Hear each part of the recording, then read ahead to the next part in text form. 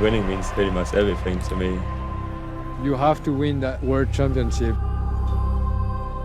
한국 같은 경우는 전쟁이라고 생각해요, 대회를.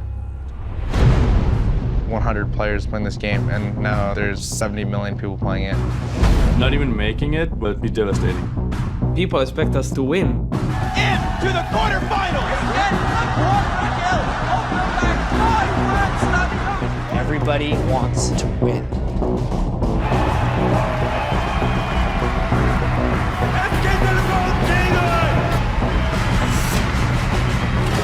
Our new League of Legends World Champions.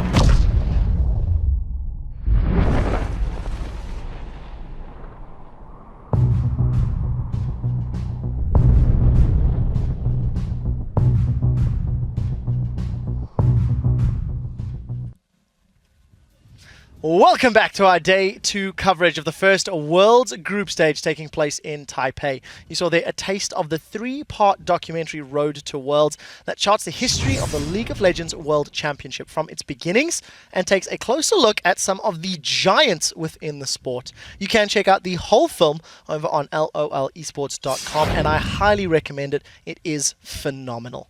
Anyways, guys, the teams are loading in for the 5th match of the day. It is Team SoloMid versus the GPL's Taipei Assassins. And yesterday, when I asked you guys who would advance to the quarterfinals, these two teams had our analyst desk split, as everyone agreed Royal Club would be one of those two. TSM is one of these squad, mixed.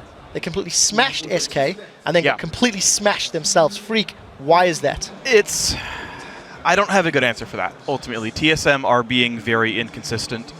It's kind of been the thing of the North American LCS all split long as teams being incredibly inconsistent. Krepo can attest, you guys were amazing at the very end of the year and had a really slow start. Dignitas had the inverse going on. We were really amazing at the end of the year. You guys were awesome. It just wasn't enough to actually close the games, or to get into the playoffs. But TSM the same way, right? These guys sometimes do really well and sometimes do really poorly. And I don't know which TSM's going to show up, though I kind of expect the latter. Yeah, now let's talk about the mid lane yesterday. Bjergsen got a lot of love from Amazing's help against SK, and then Amazing has little to no impact later in the day. Probably, as a mid laner, is that Bjergsen calling for it? Is that the team saying let's punish Jezzes? Why was Amazing toasting s'mores? I think it's more of like Bjergsen and Amazing both just agree on the early game meta. They know that they can get a big lead mid playing the way they do, and they go for that because they know how to transition that. When Bjergsen gets big, they know how to play with that kind of lead. It's not like they get big and then they don't know how to snowball a game with it. Now, on the other side of the rift, we haven't talked too much about TPA. They're doing pretty well for themselves, had a very strong showing. Game 1 of the day, despite scrappy back and forth with SK, they won it well. Monty, care to comment on Taipei Assassins? I mean, they have looked good in the early game to a certain degree, and a lot of that has been kind of with Wins' help. But I think he's very dependent on a Lee Sin pick. His Kazakhs just wasn't quite as impressive. I do think that they're going to have a little bit more power in the early game, just because for me this is kind of Wins is the better jungler between Wins and Amazing, and so I'm going to be very curious to see how well Amazing can do if they want to try and beat up on Morning in the same way that they did on Jezzes. One thing I want to throw to Krepo in terms of TPA and how they struggle to end games. From their region, they've got the longest average game time. In terms of playing. TSM in the States has got the shortest average game time. In this World Championship, TPA has got the longest game time, breaking over 50 minutes. They don't really know what to do late game. We saw that yesterday. It was better today, but what's your take? Yeah, I mean, game times aren't always the best indicator, but it did show when TPA was so far ahead. They just had no idea how to close it out. They had a good notion, yes, they went for Baron plays, but they didn't know how to exactly do it and have perfect execution. They didn't incorporate mid lane pushing first, disappearing into the jungle, and then going for the Baron vision. They just had this notion of, hey, let's get Baron vision, and it just wasn't enough. And I think TSM strategically will be better in the mid game. Well, we will find out. Before we send it to the casters, I want to grab all of your predictions on who you think is going to win. I think this one is a little more split than some of the previous matches. I want to start with Monty. TSM or Taipei Assassins? Yeah, I think TSM's going to take this one. In spite, I mean, I do think there's some certain favorable matchups. I think BB's a little bit ahead of Wild Turtle, but I think the lane is gonna be equal at best, though. Okay, all right, man. Anyway, but I do think TSM is going to pull it out here in the end. I just like their odds better. When they have that lead, if they can get it, they have shown just to be a little bit more decisive at closing it out. Yeah, that's definitely the case. Prolly, are you believing in Apple Pie as well, or do you think Taipei Assassins have got this one? Dude, I'm Apple Pie all the way. I'm not betraying my country. I'm going with TSM. TSM it is. All right, Freak, you're the man I actually want to talk to next. Who's going to pick up the win here? I'm going to go against you guys. I am sorry, but I think it is Taipei Assassins here. I do not believe in Apple Pie. I thought TSM was going to be the number 2 team coming out of the groups at the beginning, but after seeing TPA and TSM play, I think Taipei Assassins are the better team all around here. Are we splitting this 2-2, Cripper? You're the final voice. No, we're not actually. After today's matches, especially TPA doesn't seem that much farther ahead of TSM at all, and I'm really looking forward to seeing the bot lane matchup. So yeah, I'm going for TSM obviously, because I felt like PB&J were not exploiting their favorable matchup as much, and TSM's weakest point earlier was being actually just exploited in that bottom lane matchup. So I do think Bjergsen will just put on a show, and I think that's where the victory is going to come from. Well, we'll see if that is the case. Let's pull a fan vote up over from lolesports.com, where 72% of you are calling this match in favor of Team SoloMid. So that's going to do it for us. Let's send it over to the caster desk for Game 5 as we go. TSM say their time in Korea has been beneficial for their game, but it's also given them an opportunity to take in the local culture. I think being in Korea was pretty cool. It's my first time in pretty much any Asian country. I think the bootcamp was pretty successful. It was very beneficial. It allowed us to see how good Korean solo queue is, the NA solo queue is. We were able to scrim every top Korean team, and in the grand picture, we became better as a team, and that's important. I think it really changes the team, and it really defines how a team is going to do at Worlds.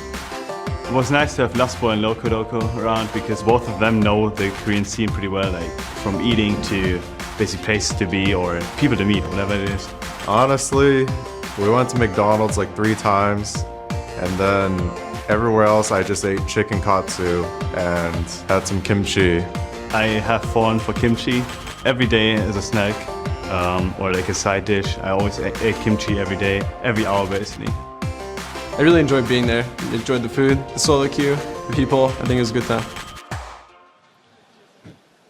Oh, while TSM was enjoying everything, now it's back to game time, obviously, for everyone. So let's get right into it. On the blue side, it's North America's LCS Summer Champions, Team SoloMid. That means it's Dyrus in the top lane, Amazing in the jungle, Bjergsen in mid, Wild Turtle at AD carry, and Lost Boy on support. And on the red side, it's the GPL's Taipei Assassins with Archie in the top lane, Wins as the jungler, Morning as the mid laner, and BB on AD carry, and of course Jay is his support. That's right, and for this game, the bottom lane will be getting a bit of a closer look with our featured matchup, Wild Turtle versus BB. I mean, we've been talking a lot about this. Wild Turtle has not looked good in this tournament. It also comes down to the champion picks. BB's Lucian has been really good Deficio. Yeah, and we were just talking before here, should Lucian be banned against BB? Because he's been so dominant together with Jay. They've been playing Lucian and Janna both the games so far. And he's the captain, he's the shot caller. Yep. Why don't you just focus on bans on him? Exactly. I mean, it's totally different story here as far as what these guys contribute to team's overall strategy. Wild Turtle is someone who basically needs to be brought out on a bit of a leash sometimes. Lust Boy does dictate a lot of what he does. He is all about farming in his individual mechanics, whereas BB has a lot more on his plate. Right. I do feel like, though, in team fights, they do have somewhat the same mentality of they actually like to be in the front, and we can see some aggressive moves, and sometimes it can backfire, but we've also seen some beautiful plays. Of any AD carry in North America, it does seem like Wild Turtle's one of the most likely to dash in for the enemy AD carry, and that's all we've seen BB do so far here, so I can't wait until they dash through each other and end up just killing you. Well, he has had like 3 different teachers this year, so he's kind of going through a phase where Lust Boy's being able to rein him in lately, so maybe Turtle can do it this time. Though, looking at just picks and bans, now we just talked about Lucian potential ban from TSM. I wouldn't actually be surprised to see TSM invest a lot into Wild Turtle and try and ban the Lucian, first pick maybe Tristana, and run this Protect the AD carry comp. At the same time, you could get Amazing on a Nuno if you ban Lee Sin against Wins. Right, they have a chance to do a Protect the AD carry comp, especially with TPA's inability to close out games, but I also think they have an opportunity to get some of their powerful picks, right? They have the potential to first pick a Rise, maybe get a Zed through with Zillion being banned out, or maybe even get an Alistair again. It really depends on what TPA decides to ban here as the red side team. Well, last year, Wild Turtle did step up at Worlds, but this time it's been a little bit lackluster for him. A protected comp might be kind of scary for them, a bit of a liability, but we will see. And as we were speaking, guys, they're going to have to do it almost every time, that Nidalee ban. It does say a lot about Nidalee and TSM, and clearly Dyrus doesn't play it in the top lane. If you have to ban it right here against actually a top laner who didn't play Nidalee all season long, and it was never banned against TPA before now. TSM bans Zillion as well. Huh. This is actually, in my opinion, a really bad omen for TSM as they continue throughout this. They also banned Zillion 7 times in the North American playoffs. So they banned Nidalee every game. They may have to ban Zillion every game against teams that play Zillion. And if you put them on the red side, they'd also have to ban probably an Alistar, which means they give up a lot of stuff to teams when they're on the red side. That's not good for them in the long run. No, it could be Maokai they would give up every single time, and if you don't have a split pusher to play against it, suddenly it becomes very, very hard here. Syndra ban against Morning, he played it twice already, but I'm actually not been too impressed by his Syndra, so far at least. Me neither, and especially for Bjergsen, his Syndra is devastating. We knew Lee Sin was going to be a priority pick as well. They end up securing that, but at what cost?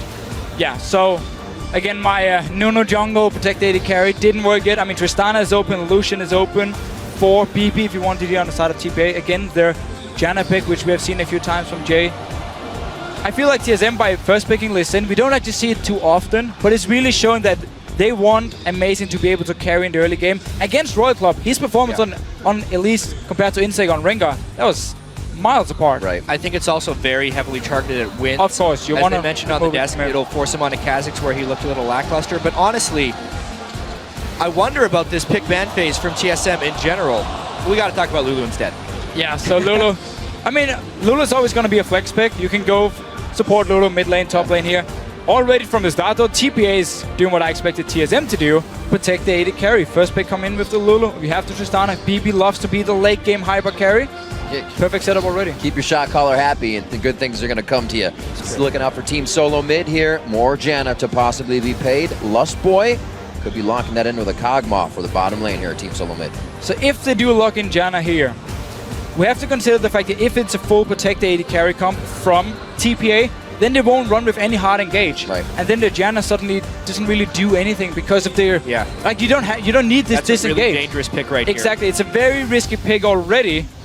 Or coming TPA in, can absolutely build this around them if they want to. They could still pick the Nami, they could do the Nunu, they could even pick Orianna in the mid lane. They could put the whole thing together right here if they wanted to. Right. Could also simply just pick Janna here to make sure TPA doesn't actually lock it in, and they wouldn't be able to get their possible best disengage support here. Wins locking in that Rengar. 2-0 on it.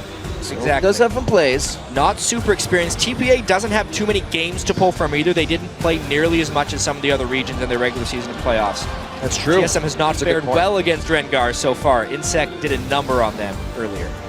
So I really, really like Xerath here from Bjergsen if he does lock it in. It's something we've seen over in the EU LCS where Alliance like to do it with Froggen. If you're against this like passive backline comp where you have like the Lulu, the Orianna, and then a hyper carry, so you know they're all going to be staying in the backline, and there's, except for the Rengar in this case, not any other engaged. You can pick Xerath and you can just poke and you can poke and you can poke forever, and there's never a chance for TPA to engage. Now they do have the Rengar locked in, of course, and that's where the Janna pick will then pay off for TSM. So the risk they took by picking it early pays off for them here. They do now have to disengage against Rengar. They have to disengage, and they potentially have an answer to the protected carry. There's two ways you can go against the hyper carries. You pick ridiculous dive to try and get on top of him, but against the really good protected carries, sometimes it doesn't work out. This one, if they end up finishing off with the Rumble in Xerath, which they do. Okay. Whoa. I'll finish first. It means they have enough long-range siege to still get to him. Yes. Even if they're not actually next to him because of their range. Leona, go. On the other side though, TPA, they don't want to risk being in a situation where they only have one engage tool, which will be the Rengar, where then Lost Boy is just going to ult, he's gone, engage is gone, and it's all about the poke now from Bjergsen. That's not going to happen because Leona's been locked in, so TPA is securing enough engage here, especially Leona is great at engaging onto someone like a Janna here when it comes to team fights.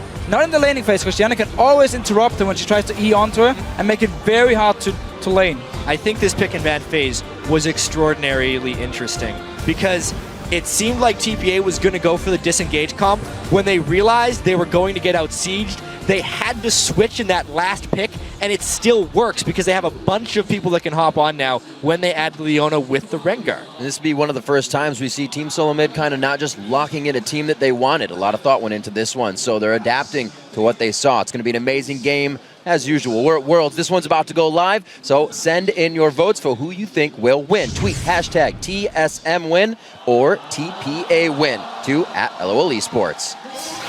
Man, I really enjoyed this pick and ban phase here. There was just counter picks left and right, and if Lost Boy didn't log into Janna, I do wonder if TPA wanted to pick it up for Jay. Already played it twice. True. Could have gone like full protect the hyper carry, even log in someone like a Nuno jungle here. And picking Leona into Janna is really dangerous.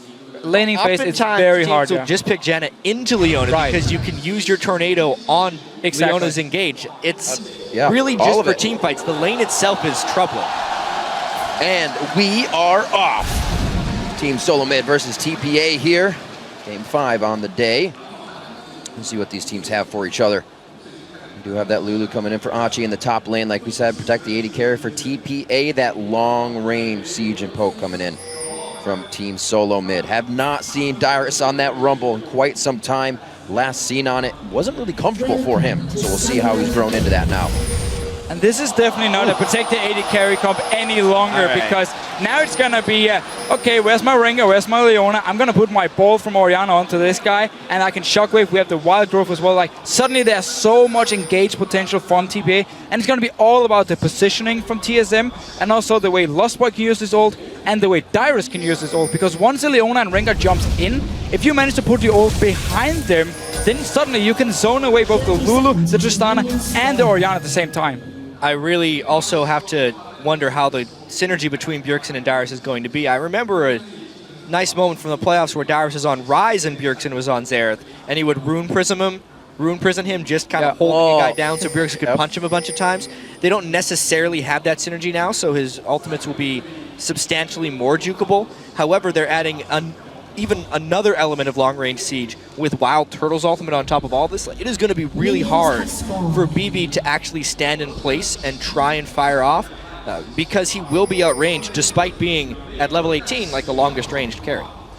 A plethora of skill shots raining down from the sky as we get to the mid game, but who's going to make it there as the stronger team? Team SoloMid loves to have a strong laning phase, grab that first dragon and make things go from there. And we also just, again, we just talked about the comms here. We have to point out the fact, if you look at all the carries from TSM, immobile targets. No jumps. You're against the Leona, you're against the Rengar here. It opens up for TPA to get the engagement they want. We're just going to have to see what is going to happen in these potential fights. So we mentioned that picking Leona into Janna is dangerous, and we can see TPA ends up lane swapping this out. This is hugely beneficial for TSM. They have not been able to win 2v2 lanes. We've been looking a lot at Lustboy's rune pages and the way he plays. He always plays really defensively, rune page-wise, in lanes, and this is better than what they could have hoped for, being able to get a 2v1 farm lane while still having Dragon support in this matchup. Yeah, the only problem is going to be Dyrus, because with Rumble, it's a lot about your mid-game power spike where you go back, you get your haunting guys, maybe in the Leandris before the Dragon fights really start breaking out, you have your ulti, that will be delayed. I actually think all the way back to when Rumble was super popular and they did a nerf on him. His Electro Harpoon lost 10 damage at rank 1. And what that actually did is it made it so he couldn't last hit the caster minions with it in between waves. So as far as if he were to sit in a 2v1 and let the waves hit the turret, he wouldn't be able to CS nearly as well. Rumble is actually weak in 1v2 lanes because of that change, which is why they're double jungling. Yeah, and also because the top lane is being frozen right now. So BB up in his top lane, what you do in Tristana, of course, if you want to freeze the lane, you simply don't put any skills into your E. You just sit there, you don't want to have explosive shots, you don't want to push the lane by last hitting. And for now, 4 members from TPA in the top lane, TSM responding with 4 in the bottom lane. Yeah, TPA is no stranger to lane swaps. They actually had a really good answer to Starhorn Royal Club's fast push early on, and at this point, TSM has actually decided to push a little bit, but it's not exactly a fast push. I wonder how quickly they'll kill this turret and whether or not they're going to let BB get as much farm as he wants, because that's the ultimate goal here for TPA, is to get BB as farm as possible. Well, they're getting what they can out of the jungle, that's for sure. Trying to shut it down, but as we see the 2v1s, your jungle kind of becomes the top and other side of your opponent's jungle. So they're rightfully so in the spot. Oh, man. Bjergsen finding some love in the mid lane. A great hit on that, but they're not able to follow up with more slow. Morning, just kind of hanging out on the backside. They know it's intense. Speaking of backsides, what in the world? Team SoloMid coming out of the woodwork here, and it's not going to happen for them. A great readjustment by TPA. But this was simply all 4 members from TSM being down the bottom side of the map, and they noticed the gank in the mid lane. Instantly, they ran from the bottom side into mid lane here. Forced the flash as well. Only heal was used by Bjergsen. And an interesting move there by Wins. When you're going to do an early gank like that, and when they can prep it out of the jungle, especially since they were jungle buddying, the fact that he didn't come out of there with full ferocity for an empowered Bola is a little bit disappointing as far as his Rengar play is concerned. Bjergsen, like you said, only blowing that heal, the flash on Morning, so they may be able to make a return trip onto that. Lustboy and Turtle having a much different lane here on the bottom side. Now as we match up 2v2. See BB up on the top side, and he's going to be getting some solo farm for himself. Dyrus will not be able to give him too much trouble. So the game pans out pretty much nobody's favor so far, but the vision's been placed down very well. The Dragon not had by TSM early. And one of the strong points about Lulu, now we've been talking about Rumble, of course, in a lane swap, is Lulu is not there. I mean, she doesn't really require a lot of items. You can fall behind and still be very useful because you bring so much utility in these team fights here. And because, of course, you have some range, you could pick up some farm in the lane here. So, Archie back in this top lane. Darius slightly ahead in CS. The lane swap was definitely short-lived. I'd say once Leona hits level 6, she has a better chance against the Janna lane, right? So they've withstood a lot of that interesting part here, and especially if Wins can get going too, we'll see what happens. Yeah, if Rengar runs, I mean, you can even just run from the lane and then set up, land a stun onto Janna, and you can just lock her down, kill her before she can even do anything. Looks like they have quite a composition. Wins coming in on the back side. If Jay can get there early and blow the Monsoon, he's free to jump. So it's got to be perfectly timed by Lustboy on that. Then he's got to hit the exhaust. It looks quite hard. They can definitely put it onto paper. That's a really important pink ward kill right there. While Wins is up in the top lane trying to set up a gank. If Dyrus can withstand this right here and not give up a kill, it's going to be very good for Amazing and TSM. But he gets in without being interrupted by the tornado. One of the lockdowns onto Turtle. We talked about having not that many escapes. Lustboy can only provide a bit of disengage. Dyrus doesn't know that Wins is in the brush. Control from TPA here to the top lane, but Amazing in the back pocket. He gets the cripple down. He's able to lock it. It's Archie going down for first blood, and they could get Wins here. Flame Spitter out, but they're gonna back off. Just a beautiful turnaround right there. Again, Wins is pretty ineffective on Rengar, not even locking Dyrus down, and he turns around with that rank 3 Flame Spitter and just decimates TPA's gank there. And we normally don't see a Rengar ganking before level 6 here, and Wins, he's paying the price. Lee Sin is so much stronger before level 6. Instant as Amazing shows himself, they turn it around and they pick up the kill. And I feel like Amazing, this is kind of what TSM wanted him to do all year, and we've only seen this from him recently. Back to the kicks, back into making the right plays. We just saw him take down that pink ward, and he was around Wraiths. He's like, you know, I don't see Wins. My bottom lane is pushed. I'm going to see what's happening top lane. And just think back to yesterday's game. Insec was playing with Amazing. Like, he was just everywhere on the map, and Amazing could never respond in time. Now the first pick Lee Sin. So that's a lot of priority from TSM onto this one pick here. It paid off in the start. The start of this game has been a completely different story, and TSM is actually a team throughout the regular season in North America I found either loses slowly or wins slowly. That's been completely different here at Worlds. They've won a complete stomp and lost by getting stomped pretty hard. The way this one has started with an early edge is great for them, since their early games have been the most tumultuous at Worlds. We'll see what kind of play they can continue. Every lane's kind of even going out through here. Amazing was the one to get that kill. Really just giving Dyrus the haunting guys, and Hachi's going to go for double rings in that lane. Good hits onto BB, making him dodge, keeping him off the CS as much as possible, but he's able to keep it quite even. Well, Turtle got his level 6 here, so it's gonna be so annoying for TPA down his bottom lane. As long as Lostboy is ready with the Hurricane, Jay won't be able to engage, and it's all about the long-range poke then coming in for Wild Turtle onto BB, trying to get him as low as possible, possibly set up a gank from Amazing, and then you can go for Dragon after. And talking about Amazing. Trying to make more moves. Gonna go ahead and just prep this one out. Simple play here as he goes back towards the top side. Gonna try to get some deep warding in on the side of TPA. Amazing is.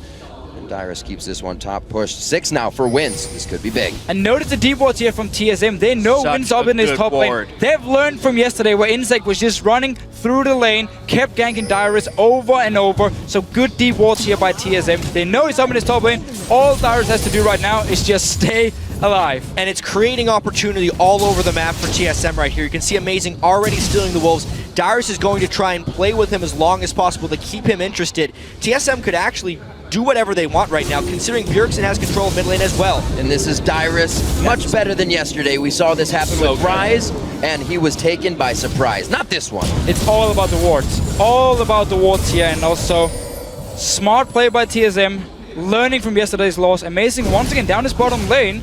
He knows that's warded, so he's going to try delayed entrance right here. It's almost impossible to gank for John. Oh, but he lands it! Oh, what a flash coming out. Beautiful job by BB, but also a great attempt by Amazing. That's actually something we talked about a lot when we're watching people play against Lee Sin thus far at Worlds, is a surprisingly low number of people were flashing the Lee Sin kicks. BB, watching the games, experiences Worlds, flashes at the right time to save his life. And so far, wins on this Rengar.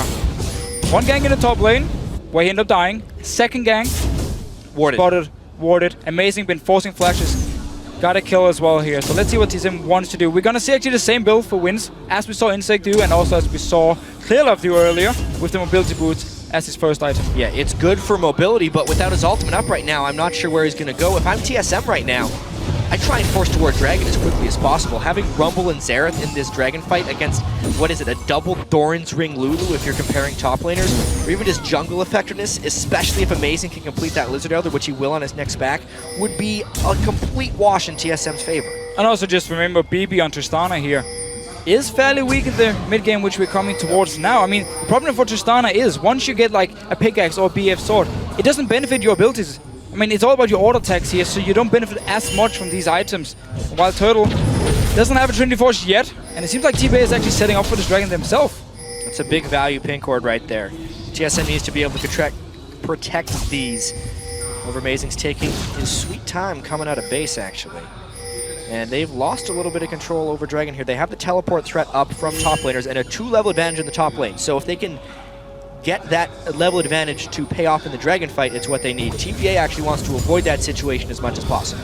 TSM not a team to really give up that first Dragon. You can see Amazing hovering down towards that bottom side. Teleports are up on both sides. Dyrus is going to be bringing a lot more damage to that fight if it happens. And we have seen before with TPA, they like to play some pink wards, but we also see them just leave them. They want to defend this one. Very scary for Amazing. Just gets himself out to a safeguard, almost stunned up. Morning keeps himself going strong on this one. They're trying to pull the team in for a little bit more, but it's all staved off by the bottom rotation here. Nobody can get in. Wins is trying to find Amazing. It's a matter of how far he runs away. Overall, though, that was just really lazy play by TSM more than anything. Not having your mid laners back up when the jungler is MIA and you know there's a pink ward there because their previous wards have been burned out is just begging for a counterattack. Great move there by TPA. Yeah, and while we were talking about TSM potentially setting up for the Dragon here with the Rumble, teleporting in. Suddenly Stopped TPA by will get Hachi. it. Instantly stop. Let's see what's going to happen. Bjergsen's the only guy here. Animate's joining in. With the ultimate, wins very low. Bjergsen's going to find the ultimate kill. Well, turned around in the top lane. The polymorph was down. Dyrus was able to go full damage even after the wild growth was used through Achi. And what a double play kill in the bottom lane as well. Boy, what? Oh my god. Still going on the Morning. He gets the sombrero to work on Amazing, but it's one quick shot from Bjergsen. They are really heating things up. Challenge to production, we need about 3 replays right there because TSM did absolutely everything at once. Top lane, mid lane, bottom lane, Dragon, everything won. Now it's 6-0 and a 5,000 goal lead in an instant. Absolutely amazing. And I was just gonna say amazing. We saw him go back as soon as everybody gets back onto the Rift. They just take down TPA across the map. Great wards come in still, so they know exactly where Wins is. He is not having a fun time. And what we just saw the Dragon here is actually a thing a lot of teams seem to forget, because we see these early Dragons where people are dancing around the aggro and you don't actually take any damage. Let's just see the replay. We're going to try and recreate what happened here. So obviously he teleported, or he flashed to stop the teleport, but that just made him walk into the level advantage. That was Dyrus. So Dyrus pulled it off. Now we get the bottom lane. Deficio take this one.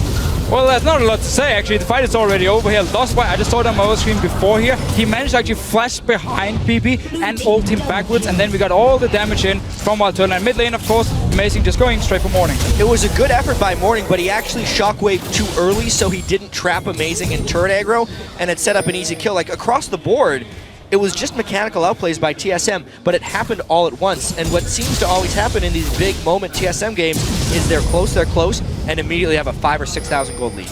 And again, we talked about this mid-game being in favor of TSM. We just saw it in every single lane. They were so strong. Darius, as soon as he saw an opening, he would go for the kill. Down bottom lane as well, the 2v2 fight. We keep talking about how Lostboy and Wildturtle have been poor. Amazing though, you're in trouble. That's going to be a problem. Darius getting himself into a sticky situation. Wins just got up. Will he go down? He gets the shield and he will stay alive. Darius throws down the scrap shield and he gets the movement speed necessary. A quick dodge on the Zenith Blade. He's trying to get away, but the sun's way too hot as Jay helps to pick up that kill.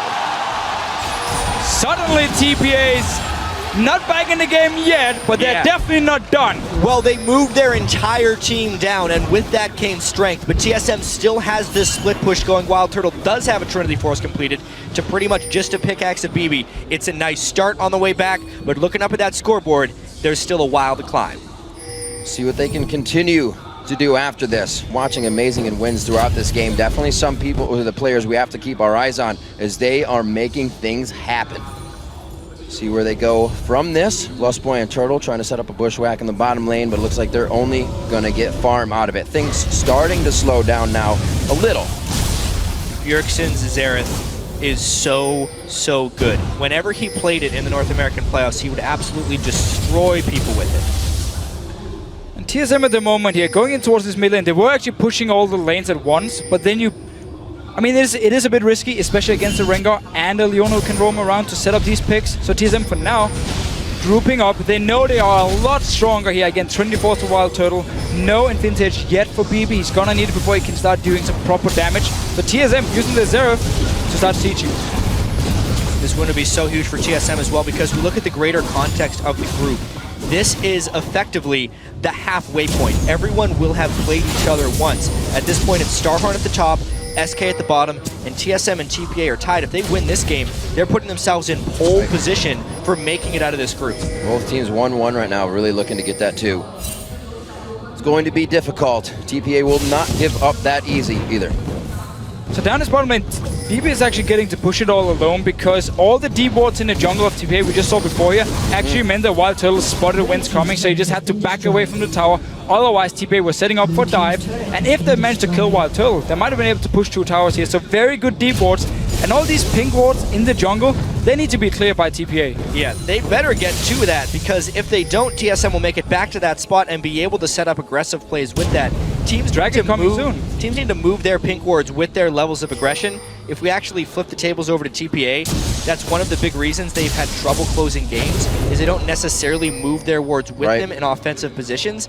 TSM only has offensive wards right now, which is one of the big reasons that push came in so easily from TPA. And we see Winds walking by all of these pink wards. They have been there for so long. These things have paid for themselves over and over again here, and they still haven't even been cleared. Finally, they found one of them. There's still 2 more left. I mean, they have full vision of Winds for the last 2 minutes. They saw the gang down his bottom lane. There we go. No. Really? That sucks. I mean, fair enough. He's once again going down to his bottom lane, and Wildturtle, he saw him move down. Oh my god. Okay, come on. What is he looking at? I think we're getting trolled now. Nope. He's looking for more. Also looking at BB. He's so focused on the rest of the map right now, it must be. Yeah, possibly. I mean, we do see this sometimes. I remember when the whole ping ward thing came out and people were just always looking elsewhere and never spotting the small bushes. So there are spots in some brushes where if it goes through a piece of terrain, since wards see in straight lines, that you can't end up seeing the ward when you walk by. The fact that the rest of his team didn't mention that either is very weird. Peculiar to me. Oh, got that warning symbol. They want Amazing, the playmaker right now, really helping out the team. Darius could throw down a red carpet. It's right across them. Jay gets locked up pretty hard, but the damage really is not following through just yet. BB hops over the wall looking for a reset to get back to safety, or with help from the rest of the team, they are backing off. A lot of ultimates are still up if the fight to continue. But risky and a little bit sloppy play by TSM here. They had the time on the dragon, they were staying around, but Wildturtle, he was still stuck in the bottom lane. He didn't move in time. BB was still alive here, but Wildturtle, he was just sitting and farming the bottom lane. Opened up for TPA to get the engage and actually trade 1-for-1. They should still lose the dragon, however. Yeah, They got the pink ward control, at least, at the blue buff. That's one thing. It makes it even more surprising that they got ambushed a little bit right there. Amazing. In exactly the same spot that he nearly died last time, ends up getting caught. I think Morning got that one, actually, on Oriana. Yes, he did.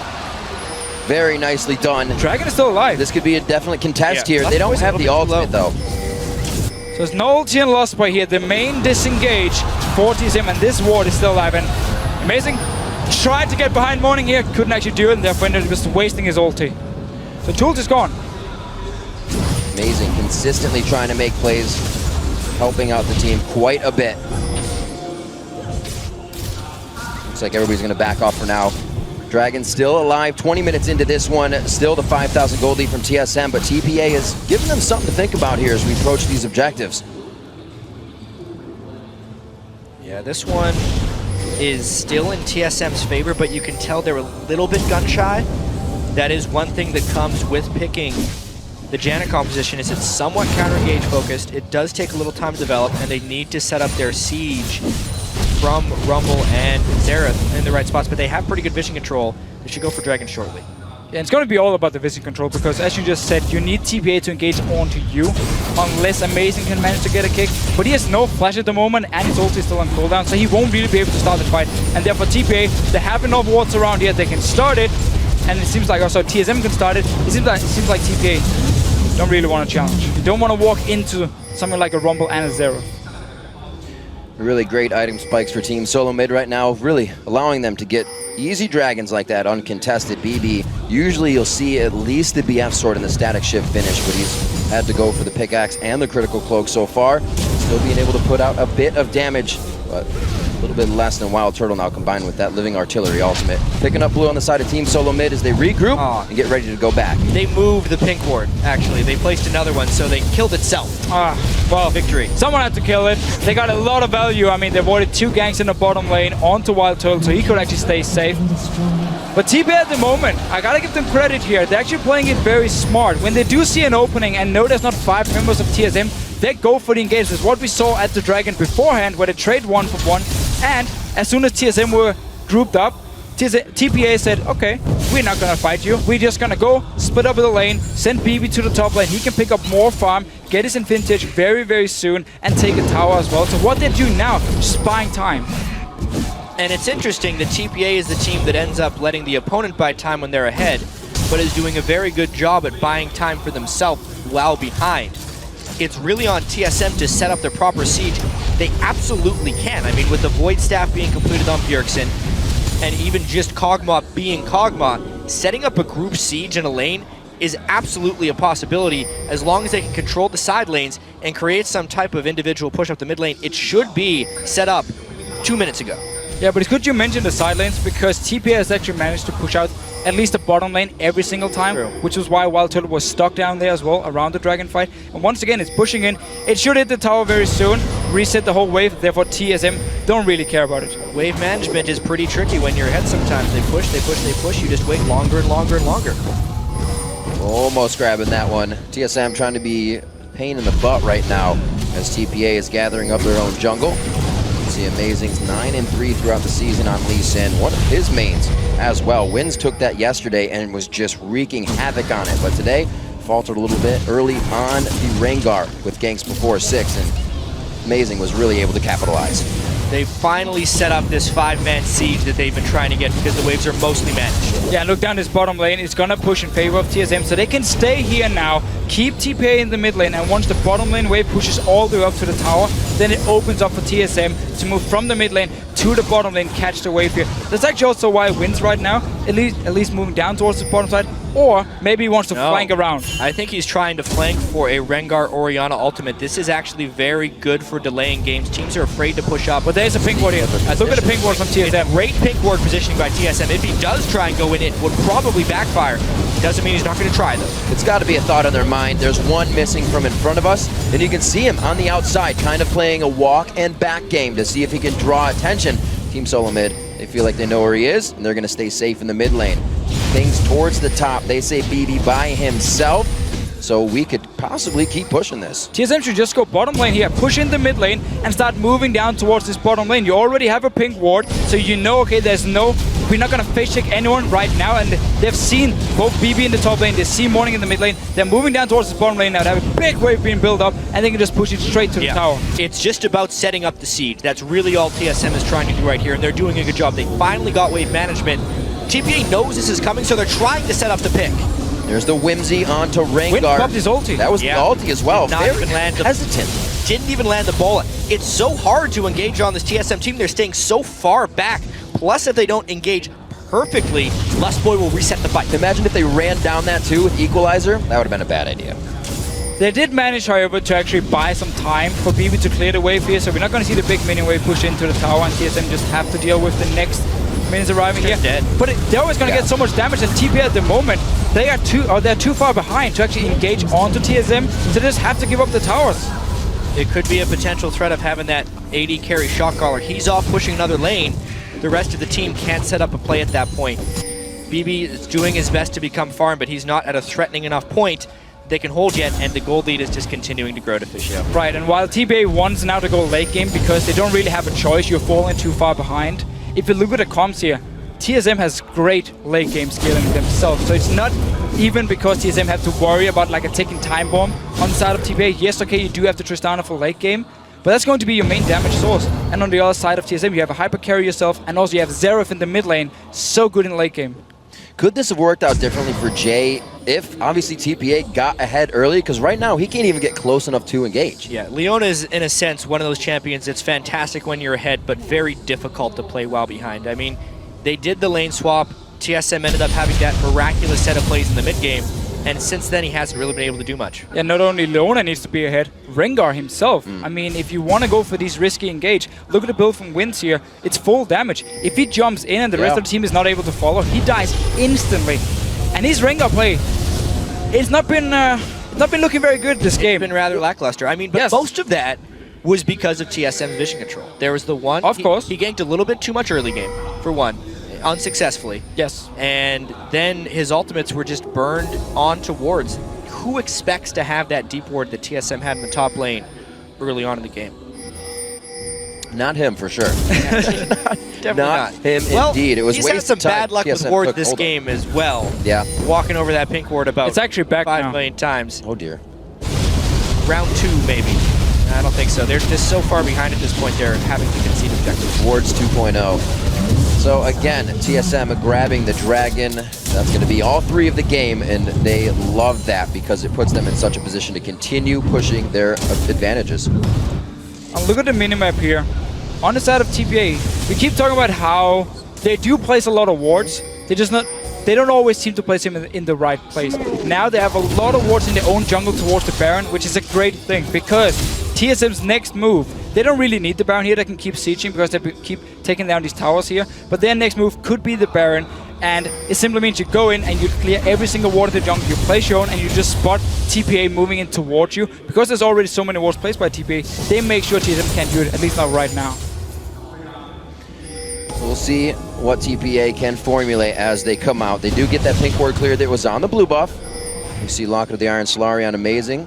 He actually gets that Sight Stone in as well. So the wards to be pushed forward even more for Team SoloMid. You can see BB finding one right now as they're just trying to stop this snowball that Team SoloMid has put together. 7,000 gold lead, and they're dropping turrets like flies.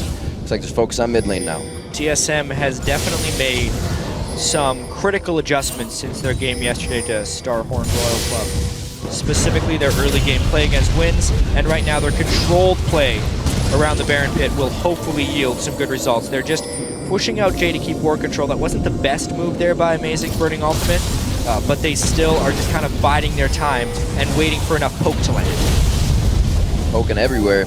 BB trying to get a few shots in himself. You can almost see that he's telling the team, I'm farming right now. We're not going to be in these engagements. A lot of hesitation here from TPA. Team SoloMid is not having any of that. Moving down the mid lane now. Great item spike across the map for everybody on the side of Team SoloMid. 7-3 as they push this inhibitor turret. And as soon as TSM realize there's too many wards from TPA in the jungle at the moment, we can't really just set up this Baron bait. Let's just go straight back to Siege. Yeah. It's going to be harder and harder when you do come close to the base, because again, you have to get in this choke point where Leona can really shine if she lands a good ulti. So it becomes harder for them. Top lane tower could still be an option, but on to bot lane for now. Yeah, they're not really doing a classic split push. Instead, they're just in between the mid and the bottom lane turrets, trying to move back and forth across that spot and land poke. I mean, I suppose because Xerath is such ridiculously long range, they're getting a lot down there, but I'm wondering why they don't just go back around the Baron and play that game, because that's where I feel like they find their kills. See, like they're actually heading towards that side, making sure these wards are clear. Obviously, TPA is going to be on their heels for this one. Lustboy with the upgraded sweeper, able to make that one count twice. He knows where the wards are efficiently. So what TSM was doing just before here was actually not really going for the mid tower or the bottom lane tower. They were just waiting for the top lane to push in. It's exactly what we saw happen down here. Dyrus might be in trouble. Uh-oh, he gets the explosive shot on, but Jay's actually forced to back up. He knows he's squishy as well, and the rest of the team is not ready to engage on this. Morning taking poke. He's already below half. Could it be the ball? Oh, no! They get like one in there. Amazing got hit up. The heal comes out quickly, and they turn this fight right around. Jay finally gets in. The red carpet gets laid out, and they're going to welcome them to the party. Dyrus, he gets untargeted with the Zanyas, but can they continue the fight? There's no minions. They're stepping a little close here, guys. There come the ultimates. One last shot. Hachi dodges close, and he dodges the right way. TSM just can't seem to finish these kills. One part about not having the big initiation and just the poke, they have to close. There's one. One indeed, Jat. Turtle taking a lot of shots here. There's no re-engage you're going to be seeing. Way too low on the health bars from everybody standing in front of Team SoloMid. A very chaotic fight to come out with just that turret. But it doesn't even matter for TSM if they can actually get the kills. It's all about the towers for them. They stayed there with 4 members. Amazing was already dead. It doesn't even matter because Bjergsen has still so much poke. Yeah. We saw Lostboy was still there, and of course Wild Turtle just to take down the tower and BB. Really random thing that just happened. Morning accidentally used his Zanyas in base. Maybe while it was trying to use another item, but it will be down for the next fight if TSM can force quickly. They don't know that, so they won't be able to use it to their advantage, but we will have to watch for it. We keep seeing all these wards from TPA in their own jungle around this Baron here. They don't want to risk TSM being able to take full control of the jungle, so they're doing a very, very good job with all the defensive wards. They can also just move them a bit further, actually to the river part, and they can potentially try and go for pick onto TSM, because what normally happens in a situation like this is actually the enemy support. So let's say Lostboy at this point of the game would walk in, try and place a few wards. We actually see him do it right now. If you had a few deeper wards and you were standing ready, you could catch him out of position. I'm glad you brought that up, Fishio, because that is what Lustboy brought to Team SoloMid. That warding game that has put them on top so much. And look at everybody. Peace of mind to have a pink ward right now to replace if they get taken down as they are. And TPA is only finding these after they've been placed for 5-10 minutes. And this stall by TPA is actually getting closer and closer to paying off. At the moment, we look across TSM, you see very little magic resistance. If Morning can actually complete his death cap, the threat of a Winds Rengar jumping in to an Orianna ult is a complete game and fight changer. Can pick off 1 or 2 targets if they can complete that quickly and find the right fight. Right, and we saw it in the last team fight. They went in, they got a kill onto Amazing, and TSM is all about disengaging at first, and then you just keep poking, and eventually you should out-sustain TPA and can then take objectives or pick up the kills. Plays to be made with double Zanyas on the board now for Team SoloMid. They may not be too afraid to get themselves into a fight here, but they don't want to give too much away to TPA. Both of these teams seeming to have a trouble to close this one out. TPA from behind, still strong. Looking at a 10,000 gold lead as they take the Dragon, and they're going to walk right back in and ward the crap out of this jungle. And we just saw the focus once again on TPA's wards. All of them are placed on their own side of the map. Not a single one in the middle of the river here. So they're not going to try and catch TSM out of position. They're simply just going to sit back and keep farming. That's the only thing they really have as an option right now. It'll depend how nimble BB is on his feet right here versus Bjergsen's poke, because if he gets taken too low, these turrets will become indefensible. Bjergsen firing everything he has from the outside with the blue buff right now, really commanding the game well. Him an Amazing shot calling through the mid and late game. waiting for the minions to push up. They have the mid wave at the turret. That's going to call BB over. They're really just waiting for this fight on the other side of the wall. Got to be careful because that is a perfect spot to get jumped on as well in a tight fight. We didn't really talk about support items yet, but the Lost Boy with the Mikhails here is basically the hard counter to Leona, and it's such a good pickup because it means whoever Jace tries to engage on, instant Mikhails, the target can now flash away or just move away, and suddenly the main engage for TPA, if you ignore the Ringer here, which can be knocked back by Lost Boys and its ulti, is gone. One of the big reasons we've seen the low kill score is just because TSM has built that siege type team, and because in picks and bans, TPA was building towards that to the very last second. So even though they have the Leona, it's not exactly like they have a good siege breaking team. They're going to try right here though. Wins in a pink ward. That they throw out the Howling Gale. He gets shut down immediately. Last time he's going to be doing that. Nice shots coming in. Wild Turtle almost able to finish that off with the ults as well from Bjergsen, and they stand on the front step ready to pepper that inhibitor turret. And notice the ping ward here. It's actually just outside the screen right now, but it's where Lost Boys placed. There was a ping ward, so they actually saw Win started. We're just going to see it right on the Lost Boy here. So they saw him, knocked him up, and instantly just killed him. Very surprised that Achi didn't even use his Lulu ultimate right there, but as you can see, it is now indefensible. That's exactly what TSM needs. Good vision control. That's been Win's arch nemesis this game, has been those wards, and it takes him down yet again. Costs TPA an inhibitor. Jay goes low as well. How long would they have been standing there if Wins did not push himself into that fight? They had a good thing going, and finally TSM grab a little bit more off quite a long push here. Now from about 28 minutes to 35.5, they finally take down an inhibitor on the side of TPA. They have a little bit to think about now. It's a great one for TSM to have with super minions pouring in. Yeah, there's a teleport on Achi, but that's a fight for Baron that TSM can start in their favor. They do still have the same two defensive ping wards from TSM here, which TPA can now actually go in and play. So finally, they actually move into the river here, play some of their own wards. Now they realize our base is open, there's going to be super minions spawning in, and we can't just sit back and defend any longer. Now we need to move out, and we have to get a pick. And it's because TPA is absolutely against the clock. Achi can push right there now. As soon as TSM makes a move, they can force the teleport, and then it'll be maybe 30 or 45 seconds every time they go for that one. TSM definitely in position to force. It's going to be about pink wards. Luckily for TPA, TSM doesn't have the greatest of initiations, so it's still going to take some creativeness by TSM to make that happen. And just look at the items. You just mentioned the ping wards. 4 ping wards picked up once again. Ready to place them around this Baron here so they can spot the engage from Wins. It definitely feels like TSM is picking up and moving their pink wards very frequently by picking up new ones, mainly because Wins has that threat. TSM knows that the only way they lose this game is if Wins gets a nice jump from stealth to set up an Orianna ultimate. But if they're warding like they are now, there's no risk of losing.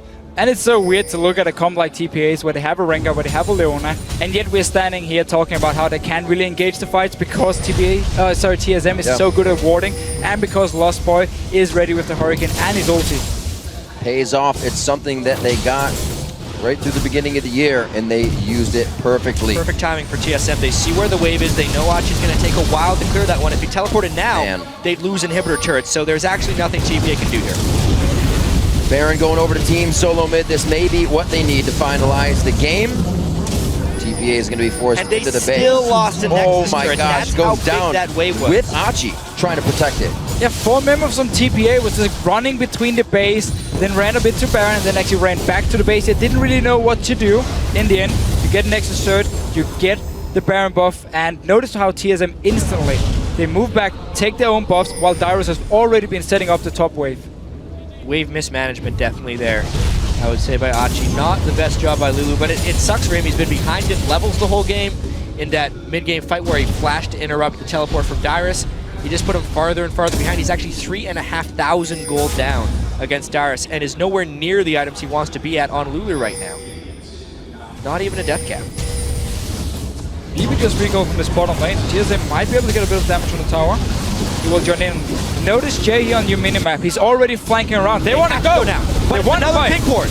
Jay gonna be looking for a solar flare. It locks down Dyrus, but he's already got the equalizer damage out. Zanya's across the board. You're looking good, gentlemen. They go for the inhibitor turret now. It's 11-4, and TSM's gonna be looking to get a lot more kills as they pressure down on the Nexus turret. Just no good initiation paths for TPA. TSM knew where they want to go, knew how they want to go about it, and they just lit up the paths towards it to counter the fights. Great moves by TSM strategically. Yeah, this game is just the best example of how warding will save your life.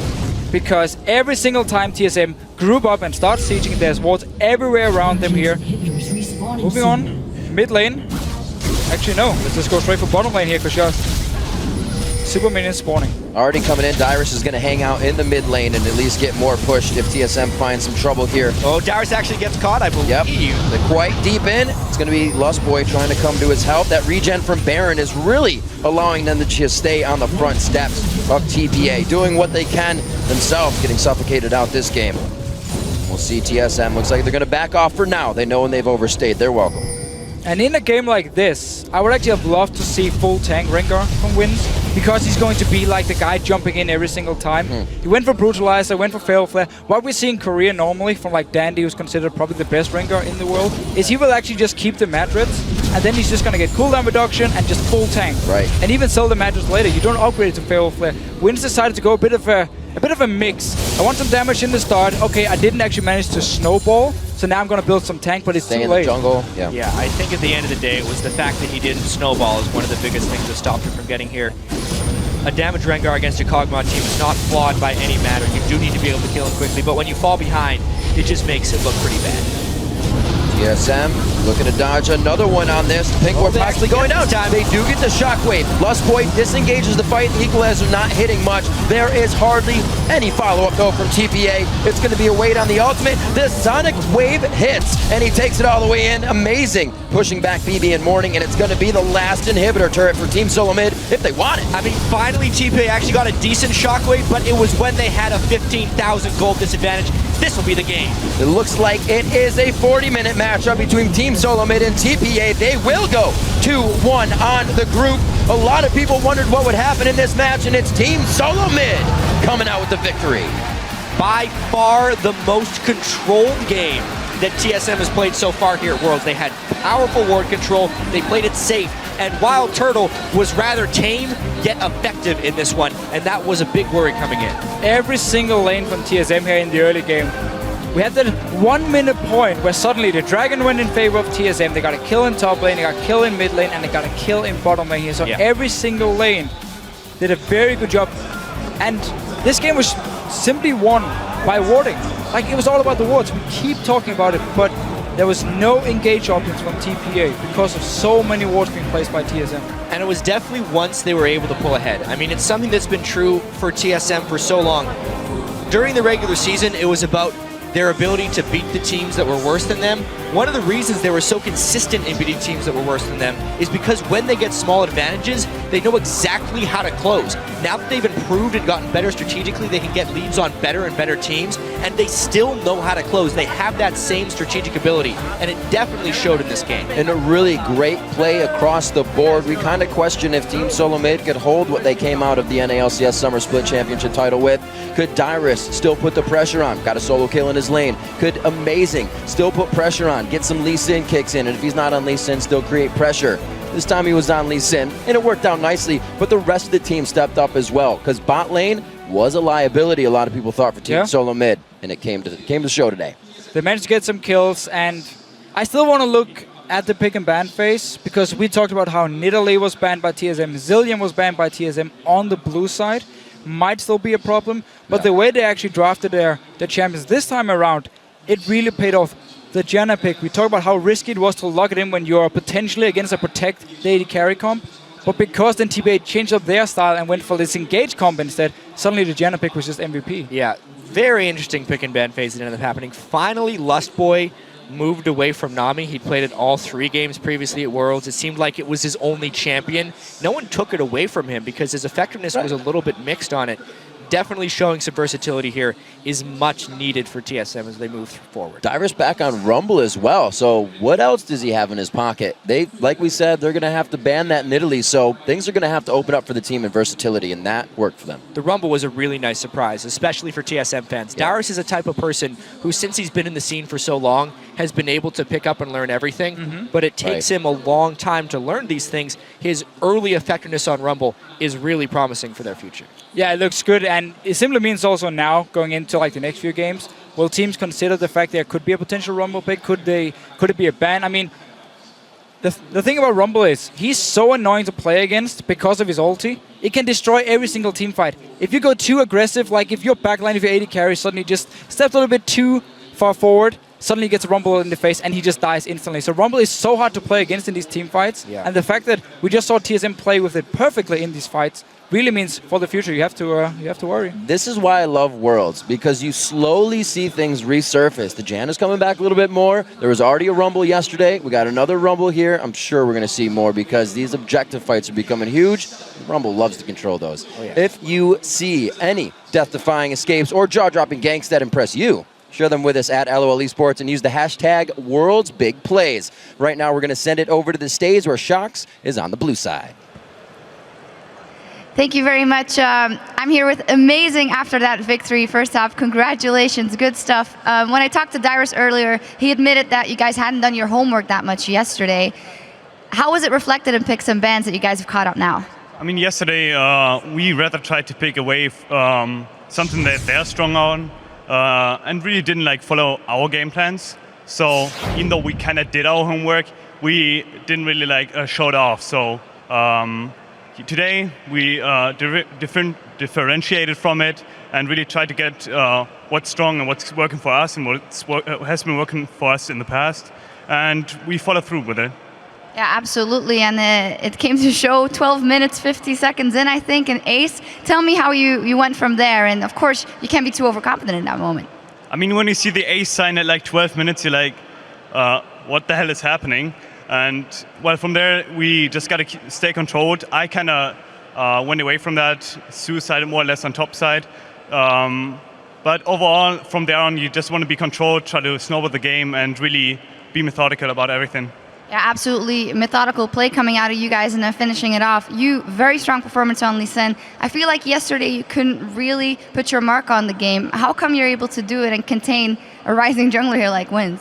I mean, yesterday was completely different too, due to our picks and how we approach lane phase. So Insec, who's a great jungler, obviously had a really strong impact, and I basically let him farm to level 6. And this game it's different. It was different, where I had the impact pre-6, didn't let Rengar farm for free, and punish his lanes, whereas he was just like trying to get the level 6 and try to have impact due to that.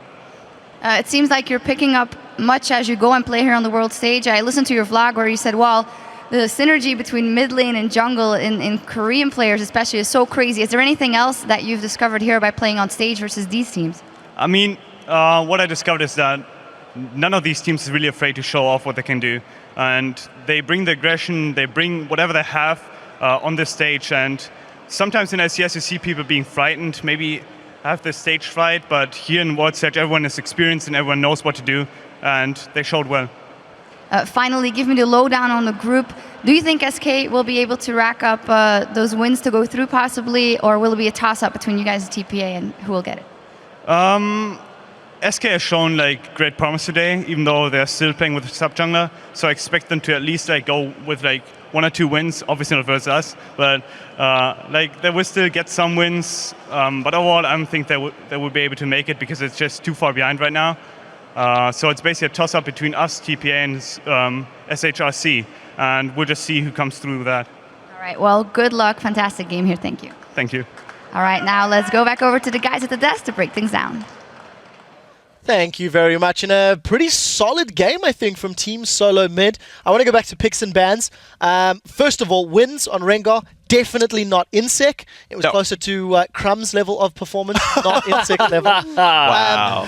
The game played out a 4v0 meta almost. I want to go early game and throw it straight over to Crepo because we saw those lane swaps, and I know you guys were discussing it backstage. Yeah, basically what ended up happening is they late picked Leona, and then somehow they were afraid to play it into the Janna Kog'Maw, so they swapped away from it. And that kind of led to something really interesting, especially with how the minion management come. We have a replay coming up. I don't know if it's now or later. Give it a few points, because I think Monty's also a bit confused about that early game and the lane swaps. Yeah, it was some pretty sloppy play on the map too, and we had a kind of weird pseudo skirmish in the mid lane. After which, because Leona was already down in the bottom side, I feel there perhaps was an opportunity to go ahead and use TP for Lulu to get into the bottom lane. Both teams could have used TP. Yeah, it was wave on tower. Yeah, it It was actually pretty poorly played from both sides. There wasn't a whole lot lack of understanding, misplay. Like, where does it come from? I mean, if mistakes were made on both sides, was it a circumstance of events, champions? I feel it was over caution. I think that it was a nerve issue because both of these teams should know how to do this at this point. It generally stems from not seeing enough people on the map, and then in scrims you'll take that risk and all, but on the world stage you don't want to be that guy that TP's back to lane and just gets caught by people. Well, I disagree. Everybody was in the mid lane like instantly before that happened, so we had a pretty good idea of where everybody was. But here's the issue, is when a lane is slow pushing and you teleport to it, you signal, guys, 4v0 dive me, where a jungler's off the map, the other top laner can TP into join, and again, you've got a Leona down there, right, who's ready to dive someone like Rumble, who has very poor escape tools. Darius could have definitely, by the time, nobody could have been even close to Darius, but yeah. Whatever. That actually leads us to the replay. You were talking about a slow push lane, 4v0. You were very excited about one particular lane management. Moderately excited. So let's show the replay where it's meant to be shown. Yeah, okay, so basically what's happening right now, so if we roll the clip right now, you're going to see what happens in the standard, like, 2v1. Basically, someone's going to walk out of the brush, get those melee minions, I go on the same target, then walk back into the brush, and that will allow those melee minions to take one target down. So that's the standard freeze, right? If we keep going, we're going to see that. But I don't want to be mocking Jay here, but he's going to do something but I don't really think is too smart. He wants that relic stack, and that sweet 20 gold he got there actually screwed up the freeze. If you run it really slow, you'll notice how there's one range creep barely on enough HP to get like 5 extra auto attacks, and that will actually break the freeze, and it'll slowly push away. In return, what's going to happen is TP is going to realize it's like, yeah guys, we can't leave our AD carry alone, because if we free up the support, somebody's just going to walk up and take all that XP. So they hover around top lane, having a 4v0 dive ready. TSM spots the fast push on top lane and actually reacts immediately by just pushing in the wave even quicker. I think BB, once he noticed that this wave is pushing, just instant shove it into the tower so he can free up his support. But people are just, we can take the replay down by now. People are just hovering on that lane way too long, and it just, I just wanted to highlight how this one attack, this one minion that you take down 2 auto attacks from creeps too early can ruin an entire freeze. The hunger for the gold. Yeah, and the other thing about that too is this is how we used to play lane swaps back in the 4v0 meta, and so the correct response here is if you are going to stack a minion wave like that, you have to figure out a way to zone the enemy top laner off the turret. So in a way, this could have actually been quite surprising by reverting kind of to a previous lane swap meta, but I just don't think they thought enough about that during the game. No, they didn't. Let's expand a little bit more. As the game progressed over the next 10 to 15 minutes, TSM completely stamped authority, cross-map ace, plus dragon. Impressive. After punishing TPA for starting the dragon in the first place. Yeah. And well played. Freak, what's your comment on that? It was a lot of miscommunications here, because at the very start, you've got these guys starting dragon, they're trying to 2-man the dragon, and they're actually going to get it. And they pull off because Dyrus teleports in. And the thing is, Achi doesn't communicate.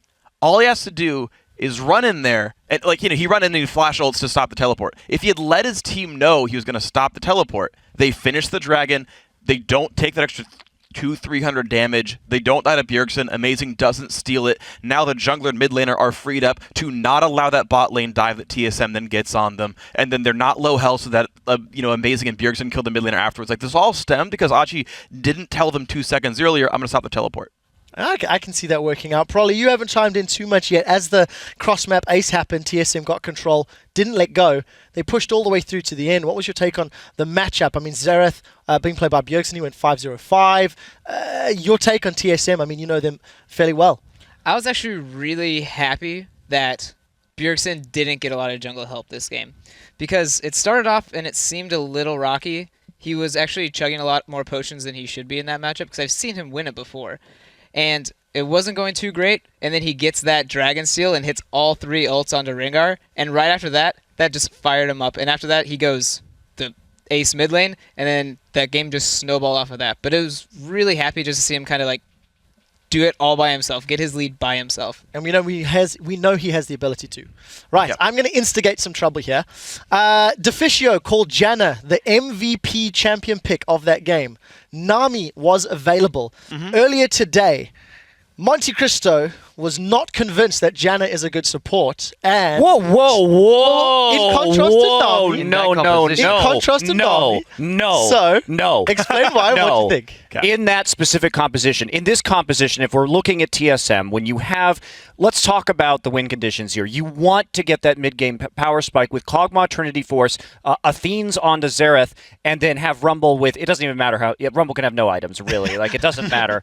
And then you want to group up. If you get the shield onto Kog'Maw, he can W the turret safely. You can poke people off. If you need to, you can Rumble ult. You've got great Dragon control if you poke, and you have great early siege. And with the cross-map ace, they got a 14-minute Trinity Force onto Kog'Maw. This is a great power spike. Now, my complaint about the way they played this out was that come 22, 23 minutes, they actually grouped too late. After the initial ring of towers went down, they seemed to start thinking about Baron a little bit. They were not very decisive, and so this game probably should have been over about 8 to 10 minutes sooner. Once they figured it out, and they actually managed to group together as 5, use that Rumble ult to start taking towers, it started working really well. The pink wards on the flank, perfect. Yeah. But I'm concerned about how fast they can make decisions, because against a good team, you leave a window to get back into the game. Yeah, and I agree. Janna is this great, again, 20-minute champion. I think she actually scales just fine throughout the game. The interesting thing about this was, I also still contest that was a fine pick in the prior matchup where we were all disagreeing on whether Janna was good or not. My basic thrust here is Janna is that good, and the 20-minute push is that good that even if she doesn't fit the comp exactly, we've seen champs that you pick regardless of their place in the game anyway. Champions like Kayle, champions like Maokai, Apachigo especially, where no matter what you pick them anyway because they're just that good. I think Janna's there for support, so that's my thrust on that one. Day 2, I got to get a thought from Krepa before we roll on, and we will continue this round 3 of Janna versus X fight later. Yeah, I just think TPA made Janna the MVP pick because Janna was up on the board already, and then they picked Rengar and Leona into it. It's like, hey, we have this crazy disengage support. You know what we're going to pick? Engage. Yeah, and then, I have this one solar flare that's going to screw your team over. Oh, you have Mikhail's? I can't do anything anymore. Or I have to swap away from you. They could have picked anything else, and they could have maybe even won that lane. I think a well-played Braum Tristana can beat any Kog'Maw lane, which I'm very passionate about. You guys are already tired of me talking about that all the time. But I'm really disappointed with the Leona pick, and the Rengar pick to an extent, and I think that just made Janna the MVP pick. Yeah, I agree. I think you either pick a matchup that wins the 2v2, or you switch your pick and get a split pusher to beat a siege comp and just try to buy time. All right, we do need to roll this one on. We will talk more a little later in the day. Right, there's still one more game to be played, so let's take a quick look at how the table is set. I'm going to quickly rattle off the results before we go to this ad break. Samsung White is 3-0 at the top of the table after scoring that pentakill, taking down Dark Passage. Group B, Starhorn Royal Club, top of the table, 3-0. Team SoloMid sitting relatively comfortable in second. Taipei Assassins, the hometown hero, is going to have to pull this one back. Anyways, guys, we are going to take one last break before our final game of the day. It's LPL's Edward Gaming versus AHQ Esports Club. Stay with us.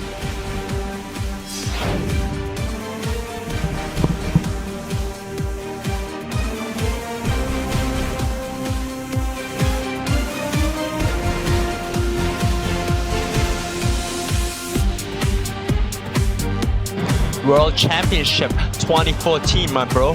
But amazing in the back pocket. He gets the cripple down. He's able to lock it. It's Archie going down for first blood. Dyrus can throw down a red carpet. It's right across them. Jay gets locked up pretty hard, but the damage really is not following through just yet. Jay going to be looking for a solar flare. It locks down Dyrus, but he's already got the equalizer damage out. Zanya's across the board. You're looking good, gentlemen.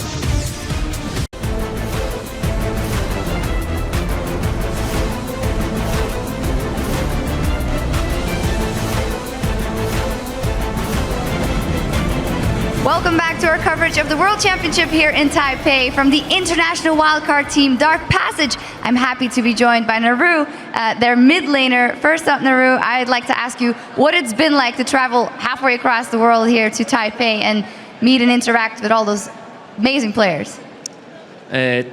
Dünyanın öbür tarafından Taipei'ye yolculuk yapmak nasıldı ve bütün bu hayran olduğun ya da izlediğin oyuncularla beraber oynamak nasıldı? Yolculuk tabii ki çok zevkliydi. Hayran olduğum ve birçok ünlü oyuncuyla beraber oynamak, aynı yerde bulunmak çok eğlenceli. Gerçekten çok zevkli zamanlar geçiriyoruz. Öyle. Travel was very good and I'm very happy to be here because I meet all the players and teams that I love. love to watch, and that's why I really enjoy my time in here. Yeah, and you get to play versus players that you've maybe seen on the screens all over the world. So even though you guys haven't won a game yet, I do add, what is the main thing you've picked up from playing versus them? Şu ana kadar henüz herhangi bir galibiyet almamış olsanız dahi onlara karşı oynamaktan ne kazandınız? Bilmediğimiz ne kadar çok şeyin olduğunu öğrendik. Bunları da ileriki maçlarda uygulamayı planlıyoruz. We learned that we don't know.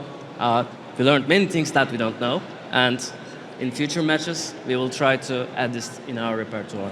Yeah, you of course have matches to go here, and then you go back to Turkey, which you dominated the scene over there last year. How does the experience here set you up to maybe do that again? Evet, geçtiğimiz yıl her şeyi domine ettiniz. Şimdi buradaki bu tecrübeniz size nasıl yansıyacak ve gelecek yılda aynısını yapabileceğinizi düşünüyor musun? Geçtiğimiz yıllarda domine etme sebebimiz iyi olmamızdı. Burada daha çok şey öğrenip daha iyi olduk ve domine etmeye devam etmeyi planlıyoruz. In last years, we dominated the Turkish scene because we were really good compared to other teams in Turkey. And this year, we came to Worlds. We learned too many things, and this will help us to dominate more in Turkey. All right, well, I hope you dominate a couple of games coming up here. It's a pleasure to have you guys here. Thank you very much. Thank you. All right, to get us ready for our last match, let's check in with the guys at the desk. Thank you very much, Shucks. I think we're going to call it the think tank from now on. I like it. China's Edward Gaming and AHQ Esports Club from the GPL are loading into our final game of the day. I want to talk about these two mid laners because I think both of these teams do somewhat rely on their mid lane champions. It is, of course, going to be Westor on the side of AHQ, and it's going to be you, the opposite side. Probably you are most knowledgeable on the mid lane. What do you think about these two players? I think you is probably the best Orianna that we've seen so far, which is pretty significant considering everyone's played Orianna at some point. But so far there are very support-oriented mid lanes coming from their side with you. And AHQ, I think, has an advantage here. They have a much more flexible mid laner who has a lot of pocket picks, and that's going to draw a lot of bans or just a lot of threats because they get purple side this game as AHQ. So all mid lanes that are, quote-unquote safe are no longer safe with the counter pick. Yeah, and it's going to be, I think, really important that Westor does well individually. I think he is a phenomenally skilled player in his own right, and I think we're going to see a lot of action come out of him. And I really think that the mid lane is sort of a microcosm of the game as a whole, in that AHQ, I think, needs to step up early, play something aggressive, get the early game going well. It's been shown as a weakness of Edward Gaming, and a fairly decent strength of AHQ. And a guy I also want to highlight about this is Green Tea, the support. Because the best player, and the most important player by far in Edward Gaming, is Name. And Name lost lane due to Mata doing so well on Samsung White. And just like Mata did, I need to see Green Tea do just as well and crush that bottom lane. And that's the hope for AHQ if they want to make it out of this group. He's going to need a hyperbolic time changer for that one. I don't think 2 days is enough to fix that problem. People in Korea have been trying to be Mata for a long time. Sure, I've been trying to be Mata for my entire life. It's not working, boys. All right, let's talk a little bit. AHQ, they tried something drastic yesterday against Samsung White. They went for that all-in. It got read by Samsung White. It didn't work out. Crepo, do you expect something similar here, or are they going to try to channel their inner Mata or their inner game-changing ability? I mean, I think if you're facing off against a better team, as said before numerous times on the desk, the best plan is to get an aggressive level 1 team. However, that doesn't mean you have to cheese your level 1 play, because if you get telegraphed there and you'll just lose the game by getting aced, that's a little bit too much. But I expect aggressive lanes, aggressive junglers. I don't think they'll swap. They'll just try and somehow make a play and snowball the lead off that. Probably pointed out, maybe just get an early dragon somewhere, maybe, but yeah. Well, let's see who you guys think is actually going to be predicting to win this matchup. Gaze into those crystal balls and give me some names. Crepo, I want you to start us off. Who's going to pick up the win and why? Not AHQ, sadly enough. Why? Wow. Sadly enough was the reason. It's because of a Mumu. Why? Because they're just simply not up to par. I think the only difference could be Westor outplaying you in mid lane, but other than that, they're just outmatched everywhere else. Probably AHQ or EDG. I do have faith in the mid lane carry, and I think Westor is going to carry AHQ this game and dominate you. All right, next on my line is Freak. I'm going to go ahead and say Edward Gaming. Edward Gaming are just stronger overall. There's a chance for AHQ, but I'm playing the odds here, and I'm going to say EDG. And finally, Monte Cristo is a clean sweep. Yeah. I'm saying EDG as well. I mean, it's really, they are the favorites coming in here. It's hard to go against it. And hey, man, I got to keep up my perfect predictions so far. Oh, Matthias. EDG took out Dark Passage earlier today. We'll see if they can do it again to HQ over on LLEsports.com. You guys, the fans, are calling this game also for Edward Gaming with 76% of the vote. All right, with that, let's send it over to the caster desk where Edward Gaming and HQ are heading into the lobby with the casters. Thank you very much, gentlemen, and let's check out the starting lineups as we get right into it. Spawning on the blue side, it's Edward Gaming from China's LPL. That means in the top lane, it's Koro. Jungling is Clear Love. It's you in the mid lane, Name at AD carry, and supporting him as usual, FZZF. And on the red side, of course, is the GPL's AHQ Esports Club. Pride's in the top lane, Nas in the jungle, star player Westdoor in the mid lane, Garnet Devil on AD carry, and of course Green Tea on support. Definitely support plays to be coming out in this one. We saw Green Tea already. We know FZZF can make some plays, so that's going to be a sweet lane to be watching. We actually heard the analyst that's talking a little bit about it. Yeah, so we might see AHQ have the same approach to the game as we saw yesterday. Just try and pick some champions where you can snowball. Again, the Blitzcrank was pretty good from Green Tea. He had some good hooks. He had the kill, the one kill on Blitzcrank. The level 1 from the Blitzcrank was a little bit disastrous. Sure, true, but that's also like a team effort. I mean, it's not only the Blitzcrank saying, follow me, guys, not solo queue right here. But you do have to invade on Blitzcrank and solo queue every single game. True. Well, let's see what they have for each other here in picks and bans. AHQ could make a very big move here, but the odds stacked against them. It's going to be the first one out. The question is Edward Gaming just going to ban Westdoor completely, Fizz, Zed, and maybe even Twisted Fate? And oh, no. No, Whoa. they're not. They're not. Switching up here. Still, Zed is Westdoor's, one of Westdoor's many fantastic champions, and one of the champions he can snowball on. And one interesting thing why they ended up banning Lee Sin is Clear Love is not a major Lee Sin player during the regular season. It was not highly played whatsoever. Of course, the TF ban, though, which disappoints all the fans here from Westdoor. The cow gets taken out. A lot is left up to go through this game, actually. We get the tree for Koro. Maokai picked in.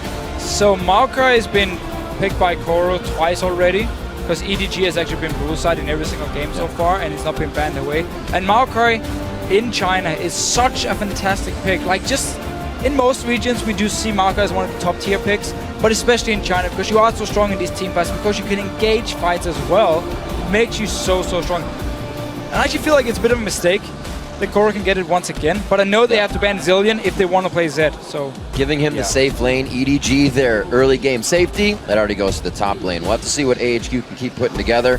Clear Love and EU to pick. Based on the rest of the bans, they kind of had to give him Maokai. That's the problem, The right? rise is potentially so more that's fearful. why I didn't ban Zed.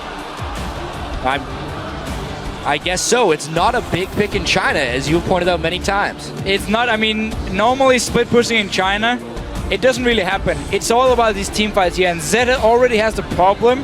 He's not super strong in team fights. He's extremely good in one-on-one and in split pushing, but it can be very hard to play team fights here. And I've never seen him play Zed before. 39 games, regular season playoffs and regionals, 0 Zed picks. He's a utility laner. Is this you telling Westdoor, I can beat you on Zed, even though I haven't played it entire season? He says, let's fight blades for blades. And actually, the Nidalee also getting locked in on the side of AHQ. First time through. Not a big surprise that we see the Nidalee against the Maokai because it's unbanned. It's something the Prides plays. Yes. As far as the Zed pick, though, Yu is known as a jack of all trades as far as mid laners go. Big champion pool. And since they did burn that one ban on Lee Sin, this Zed pick is kind of like a pick as a ban, I think, more than anything else. But it will, I mean, it is a different playstyle for Edward Gaming, because they are this slow early game, get into late game, we have like full scaling comms, normally hyper carry for Name, you have, again, tanky utility top laner, and then of course we see like this Orianna mid lane for you so often, where you scale into late game and you are so strong in these team fights. This is going to be a different playstyle, because suddenly Yu is going to be a split pusher now, and of course Ringar for Clear Love and Twitch login for Name. This is full pick comp. You're at Worlds, you're going to have to bring this stuff out. You cannot play the same thing every time. If they know EDG is going to just want to sit in lane for late game and try to win a Baron fight, then you're going to be able to get under their skin. And wow, the Blitzcrank will get locked in again. He had to do it one more time. I mean, again, it's a snowball support. get a few good hooks, and suddenly you have a few kills for your team, and it's looking great. You have Talon again, give him a few kills. Nidalee can solo carry games by just split pushing. So AHQ doing the same as we saw against Samson White here. A lot of snowball potential, a lot of high damage champions as well. I mean, it is a David versus Goliath group, although I do feel like this game is sneakily competitive. It's the bigger David and the slightly smaller Goliath facing up against each other, so maybe it could turn in. Yeah, they picked a lot of champions that have the potential to take over a game. Yes, and again, EDG, different play style of different comp compared to what we normally see. Name on Twitch as well, it's one of his best champions, but the way he actually plays it normally is he's the guy engaging team fights. Like, he's in the front line engaging the fight.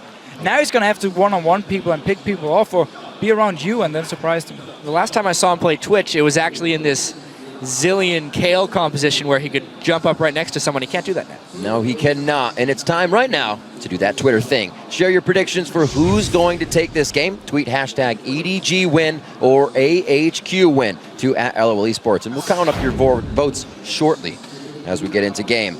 We can see their EDG on your screen, ready and raring to go with this composition they're about to kind of enlighten us with. We'll see whether or not you can become unstoppable. I mean, his Orianna was very good. Zed is a completely different animal right here. Oh, we'll see it going into game now. We are onto the Rift. EDG on your screen. Name on Twitch. You see him running out of the fountain. Good pickup as we see another Nidalee coming in today. Not too much play for Nidalee coming into the World Championships, but when he, or she I should say, can be locked in, it is going to be in that top lane. Prides hits it up for this game. And ladies and gentlemen, we are on the Rift.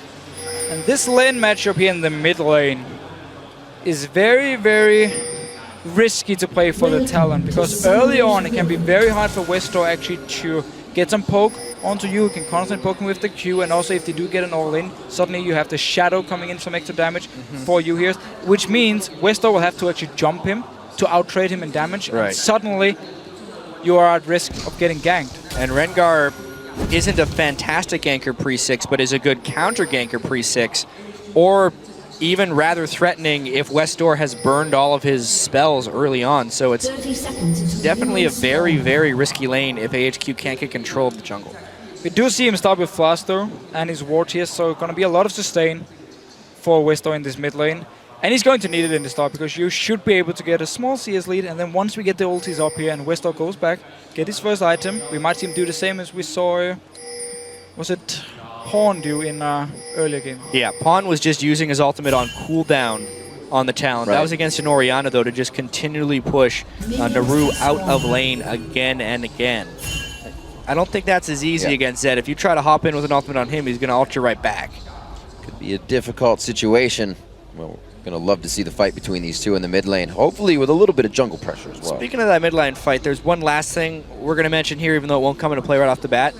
Double Assassins, and neither one of them are bringing in Knight against each other, so it's very much an offensive lane. And Name's doing his Twitch thing. Yeah, here we we've go. seen this before. They don't have him hooked up with red buff this Great time, read by Westor, honestly. But yes, beautiful read. You kind of walked forward a little too soon there. Yeah, but AHQ have done their homework here, because when Name plays Twitch and there is a lane swap, AHQ started the lane swap themselves. Then he likes to go into this mid lane here, stealth up, get a few hits on the enemy mid lane, and that could actually be enough to simply win the mid lane for you. It's like we get another lane swap coming into this game. A great mark there keeps Prides pretty safe here, as he has a bit of brush control for himself. FZZF doesn't want to have it or give him too much control over that. And we begin our laning phase. And Green Tea coming down here in a little bit to help out with the Prides. I still think it was a pretty good start there by AHQ. Because of the homework they did, Name was a little bit late getting to that bottom lane, and they did set up the lane swap. This allows Blitzcrank to potentially roam. Yeah, and also down this bottom lane, because Name and FCCF wasn't in the bot lane to actually freeze it up early on, it's been pushing now up towards AHQ, so Pride should be able to pick up some farm. That's exactly. really There's critical. no freeze because they went all in on the mid lane. However, because Blitzcrank has already shown in the bottom lane, Koro will be able to farm against Garnet Devil in that top lane Maokai versus Lucian. Simply trading then farm on the top laners, but you need the farm on Nidalee. That's the big deal about Nidalee when you do have these lane swaps. If she gets denied early on, she won't become the split pushing monster one-on-one. The fact she can actually get a lot of farm here is very important for AHQ. Unfortunate ward that Nas is sitting on top of. However, his presence alone is enough to deny Koro here. Ward or no ward.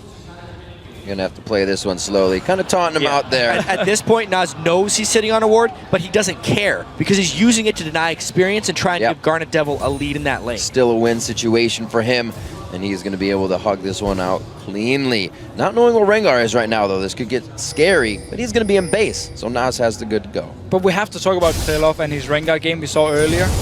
I wasn't too impressed either. I mean, Clearlove for me is a jungler who's extremely strong in team fights and in terms of like counter ganking. But he's a guy who prefers to just sit and farm. In that case, Rengar would benefit him. But the ganks he did try to pull off in the game earlier today where we saw Edward Gaming, they weren't very successful, and I wasn't actually too impressed by his Rengar. I gotta say, Rengar is probably the most polarizing champion depending on who plays it, right? We've seen Insec on it so far in this World Championship, and it looked absolutely unstoppable. Yep. And we've seen some very lackluster Rengars. The champion is like that, though. He's very unforgiving for players who aren't exactly perfect on him or fall behind early. Let's see if Garnet Devil keeps himself out of a scary position here. Again, Clearlove coming in before 6. They're trying to get something going here for Koro in the top lane, and Clearlove himself. Best thing about this is he's maxed up his ferocity, so if he lands that first spell, they can lock him down for quite a long time. And he is not showing that he knows where he is. Ooh, wow. Whoa! Okay, that was huge. Absolute that was huge. Game sense. That's all it is. That is just a sixth sense of knowing where he could be. What a read. Beautiful. Even if it was as simple as Koro not throwing the saplings, he is now holding the lane. There's too much freeze. Something alerted Garnet Devil.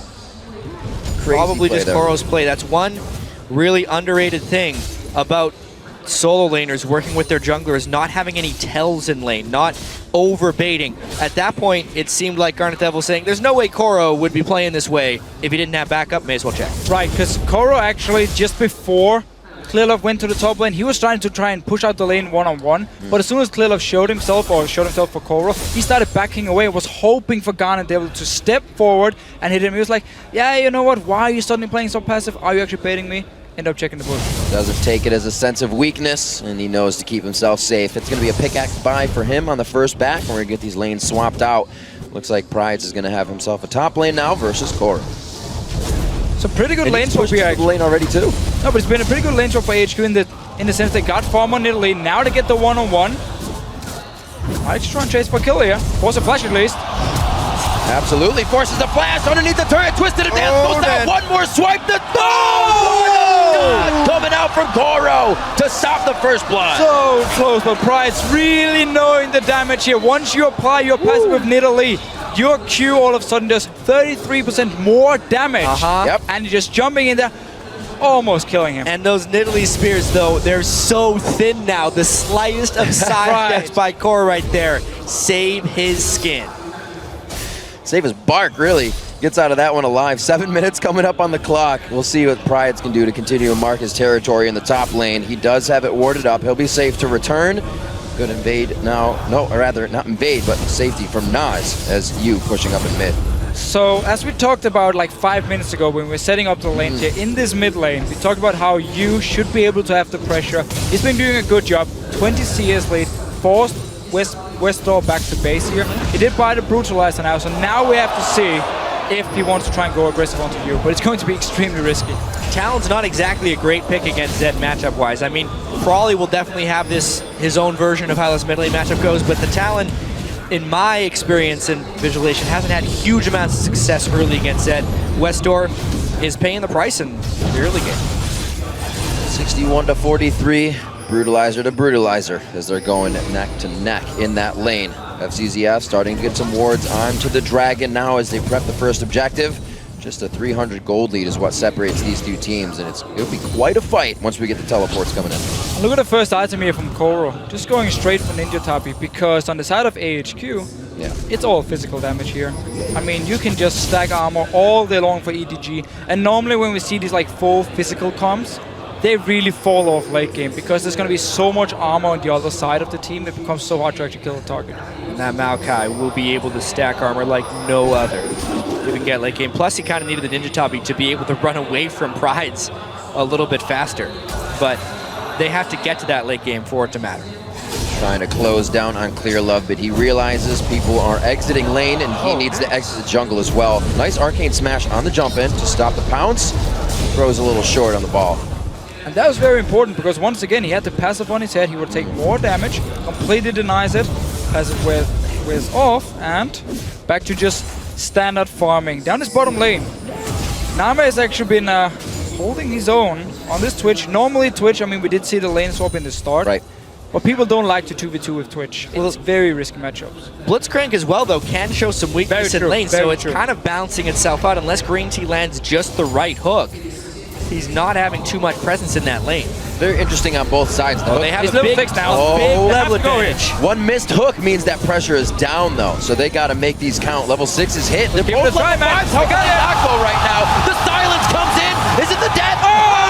The flash flay to stop the flash in coming in from AHQ. FCZF with the plays. What a close move right there. Name, again an EDG member in the early game, gets away with a sliver of health. Eventually AHQ is going to have to convert one of these kills or they're going to get countered. Don't know if we're going to see anything of a teleport here. No, it's no teleports coming in because the fight's actually on the teleport in the top lane. Another great arcane smash, but it was before the pounds. They start to execute, and they will take him down. First blood for Nas, but the box goes down, and they're going to try to put Garnet Devil in it. Actually, he is supposed to be safe from it. Green Tea now trying to get the hook, but he gets hooked by FCZM. The cleanup in the bot lane coming in for EDG, and Clear Love gets 2 for himself. That is exactly the gank that EDG needed. Now Clear Love gets the 2 kills on Rengar to build whatever he wants. Plus, because of the double kill, they can take the dragon afterwards. EDG has survived the early game and made it to the team fight phase that they know and love with that play. We say a lot that EDG likes to wait. They can wait, but they're not afraid to make plays if they have a chance to. No, definitely not. And Clear Love here with the gang down in bottom lane, because Name was already taken so low from the fight beforehand, he knew that AHQ was going to stay at the tower and keep the pressure going. Walks in, gets the laser. Westo is dead. That's gonna hurt. No. Where's the Q? There's no pop. He got him. Whoa, yep. And he pulls the R, the ultimate shadow back for safety. Remember that Westor picked his Talon into Zed. He was already locked in by you, and he knew he was going to have a hard time early game. But now also end up giving a kill. Dragon as well for EDG. You have 2 kills on your Rengar. This split pushing machine you will become is going to be extremely scary, especially because Rengar can always join in and suddenly it's 2v1. Straight up solo cannot happen though in this game, especially with Westor trying to carry HQ out of this one. I have to go back to that bottom lane though, and one of the reasons Clear Love's gank was so effective. Nope. It's because when they went in, those flashes being burned preemptively were just so critical. It was just a perfect setup for a Clear Love gank. And that's why we said AHQ needs to be able to close out those kills or they're going to start getting countered. Ooh. Could have a big play here on Garnet. They actually pull an FCZF. He's going to take a few turret shots. No flash available because he gets silenced on that one. Garnet Devil a little too far out, and somehow they change it in their favor for EDG once again. So it was actually a very good thing for FCCF to be hooked here because he didn't have to use the flash. He got behind Garnet Devil all of a sudden. There was no flash on him. He could just flame, land the hook, and get the kill here. So EDG really showing up in this early game, and once again, because they are playing a bit of a different comp, we should expect them to be more aggressive in the early game. And I talked about Clear Love's Rengar before. He's looking pretty good so far. Hey, he had a little bit rough in the very early game, but because his first ultimate was so well executed, sometimes that's what makes or breaks a Rengar. The first ultimate they use at level 6. We were talking about the Rengar builds a little bit earlier. He does start to stack up that flare. He's not going to just sit on the Madrids for now. A lot of pressure towards this top lane. Nas throws down the ulti. He's going to get Clear Love. Clear Love's got full stacks. Uses the ferocity. It looks like they're going to be going in. That's the death mark going down, and Nas hits the floor. Prides over the wall with twisted advance. An unfortunate event, and he goes down as well. From bad to worse is one of the biggest things we see right there. Clear Love looked like he got a little bit caught out, but EDG, as they always seem to do when we watch their games, collapse faster than the other team and turn every skirmish into a team fight. It is quite crazy, especially when they start getting ahead this far. You look at Nami to be the AD carry for the team. Doesn't have to be an AD carry or a carry for the team. Everybody else is doing a great job right now. Clear Love coming up huge. We haven't even seen you start the split push yet if he wanted to. And it looks like EDG returned back to lane on both sides. Westor picking up blue buff here. Pink wards on the side of AHQ. Let's see where they start putting them. And look at the items here for Garnet Devil. Because he knows there's going to be so much action early on, seeing as EDG already has the bleeding and can just keep pressuring it, he actually decided to get a crit cloak, even though you normally want to have a BF sword and a pickaxe. But this time around, he didn't have enough gold for it. He figured, I need some items now. It doesn't really matter what I get as long as I'm building towards the Infinity Edge. I have to get some items. He could have gone for a Brutalizer as well and get a Ghostblade as the first item just to get some power. I'm a little surprised you didn't actually just go for more longswords. The critical cloak is going to need a lot of luck to try and pay off. Interestingly enough, we were checking a lot of rune pages early on in the game. So many players are running one red crit rune. It's this incredibly widespread thing in jungle and at the AD carry position. And support. 0. And support, yeah. 0 on Janna. Runs 1% crit. And I've been looking for the jungle crits today. I've seen it once. 6 games, and it was on a blue buff. Oh man, this could be some pain going into Nas. He does have the mark over his head. He goes down from the death mark on you. Fight towards Koro in the top lane now. It's not going to be any pressure from anyone here. These guys are the only teleporters, and they're going face to face. Looks like it's going to be an extended one with the heals. He needs the lantern. There he goes. They finally closed in. Jat, like you said before, EDG is always the one to close in first. Poor Prides. He is just one man against the world right here, and EDG is always bringing back up. Yeah, and EDG is just walking around in the jungle of AHQ. They've already warded up, so they could just move between these lanes. Whenever there's action in any of the lanes, expect multiple members of EDG to show up.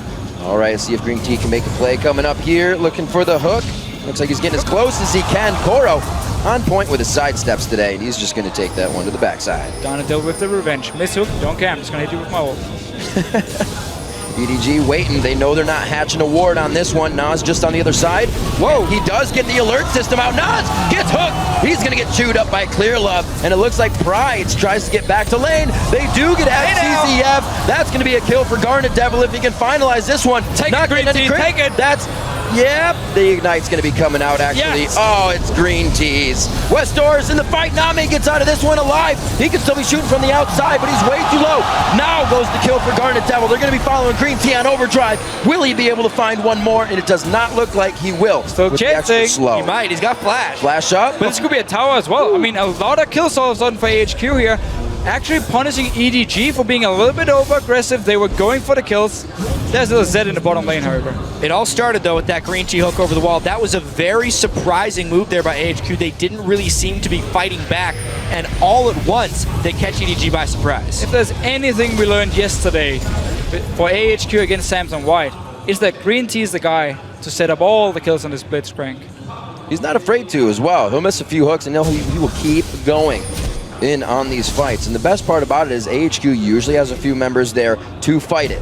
The worst part about it is if they don't, EDG always gets there first. I mean, speaking of kill setups, they do have you on the run. Let's see this. So where's the rest of EDG? How fast do they get here? That's one, missed one. This is going to absolutely turn into a complete dragon test. He should have flashed and just knocked him up and then hooked him while he was in the air. Power fist. I mean, he would have gotten the kill. They could go for dragon then after and get some more gold here. So Green Tea should actually have flashed for this one. Yeah, a little bit too much faith in his own skill shot skill right there. You can really see AHQ needs to make this one work, though, but unless they get a pick with Blitzcrank, it's going to be real tough for them to set this one up. I saw Clear Love at the very start of that last engagement. The level of damage he is putting out right now as a level 10 Rengar with damage items is rather remarkable. And HQ has ward control, though. Monta said it on the desk. If you want to stop a split push as well, Rengar's a good one to do that, so Prides can't really get himself into a situation to put AHQ back in the game. Could be difficult. This Dragon still getting hit up, half health. He's going to go back home and heal up. Green Tea could be looking for a hook from the side here, but he does not want the tree. Look at Westor here on the minimap. He's constantly staying at the mid lane. He wants to flank around EDG, trying to get on Tsunami in the background. Here's the fight! Locks down Prides, gets hit up very early. No more heals can come from him. They shut down a bit of the utility, but EDG is now looking to keep themselves alive. To the outside goes Clear Love, but he's back into the fight with the rest of the team. Great focus coming around from AHQ, but they just cannot close down the health bars because EDG's got way too much damage. Where was the patience there by AHQ? They went when they did not have to go. They hooked a low health Koro, which just basically pulled them into the team because you could explode on them. And I believe Westor blew his full combo while sitting on the exhaust because he didn't want to wait longer time. And he couldn't really find a target. Again, he was staying at the mid lane. He wanted to flank. He wanted to get onto like Name or you maybe. Just try and burst one of the squishy targets. But he ended up actually walking in when the fight was almost over. Far and ahead already. Let's see this one more time. Green Tea didn't want that grab, but he was forced to pretty much make one. Yeah, Prides gets completely caught out while they're pulling the wrong target. This fight started on EDG's timeline. It was a really good box as well, but I mean, to burn 3/4 of his combo while sitting on that exhaust, if he waits that long to make it in anyway, at least wait until the exhaust is gone, and they could have gotten a few kills. Problem for him though was that his team were kind of already like either disengaged or already died, so he was gonna be the next target. So yeah, you can try and wait like for one more second, but do you really want to take the chance? Because if a hook had landed for FCCF, we would have been saying, why didn't he ult? EDG now 2 Blade of the Rune Kings finished to a point in the game where they love. Baron would be quite easy for them to do if they get the vision down necessary to get that done. Still looking for some type of carry from AHQ. Will it be the split push? Will it be Green Tea's grabs? Because some have been missing, but when they've been hitting, he's not getting the people he wants. Yeah, the trouble with this as well is AHQ's running that full physical composition. They either needed Prides to get ahead enough to create a split push threat. That's not going to happen now against that Glacial Shroud Maokai. And the team fights, especially since Clearlove can pick up his armor now, are going to be a little bit difficult. Lots of cooldown in the builds coming from EDG here. They're looking to just keep these fights going. Turn them even more bloody. Pride staying on the back here. He does not want to get caught out if he's farming this one early. He's ready to just wait for it to come to the turret. So it seems like AHQ is ready to buy themselves some time. Give themselves a window to farm back up here and get to a point where they can contest these objectives. And EDG at the moment just needs to make sure Yu has a one-on-one in the bottom lane, and he can win it and then take a tower. So that's why you see 4 members from EDG moving to this top lane here, forcing AHQ as well to be there to defend. And then it's all about Westor against Yu down his bottom side. Westor's talent has been very underwhelming, I would have to say. And at this point, they're so far behind, especially his talent. He is an all-in champion right now.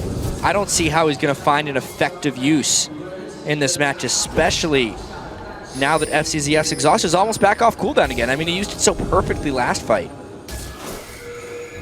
Face of the mountain as well for him, so you have the shield, you even have the lantern shield, and as just mentioned, the exhaust, and wow, right in onto Westor. He does not have a chance to breathe on that one. FCZF looking to continue. Pride's on to EDG. And it looks like Yu is going to stay alive on that one. Prides gets himself in out of the fight as Yu back to the team with a dark passage. And they somehow, man, how do they continue these fights? Beautifully done. Left and right, it's just AHQ trying to find a way out of these fights. 4 for 1. You could really see EDG as just taking control of this game now. Every fight they find is a better one. They're the ones picking the fights against the team that needs to get picks. AHQ is just getting completely obliterated. Everything they focus just disappears in front of their eyes and then reappears as the engage happens from EDG. It's looked perfect so far coming from them. 3-0-4 unstoppable now coming out on Zed. He's doing quite well for himself. Again, he had a good matchup in the mid lane. He managed to win it. Even killed Westor one-on-one actually in the lane. Getting a top tower now, got a bot tower earlier as well. I mean, the split pushing and starting. And as long as the rest of EDG can make sure they have control of the rest of the map. Let's just see it again. Crazy. Yeah, flash jump there from Koro, just setting up an easy kill for you. He actually took a fair bit of damage coming in there. And then Green Tea is the one who gets hooked to a retreating Koro who just ends up helping out with the initiation. At that point, EDG is just piling on, everyone collapsing and making a team fight. Although, that's a pick. Very nicely done. Something to make it here. Late. Still, yeah, and again, it's also too early in the game to actually go for Baron here, even though they managed to get a kill, and also it was just onto the support. So EDG managed to get a kill, but can't really do anything with it other than place a few wards. This is going to be tough if AHQ gets pushed back to their base. Oh my gosh, not even in the base right now, and it's going to be EDG that finds a pick for themselves. AHQ cannot let these things happen. That is a ridiculously fed Rengar, I think is what we saw right there. He basically soloed the solo laner right there in Westor from stealth. Look out. A little bit out of hand on that one. As I was just saying, it's going to be tough for AHQ once they get pushed back to the turrets. Their wave clear is not immaculate, or not too great, I should say. And they're going to be pushed in quite hard. The static shiv trying to be built up by Garnet Devil. to supplement that just a little bit.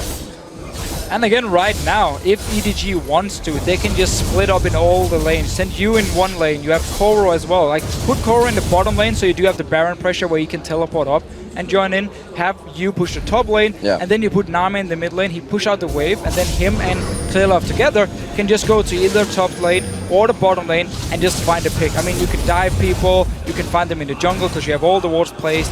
There are so many possible picks for EDG here.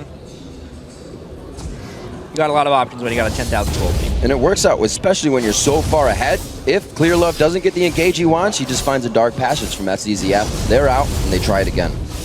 So I'm just going to think about the group as a whole right now, because everyone expects Samsung, White, and EDG to make it out of this group. AHQ needs to pull off an upset to be able to come back out of this one. They're going to be sitting at 1-2. Based on what happened against Dark Passage, they're probably going to beat them again. Right.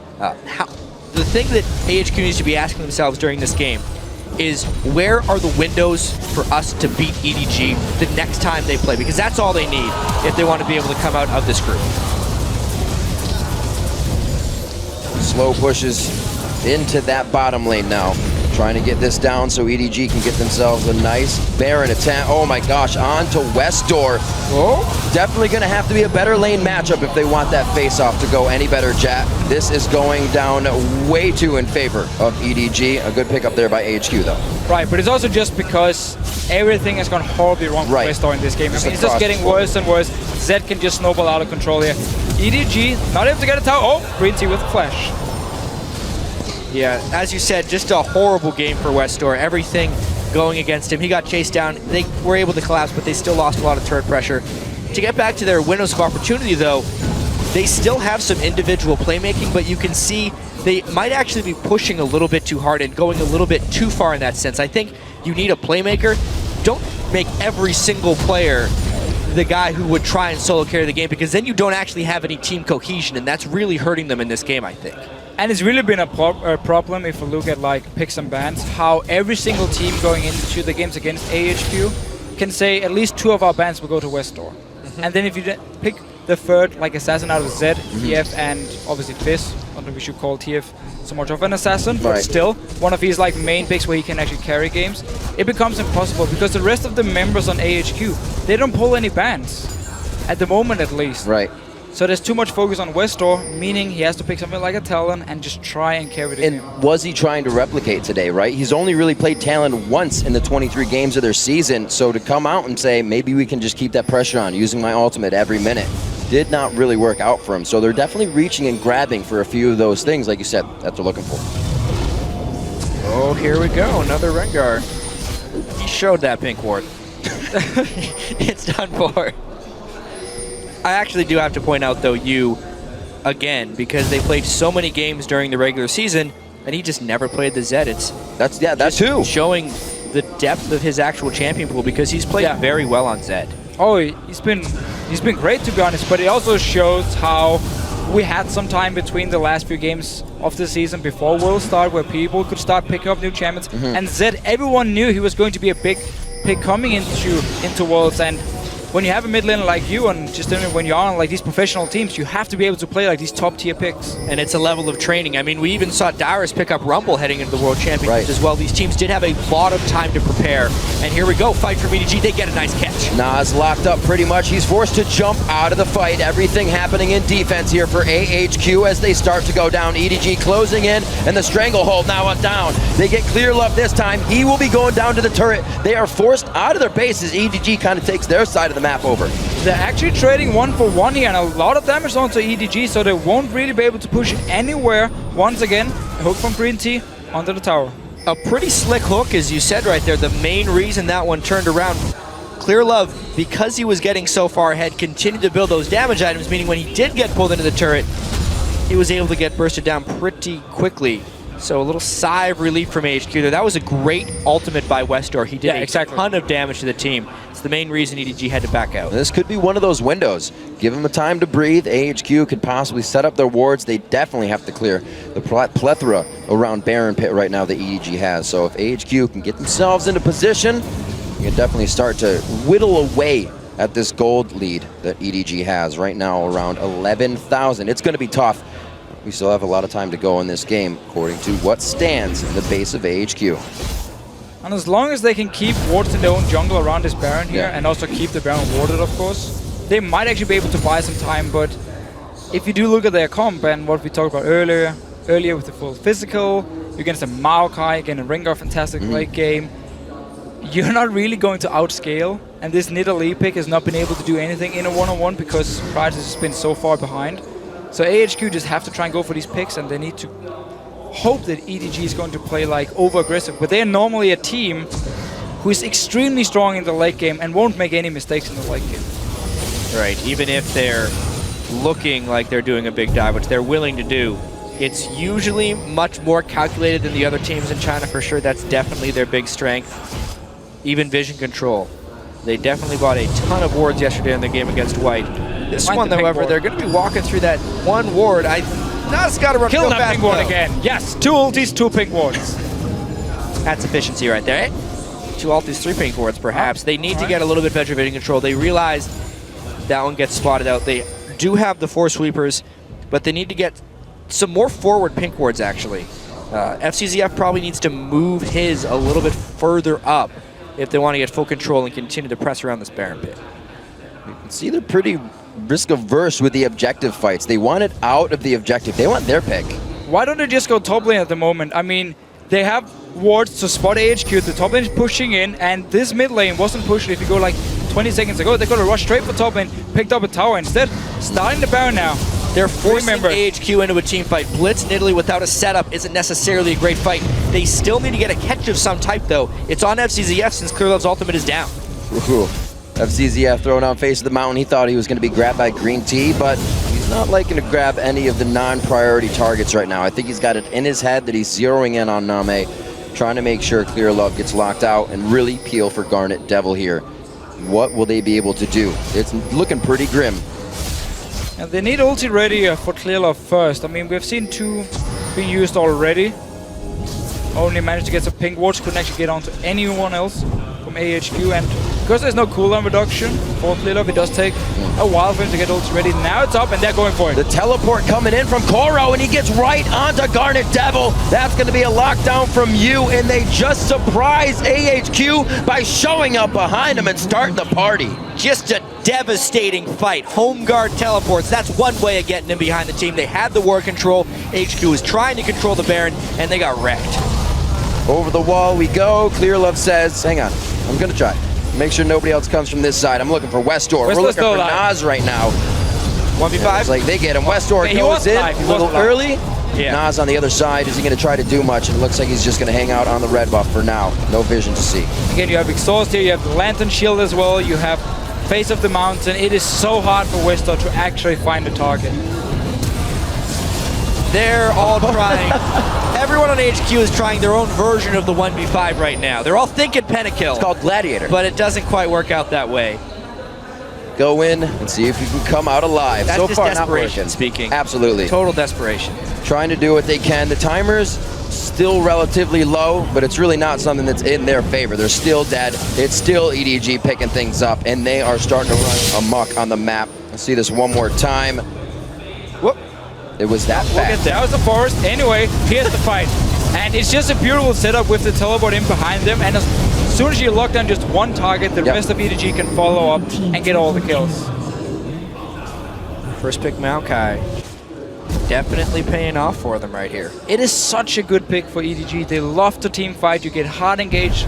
And Koro is playing it really well here. So I feel like, again, going into the later stages of the group stage now, I mean, you probably have to consider banning it. And that's something that we came up with when we were watching Koro, when we did our research, is that great comms and his synergy in team fights is ridiculous. He said, guys, I'm coming in, and I'm going to be right behind them.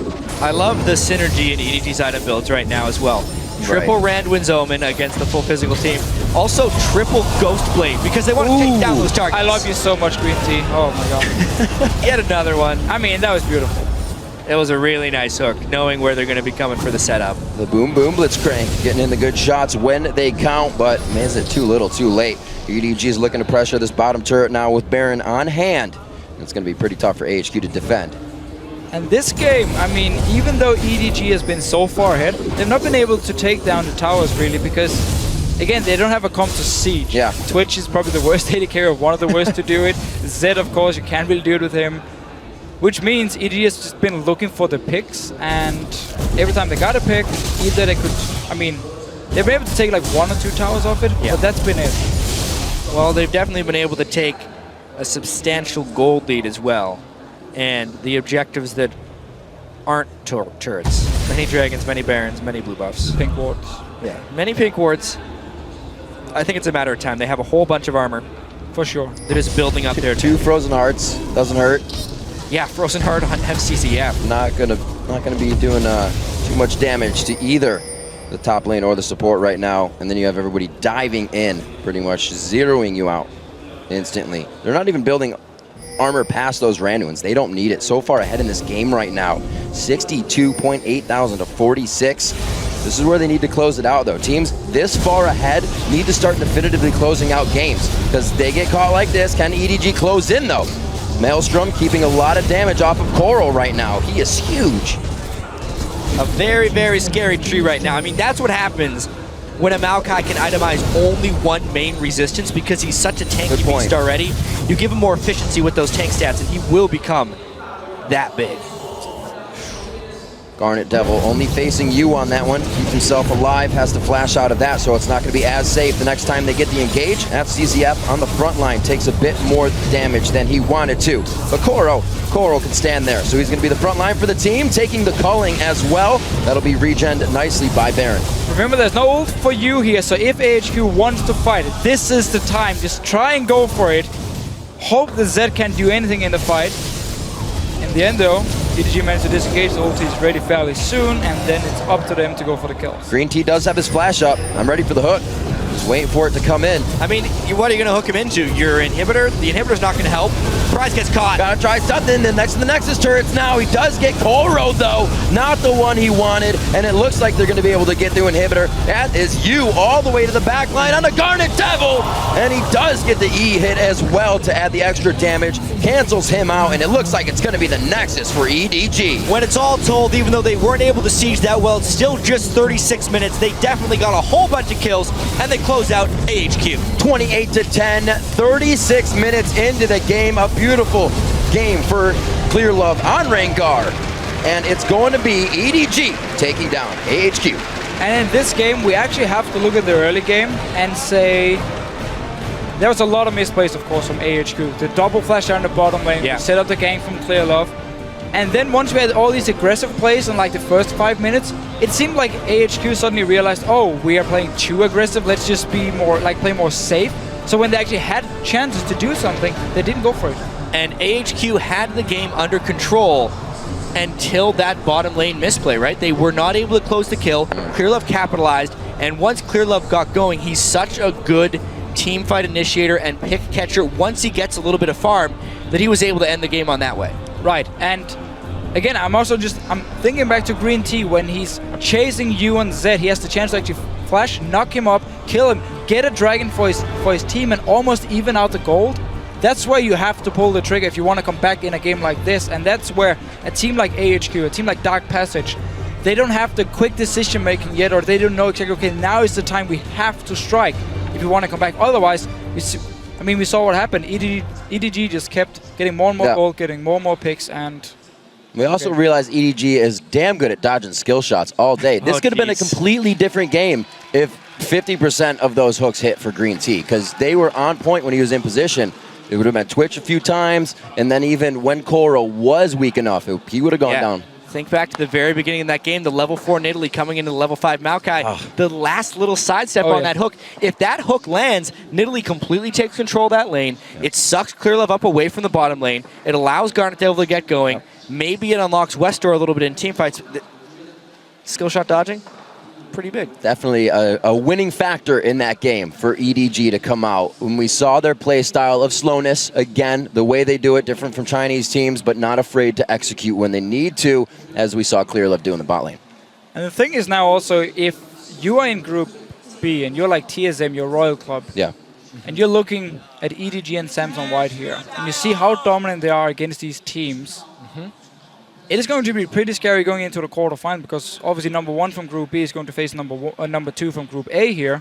And as it looks right now, EDG is going to be number 2 unless they can beat Samsung White next week. Yeah, we're at that halfway point right now. So I think specifically Group B has a really interesting road ahead. Starhorn Royal Club, even though they are 3-0, they had 2 rather close games, right? They probably should have lost against TPA. Yeah. And they were the closest to losing against SK of a lot of the teams, so it's not like it's set in stone up there. And even though EDG was very good in their showing against AHQ here, I don't think they were nearly the same level that we saw Samsung White. So I think that Group B definitely has so much importance on the number 1 seed as we move towards the next 2 days to close out the groups.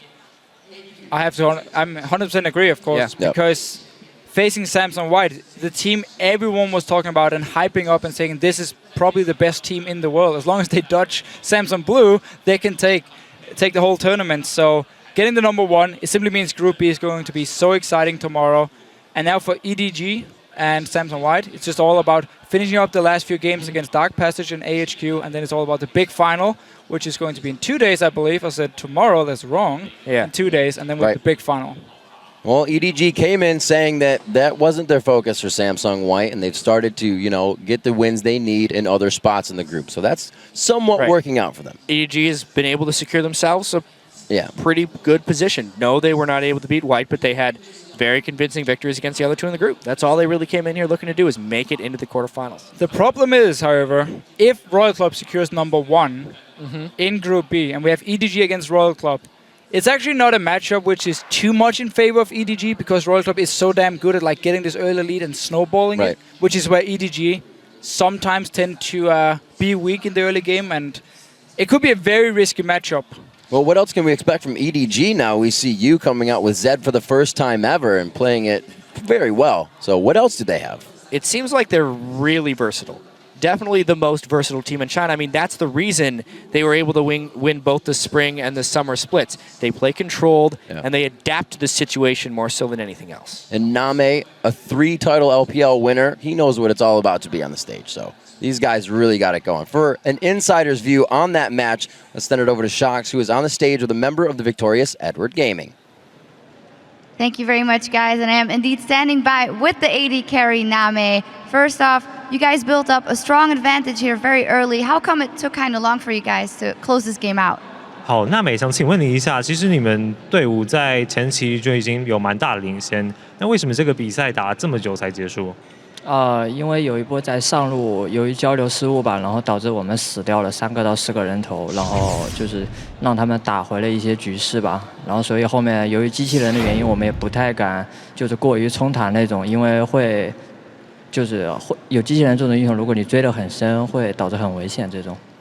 Okay, so basically we have one team fight that we lost on the top lane, and we died around 3 to 4 players, and I'm not so sure. But for that fight, we actually get them that HQ got some advantage back. So we weren't so sure about our economy lead, so we weren't able to do some risky moves like diving. So it kind of make it long. I see. Well, you had a great game. How have you managed the high expectations that were surrounding your play here from both the Chinese scene and the foreign scene? 大家都知道，其实 EDG 是中国一线战队。那中国的不管是观众或是队伍，都对你们很大的支持。那你想必也会有很大的期待。那怎么样面对中国跟来自海外粉丝观众的期待呢？尽我们最大努力走到最后吧，希望我们能进决赛。I'll just do my best and hope we can make it to the championship. Well, as you guys said, it is the most important thing to get out of groups. Yet, last game on Sunday is that rematch versus Samsung White. What can you show us versus Imp this time around? Okay, 所以礼拜天最后一场比赛，你们要对上三星白。那你们会怎么对上 Imp 跟 Meta 呢？我们就是尽力而为吧。We'll just do our best. All right. Well, thank you very much. Congratulations. Let's kick it back over to the guys at the desk. Thank you very much, Shox. Another game, another correctly predicted one from the analyst desk. First things first, I want to talk about the mid lane matchup.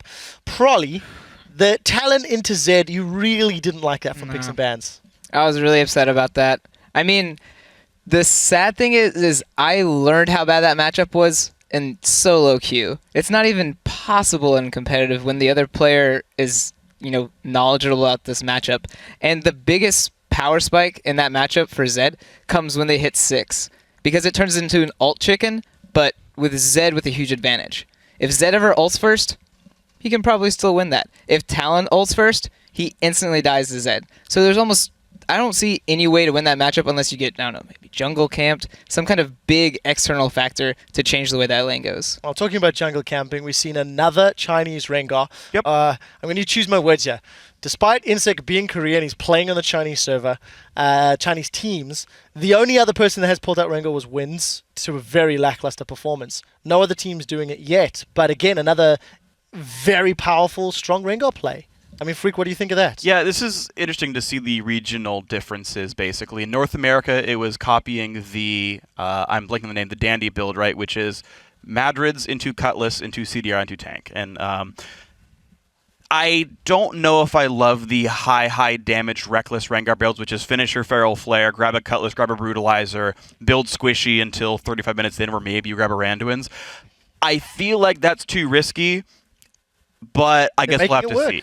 They're making it work, but it's an easy group is the problem. Yeah, I'm skeptical that the Insect build that we saw that was like Flare into Yomu's Ghostblade is actually going to work out in terms of higher level play if they were against a more challenging opponent that you weren't so convinced that you were just going to assassinate immediately. I just wonder if you're going to see more Rengar once Lee Sin and Kha'Zix are going to be entered into the bans, because usually both make it through. One team pick up one, the other team will pick up the other, but this time Lee Sin was banned, Kha'Zix is early picked, and then what's left as an answer really? Yeah, there's Rengar and then maybe Elise, but Elise doesn't really spike at 6 anymore, and these play like most junglers have been relatively passive, so once they hit level 6, you're just so far behind as an Elise, so I don't even know what other junglers are going to be picked. Well, the thing is, I actually feel like we're seeing less engaged junglers than we're sort of supposed to strategically.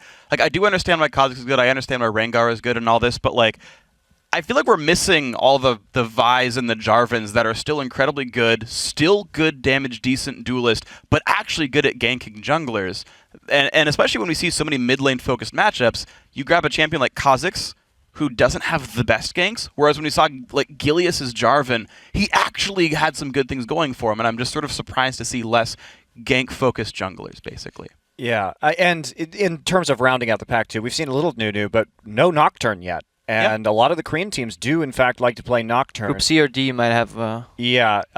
Watch has been playing it in Najin White Shield, so this is another pick that we may see come up. It could also be something as saving their picks, maybe. Playing the standard ones in the group stages if you don't need to pull those out, but we'll see how that goes. Let's talk a little bit about the standings, because another day of matches have been consigned to the history books. Let's pull up that graphic and see where the teams are placed. We are exactly halfway through both Group A and Group B. We're going to keep this graphic up for a little while as we look at Samsung White 3-0, Edward Gaming 2-1 in the Davids and Goliaths group.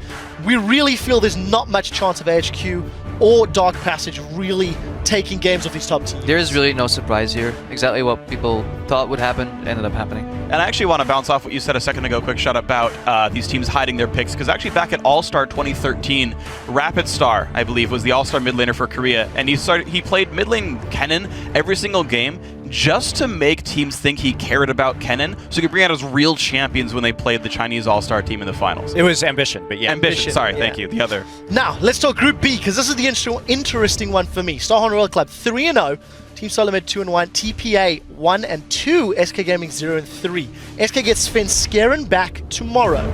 TPA and TSM going to be looking at who's going to get that next matchup between them.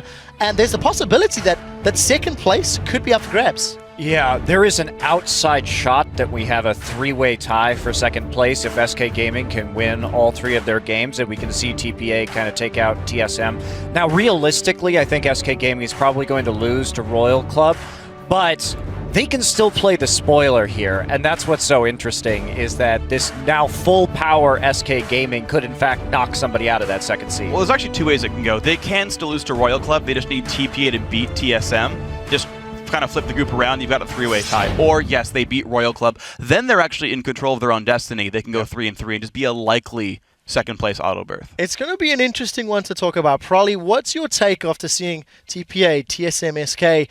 Is there room for these upsets? I mean, we still feel Royal Club are the favorites, but they were pushed super hard today by an SK squad with a sub. It has been touched on a lot these last couple of days, but I think Switzerland coming back into the team is going to kind of light a fire. They're going to look at their losses and go, we could have won that game. And I think when he comes back in, they are going to kind of bring it back in the group stage. TPA, on the other hand, I don't see them really clawing back in this stage. And TSM, I think, is just going to keep getting stronger. I want to ask Crepo, after seeing TPA and some of the mistakes and problems they've had, full strength SK with Sven, who scrimmed with them in Korea, will they be able to punish TPA's mistakes? I think definitely SK will rise above TPA. I think once they got Lee Sin away from wins, it just all started like crumbling down. TPA just, yeah, they have some good elements in there, but we saw, you know, their bot lane just didn't punish didn't use the windows of opportunity they had. Their mid game like calling wasn't good. Their like some rotations were good, but then something was lacking every time. And I think SK will come back with a new passion. Like they want to perform, they want to show the world, hey, we made it to Worlds for a reason. If you go back to European playoffs, they actually were a good team strategically. They have this very like unique style that Monty highlighted as well, and I think Svenskeren is definitely gonna come to play if his like mental capacity is stable, because a lot of things happen. You know, if he's coming in calm and the crowd is not gonna be against him too much, then maybe, but it'll be a factor. I like the fact you do highlight Monty talking about SK, because before the suspension, you actually had SK to make it out the groups. After seeing the teams, having some insight and knowing some of the mathematical possibilities, if you were given the chance to change your prediction of the top two in this group, do you think SK would feature? I mean, no, not now. They've lost too many games. I mean, if I were to say they were going to get second place in the group, I wouldn't have thought they would have beaten Starhorn Royal Club at all. So assuming that they're going to lose again, the best they can do is 2 and 4. Yeah, and then they rely on TPA to beat TSM, which again seems like it's not going to happen. You guys all predicted TSM to win the matchup the first time. Looks like it's not going to change again. So yeah, mathematically, and again, assuming TSM beats TPA, then there's no chance for SK. Well, we'll see how that works out. And it's I don't actually know when their game is. It's coming up fairly soon. Regardless, we'll get to that a little bit later. It is now time for a lesson in the League of Legends etiquette, the jungler style, in a segment that we introduced yesterday. And it has got a lovely title of Thank You Very Much. First one is going to be SK versus TPA. This was a tower dive. Freak, do you want to talk me through this one? It was pretty heavy. Yeah, so they try really hard as the flash EQ ulti. Right here, we don't need the flash crescendo from Sona, but this is actually why I like champions like Jarvan, is you can just force kills. Yeah, that's and for sure. Sometimes you snowball an Ahri because of it. Worked out very well. We got another one. This is going to be a very aggressive Rengar dive from Edward Gaming. Clearlove, he's going all in. Yeah, there's pretty much nothing they can do. They cancel Absolute Zero there with Janna. Kog'Maw's not being touched. I mean, at this point, the game was very far ahead. You saw Orianna cutting down immediately as well. It is basically cleanup. They were even contemplating on teleporting. It was like, yeah, let's just have 3 people die instead of 4. So at this point, the game's over. But I do like the Rengar ganks, just well executed. Really, really strong Rengar play from Clearlove. This is a nice one from Amazing, because he's going to set himself up to counter gank wins in what ends up being a no gank you in return. Monty? Yeah, and the no gank you here is really a mistake from TPA. Actually, they had just seen Amazing clearing out the pink ward behind the red buff, and so they should have known he was topside. Yeah, somebody needs to give Clearlove another high five, because just more kills being racked up for this Rengar play. This is kind of what happens when you've got an over-aggressive team. AHQ, I still don't love the Blitzcrank pick for them, and I think they tried a little bit too hard to make plays, when I think they could have relied a little bit on individual skill and less on cheeky, really risky picks. It was good spacing from Name on Twitch, though. He definitely dodged that hook. If he got caught there, it could have been like a 1 for 2, but he knew he was safe. You know, he knew his team could clean up, and just a well set up gank. Rengar and Thresh is so annoying to play against, especially when you play something like Blitzcrank, where you feel forced to make the move, so you'll constantly be walking forward, and then you realize, oh, they have an invisible jungler. Maybe I made a small mistake. Yeah. I think the Blitz pick goes back to they're not confident as a team versus the others. They kind of think they have a disadvantage skill-wise, so they're going for this Blitz pick that not many people practice against. Well, we'll see. It didn't work out today, unfortunately. Yeah. Guys, tomorrow we will be bringing you another full day of matches, and here's who's going to be going head-to-head. Up first, it will be David and Goliath, the Samsung White versus Dark Passage, followed by SK Gaming at full strength taking on the Starhorn Royal Club. Then HQ Esports Club will battle it out with Samsung White and will round out the 6-game day with SK Gaming versus the Taipei Assassins. Those matches will begin on Saturday at 2 a.m. Pacific, which is 11 a.m. Central European Summer Time. I'd like to thank our special guest analyst for sharing their expertise with us today, and for myself, the casters, the entire World's broadcast team, thank you so much for watching. We will see you back here tomorrow.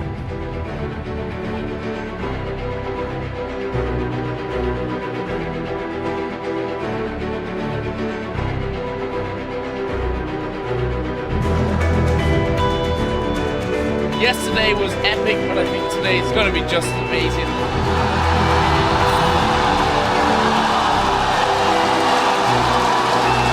That's going to be Gillians that picks it up, but SK take a very low in the pin here. Candy Panda jumps back in, but it's TPA coming out on top. Have they got the damage? They damn well have.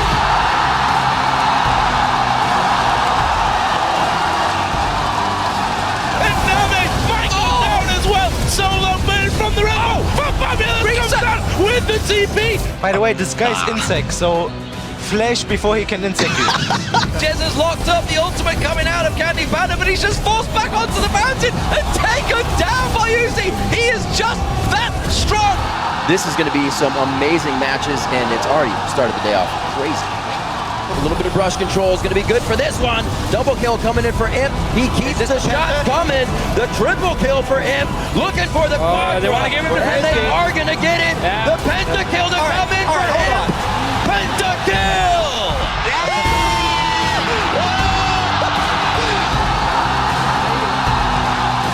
World Championship 2014, my bro. Jay gonna be looking for a solar flare. It locks down Dyrus, but he's already got the equalizer damage out. Zanya's across the board. You're looking good, gentlemen. That's gonna be a lockdown from you, and they just surprised AHQ, and it looks like it's gonna be the Nexus for EDG.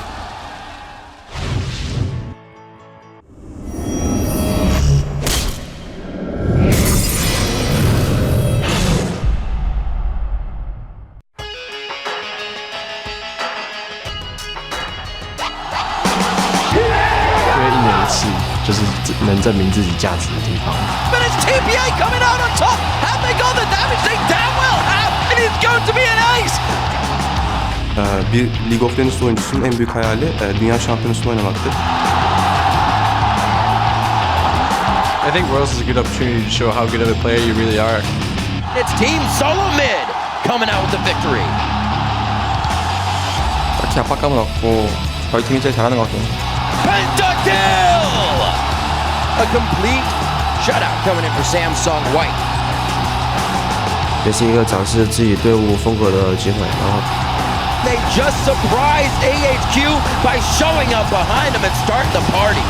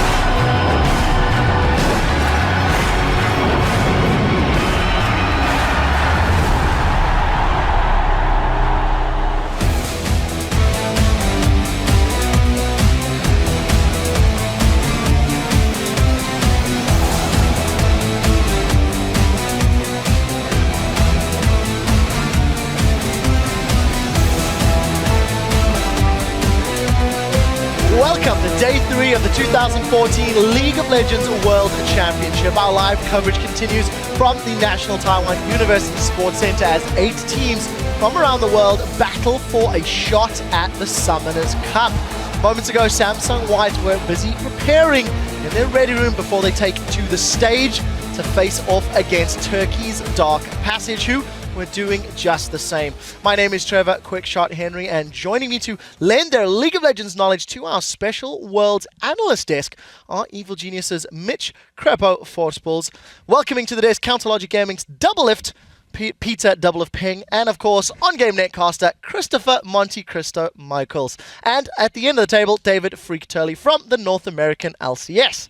Guys, before we head into today's matches, let's take a look back at some of the highlights from yesterday when we hit the halfway mark, starting with, I think, the obvious stories of Group A. Both Samsung White and Edward Gaming, far and away the favorites, the David and Goliath group. They are definitely close to punching their tickets. Monty, Samsung White, are they living up to what you expected? Well, you can't live up to the hype more than you can a perfect game where your enemies take 0 kills, 0 towers, 0 dragons. It was incredibly methodical, fast-paced. They controlled the enemy buffs from the get-go. It was a very, very impressive game.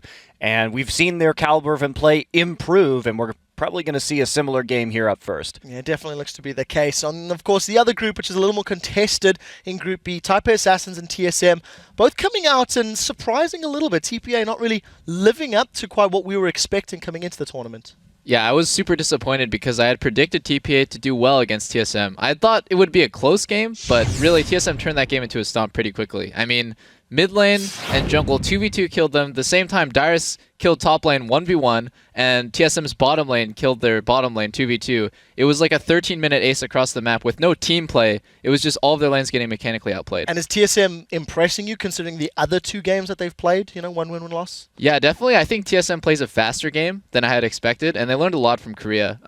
Mechanically, I think they're the same, but strategically and in terms of just like how confident they are coming in, I wasn't expecting that.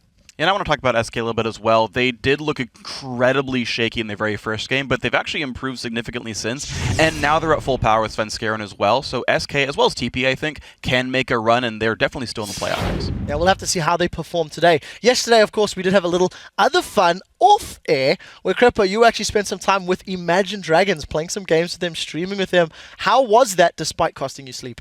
Yeah, when initially the news came out that they made the single for Worlds for the team song, I was like, yeah, do they even play League?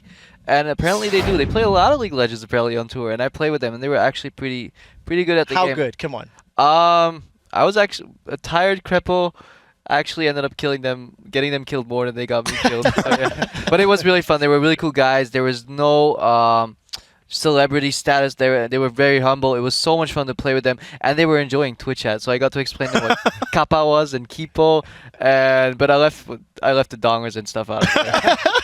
Well, I'm glad you had some fun with it. Yeah. All right, since these matches are being played on the world stage, that does, of course, lead to some world-class plays. So here are 3 of the top moments from yesterday that you guys highlighted as hashtag World's Big Plays. First up comes from the Starhorn Royal Club versus SK match, where @227 Gaming tweets, Insec, Undertower, Flash, Kick, can you ask for more? Here's your number 3 World's Bigs play. Whoa!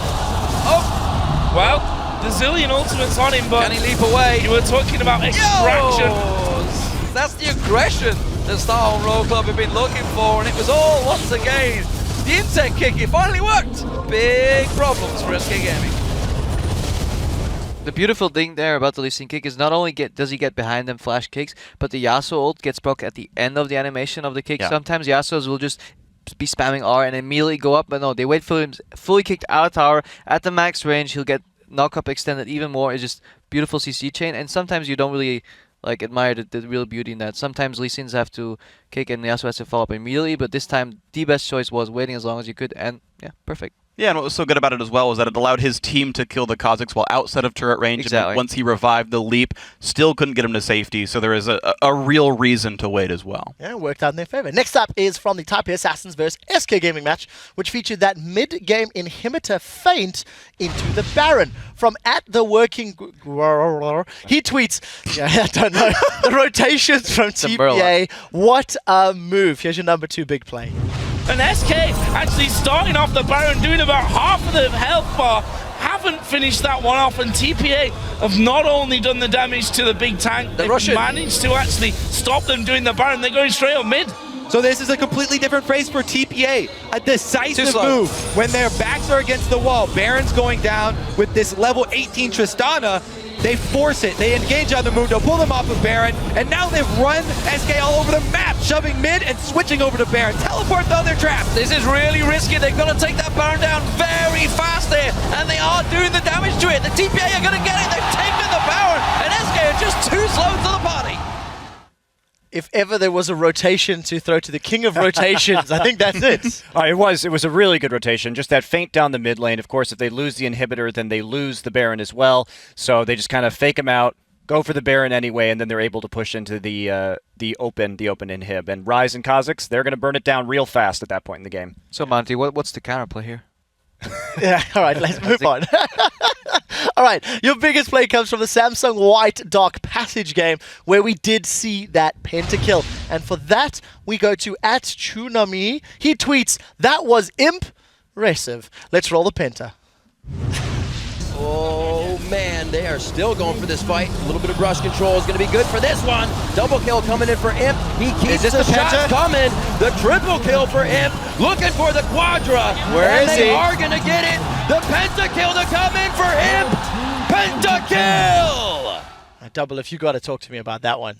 Well, to be honest, they were 16k gold ahead at 23 minutes, so there wasn't a lot of mechanics going on there.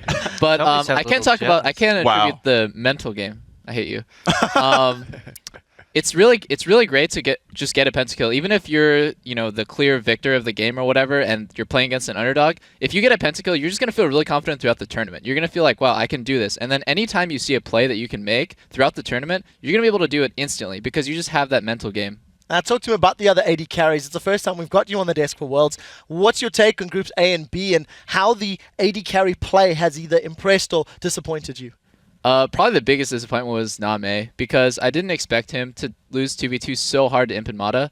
I mean, yeah, he might be slightly weaker in lane, but they got 2v2 killed, I think twice. So that's just really disappointing to me, and it just shows how far ahead Samsung White is, just in terms of their bottom lane 2v2 play. Well, we'll have to see if they can keep that up. All right, sometimes avoiding what could have turned into a world's big play against your team and escaping with your hide intact can actually be just as important as that flashy string of kills. So this is where we highlight and salute the players who have narrowly avoided the jaws of death in a play we called them Jukes. From EDG versus AHQ, this is a great dodge of the spear. And really the big thing about this is that he's got such a little window to do this, but right here spots it, turns around just in time. And thankfully in the Nidalee rework, the width of the spear got reduced, otherwise he would have definitely gotten hit there. If he got hit there, that would have tilted the matchup really hard. Yeah. Well, same game. This is the invisible Name. What do you think of the ward placement there, Crepo? Yeah, very optimistic. I would probably place it in the brush. But then again, I'm not a world, so... Once he saw he was gone, he should have just hooked through the brush anyway and be like, oh, we went this direction, and just tried for a random hook. All right, so this is from TSM vs TPA. It's a trio of Jukes. It's wins Dyrus and Bjergsen. Dodge, dip, duck, dive, and I guess dodge, but it doesn't help Dyrus. Because he dies. Yeah. Goodbye, but it's not a bad try, though, to be fair. It looked cool. Yeah. He had fire and everything. I mean, look at that. He dodged the Zenith Blade as well. Dodges the Rango, you know? At least he gets the kill to Leona. It's actually a little bit useful that way. Exactly. All right, so almost got away. Gyrone not lucky enough in that attempt. There will be plenty of opportunities for both big plays and Jukes today because we do have 6 more matches lined up. The action will start with Samsung White facing Dark Passage in a rematch, and the day will conclude with SK Gaming facing the Taipei Assassins once again. For the complete schedule, head over to lolesports.com where you can vote on the teams that you think will win each of today's matches. While you're there, you'll also find features, articles, stats, VODs of past matches, and much more to keep yourself informed throughout the entire World Championship. We'd also like to keep us informed, so we're going to head over to Twitter and tell us who has been the most outstanding player in the Taipei group stage and why. Freak, who's it for you? It's got to be Mata. Double, if you talked about the fact that Name got 2v2 killed repeatedly in lane. That is all Mata. He is an incredible, incredible player, and I can't do anything but fanboy over how good he is. Doublelift, any reply? Who's your pick? Probably runner-up would be FCZF, because when I feel EDG makes those game-winning plays, FCZF is always the one to initiate it, or set up the vision, or just, he does everything. He is the playmaker for that team, in my opinion. I think Clearlove has been slacking a little bit. FCZF is always the one to make those game-winning plays, which I think you should watch out for. Well, we will get chances to do so.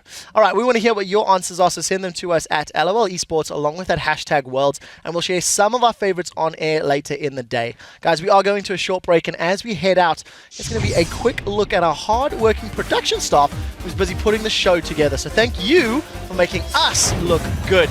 We will be back for the first game of the day as Samsung White and Dark Passage take to the Rift. So stay with us. The 2014 World Championship continues right after this.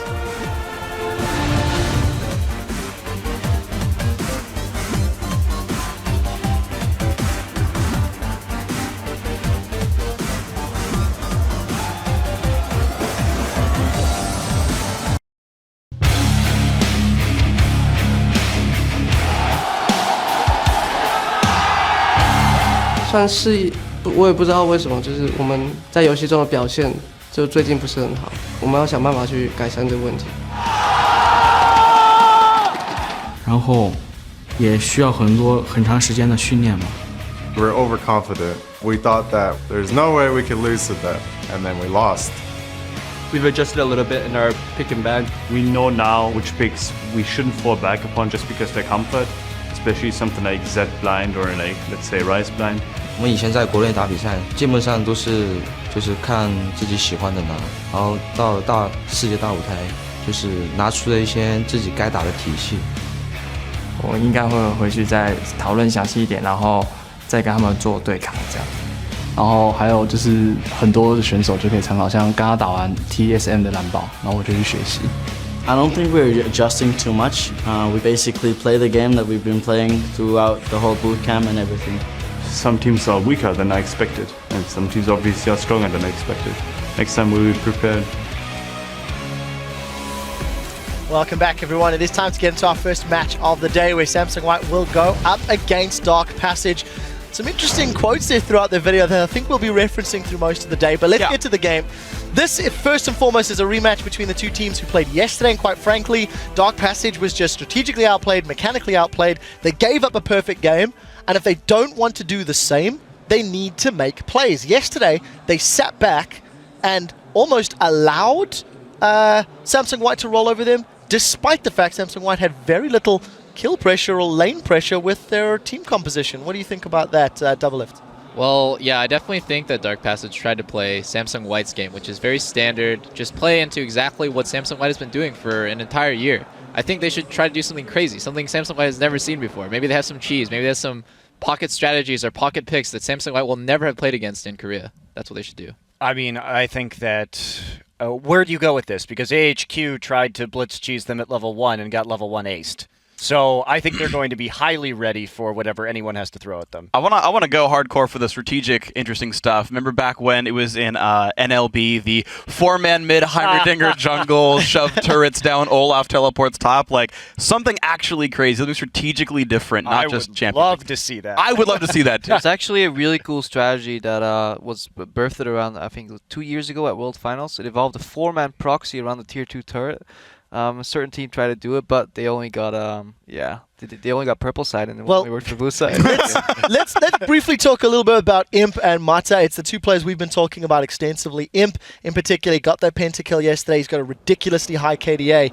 Along with his support, this duo has been crushing.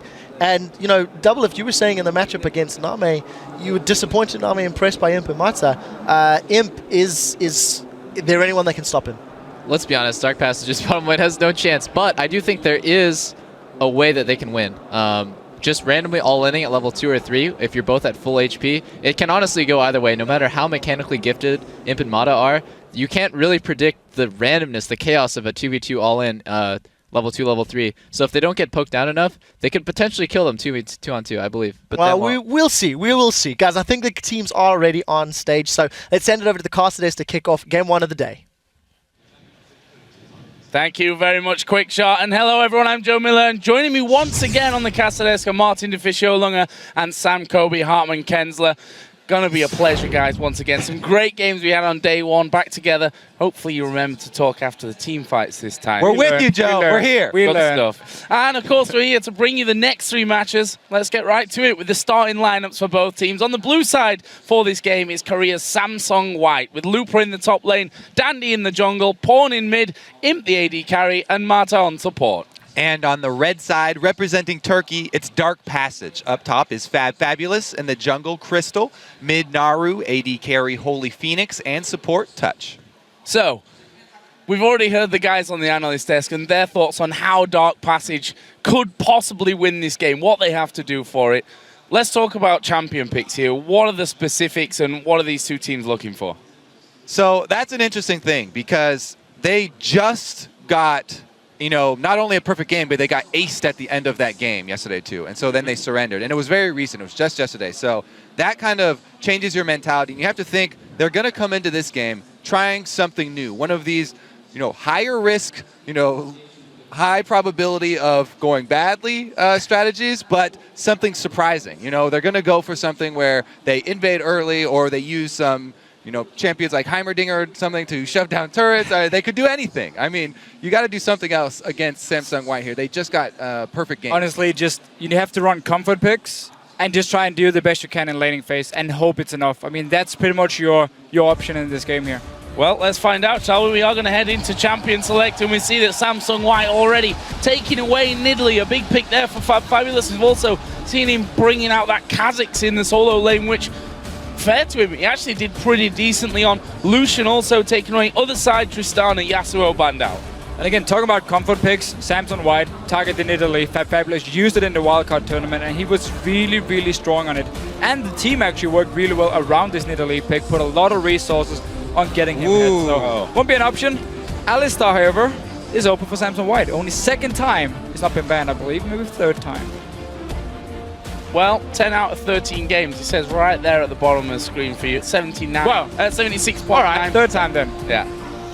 So, other side then for Dark Passage. And this is the big question. Do they go for those comfort picks and try to just play their game and hope that they can come out on top of this one? Do they go for something a little bit crazier and high risk, high reward, all in at level 2 as we heard from Double Lift? Well, nothing crazy just yet. I mean, Lee Sin is their #1 jungle pick for Crystal, so that's definitely a comfort pick here. And also taking away the Ryze. The cool part about Ryze is he's very good in these like skirmish fights, and he's also great in late game team fights. So it is a pick which, if you do manage to get to late game, which obviously is going to be very, very tough against Samsung White here, which can do some damage at least. Well, we'll see what they have learned from yesterday, because this is definitely a big opportunity for them. Teams really, it's hard for them to get scrims against Samsung White even. Right. But every game that you get to play against them is definitely worthwhile. I'm really happy to actually lock in Braum here, because during the wildcard tournament, it was the best champion for touch. And him and Holy Phoenix down the bottom lane, they were extremely aggressive early on. Double Lift again, he just talked about this level 2 all-in. Braum is one of the best supports to do it on. If you manage to get onto them, land a stun, you have a lot of damage then, and you can actually surprise someone like him. And if they were to lock in that Jinx as well, you know, that's one of the champions he's definitely comfortable. Oh, yeah. Talking about comfort picks. Ezreal, though, he does have some good all-in potential as well. Early on, or when he gets level 6. A lot of people underestimate the burst that the Ezreal combos can have at level 6. If it doesn't have to go through minions, the ultimate does a tremendous amount of damage. It's definitely a burst comp here early on from Dark Passage, and they're just gonna try. Surprise in lane, get a kill, maybe get a dragon, and you can start rolling here. Samsung White may be looking for some different picks. Well, if it's Urgot, Gnar, or Teemo, I will buy a hat, because I currently don't have one, and then eat it afterwards. That's not going to happen. It's actually going to be Janna and the Zed locked in here for Pawn in the mid lane. So once again from Samsung White, they're not going to have fun in Champ Select here. This is dead serious all along. They want to show how good they are. Because keep in mind, if they can get more perfect games, get more pentakills, I mean, it's going to look great on paper, first of all, but also the teams who's going to face them in the quarterfinals are going to look at these performances and say, this team, they know exactly how to play. So what is the final pick then for Dark Passage? It'll be for Naru in that mid lane up against Pawn Zed. This would be great. And that's the thing about Naru, and we said it before, during Wildcard he played a different champion every single game, one of which was Fizz, and he locks that in here. Yeah, so Fizz into Zed is pretty tough early on, but you will outscale him both in one-on-one and also in team fights. I mean, you can dodge his ulti completely with your E on Fizz, and you will always build an hourglass anyway, which works perfect against the Zed here. So as long as he can survive the early stages, which, funny enough, is going to be the hardest part for him and for Dark Passage against Samsung White, he will actually be able to outscale. Yeah, let's see what happens here, because they do have a pretty heavy dive team from Samsung White here. Zed, Kha'Zix, and Alistar all able to jump in. So he's going to have to be very quick on that pole to be able to dodge.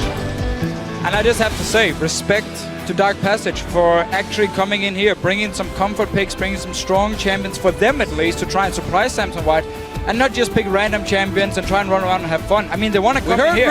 We heard rumors that we they did. were crafting some crazy thing. But this right here is pretty serious. The rumor was basically that they closed their door to talk in secret. So I'm That's not sure. enough. That's enough. I'm not sure whether we can gather from that something crazy was about to happen from them. Obviously not this time around. Going with those comfort picks and respect to them. Obviously saying, you know, guys, we can pick a strong team here and hopefully come out on top. But guys, now the players have decided on their champions, who do you think's going to win? Let us know by tweeting hashtag SSWWin or hashtag DPWin to @LOL Esports, and we'll check out your votes later on in the game. Actually, Dark Passage has been getting some big percentages despite the fact that they've been losing games. All power to all you guys in Turkey that are watching and supporting your local team right now. But we are going to get into game. It's Samsung White versus Dark Passage. A very, very tough game for Dark Passage, who, well, lost in a perfect game from Samsung White yesterday. And they're obviously just going to come into this one and say, let's show them what we can do. Right, and yesterday Dark Passage played 2 games. They had EDG, #1 seed from China, of course, and now Samsung White. And they actually managed to hold their own in the laning phase for like the first 10-15 minutes. Were fairly even in CS. There was a lot of action, especially in the bottom lane yesterday against Samsung White here. Nobody died. It took like 16 minutes, I believe, before the first blood. And Samsung White simply just took control of the jungle instead. Yeah, like we said, the longer you can last in this game, the more that you can take away, the more that you can learn from playing Samsung White. I mean, even the teams that did go over to Korea to boot camp didn't all get scrims with Samsung White to be able to play them. They have to test you out, and you have to prove yourself to be able to get multiple games against them. Dark Passage get another one here. And it's pretty funny actually with the way scrims for Samsung White works, because they will, at least from what we've heard, they will kind of troll in the first game just to see what you're doing once you get the lead and how good you actually are at like closing out the game. And then they kind of test you, and then the next game they just go in there and destroy you. Yeah, when you request scrims with them, they give you exactly 2 to prove yourself. And if you're not up to the bar, well, you don't get to play Samsung White. That was the problem, man. Me and Kobe, we failed. Yeah, do it.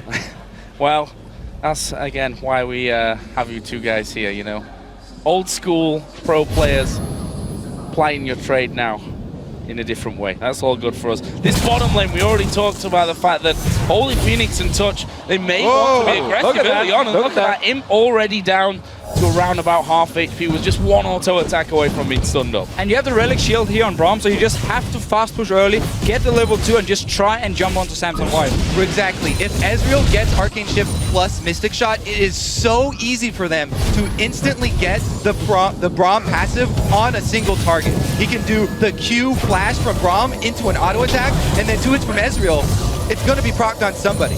Only problem is they're kind of losing the push here early on. Their range from Janna and Corgi is too much for him to deal with, so they've actually been taking a lot of poke here and won't get the early level 2. And that mid lane starting to be a problem already for them. We just saw their pawn hitting level 2, going pretty much all in. Didn't use his ignite there. Could have possibly, I think, got that kill, but Touch in the bottom lane going to take a lot of damage as well. That phosphorus bomb just landed onto him into the end, and the way that this is looking, as they burn through all their pots, they might have to be thinking of recalling home soon. I'd say that Crystal almost definitely needs to come down this bottom lane to relieve some pressure. Yeah, exactly. I mean, he is on the bottom side. He did start on his red buff and then just went all the way down. He's actually going to find Vander here. Things looking at each other. And Dandy actually going to be there as well. That's a nice little hop over onto his trinket ward just to make sure that he doesn't get caught out. We did see Mata coming up there from that bottom lane. In terms of the early CS, Bond's starting to run away with things in the middle, but that's exactly your point in this matchup, that he has to somehow get through this weaker early stage. I do actually wonder if Crystal is going to pay a lot of attention just on the bottom side, because you just talked about how the bottom lane could be an option because he wants to get Holy King instead. And we have seen Crystal use a lot of time in the bottom lane, especially yesterday. Both games, EDG and Samsung White, he would just sit bottom lane even when his buffs were up. And he is on Lee Sin. The lane gank is always available to him. But really, I do want to go back over to the... Oh, never mind. He's jumping in for it. Touch going very aggressive from this one. And Impact using an early Valkyrie manages to get away from a lot of the damage that could have come down there out of Dark Passage.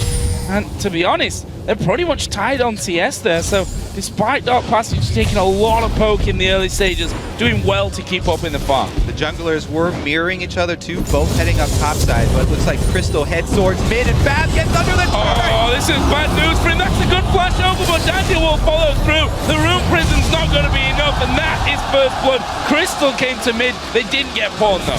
And Fabulous on his top lane, he had one job. Don't get close enough to the tower so the Alistar can flash Q you and then headbutt you back into the tower range. He did so good in the start. He was poking well, he got a lot of farm, and then he just got a little bit too aggressive. Yeah, he did do a good job of taking advantage of the early range advantage on Alistar, and he bullied Alistar, got him down in CS, and earned enough money at least for his tier on the first back. That's important. If you ever get shoved back without enough money to purchase tier or catalyst, then you have a rough time. It's very cheap to get. Yes, so that's a really bad start. Basically level 1, you just die instantly and you get absolutely no gold here. So luckily for him, or good enough for him, he can get his tier, go towards the catalyst. Something I did want to point out earlier, though, for the mid lane was that Naru, he started with the Cloth 5 start instead of the classic Crystalline flat start for a lot of his players, and it makes it so that he can build really easily into that arm guard. So now he's stacking towards it very quickly here. Now, the only problem is that he did have to go back to base because you run out of mana without the Crystalline flash. Exactly, and it took a lot of poke as well. We did see him actually try to all in the mid lane and just, in the end, took too much damage. And another problem, obviously, you want the early armor. You're also going to delay your Sheen, which is going to be like your main damage also early game. But Fabulous, though, he has no flash. Dandy coming in the back. Will they decide to dive this one? Both of them at level 5 there, and they won't dive that one, but it's going to at least force Fabulous to back away once again. Although, there we see Crystal coming in. Dandy down to less than half. Can they get the Rune Prison? There it is. Comes in range. Can they get the kill? There's the jump over. The Q doesn't land, and Dandy will be able to walk out. Look at that ward he plays too. He hops over and then plays the ward so that even if the Q's heading at him, he has the time to dodge it. Now we're doing a very good job here in the mid lane trading. He even got the minions with his E and managed to hit one at the same time. But he is one level behind. Touch though, want to go aggressive again. Needs to be careful how aggressive he goes with this one. We see him just trying to dodge around. Has 3 hits there, but that will wear off, so no stun onto him. Holy Phoenix going to get exhausted. Imp will be exhausted as well. Mata be forced to flash away. The slow comes onto Touch. He will actually jump off there to his minions. Another phosphorus bomb comes out, and just not quite enough damage to finish off kills.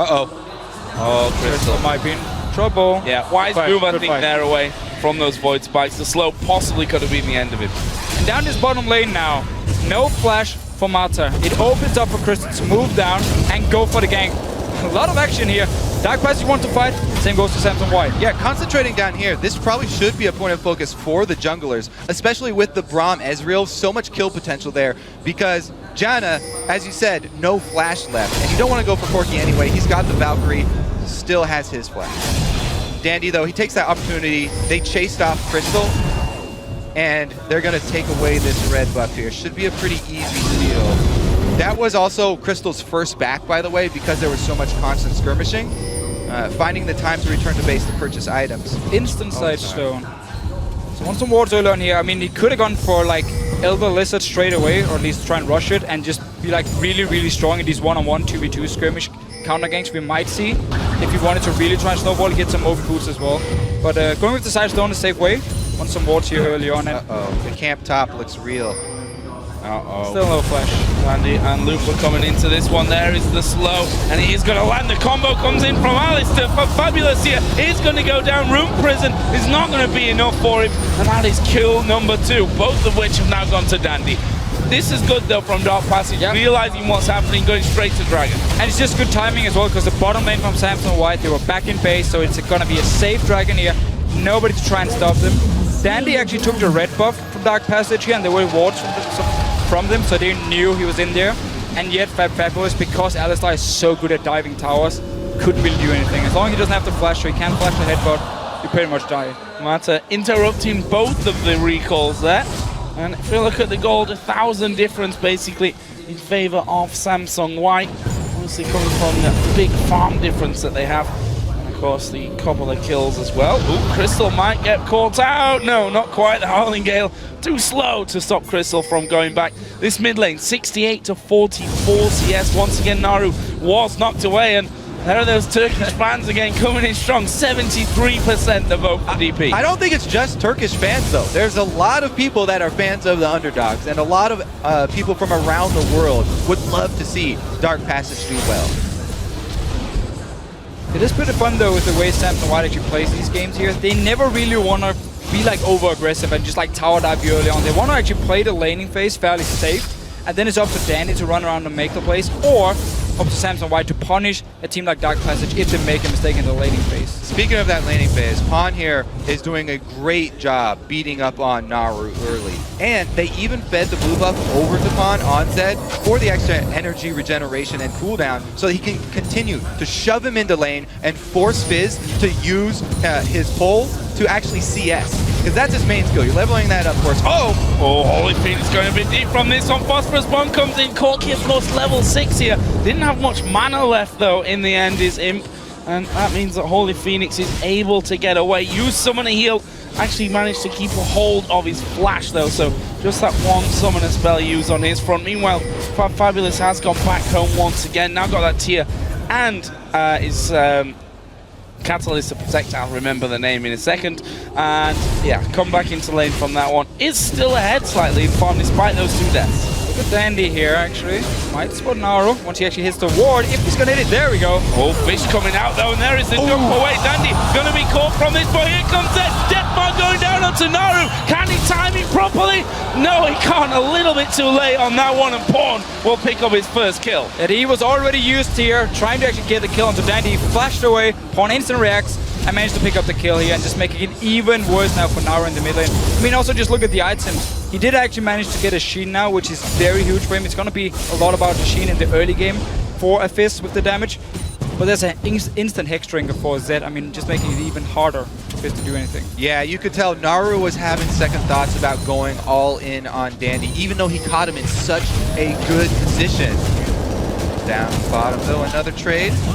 Look at him, not scared of getting involved in this one. Touch gonna go low, Howling Gale comes through. Are they gonna dive this one? Holy Phoenix is at less than half HP. Touch only had a slither of health remaining. And once again, Imp and Mata, or basically Imp if we're honest, managing to force them both out. And there's a 50 CS lead there for him. He's dominating this bottom lane. Yeah, it's all about the kills for Dark Passage. I mean, they've already lost on farm, so they just have to keep trying and fighting, but they're falling too far behind. There should be a Trinity Force for him fairly soon as well, and just making him even stronger in these small trades here. I just want to very quickly go back to the point with Naru. He could actually have killed Dandy if he didn't hit the ward. If just sweeping against the ward, so he deactivated, he could have tried to surprise him, jump in with his E first, then his Q, and fish him once he flashed. Mata does get away with his life here. Good little roam by Naru. Maybe we'll see more roaming from Naru to try and create something else. You know, sort of shake things up for Dark Passage. As you said, the lanes are very hard for them to salvage at this point. So this is when you start thinking about trying to move people around the map. Try and change them up. Look at the damage coming out from Pawn there, though. Oh, down to half HP. Hex Drinker was followed up by a Cutlass here.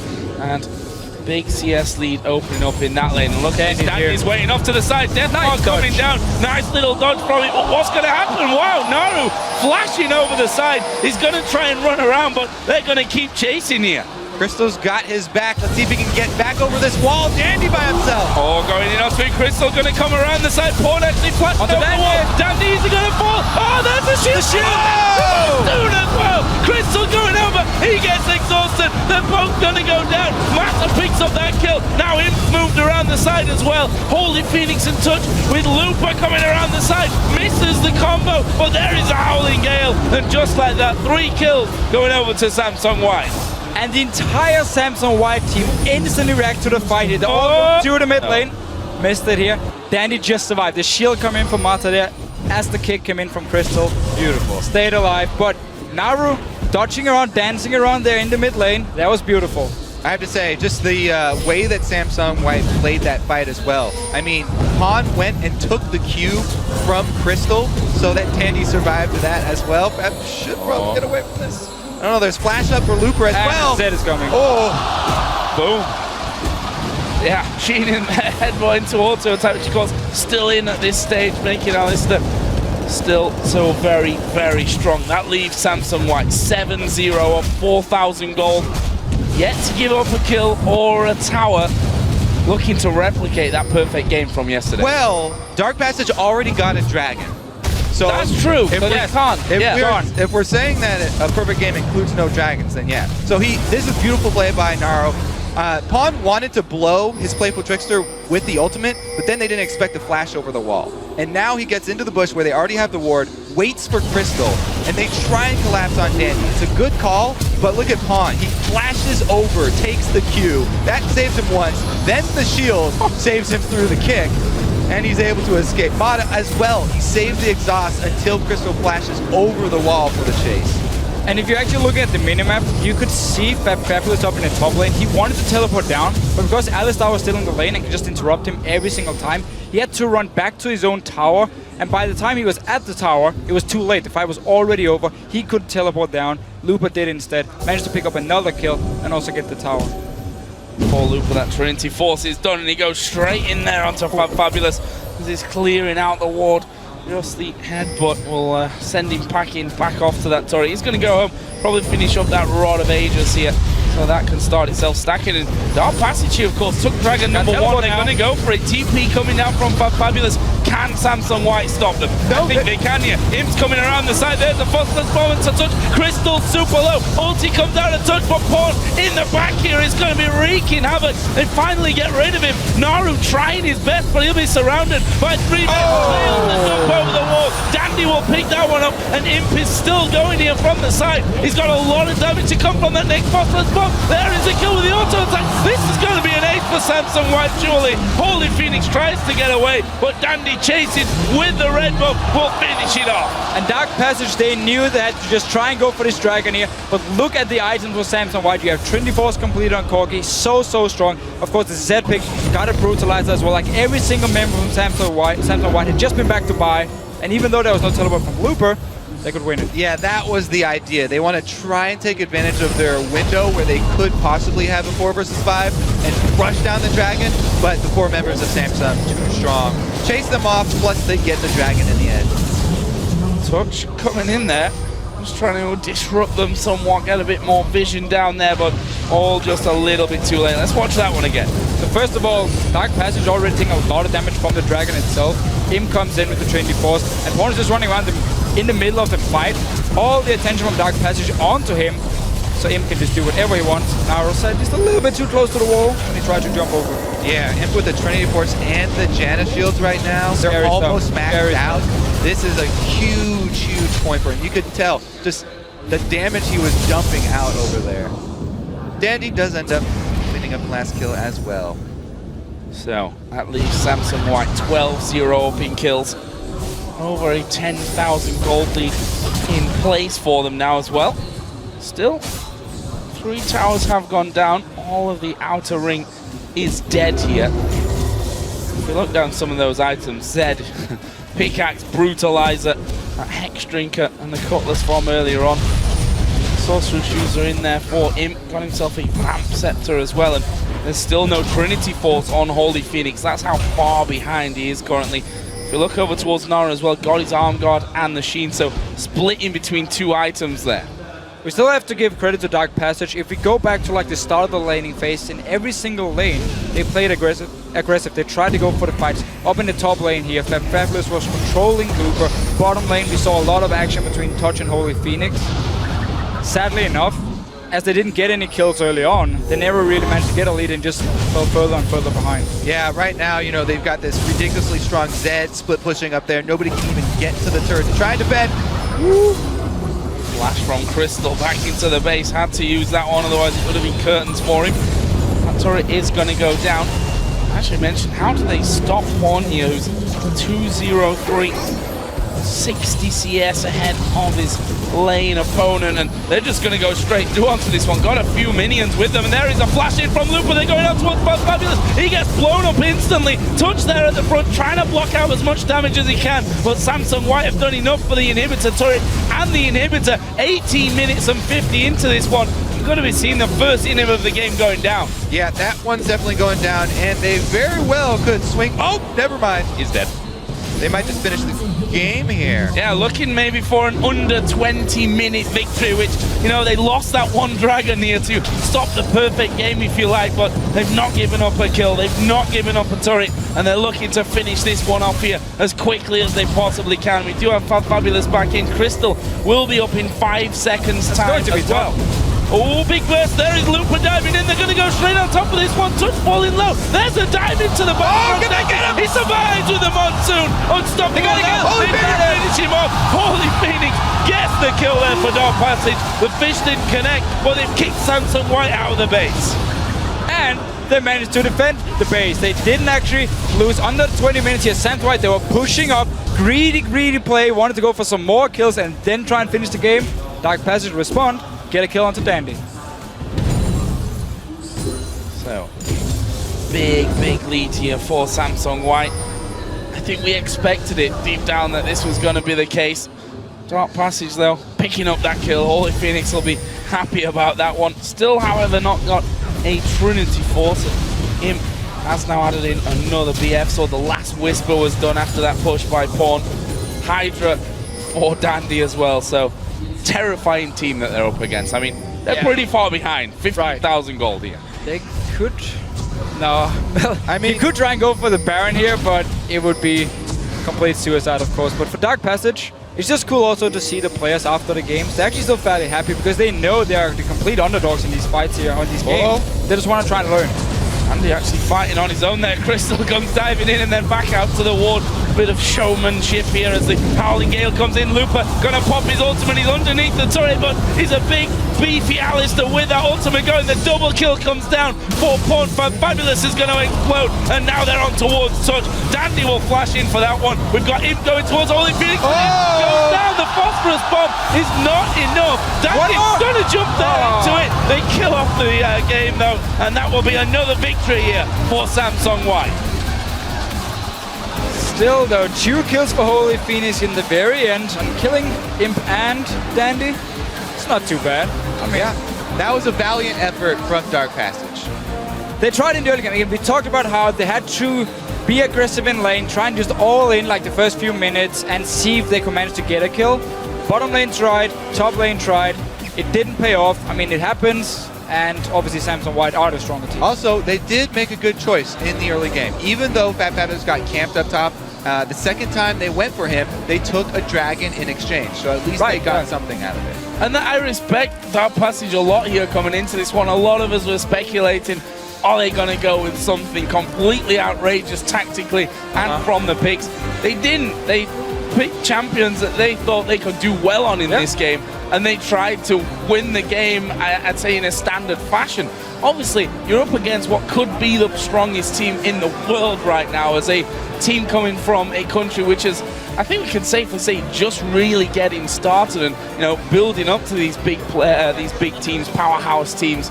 And it's valuable experience for Dark Passage. And it's also just fantastic to see like the Turkish community, how many fans are actually there to support Dark Passage. Yeah. How Dark Passage already picked up. They have a gaming house, I believe. There are a few other teams in Turkey who got gaming houses now. So the whole scene is evolving. And again, this is just representing your region and learn as much as possible. Take it back for next season and then use it. And then the rest of the teams can pick it up. And suddenly everyone slowly becomes better and better. And that's, I think, the only way that your region can get better, by sending the teams out there, which, for me, why it's so important that we have these international wildcard teams in here to, you know, maybe not win a lot of games, maybe not win any games, but get the experience to take home. Exactly. Accelerate the growth of that region and get them some of the experience. Yeah.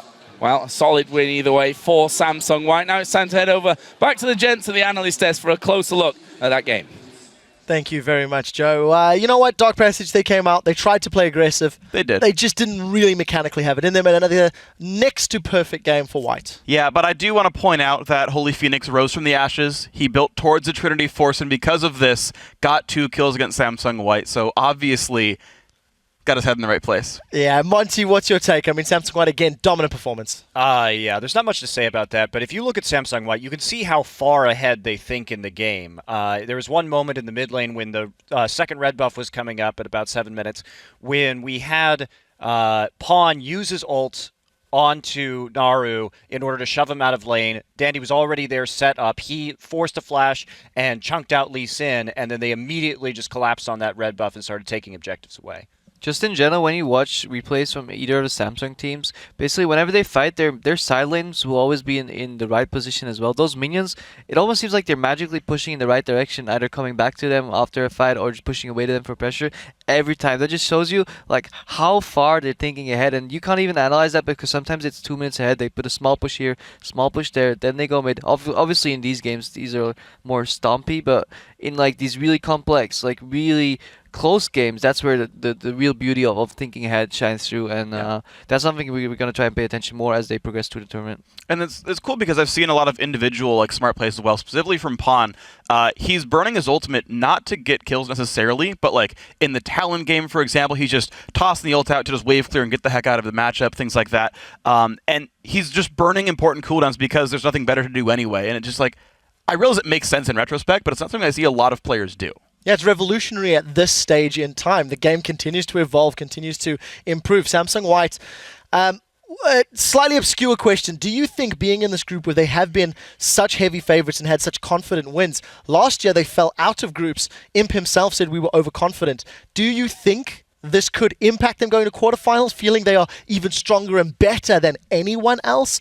You probably know the players better than anybody else, Monty. Yeah, that's basically White has had an entire year of being mocked in Korea for their performance last year. And of course, Dade kind of the poster child of that. I mean, we still get kind of trash talk videos for Champions and OGN where people reference Dade's Gragas. And so that's still the albatross that's hanging around his neck. And the players just going in this year seemed much more focused, really wanting to avenge what happened to them last year. And I don't think that... I would say old Samsung White would have troll picked this game. And instead they picked very, very seriously. And they just trying their hardest, that's for sure. Double lift? I am kind of concerned for Imp's over-aggressiveness because this game was kind of bad example, but I think EDG, their Samsung White's game versus EDG, Imp is super ready to just jump in 1v5, and that's like a good thing because he's such a great playmaker, and sometimes he makes it work. But in those small, rare instances where it doesn't work, he could potentially throw a big lead. Well, we'll have to see if that does come to pass, Freak. Yeah. I do think, though, that Samsung White are still going to be scrimming teams, not like Dark Pass, but scrimming the other Korean teams, scrimming the teams in the opposite side of the bracket. And so they still know there's these really good teams like Najin, White Shield, whatnot, that they're going to have to be worried about. So they're not going to sleep through the entire tournament. But yes, as you pointed out, Double If, they're got a big tendency to start playing improperly in the middle of a game. Yeah, we'll see if that does come to pass. Guys, we do have to check in with Shox, who's standing by with one of the winning players from Samsung White. Thank you very much. Quick shot. I'm EFU Shock supporter standing here with Samsung White's Mata after that victory. First question for you, Mata, is going for the Janna pick once again. Why do you think she's a strong pick right now? 요즘 잔나가 되게 자주 보이는데 잔나가 왜 좋은 것 같으세요? 일단 라인전에서 일단 무엇보다 강하고요. 힐도 있고 쉴드도 있고 원딜들이 좋아하는 서폿이기 때문에 좀 요즘에 유행을 하는 것 같아요. Janna has a very strong lane phase, and she has a shield and heal. She's just one of the ADC's favorite support these days. Would you care to rank what you think are the best supports and champions right now in the top 3 and why? 요즘 어떤 서폿이 제일 좋은 것 같아요? 한 3개 정도 얘기해 주세요. 일단 스레시랑 남이랑 그리고 나르 서포트 좋은 것 같아요. Thresh, Nami, and Nar. Can you ask him to explain why Nar? 나를 왜 꼽았어요? 일단 요즘에 사람들이 나르라는 챔피언을 잘 모르기 때문에 이게 유행하기 전까지는 좀 좋을 것 같아요. So I don't think not many people know about Nar. So unless it becomes popular, I think you can try to take advantage of that. I don't think I'd go to solo queue with that just yet. Next question. Yesterday we saw Imp getting fantastic pentakill. How much of that was your doing, Mata? 어제 인프 선수가 처음으로 펜타킬 했는데 거기에 이 마타 선수를 얼마나 기여하셨나요? 일단 베인이 잘 큰 상태였기 때문에 그러니까 마지막 킬을 먹을 때 DP 탑솔러 분이랑 저랑 그러니까 댄디 선수가 관여하게 되었었는데 저랑 댄디 선수가 한 90%는 만들어졌다고 봐요. So I think me, Dandy, and of course the top laner of Deep Dark Passage, we made probably like 90% of that pentakill.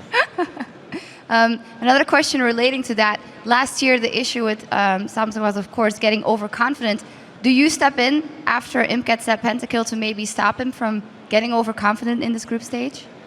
작년 롤드컵 때 아무래도 삼성 화이트팀이 자만심 때문에 한 번 잡혔었는데 인프 선수가 펜타킬 한 이후에 좀 자제할 수 있도록 잡아줬었나요 혹시?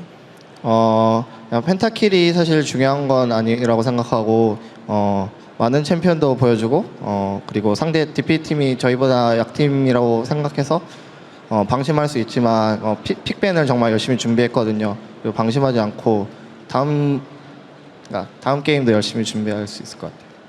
So I don't think the pentakill is that much of a big of an issue, but we want to focus more on our banner picks. And even though Dark Passage was considered a weaker team than us, but we still try to be focused and we don't want to be too overconfident. Besides taking care of overconfidence, what is to you the biggest difference or the biggest improvement in your team in relation to last year? 작년과 비교했을 때 올해 가장 달라진 점은 뭐가 있을까요? 그러면 삼성 화이트 팀한테. 저희 팀 작년 롤드컵에는 연습량이 엄청 저조했다면은 이번에는 그러니까 저번 시즌에는 거의 연습을 안 하다시피 했는데 이번에는 진짜 열심히 준비해가지고 이번 시즌을 준비하고 있는 중이에요. Compared to last year, we're much more prepared. We practiced a lot more, and that way we're more in shape. Well, you guys look fantastically in shape. 4-0 up already. Thank you very much. All right, we're going to take a quick break here in Taipei, but we'll be back in just a moment with SK Gaming, looking to keep their championship hopes alive against Starhorn Royal Club. Don't go anywhere.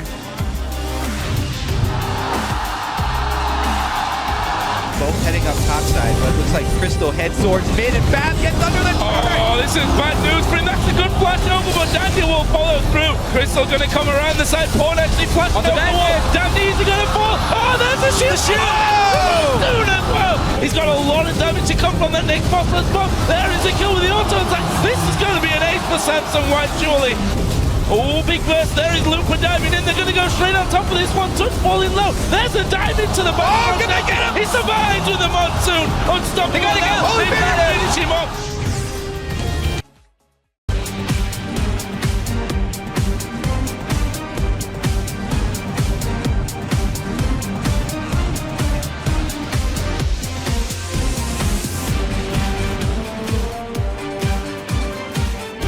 Welcome back to our continuing coverage of the 2014 League of Legends World Championship. Teams are getting set up for the next game where SK Gaming will face off against Starhorn Royal Club in a rematch from yesterday, where Starhorn Royal Club did actually take the win despite SK having a lead, having an advantage with a substitute. So just a few quick things. If SK lose this game, their chances are reduced at making quarterfinals. They are reliant on either TPA or Starhorn Royal Club to beat TSM. Even if they win, in an ideal situation, they are still looking for either Starhorn Royal Club or TPA to pick up a win. Then I also want to highlight the fact SK have Svenskeren back, and as far as we are concerned, he is their starting jungler for the next 3 games. Talk to me about SK, Freak. Right, so SK, again, they've put up some very good games. After that first one, their other 2 have been pretty strong. They're now better looking because of Svenskeren being in there. And The difficulty, though, is that their bottom lane right now is actually underperforming, and that's kind of the big issue, is that Candy Panda and N-Rated are playing worse than I expected them to at this tournament. Yeah, not only in lane, but also out of lane. The team fighting from Candy Panda and Unrated really hasn't been top tier. And to go back to Svenskeren and why it's so important that he's back, they really play, SK plays a very strange style of League of Legends where they are very early tower and pressure focused.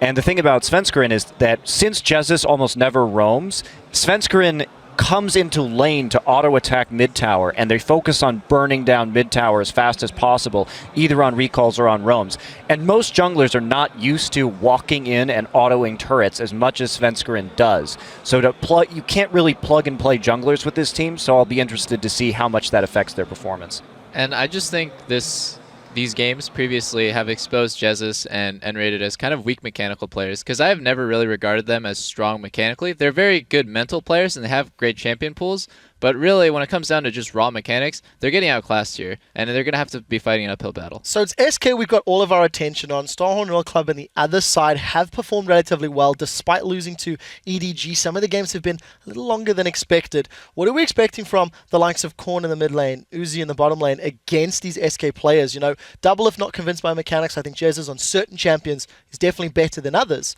Crepo, your take? So yeah, I think Jesus will be able to hold his own against Korn in the mid lane enough. Basically, and Freddy on top, he's definitely performing well this tournament, so he'll be fine on his own. So Svenskeren can kind of patch up the bottom lane, because they will have a big weakness coming up against Uzi. Yeah, Uzi and Zero, they're currently leading the groups in KDA, so both AD carry and support role. Yeah. Sitting above 15.3 for Uzi, above 9.8 for Zero. And Candy and Rated have a struggle. I mean, you really like Uzi as well. Yeah, I do, but I kind of noticed a big flaw in their bottom lane's playstyle is they're always pushing. The reason why they have such a big CS and HP lead all the time is they're always pushing. So this leaves them obviously very vulnerable to ganks. I don't know why nobody's really caught on to this yet, but if you just kind of spam gank them early, I want to see how they respond. Well, I want to see how you guys respond when I put you on the spot and ask you for your predictions. I personally think SK put up a great showing yesterday. They are back at full strength. Whatever Svenskeren's mindset is after not playing for 3 games, I'm going to bounce this one down the line. Crepo, who is walking away with the victory, Game 2 here in Taipei? Well, I think SK has a lot of a better chance now than they did yesterday. I think Royal Club is still going to be coming out on top. Okay, Starhorn it is. Double lift. Yeah, Royal Club, absolutely. They're just outclassed. No chance at all for SK, despite, seeing them back at full strength now, how hard they push Starhorn. I mean, there's always a chance for the underdog, but yeah, I just don't see it. I mean, after going 0-3, you must be demoralized, and at the same time, your bottom lane isn't going to improve mechanically enough to be able to match Uzi and Zero. Strong words. Yeah, I have to take Starhorn here as well. Even though I do think SK will probably take a game or two as in their last 3, I think that they're going to need to warm up, get used to playing with Svenskeren again, and I don't see a lot of hope here. I do also say Starhorn Royal Club, and I agree with Double FT. I think the bottom lane mismatch is maybe too big to deal with, but maybe Sven's better than I'm giving him credit for, and as I think Crepo talked about, he just holds up the bottom lane anyway. Again, I still think Starhorn Royal Club, but I would even say it's like 60-40. I think it's actually a really good chance for SK. That is the vibe I'm getting. Every single one of you feel there is an outside chance for SK, but just not believing right now. Let's compare that to the fan predictions from home. According to lolEsports.com, 82% of you guys agree and have picked Starhorn Royal Club to win this one. So a massive fan favor in the Chinese sides. Now, in case you happen to miss any of these matches, you can always find a completely spoiler-free feed over on lolEsports.com. So do yourself a favor, and from me to you, avoid Twitter. If you don't like spoilers, don't go on Twitter, and don't yell at any of us if you don't want spoilers. Tell your friends not to talk about the games, ask them politely, and then just tune into lolEsports.com for that spoiler-free feed. Enjoy every gank, juke, and wombo combo for yourself. Guys, it is time to hand things over to Joe and the crew over at the caster desk, but first, former Royal Club and pro player Taipei tells us why he's ready to see a Chinese team take the Summoners Cup. 其实那种被韩国人就是一手遮天的那种感觉，其实在心里的阴影还是蛮大的。所以其实我在拿了亚军的时候，其实心里并不是特别爽。中国队伍要夺冠的话，一定要想好怎么去击败所有的韩国队伍。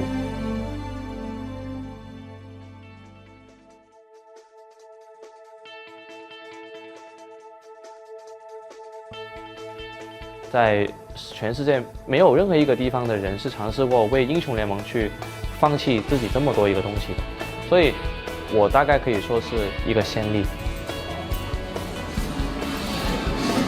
我在香港的话，肯定最喜欢的地方是网吧了，因为我在家里没得玩电脑。当时我在18岁的时候嘛，我的英雄联盟的排行我是全球第4，White 是第3。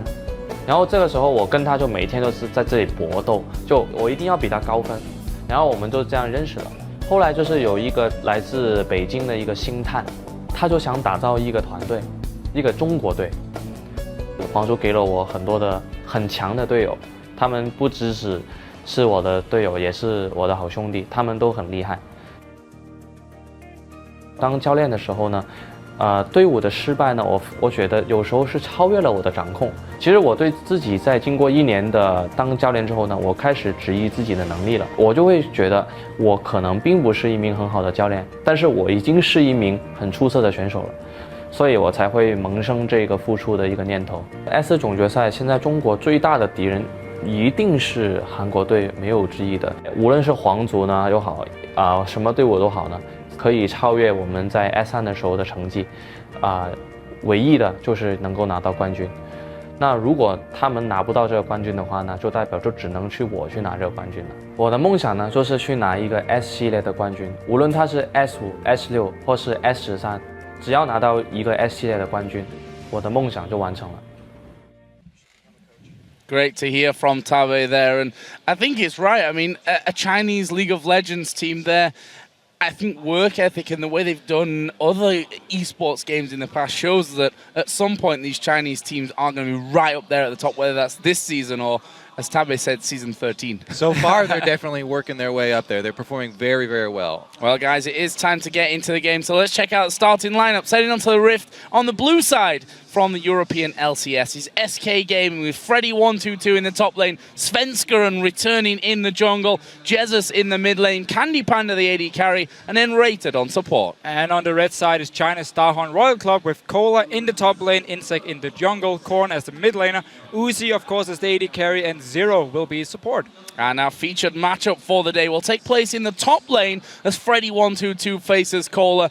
And Freddy122 really is the shot caller for SK Gaming. He's been hard carrying the team.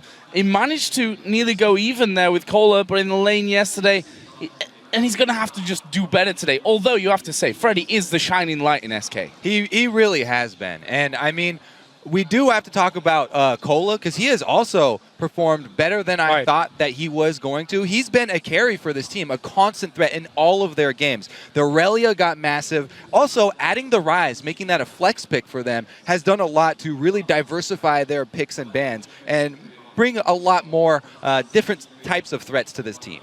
And of course the synergy he has shown with Insect, which is a thing Freddy didn't really have, because Gilius of course was there, the sub jungler. Yeah. While he did do a very good job, it's been very hard for Freddy. And also if you just look like at picks and bans, 8 out of 9 bans against SK Gaming has been against Freddy. And it's been like Maokai banned away, Nidalee banned away, and Alistar banned away, Aatrox banned away against him. And yet the guy is performing. He's done the second most damage on SK Gaming, and that is Dr. Mundo, which he's played in all the games. Played it every single time. I mean, and he's done really well with it as well, no doubt. He hasn't just been targeted in picks and bans either. They keep on sending ganks up there over and over again. Now that they've got Svenskeren back, maybe he can do something to sort of screen for him, some counter ganks, try and set up some wards. So 8 out of 9 bans aimed at Freddy. How's the champion select going to go in this one? Well, we're probably going to see the same bans. At least Nidalee is going to be banned against him. I would believe Aatrox as well, and probably the Maokai. So the same bans from Royal side. And I just want to see SK Gaming actually go back to comfort picks, because yesterday they showed a Syndra for Jesus. I've never seen him play Syndra before. Give him an Orianna, give him a Ziggs, where he can sit and wave clear and be very strong in team fights as his AoE damage threat. Yeah, there were sort of 3 things, I think, that really stood out to me early that SK need to fix. One of them is definitely the bottom lane. The second one is definitely the mid lane. But also, Gilius got 3 buffed at the start of that game, and that is terrible for any jungler. That feels so bad to start off that way. 2 of those problems, the bottom lane and the 3 buff start, are fixed by a lane swap, which we used to see a lot of from SK Gaming in their regular season. Now they've got their normal jungler back. go back to what used to work for them previously. Yeah, so the question is, do they want to try and pick a very strong bottom lane and actually do the 2v2 fight? Or will the lane swap, as you just talked about here? First of all, Alistar being banned because Royal Club is now on the red side, which actually opens up for Maokai, so no Mundo for Freddy this time around. And the first time he can actually get a really strong pick for him. But Rengar for Insect, we were talking about this earlier on, and we were like, do you ban Lee Sin or do you ban Rengar? SK decided to leave both open, and Rengar and Insect together have been an incredible force. So the reason they actually didn't ban any of the junglers here is because they were looking for something like a Maokai first pick, and if they had banned Lee Sin and there had been a Rengar pickup here for Royal Club, what would Svensson play into the Rengar? We have seen Rengar against Amazing on Elise, and that backfired completely. He had no pressure. SK Gaming wants to secure at Lee Sin. They can of course wait with picking it right now, but that's why they actually both jungles open. And so now it's up to them, since they've decided to give away this Rengar once again that has punished so many teams, it's up to them to play around it. You have to get those deep wards, you have to play back, you have to be ready for the exclamation point when it pops up, because the range is now increased on it, but Insect always rushes mobility boots, so that even though the range is increased, he still has the move speed to get in there. You know he's coming, you're still going to get hit. And this Orianna pickup as well for Royal Club is so important. We know Cola loves to play it, and they love to have this like wave clear mid lane who is still very strong in team fights and can react very fast. Yeah, oh sorry, Korn, not Cola in the mid lane, Korn in the mid lane. And at the same time, you take it away from Justice, who is a very big Orianna player, so he's not going to have the safe lane right now. He's going to have Ahri instead, where he needs to get picks, he needs to get proper vision control with his team in the mid game, so he can get rolling on this Ahri pick. Okay. We now know why Rengar was left open. Yeah. The famous Kale support for Enrated right here. We have seen it a few times before. It was normally picked into Morgana as a counter pick because you could just push lane 24/7 and Morgana could never really respond. Now it's against the Janna. Exactly, and we were wondering, is he going to go back to the Sona, because it has not worked out for them at all. And N-Rated has a weird champion pool for supports. Yes. Almost, pretty much every single support at Worlds right now plays all of the normal ones, Nami and Thresh and things like that, but that's not really in N-Rated's wheelhouse. This Kale, though, is a specialty that's even been banned out against them. And he has a 100% record on Kale support as well. 3 games so far this split and in the playoffs, and won every single one of them. We'll also see Candy Panda taking that Kog'Maw, which is his most played champion, but we are going to be seeing Uzi on Vayne. So I do wonder now if Royal Club actually is looking to lane swap, because Kale in the laning phase against a support who can't sustain is actually fairly strong, because you do have a lot of damage in a potential trade here.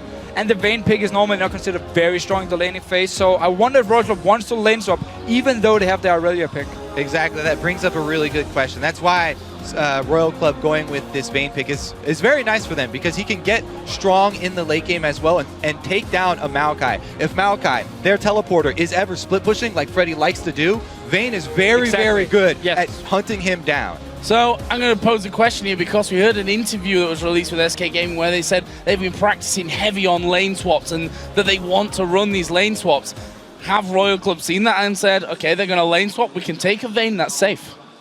Maybe. I mean, it could definitely be an option, especially because, well, we don't know actually if they have played against a Kale support before, but Kale is fairly strong in the lane, as we just talked about before, against non-sustain champions. So they might just see the Kale pick and instantly say, okay, let's lane swap it. And of course the Maokai pick, as you talked about, Vayne is going to be so good in this one-on-one split pushing, and it simply means Freddy won't be able to stand toe-to-toe with him. Also, SK could go with a sort of lighter lane swap and just swap him back after Kog'Maw is level 6. So as this match starts, then we'd like you to turn to Twitter once again and tell us which one of the featured top laners will help take their team to a win. Use the hashtag SKWin or SHRWin and tweet your answers to @LOLesports, and we'll figure that one out in a while. Cola on this Aurelia.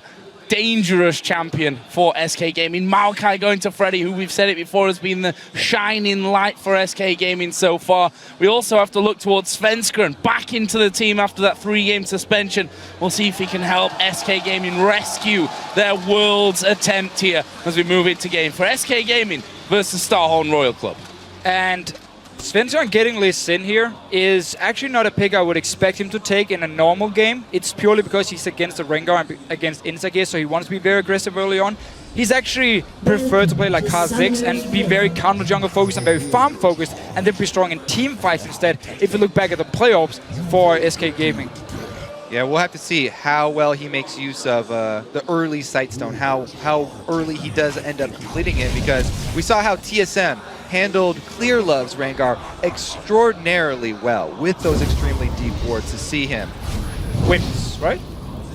Wins still up. TPA, TSM, yes, right. And that was beautiful. The way they did it with the deep wards in. Right. The funny part is, Svenskeren can be the guy to walk into the jungle now of Royal Club, place the deep wards, and even battle Insect one-on-one as long as he actually gets the jump from Lee Sin and it's before level 6. That is extremely dangerous, especially against a team like Royal Club that collapses very quickly. So he's definitely going to have to keep track of the laners, and your laners have to shove up for you to be able to invade like that. You cannot do jungle invades by yourself. It's very much a team-oriented activity. So that's definitely up to the laners of SK, whether he can go with that style or not. Yeah, this Orianna pick here from Royal Club is going to be so annoying for SK Gaming. First of all, we would expect Jessis to pick it, especially if they want to have Lee Sin for Svenskeren, and then Jessis could have the pressure in the mid lane, push it into tower, and open up for Svenskeren to actually invade onto Insect here.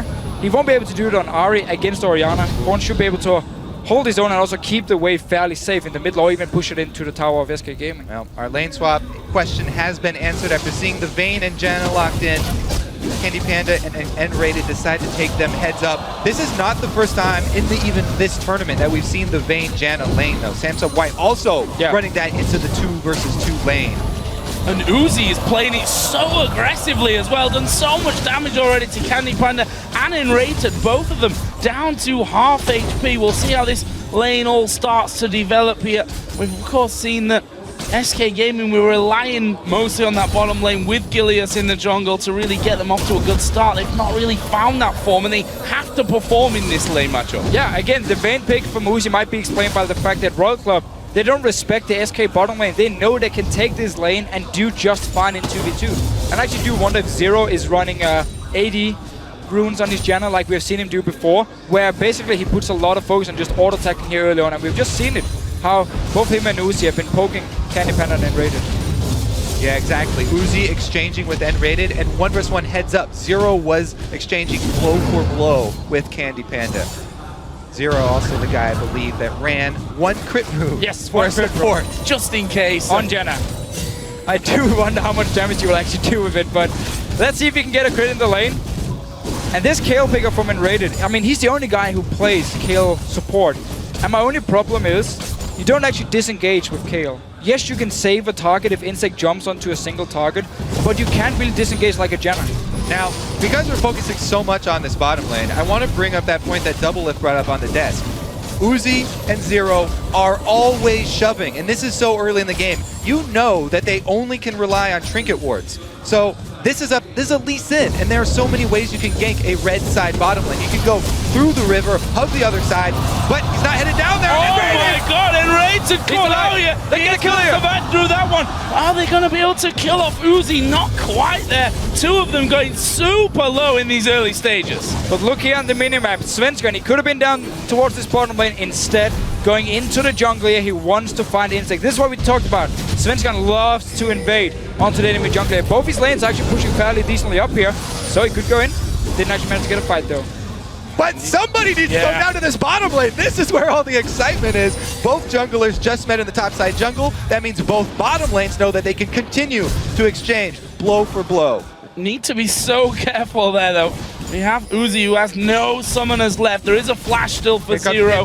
And Insect is going to be moving through the SK Gaming jungle. Can he get down to that bottom lane? Does he want to get down to the bottom lane? He stopped off to actually do the Wraith camp, which Svenskeren actually stole away from his jungle. Candy Panda here is much healthier at this stage. The thing is about ganking this bottom lane for Royal Club is that if they ever stop pushing and stop playing aggressively, then SK have to know something's up. If Uzi changes his playstyle, you know there's got to be a gank there. That's one of the drawbacks of always playing the same way. It gives a tell away very easily if you have jungler support. Leaves us with pretty much tied gold count, and if you look at the CS, top lane bang even, mid lane bang even as well. There was a bit of harassment down from Korn towards Jesus. A similar thing will be happening as well up on this top side of the map, but for now that's even. The AD carries are both level. If we look at Candy Partner, he's actually gone back to base there, picked up a second Doran's Blade and a longsword. It'll be a Vamp Scepter though for Uzi, so gonna have that sustain in the lane. And now we saw TSM against TPA yesterday. They showed how to ward against the Rengar, avoid all the engages here, and made it very hard for Win to do anything. SK Gaming is the team in Europe who buys the least amount of wards, and that can hurt them a lot against a team like Royal Club, against Insect on Rengar here, because if they don't ward properly, I'm just going to say it now so we can come back to it later, because it will become relevant. Oh. They will get punished. The Hunter is being hunted right now. Even Svenskeren only level 4, trying to track Insect up the river just to buy Freddy some time up there. Leave that top lane undisturbed, and then let them just continue to farm. I feel like Svenskeren has done similar things to Insect in terms of, you know, over the course of the year being caught out maybe a couple too many times in the enemy jungle without wards, not really in the safest of positions. They've got to be safe. Of course, you have to take risks, I think, to win these big games, but being safe is a big part of it as well. As Henrietta just left the lane to ward up there, and his AD carry took a little bit of damage. They're actually going to push Royal Club back here in lane. But it was pretty obvious what the tactic was from SK Gaming early with the Lee Sin pick, because we did see Svenskeren forget about the bottom lane and actually invaded. Hold it on to Freddy. Let's see what he can do. Not a lot. So back to the point of Svenskeren. We did see him invade into the jungle, but he only did it once, because in this mid lane, Korn has been able to push it up all the time. So Jessis wouldn't be in a position to move from mid lane into the jungle and help Svenskeren. Royal Club would be able to collapse a lot faster, and therefore he was forced to just sit back and farm. So the Lee Sin pick so far, before level 6, where he was supposed to be so much stronger, has not been paying off for SK Gaming at all. However, Insect just hit level 6, so we are at that all-important first gank for Rengar. Handing off blue here to Jesus. The all-important first gank for Rengar. He's out of potions right now, so it's not going to come too soon. He has to back first. And before he goes for that gank, we will see him prep it on the jungle camps, stack up his ferocity. The target would probably be bottom lane, which with how these lanes are exchanging. The other option would be top as well, because Freddy has been harassing Cola fairly often and getting Aurelia lower. Yeah, and we have seen before when Royal Club is playing, Insect loves to go top lane when Cola plays Aurelia, because he can get the stun onto the enemy top laner, set up an easy gank for Insect. Down this bottom lane, because Uzi and Zero is constantly pushing it, it can be very hard for Insect to get close enough. It is always risky to dive under the tower, at least once Kale hits level 6 and you have the ulti here. But he's looking towards this bottom lane, level 6, and they do have a pink ward in the bush here, so you can sneak in. Oh, here we go then. Ultimate from Insect. What can he do there? They are going in with the Howling Gale. They're going to go surely for Enraged. He's not level 6 yet, so no intervention there for him. This is going to be their first kill, and he goes over to Uzi. So the first time SK Gaming is actually pushing the bottom lane, Insect is there. He goes in for the gank, and notice how he delays his second E until the flash comes in from Enraged. As soon as you flash, you throw the E, lock him down once more, and you can then kill him. And there was no level 6 on Enraged. That was a big, big deal. And because there's so much discussion about Rengar and the difference between the good Rengars and the bad Rengars, I was looking at both Insect and Clear Love's take on Rengar, rune pages and mastery setting up before we came in here. Insect, he rune pages much more for the early game than Clearlove. Clearlove did scaling cooldown reduction blues, whereas Insect, he goes attack speed and some attack damage. As well, he only gets 6 armor penetration marks, whereas Clearlove went with 8 of them, which is also a little bit more early game oriented. Right. And that we just see constantly. Insect, his first gank almost always works out. He has that little bit of extra damage that comes from his rune page, definitely always pays out. And it really also shows just the difference in the two junglers in their playstyle. Clearlove is this like farm first jungler and then focus on team fighting, where Insect is this extremely aggressive jungler who wants to gank early on, who wants to snowball. Also why, again, Moby boots for him every single time on Rengar. Moby boots, and he picked up the pink ward, so he's prepping the extra ganks here. But doesn't use the sweeper or the pink ward on the tri-bush. Backs off as he sees Svenskeren. That's Sven moving in from this one. What's his plan? Oh, he's going around the back here. And look at that. Look at the pings here. They're pinging exactly where Svenskeren just went, reading him like a book. Insect just recalled here. They can dive onto Cola. The thing is, yeah, they saw him wrap around going towards the Baron pit. This ward is a very nice ward from Royal Club. But even if you know that he possibly went over that wall, Cola is still in a very dangerous situation. Insect didn't go back up top.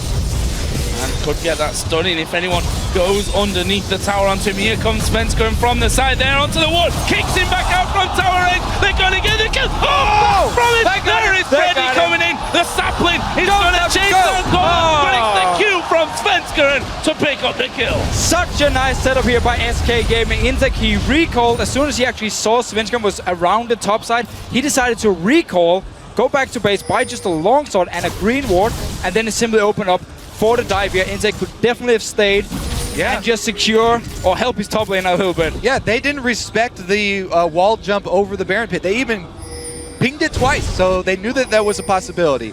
Cola stays over though, and Insect doesn't return top. He returns bottom. They get some peak ward coverage. Down. Oh, Jesus here, far up the lane. Insect gonna go in. He's got the ball on it. There is the combo, and Svenskeren goes down. Jesus will use his ulti here. Insect had to back away. The ignite came out of Jesus, but again, coming up big here. 2 ganks around there for Insect and doing so well with it. Meanwhile, Uzi pushing back on this bottom lane. That was great pre-planning here actually from Insect and Royal Club, because what Insect did, he ran down to his Wraith camp from the base, and he actually only killed the big Wraith and one of the small ones, and he left the 2 other ones because he knew Svenskeren was on the top side of the jungle, and therefore he couldn't actually get the full Wraith camp. And then as soon as Insect just went down to the bottom side and saw Svenskeren in the middle lane, he knew he could just go straight for the kill. There was no ulti for Svenskeren either. Easy pick up. Yeah, that was a preview of what Royal Club are going to have in answer to the Maokai team fighting. This is their wombo combo answer. They've got Insect plus Corn going to try and hit multiple high priority targets towards the mid game here when we do see the team fights. And Royal Club, they might not even want to team fight at all, at least for the first 20-30 minutes, because they have a perfect setup here to do 1-3-1, where you have Irelia up in one lane, you have Uzi and Vayne in the other side lane, and then Korn just sitting in the mid lane as the wave clear. And it simply means Insect can then choose whatever lane he wants to, pop his ulti as long as there's no deep wards from SK Gaming, and just go and instantly kill the target who's one-on-one against either Cola or Uzi.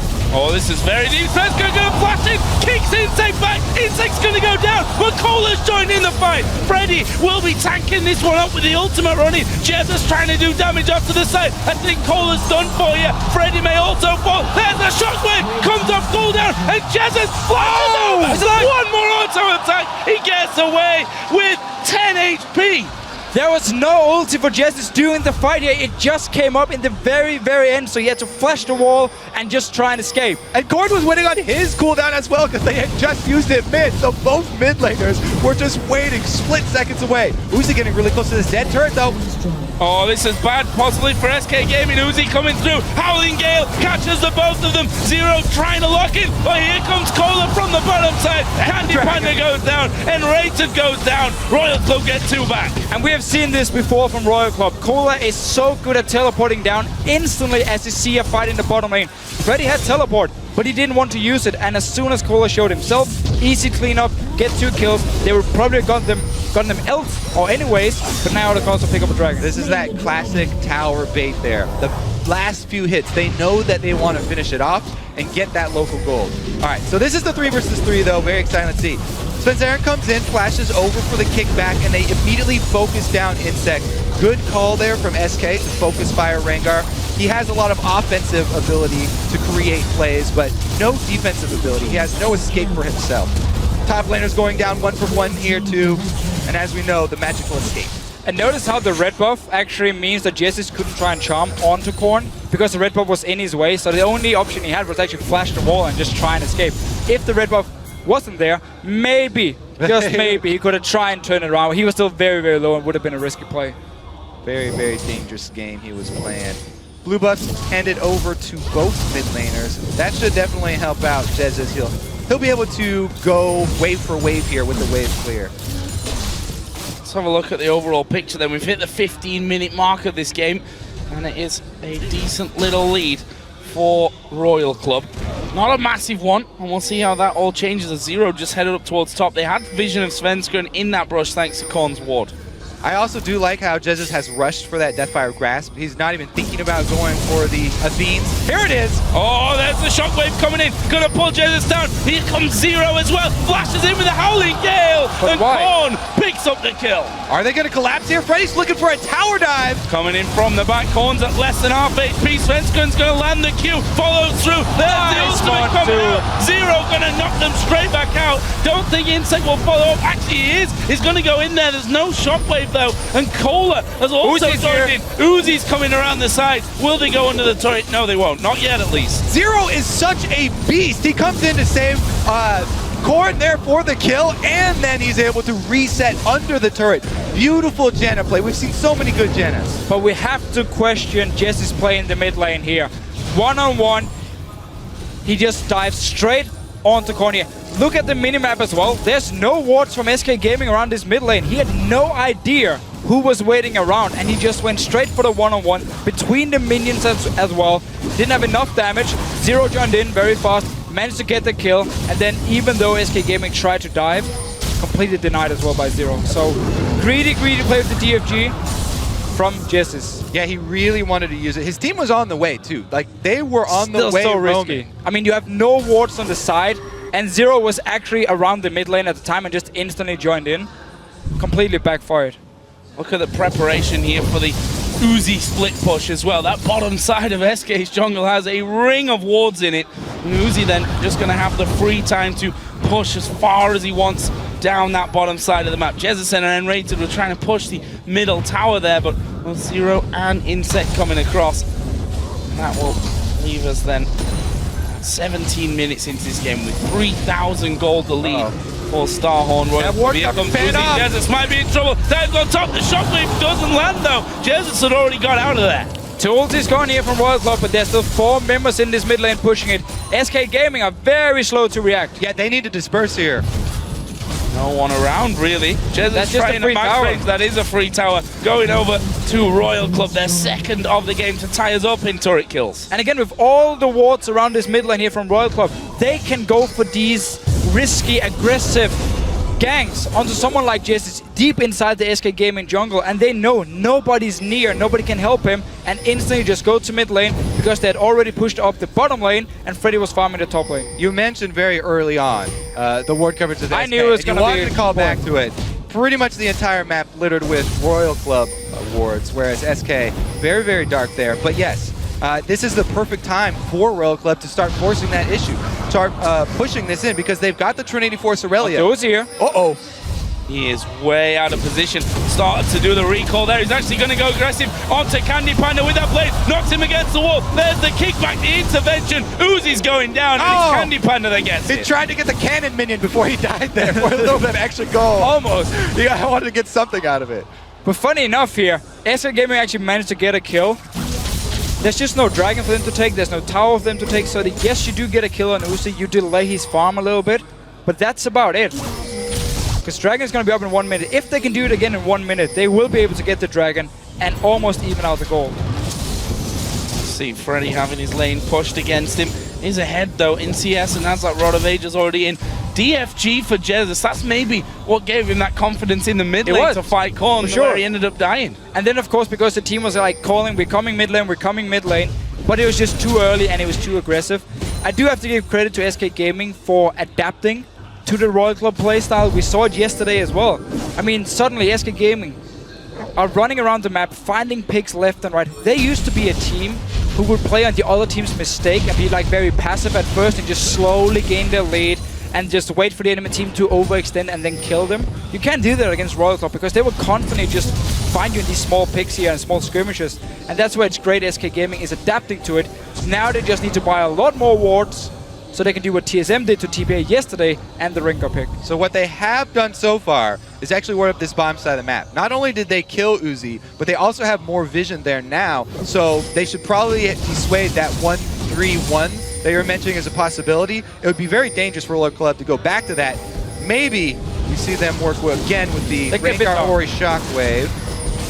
So this is very nice. You just talked about how the warding or the vision control was in favor of SK Gaming at the Dragon.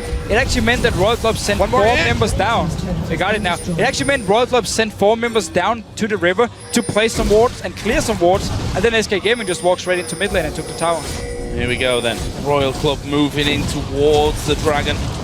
Freddy walking down. Oh, he teleports in. They're going for it. He's coming in on the back as well. They're pinging on top of that. He's all alone. Out Zero. He flashes at Svenska and then kicks him the wrong way. And Freddy will be focused down here. I think there's the last second intervention. Monsoon comes out. Zero. They're all very low here at Royal Club, but they're going to try and turn it around. And Ray will be the first one. Shockwave comes down, catches both of them, and that is going to be a 2-0. The Dragon will follow. What a spread out fight. Whoa, they're not going for Dragon. They're headed up towards Baron, Joe. They just killed 2 people. The jungler is still up. That would be a miracle steal if Svenska is able to do anything here. There is a blade on Uzi. He needs to join his team in. They have a lot of single target damage here already as well. Trinity Force is completed. It's all about Svenska now. Can he actually steal it? He's got to be the hero here for SK Gaming. He has to get in there for the steal. That Baron already surely very low at this stage. Cola has gone low and the Baron goes over to Royal Club. Svenska completely kept away there by Zero, and he's now having to try and run away. Candy Panda's there as well. Cola's going to get in. He's on low HP so he can get the stun and then picks up the kill. And suddenly Royal Club, they just destroy SK Gaming. I mean, the teleport from Freddy actually meant he was all alone against 2 people. And you can tell the decisiveness from Royal Club. This is one of the points where it's the ping from Insect. He says, go, everybody instantly, go. They get the Baron, they get the 2 kills, and they get the Dragon. They collected everything on the map. Oh, Uzi trying to get in there. Cola will join in. Oh, there's the shockwave. It's Freddy that they catch. He will twist and advance in, but they lock him up and pick up another one. The 11th kill of the game, the 4th for Cola. Insect's not done. Yeah, he's not done yet. He's got that ultimate running. Not going to quite get in there onto Jezza. It's just so impressive. A team that, you know, sometimes has to use 3 languages to communicate plays so decisively. There's so much, the instincts of these guys is so impressive. Everyone just has to be on the same page, and everyone needs to know exactly how strong they are and when they can actually take the fight. You know, we watched that video too, the intro video from Royal Club, and they talk about the different ways they work on building teamwork with the team. They try all kinds of other activities outside of the game just to get used to each other and how they think. Well, you saw it on the minimap, the way that they were pinging coming into that fight. Let's have a look at it again, though. Right, so teleport behind here from Freddy. So he's actually 1v2 against Uzi and Insect. And remember, Vayne has the true damage onto him. The rest of SK Gaming, they can't join in time. Like, so Freddy's taken really low. Ult from Enrated is used. And this is where, again, the Kale support. It is great, but it's one target you can save, but you can never really fully disengage a fight like a Janna can do. And Korn just standing at the pink ward in the bush here, and beautiful ulti. It was simply Royal Club outplaying SK in the spread out team fight. They made the mid-fight adjustment. As soon as they saw the teleport come in, Insect flips right back around. They know they've got Freddy isolated. The power of Maokai is all about the aura with the rest of your team and doing the tanking. They take him out before it even starts. They burn the Kale ultimate. They have everything off of it. That's pretty much the best part, because it wasn't actually a team fight. It suddenly turned into like a 1v2, 2v2, so small skirmish where Royal Club are so strong. I mean, you have the Vayne pick, you have the Rengar pick as well. And in the end, SK Gaming tried to escape, just couldn't get away from Korn, and his beautiful Orianna ultis. There's been quite a few this game. And you have to say, Freddy maybe feeling, you know, from his Mundo play in those last 3 games where you might be able to get away with something like that to join the rest of your team. Doesn't work out for it, and Royal Club are already pressuring towards those inner towers. Got 3 down on the outer layer, and it's just going to be about strangling SK Gaming out of this one now.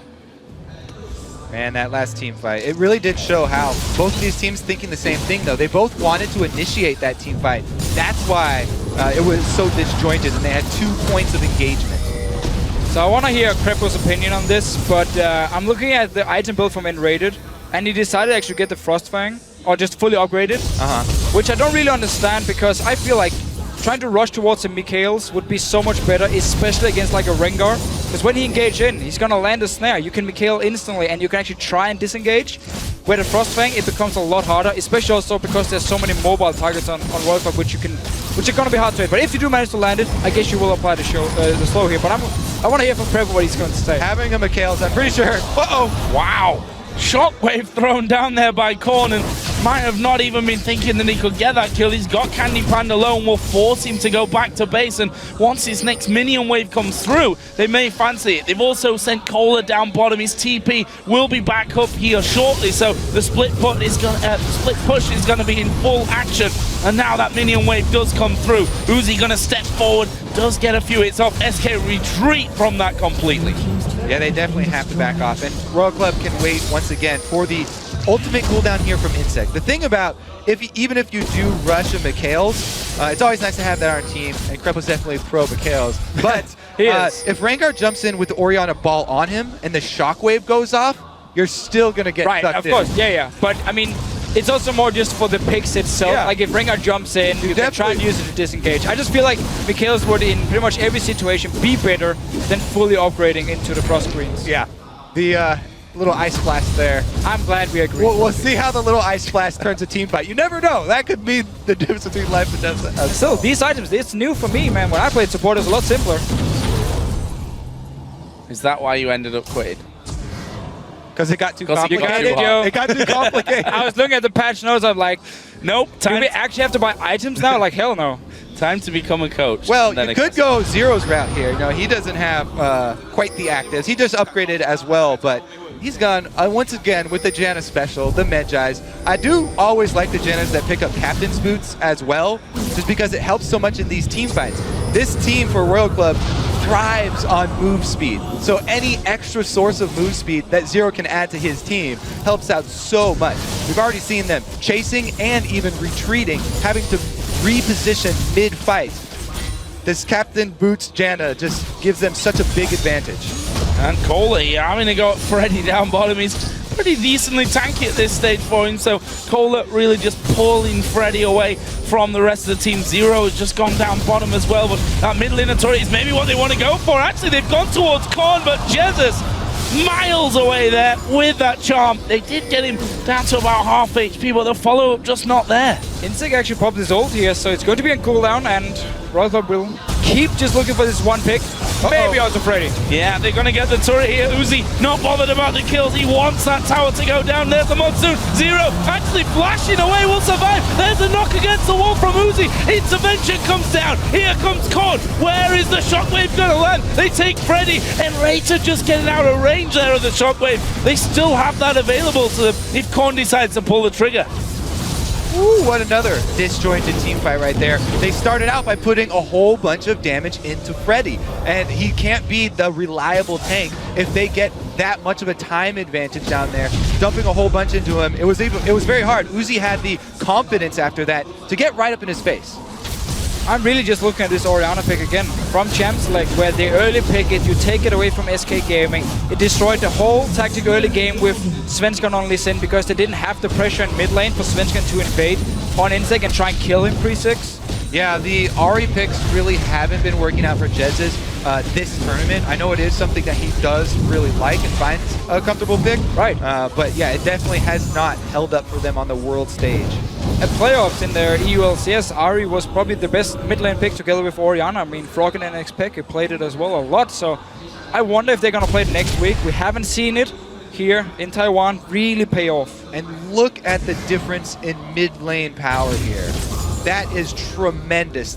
He's got all 3 completed main mid lane items here for Korn, plus he's got the extra flat spell penetration. So this Orianna, that shockwave is going to do a ridiculous amount of damage, whereas Jesus is sitting on the pieces of his death cap plus the Deathfire Grass. Oh, yeah, Freddy once again. A little bit in the jungle, and look at the minimap. Nobody is there to even remotely help him out. He's going to be getting slowed down here. Korn going to go in. Insect, of course, will be able to just snare him up. They actually use the shockwave. Takes a while, but you're getting down. That leaves a 5v4 with Byron now on the map. SK have to kill Cola here and just rush back to the Baron and try and do whatever. I mean, Svenska needs to steal it. Get a kill down this bottom lane as well.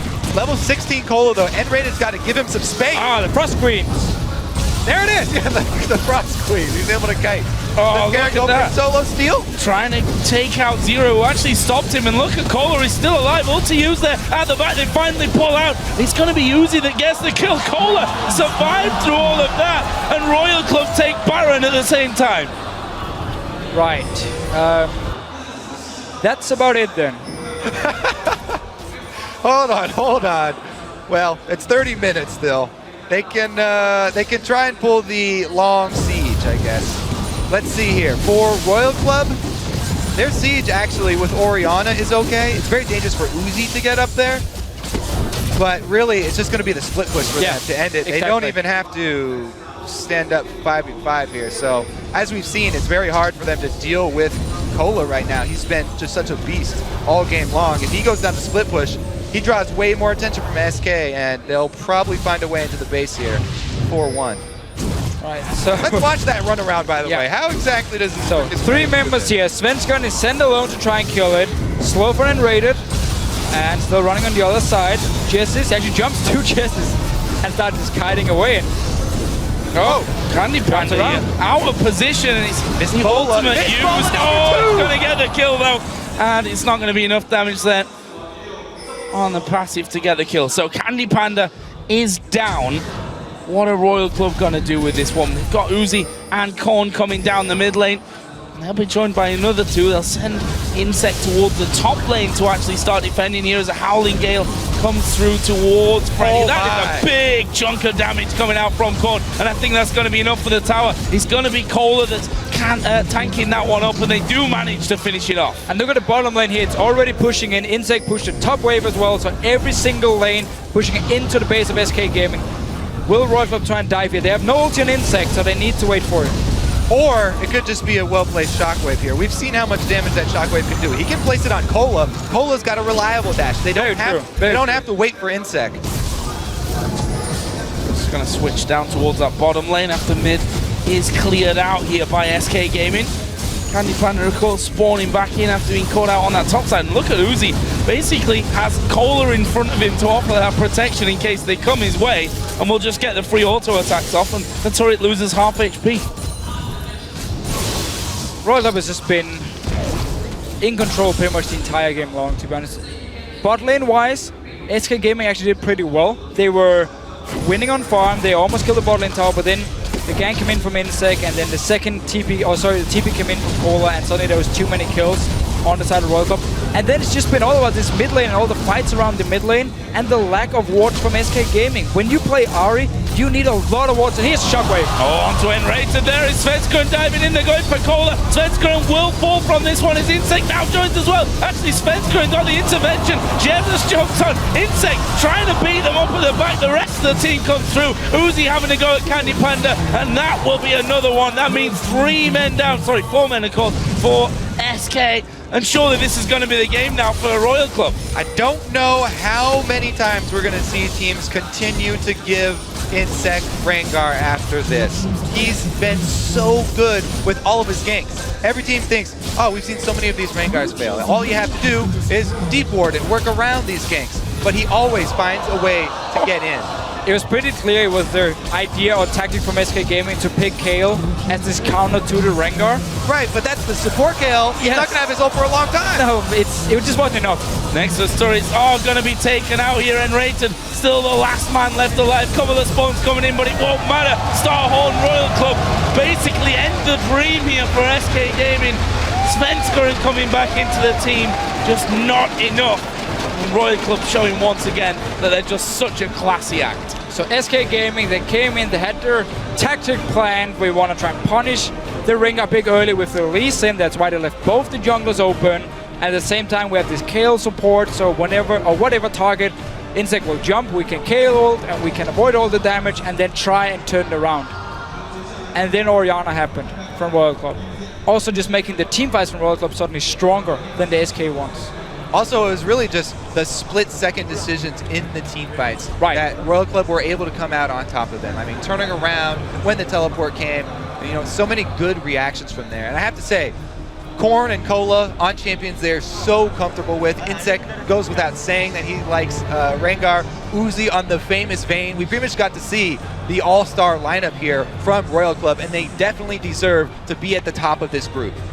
It is pretty funny to see how, as you mentioned earlier, Joe, why do teams keep giving Rengar to Insect here? And what we have actually seen in LPL in the playoffs is some teams, they decide to ban both Lee Sin and the Rengar, or at least pick one of them with the first pick, and then force him on to, like, Jarvan or Kha'Zix. And he doesn't have the same impact. So I wonder if we're going to see it leading into the quarterfinals, where teams will try to like target Insect, because he's basically just dominating on Rengar, and then his Lee Sin performance yesterday wasn't as strong, but we have seen him carry on Lee Sin before.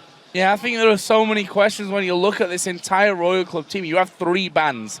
It is so hard to take them out of it. I mean, you see that Korn gets Orion, his most played champion through LPL somewhere in the playoffs, and he absolutely wiped the floor with him.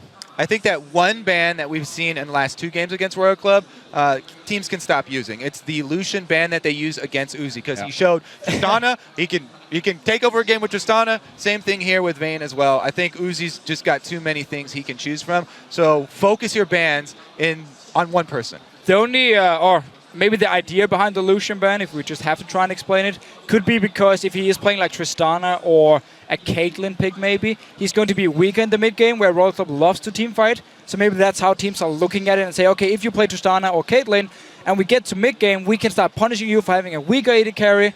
Obviously you don't want to go late game, but still, maybe that's the idea. Otherwise, I don't see why you're banning this Lucian pick. Well, another win for Starhorn Royal Club for SK. It's not getting better. We're going to head back over to Quickshot on the analyst desk for a look at that game. Thank you very much, guys. A very interesting game to dissect. I want to start with picks and bans. There's a couple of questions I want to highlight. First of all, the dual lane was going to be a focus. We've seen Uzi as well as Zero going for that Vayne Janna lane. On the other side of the coin, we've seen a Kayle support. Crepo, we've talked about it at the desk. Enrated's champion pool is interesting. Sona didn't work out. Kayle, definitely not. And the playstyle. What's your take? Kayle is probably one of the sports I'm least versed in as how she works, but like just looking objectively at the matchup, Kayle and Kog'Maw are going to look for more trades, longer trades. Janna Vayne is going to look for very short and just punchy trades, and they were allowed to do so in the start of the lane, especially looking at level 1. The Vayne just got a couple auto attacks for free and backed out. Then a new shield came in, a couple auto attacks for free, backed out. I felt SK should notice this, just try and back out and go for these long trades, but then again, Royal Cup wasn't really allowing that. I'm actually not the biggest fan of the Vayne pick. I think Uzi was just flexing right here because you should get outranged and you should get outplayed on this lane. But yeah, he just spaced it so well and he made it work. I completely agree. I think Uzi really was just flexing. That was really an overconfident pick. It was really optimistic to think that he could survive laning phase, which to me, he really didn't. I mean, he got TP pressure from Kola because Kola was winning top lane eventually, but 2v2 straight up, you saw there was a time when actually Candy Panda could have killed him if he had just flashed for it. So to me, Uzi and Zero actually lost 2v2 for the first time, and it was against SK's bottom lane, which is not what I would expect.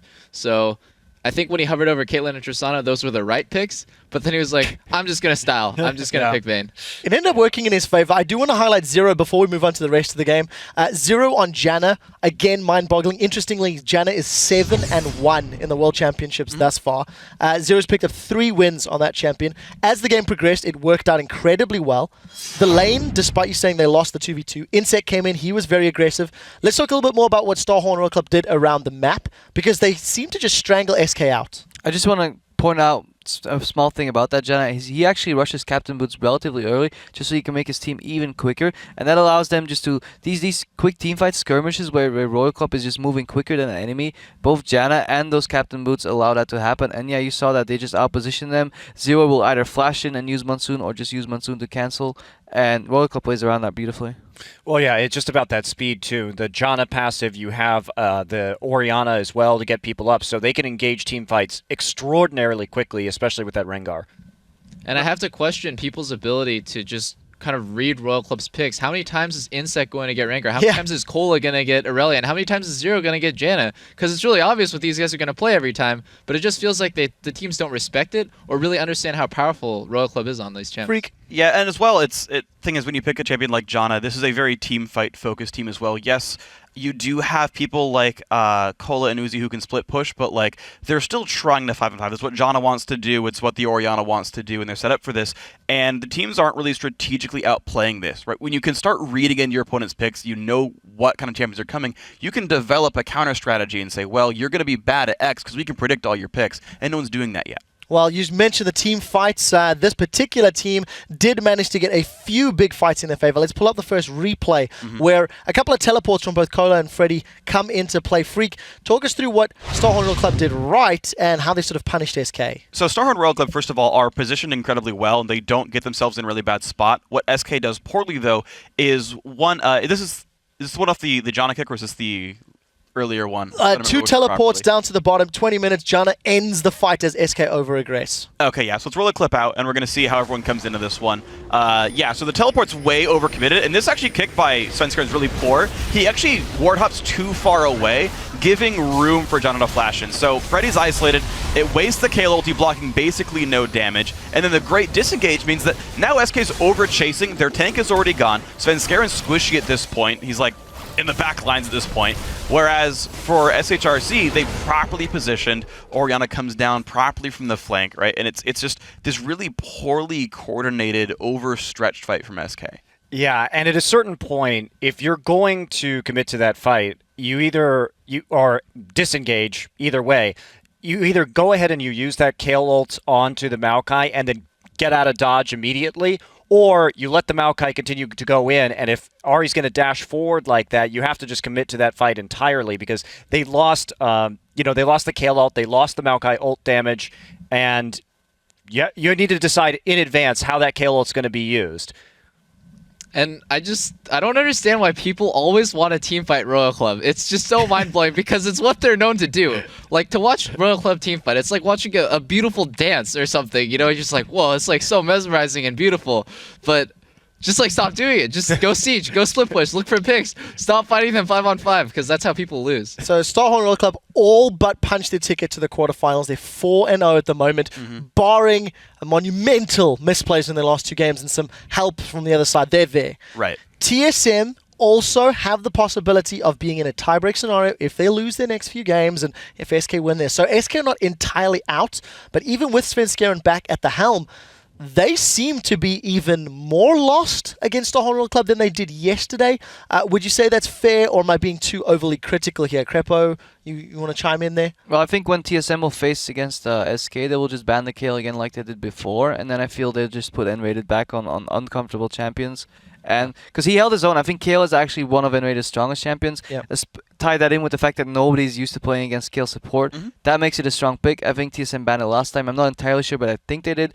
And that will just put him on uncomfortable champions again, and that will tilt the matchup in TSM. Let's get a closing thought from Monty. Yeah, SK moving forward too, when we've seen them in the EU LCS, they have been very dependent on the Nidalee and the Aatrox and those split pushers. And SK's challenge coming into this tournament, those champions are going to be banned against you because they're the obvious kind of oddball champions. They play to SK's strengths.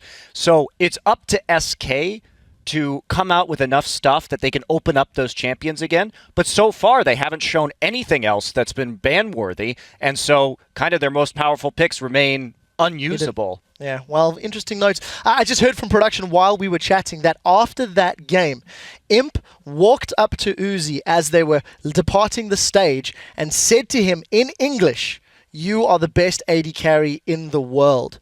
A lot of respect and a lot of props being paid to Uzi. Imp obviously watching that game very closely.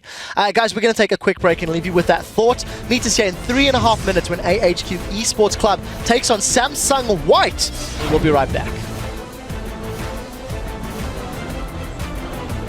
Jez is trying to do damage off to the side. I think Cole is done for you. Freddy may also fall. There's the shockwave. Comes off cooldown. And Jez is flies over. One more auto attack.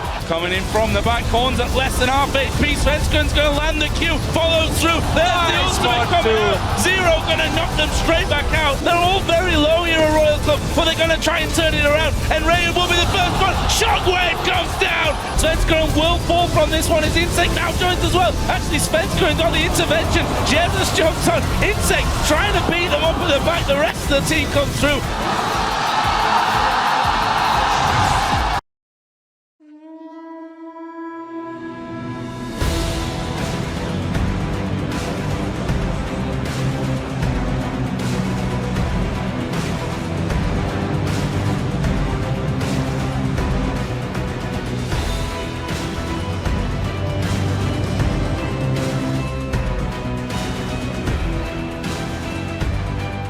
Welcome back, everyone. Before we take a look at this matchup, AHQ CEO takes us to the team's drink shop in Taipei, where pro players can pick up some new skills. 大家好，我是 AHQ Esports Club 的 CEO， 大家都叫我谢老板。那现在所在的位置是我们 HQ Sport Club 所开的第一间冷饮店。我先跟你们讲，等下你们要做什么？哦，我是客人哦。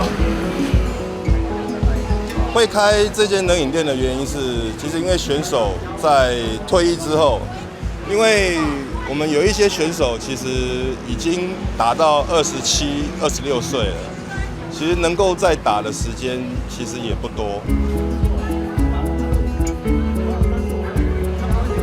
从选手退下来，然后转型做别的类型的工作。30天前才开幕，然后因为我们最近要比赛，所以没有时间过来。开了很好啊，因为我觉得感觉就会做起来。这附近有国高中啊，学生特别多啊，所以可能是一个不错的地方啊，而且都年轻人比较热爱我们的英雄联盟。他可能可以打3年、5年，这是选手的生命周期。那如果他退役之后，我们希望他能够养成有一技之长。毕竟他们退役之后，我们还是必须要帮他们安排后路。大概要10几下，对，全部下去抓到满 ，OK， 然后就放松 OK。像我记得好像有一个冠军特调是什么，就不是别人会有的，就是我们自己加料，然后它就是冠军特调这样。真的很热哎，没看一下。OK， 来粉加3条，满条吗？要咬多久？30分钟，等一下。啊？哈哈，因为好喝。这算是公司给的保障吗？我觉得我们老板就是很有帮选手在打算。It's quite interesting to see pro players outside of the gaming environment making some drinks on the side. Anybody got some bartending experience here? No, but I do drink a lot of boba, so I'm glad. I would love to come over and drink AHQ's boba. I've said plenty of times at the other side of the bar. But anyways, regardless of that, I think it's good to have team building experiences, and a lot of teams underestimate how it doesn't matter what you do, as long as you have these outside of your gaming house experiences with your teammates, even if it's something silly like making drinks, I think is actually really valuable. I completely agree. All right, guys, the teams are getting ready, so let's actually set things up for our next match, where AHQ Esports will be facing off against Samsung White. Fact of the matter is, AHQ simply cannot afford the level 1 disaster they had previously, and I think they need smarter picks and bans. Talon into Z didn't work. Their Blitzcrank isn't working. AHQ, let's talk a little bit about them to the desk. Let's start with Double. Have you been watching Garnet Devil? Have you been watching their games? Something to add? Yeah, so when they went for that kind of cheesy, I shouldn't say cheesy, but they went for an early game strategy, right? They went Talon and they went Blitzcrank. Those are not champions that scale very well, but they are very good late game. From what I can tell, their late game team fighting and rotations they're not bad. So I feel like they should play to their strengths instead of just completely change their playstyle to try to throw off Samsung White. Yeah, Samsung White on the other side have played next to flawless. It's very difficult to see how they're going to lose. I think they're just going to keep doing what they're doing. At the same time, yeah, play to your strengths, but what if your strengths are just nowhere near the strength of your enemy? Like, are you going to outplay White in the late game? That's a good point. I don't know. Yeah. You need to just try and throw them a curveball that they somehow can't handle, but I think there's very few curveballs in group stages, let alone even quarters, that White's not going to be able to handle. Yeah, I think it's, again, you pick champions they haven't fought against, you pick a strategy they haven't fought against, like crazy, again, a Karma 5-man crazy Fiora. push. But sure, yeah, Karma Fiora bot lane, whatever it is, do the strat that Complexity wanted to do, which was a Yasuo Trist bot lane, just like level 6 all lanes. Just do something that's definitely unexpected. Yeah. Team didn't make it into the LCS. Let's talk about two very good players here. They didn't use a strategy. Just before we moved into the game, Imp walked on stage as he was setting up, said to Uzi, "You're the best AD carry in the world." These two guys are 4 wins in terms of their stats. It's 14.75 KDA for Uzi and a 14.25 KDA for Imp. There's only 2 assists that separate these two players. I think we've got a really stacked AD carry world championships this year. And I want to get some input just on these two guys as we're watching them in groups, despite them being separate sides. Well, I mean, it's fun to watch them because we kind of have, when we look at the top 80 carries in this tournament, we talk about guys like Name and Deft and Imp and Uzi, and these are probably the top 4. And we've got 2 playmaking. We got 2 double lifts in here, the Uzi and the Imp. And then we've got these more positional, passive team fight team-fight-oriented AD carries in Deft and Name. And yeah, these guys may not be as flashy, but I think when we see Samsung Blue roll around and we start looking at some really impressive team fights, you'll see that it's more subtle, but the damage output is a lot higher. I have to agree with Bonti that consistent and more positional focused AD carries will gather better results in the long run. I can tell you from first-hand experience that being a playmaker, at times you'll be your mentality will be clouded, and you won't know if you're the right decision or not, and then you'll just end up throwing the game, and that just really sucks. It's the worst feeling ever. Well, it's definitely something we're going to have to keep tabs on. Thank you for the insight, guys. It looks like the teams are nearly ready, so we can actually send it over to Joe and company to cast the game. Thank you very much, guys. Let's take a look straight away at the team rosters. On the blue side, representing the Garena Premier League, it's AHQ Esports Club with Prides in the top lane, Naz in the jungle, Westor in mid, Garnet Devil the AD carry, and Green Tea on support. And gearing up on the red side are Korea's Samsung White. Up top, Looper. In the jungle, Dandy. Mid pawn, AD carry Imp, and support Mata. So, into Champion Select there. There are a few theories about this game and how it should be played. Maybe not from both sides, because I think Samsung White are going to go out there and do what they've done this entire time. But from AHQ, do they do the DP style of going for your comfort picks and trying to outplay a team that we have to say have looked better than you throughout the World Championship so far? Or do you throw them that curveball? Well, I was looking for the curveball last time. Maybe it'll happen again.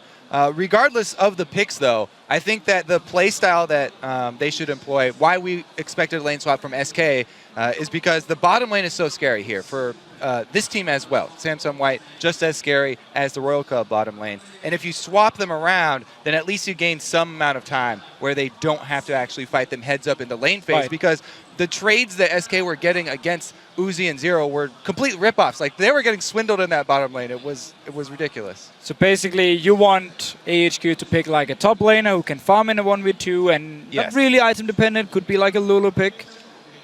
And then we just have, I'm not sure what Westor is going to play in the mid lane, because he's the guy being banned out every single time. Yeah. If he can get a comfort pick and they can get a lane swap, maybe. Maybe. Well, let's figure it out here. Just a quick fun fact for you. In every game, they've banned the same things here at AHQ. Alistair, Zillion, and Rise. The only 3 bans that they've pulled from the all possibilities here so will far be a Zillion first ban, 2 for 2. Alistair second ban as well. And the bans against them have usually been targeted at Westor. The Zed, Fizz still up, TF still up. Yeah, and so he will get one of them. We'll get one of the comfort picks. Question is he going to first pick it? Because Samsung White might take it, or else... What? Both open, actually. Fizz and Twisted Fate here, so they don't have to first pick anything just yet. The thing is, since Samsung White are red side, they have the guaranteed counter pick if they want. So whatever Westor decides to go with, Pawn can always save his pick to the last and counter. And if it's going to be like a TF pick, I'm pretty sure we're going to see Talon coming in from Pawn in the mid lane, and it's going to make it so hard for Westor pretty much no matter what he picks. And obviously now you've just given one of the most aggressive bot lanes to Samsung White. And they've left, for example, Rengar open here, who, you know, you take away that Lee Sin as your first pick, you leave open the most played champion of Dandy, and let's be honest, he is a terrifying Rengar as well. Yeah. We'll see if they go that route here. All we know, Lucian Thresh for them, and now over onto AHQ side, that Lee Sin first picked. And I would love to see Rengar from Dandy, because we have seen Insec play Rengar, he's been the most successful. Everyone else has been like a level under Insec in terms of the Rengar play. I want to see Dandy pull it out here, and I want to see him play it in the playoffs as well, because he's so scary on this champion. Right, and you know how Insec, he has this way of making his first level 6 ganks work. Dandy, he sets up amazing counter ganks with Rengar. He ganks through the lane more than I've seen from any other jungler. He always gets his lane partners to first clear it out, and then he sneaks into those side pushes. Perfect for Rengar for counter ganking. So for AHQ then, they pick up Rise for the top lane. The interesting one actually is Jinx, which throughout the regular GPL season and playoffs was played 12 times by Garnet Devil, and he won all 12 of those games. He's his big champion. Plus, it's a champion that works very well in lane swaps, so that could, that could be a signal here. If they want to do like a fast push comp here, Jinx is one of the best AD carries, scales well into late game as well, and it's a comfort pick, which is probably the most important thing. Same goes for the Lee Sin. And if they did want to fast push some turrets, then Janna would be a good complementary support for them to pick up. thought they were going to keep that talent, but even if they don't have the talent, John is still good. So Leona again. Leona in a lane stop is just fine. You can dive on to the enemy top laner if he's actually there. But what we see normally is that people are going to run around in the jungle with the top lane and jungler anyway, and only actually teleport to the top lane if he knows there's a one-on-one with the AD carry, and therefore Leona won't be there to dive. So a Janna pickup could really work for this fast push and for the siege they can do. Also with a Twisted Fate here, it should be a Janna pick for Green Tea, to be honest. Yeah, I mean, once again, you talked about early picking TF. He's very vulnerable to assassins. It's going to be a Talon here. He's so vulnerable to assassins. They've got to have some plan here to get him through that early game. And of course, Twisted Fate is Westall's big famous champion. You might have realized by the way the crowd reacted to that one when it's hovered over on, and then even louder when it's locked Green in. Tea, There's a Blitzcrank for Green Tea as well. And of course, he's already been, he likes those champions with the hooks. He's played a game on Thresh. He's had now a third game here on Blitzcrank. Last time we saw the Twisted Fate and Blitzcrank combo from them, they were able to get, that's where they got most of their kills. When they were in the lane. It was under turrets, but on the turrets, that's right. where they at least did get some of the kills But out. the funny part is, he didn't actually play it in the GPL. Clearly, he likes to play like these champions where he can make the big plays. But if you actually want to try and play your combo correct against a team like Samson White, and you don't want to just go straight for this snowball support-ish, we have to just fight, get some kills, the Janna pick would have been perfect with Jinx. Get a lane swap going, and you can just start fast pushing down towers. Twisted Fate as well. Get your Lich Bane, and suddenly you destroy towers. Seems though HQ wants to stick to the let's fight all the time mentality. Reset, baby. There are resets everywhere here for Samsung White. These will be exciting team fights. All right, let's see. The first person that they kill, let's talk about this Katarina, because we haven't seen Katarina in competitive play. Blitzcrank is great against Katarina. You have That's true. 3 interrupts to the ulti here, but you still have to get in a situation where you can actually stop the ulti. And obviously Samson White, I mean, they have a great combo to just skirmish, fight all the time. They know AHQ wants to play the game where we constantly have these small fights going on. It's gonna be a game where after 20 minutes, I wouldn't be surprised if we had like 25 kills. We actually saw a Katarina in promotion, if I remember rightly. I can't Katarina top lane, remember exactly which game it was, but teammate. I mean, we're talking about America, World Championship Katarina pick here, so it's going to be really interesting. Just for the audience, the guy who played Katarina top, his name is Cali Trolls. Exactly. Exactly. And and I don't know, Katarina against this team, how's it going to work for them? Well, it's going to work the way you're going to fight. You're going to get kills and resets. It's either kills or resets, or you're just going to be dead going into those Again, ones. Blitzcrank can stop your ulti, so there's room for outplay. Well, as we begin this match, head over to Twitter once again and let us know who you think's going to win. Tweet hashtag AHQWin or SSWWin to @LOL Esports, and we'll add up your votes shortly. Very interested to see how Pawn comes into this one playing Katarina. While Blitzcrank, yes, does have multiple things to deal with Katarina, look at everybody else on their team. They look like juicy targets. Twisted Fate, Jinx, and Rise early on the game. These are all very, very squishy, juicy targets for a Kha'Zix Katarina team, who, by the way, have that top lane Kayle. They have the immunity to go in with the Kayle ultimate, so they can jump in without fear, pretty much. Yeah, and let's just agree. Samson White, they have a great team to go for the fights. AHQ going for level 1 once again here. You have the TF stun. It's fine, you can face the girl here. Rune Prison first. Oh, they got a flash too. Expecting the Blitzcrank hook. Well, all this done from the fancy are definitely behind AHQ there. The flash coming out from Mata at the early stages.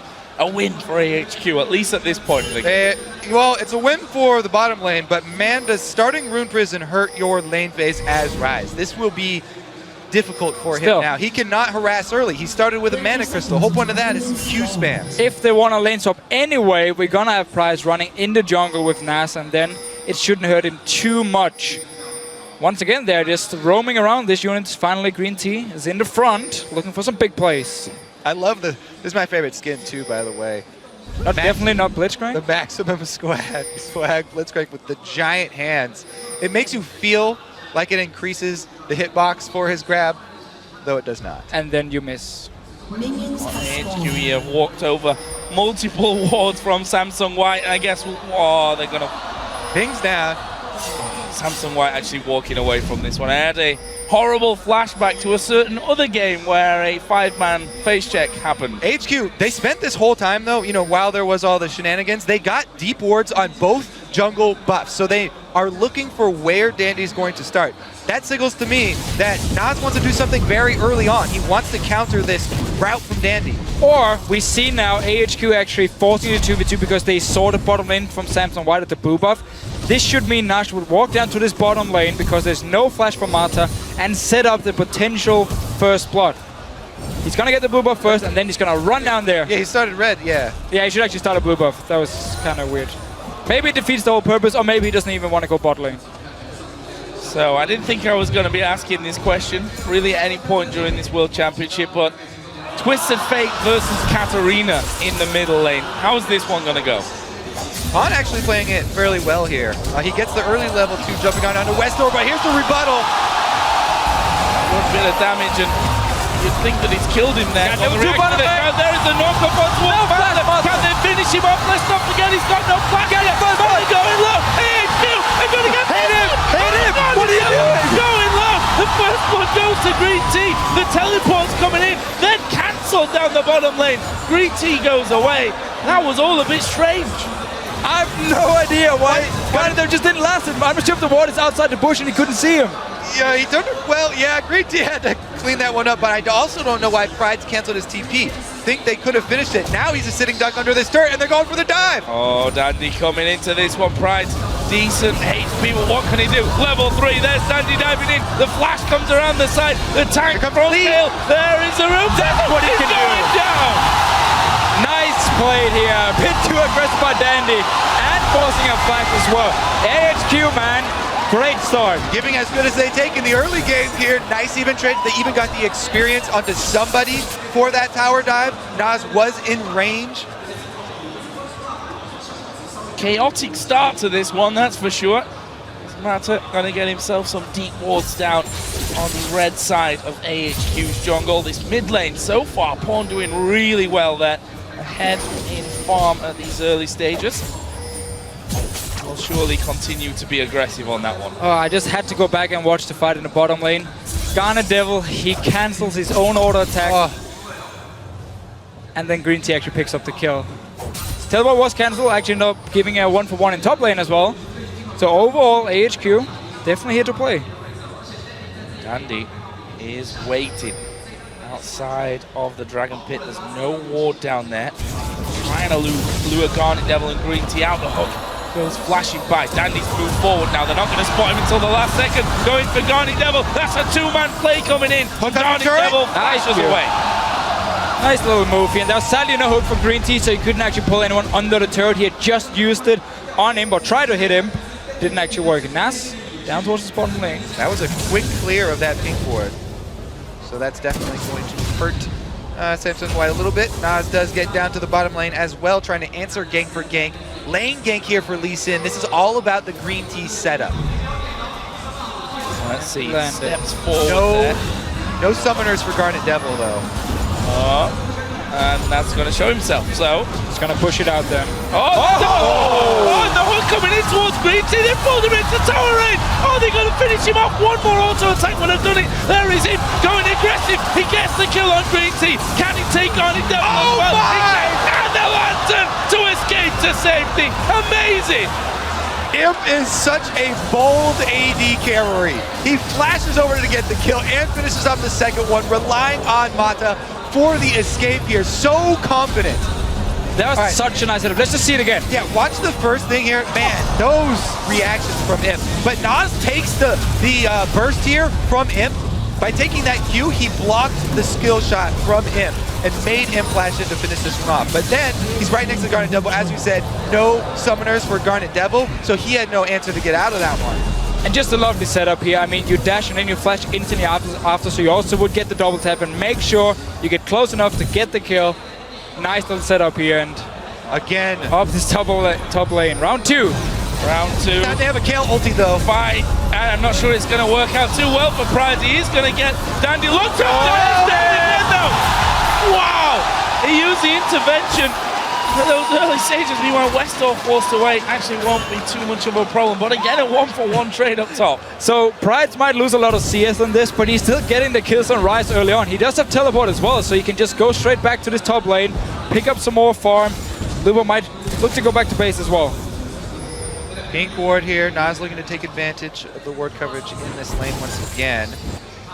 But wave shoved all the way up the turret, and he gets seen on the exit path. Okay, now we want to watch Dandy, because Dandy's so good at taking any little bit of information on the enemy jungle. Let's see where he paths.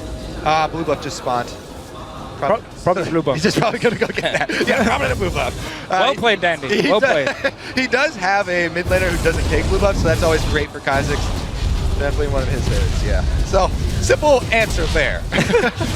And well, with that, Dandy's also going to know where Naz is, right, from the start as well? Yes. Well, the thing is, he got that information, 20 seconds ago. You can extrapolate how long it will take Lee Sin to get across the map. He's still aware that he's on this side of the map, just not quite sure what camp he's on. Oh, but look at the Naz spade here. He's going to recall after the red box. So suddenly, Dandy has no idea where he is. And over this top lane, actually both the top laners decided not to use teleport, so saving it for a potential dragon or maybe a fight down this bottom lane. I mean, there's a ward behind Imp and Mata right now.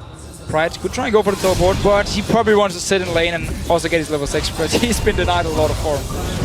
Dandy himself has just hit level 6 here and will be stealing away a Wraith camp. There's the evolution coming in. Is he going to die? It looks like they might want to go behind the turret here. And this is dangerous. Naz is there. Dandy realizing that and he says, nope, I'm jumping back out into the Wraith camp. No kill coming in there for Samsung White. And Naz in the right place at the right time. I have to credit a lot of Pawn's power in this mid lane is due to the aggressive way he's playing this matchup. He keeps on Shunpo over to the ranged minions to be able to get off his quick harass onto Westor whenever there's an opening in between the wild cards and the pick a card. And it's the same way we have seen him play like Talon, where he will just jump in with his ulti every single time, get you low, and then he can safely stay in lane because you're just waiting for the ulti to be ready again, or if you even get too close, you know he can finish you. And he backed that up with the cloth 5 start, so he can continue to go for those aggressive trades, chug the potions, and then rushing his Sork shoes for the extra move speed and spell penetration. Level 6. Down this bottom lane. They don't know there's a ward. There it is! Oh, Black there is a lantern! Stand on the lantern! Oh, he gets it! The red silicon! And the from Westor! Such a nice setup. There was a ward and Samurai was just standing on it. They're going for Dragon Prime now. is recalling to purchase before this Dragon too. There's no way that Looper even has vision on him. He can easily teleport down to join the rest of the team. Sends up, are collapsing. They're going to need that teleport. Oh. Put a ward down. This could be dangerous. Teleport of Kale coming in. Ward will allow them to get across the hook. Lands on Tagani Devil. There's the diving. Pawn in the back, going to get exhausted. What's he going to do? He's on towards Green Tea. Dandy will dive over. It's reset city for Samsung White. They're cleaning up here. Pawn gets another one. It's an ace for White, and they only lose Mata. And everyone from AHQ, they went for Mata. I'm not sure why you're jumping on the support here. You have the Katarina jumping in. They managed to get the first interrupt from Green Tea, but then as soon as Looper joined and the ulti was ready, on the Pawn, he could just finish it up and a mid tower. I believe Nas did get the smite off, so at least they won the smite war before getting destroyed. All right, so teleport does come in. They're in a good range. Yeah, they do. They focus everything on Mata. 3 people. Whereas the rest of the team, Dandy gets too many resets, actually. Jumps over for the last one. Yeah, just such an easy cleanup there after all the resets and the damage sustained from Dragon.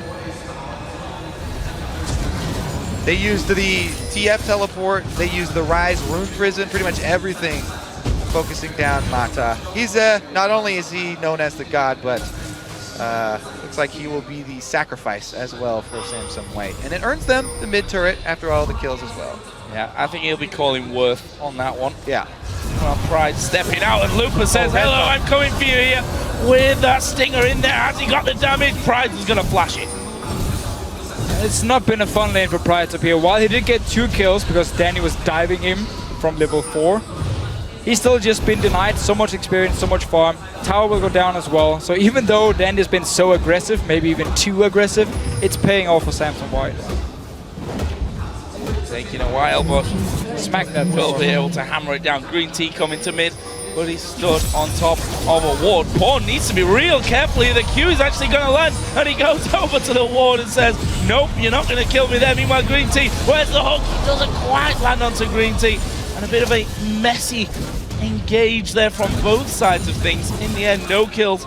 Imp's done a lot of damage onto this bottom tower, though. I like how Westor did pop his ultimate there. He was going to follow immediately, at expecting Pawn to jump that wall, but once the ultimate revealed the rest of Samsung White coming in, he backed off. Good safe play. And look at the build here from Westor. Full cooldown reduction early on. He just needs as many ultis as possible so he can try and just gank, get a few kills for his team. I actually like the pickups for him just because he wants to snowball. Oh, Green Tea gonna come running in from this one, this bottom, thanks to that Warden. Well, he gets slowed down. Meanwhile, Imp takes that bottom turret out, the third one of the game. The entire outer ring now gone from AHQ's side. And they weren't able to quite collapse. And look at Samsung White, just trying to stranglehold them inside their own jungle. Yeah, they're trying to clear out the vision. They haven't been able to completely do it. Dandy does snag that red buff. Green Tea actually, they're focusing on towards Looper on the top side. Coming in, intervention, Q. Gold card comes down. Superman, the Death Rocket came through as well there, but they look to close down there on towards Prize. It's 2 for 1 in the end. Again, split up across the jungle. Yeah, it looks like this time Looper is the martyr, not Mata. They only have to sacrifice one, but they only got 2 kills out of this time. 2 kills and red buff control. That was a nice kill on Looper though. Stun came in from Westor and then he just delayed his wildcards until the ulti was just about to expire, throw it and actually end up killing him. Let's see the rest of the fight. So, yeah, they go in with 4 people, try and get it away, but Dandy with a good smite. And they're basically just chasing up here. I mean, so it's 4 members because Looper up in his top lane is against 2 members. Nice gun to Nas, and then again, reset City. Yep, there's no way that they're going to escape from that one. I like the ultimate from Garnet Devil as well. Everybody was focused on that execution of Looper, but they had no means of escape from these jumping assassins.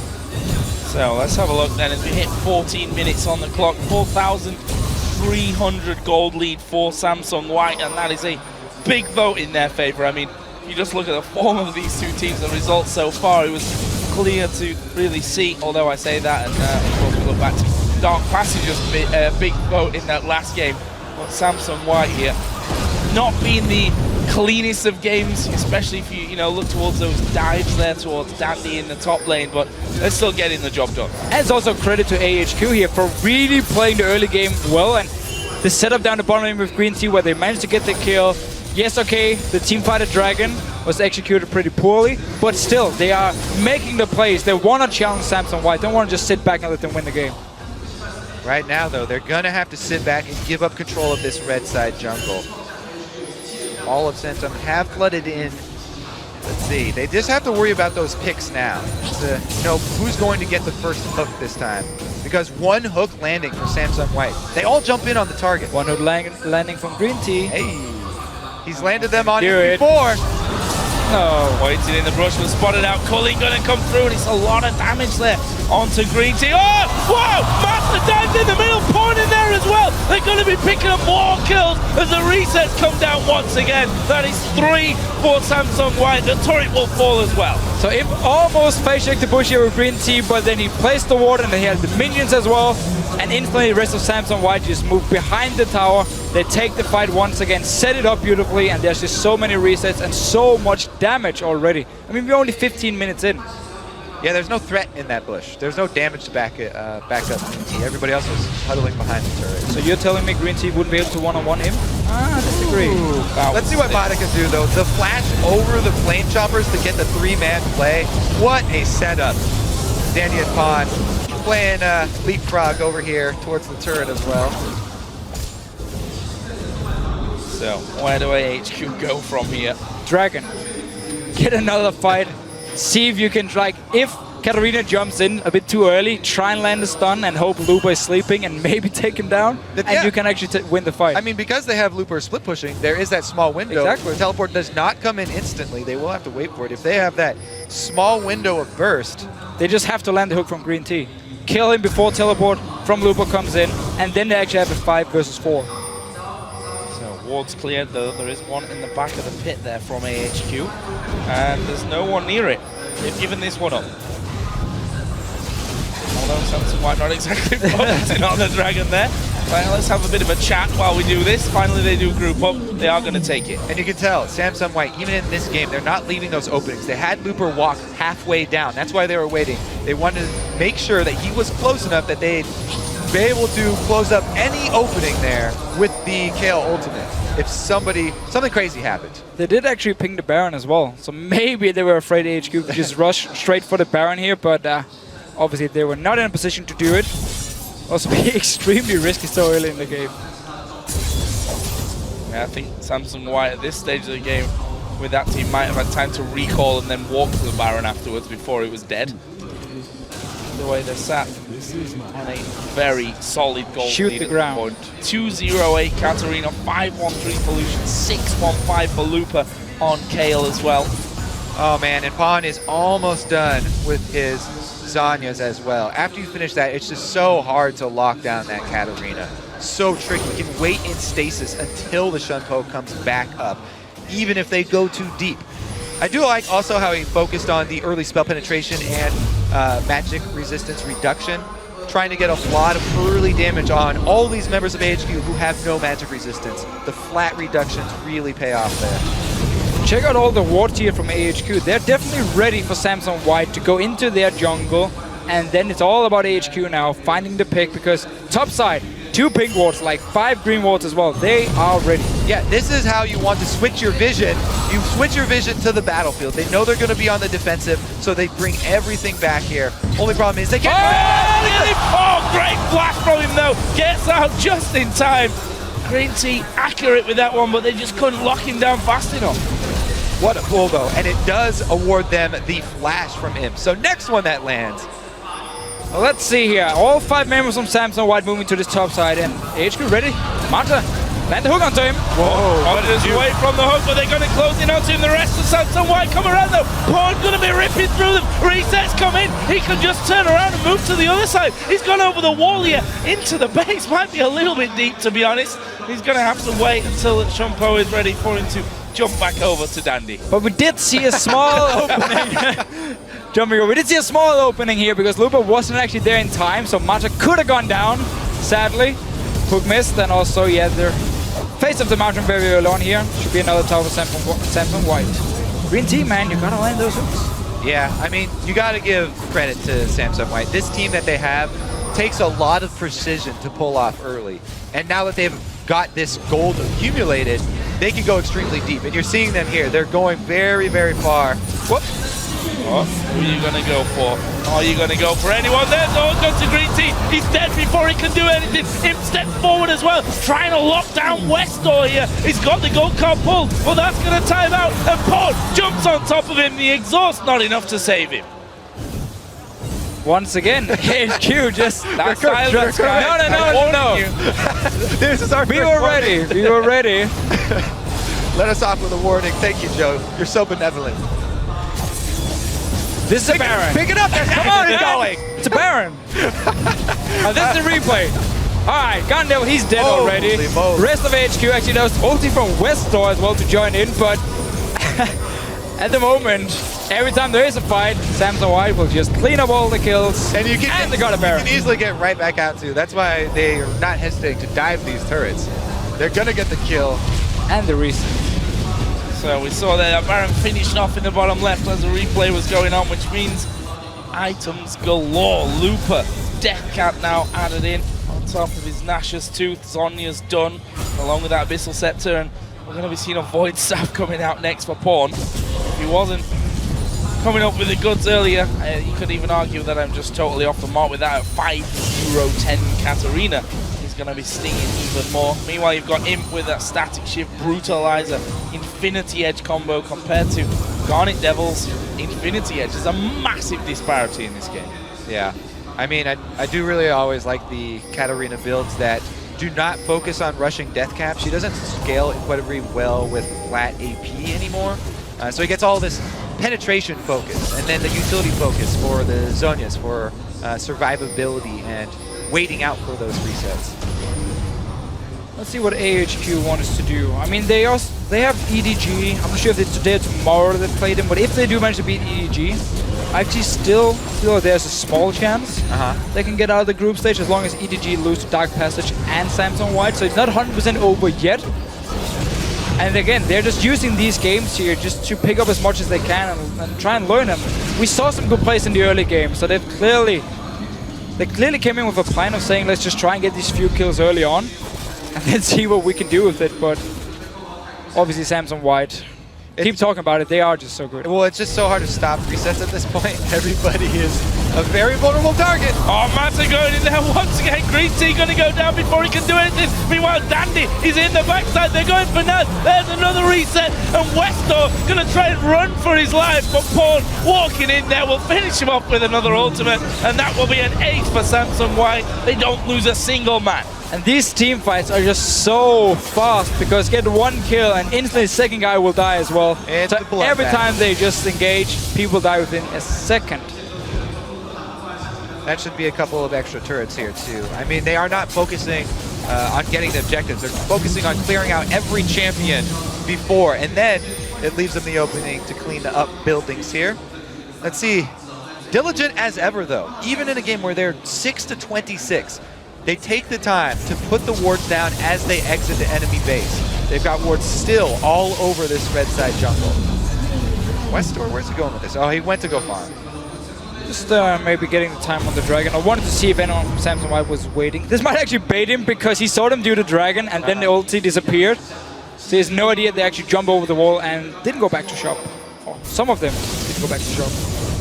Smart decision there from Westor to actually back away, I think, from that bottom lane. Losing the vision on Samsung White, who are stealing away another red buff. They've done it time and time again. Yeah, stopping Naz from having anything. I mean, Naz is level 10 at this point.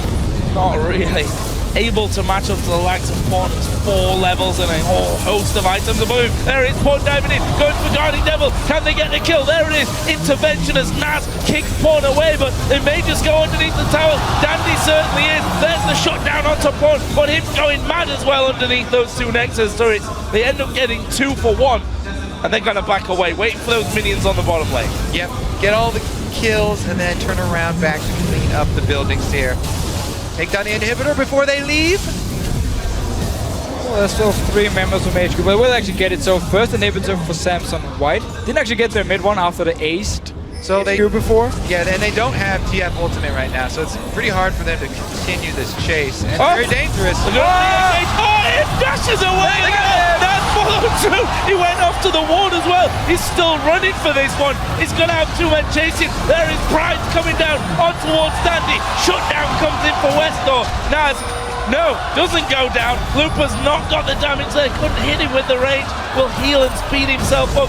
Pride still going as Mata takes down Green Tea at the back of the red pit. I don't think Westor followed him through on that one. Destiny's coming up in a split second time. He's going to be in time here, surely, for him to get in. Lupa speeds himself up. Pride's coming back. Mata's coming back. Lupa goes low, but here comes Pawn right onto the top of them. 1 kill. Second one will be following in here a second. Naz, I don't know how he lived through all of that, but he's still running up the ring. Still running. Pawn is hot on his heels as well. Can he hop over the wall to Mata? Okay, forward. Naz himself. Oh, yeah. beautiful. Board have 2. Beautiful. I really like the Mata bait down this bottom lane. He gives the lantern to him clicks it, and then Green Tea just fires the hook and hooks him in and kills him. Mata's still going here. Oh, throws the hook over towards Green Tea, but he was already speeding away. So a crazy fight down on that bottom side. And, well, I mean, you know how long it lasts. Pawn dies 25 minutes into the game, respawns, and then walks all the way back in there to keep going.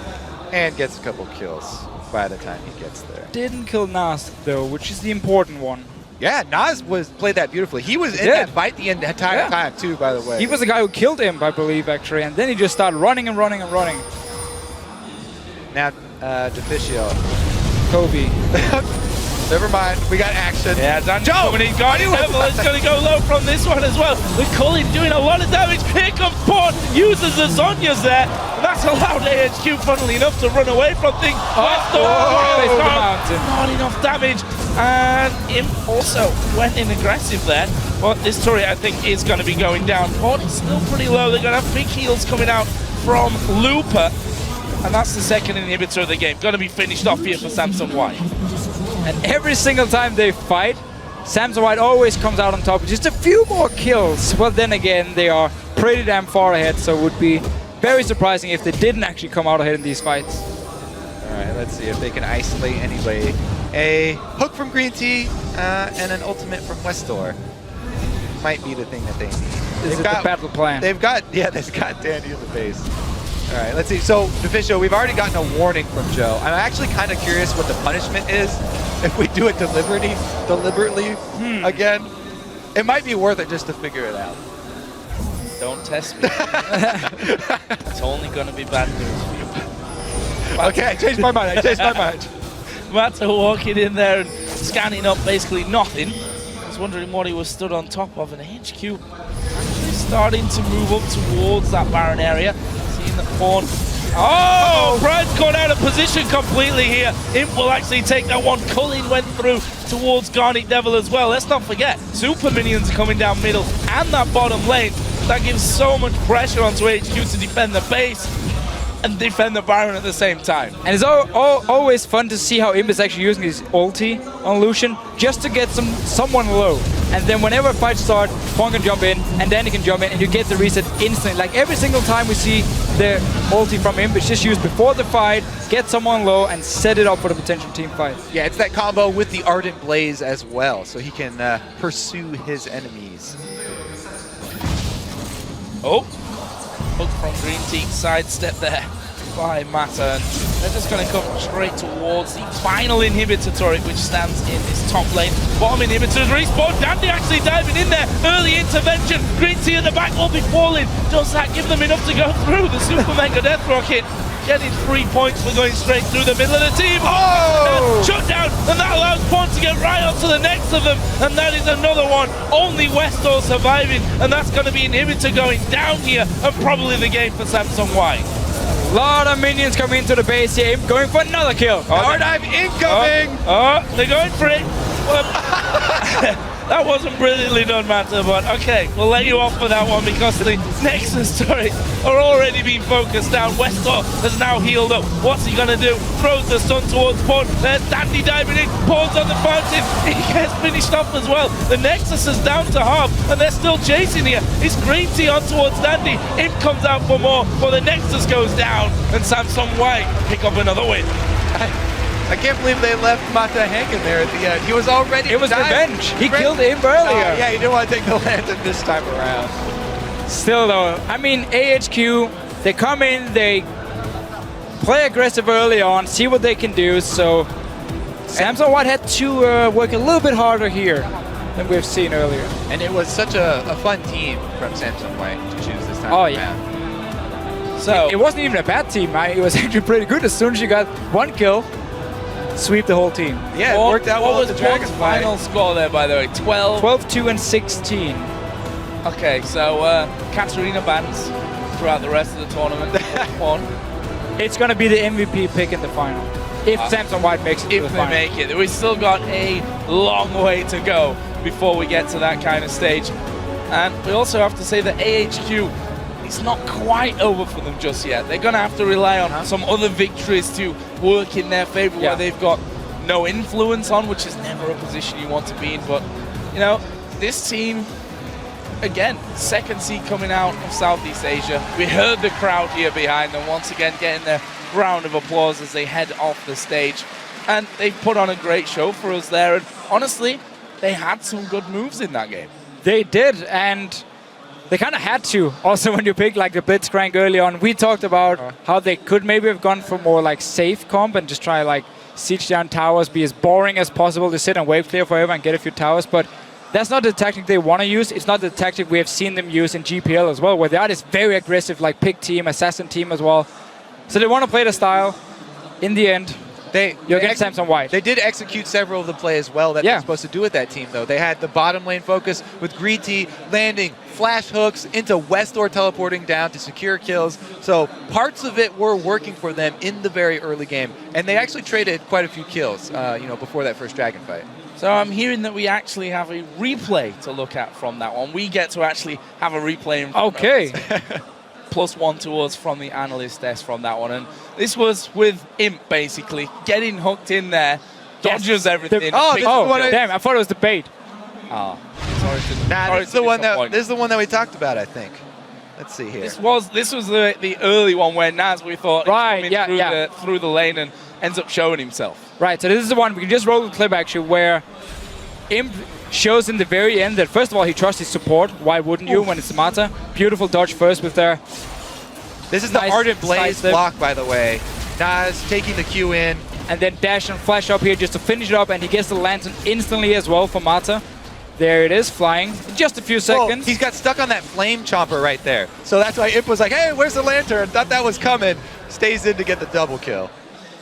Hashtag World's Big Play, definitely one of them. You guys, of course, should be tweeting all yours, and there were definitely a few, I think, that would have been tweeted from that game. There's some absolutely amazing ones. For Samsung White, it's hard to really talk more about them from this game, I think, because it was, I mean, they picked Katarina for the mid lane, who just got completely out of control. But realistically, going forward, I mean, it's obvious that they are as strong as everyone has really predicted. They are definitely the real deal. This is pretty much what everybody was expecting coming in, and they've shown up in this group. We just have to see how the match tomorrow between Samsung White and EDG will go, because that's going to be the one where we can really see once again how good Samsung White actually are as a team, because they won the first game against EDG where they did give a few kills up and suddenly started actually... We saw a small comeback coming from EDG, but then Samsung White closed it out. If they can beat them tomorrow, of course they've been the best team in the group then. And, this is not a given either for Samsung White. Ozone, they fumbled last year in the group stages, so this is actually a pretty big thing for them. They wanted to prove that, yes, they can actually deliver this time. Now we're going to see, as they move on, will they keep that confidence? Will they keep playing as well as Katarina? Is that what you want to say? Yeah, Katarina. I don't think we're going to be seeing that many more Katarina picks. Maybe I'm wrong, and that's what Pawn's going to be bringing out when it comes to the big games. Guys, we're going to throw it over to Shox, who is on stage with Samsung White's jungler, Dandy. Thank you very much, guys. Indeed, standing by here with Dandy. First up, give me your take on the game, because it was a very explosive one. 이번 경기 승리에 대해서 좀 말씀해 주세요. 이번 경기에서 초반에는 저희가 소극적으로 했는데 용 한타에서 에이스가 뜨면서 급격하게 기울었던 것 같아요. During the early game, I was playing rather passively, but then at the first dragon fight, we aced the opponents, so I think from that point, it became pretty easy, yeah. It did go pretty well after that. Dandy, you've been playing great so far, and you're known to be getting in the heads of your enemies. What's your preparation process like for that? 댄디 선수의 정글러 플레이 스타일이 상대방의 마음속을 잘 읽는 걸로 되게 정평이 나 있는데 그거에 대해 어떻게 준비를 하시는지 설명해 주세요. 그러니까 저 혼자만 이렇게 상대방의 정글러의 움직임을 읽는 게 아니라 계속 라이너들과 의사소통을 하면서 어디서 나올 것 같다 이런 식으로 서로 유치를 해가면서 해가는 거기 때문에 팀원들이 그만큼 받쳐주는 거라 생각해요. So actually, it's not just me who's in the jungler's mindset, but as a team, we communicate with the laners and we try to guess where they are, and I think that's how it works. So it's a team effort. Now, with this victory, you guys have locked in your spot for the next round. What's your take on the teams in Group B of who you'll face, and what team would you rather face? 지금 현재 이제 8강 진출을 확정지었는데 그룹 B에 뭐 TPA, TSM 그리고 로얄 클럽인데 어느 팀과 붙고 싶나요? 저는 로얄 클럽이랑 붙고 싶은데 일단 저희 한국 선수들이 거기에 2명이나 가 있잖아요. 그래서 뭔가 붙으면 좀 재밌을 것 같아서 로얄 클럽이랑 붙고 싶네요. I want to play against Royal Club because they have 2 Korean players and I think it's going to be a very interesting match. Well, of course, they have Insec in that jungle, who used to be regarded as the best jungler in Korea. That might be you at this time. So what do you think of his level as the games you've seen here so far? 그 로얄 클럽에서 이제 인색 선수가 예전에는 한국을 대표하는 정글러였잖아요. 이제는 댄디 선수가 요즘 한국 대표 정글로 꼽히고 있는데 인색 선수에 대해서 좀 얘기해 주세요. 저도 옛날에 인색 선수를 좋아했었기 때문에 인색 선수의 스타일이 아직까지도 저는 공격형 정글러의 그 최상위권이라고 보고 아직도 많이 배우고 있어요. Actually, before I was a really big fan of Insect, and I learned a lot from his aggressive play styles. I still think his aggressive play styles is considered top tier. So I'm really looking forward to playing against him. If that matchup happens, it'll be a great one. Congratulations on locking in your spot, and thank you. And as for us, we're going to head back over to the guys at the desk. Thank you very much, Sharks. First and foremost, congratulations to Samsung White. They guarantee themselves that spot in the quarterfinals. They will be going to Busan, Korea to play in front of a home crowd starting October 3rd. And that game, really chaotic, really exciting, but well executed team fight-wise once more.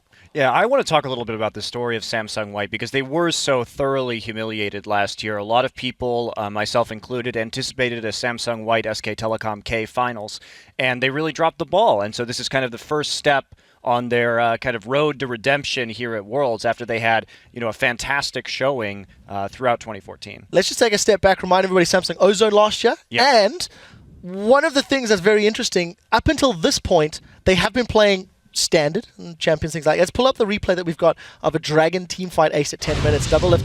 Talk me through this fight and what you feel they did right and their opponents did wrong. So they had just ganked Lucian, and he's dead right now. So it's a 5v4, and you can play it right now.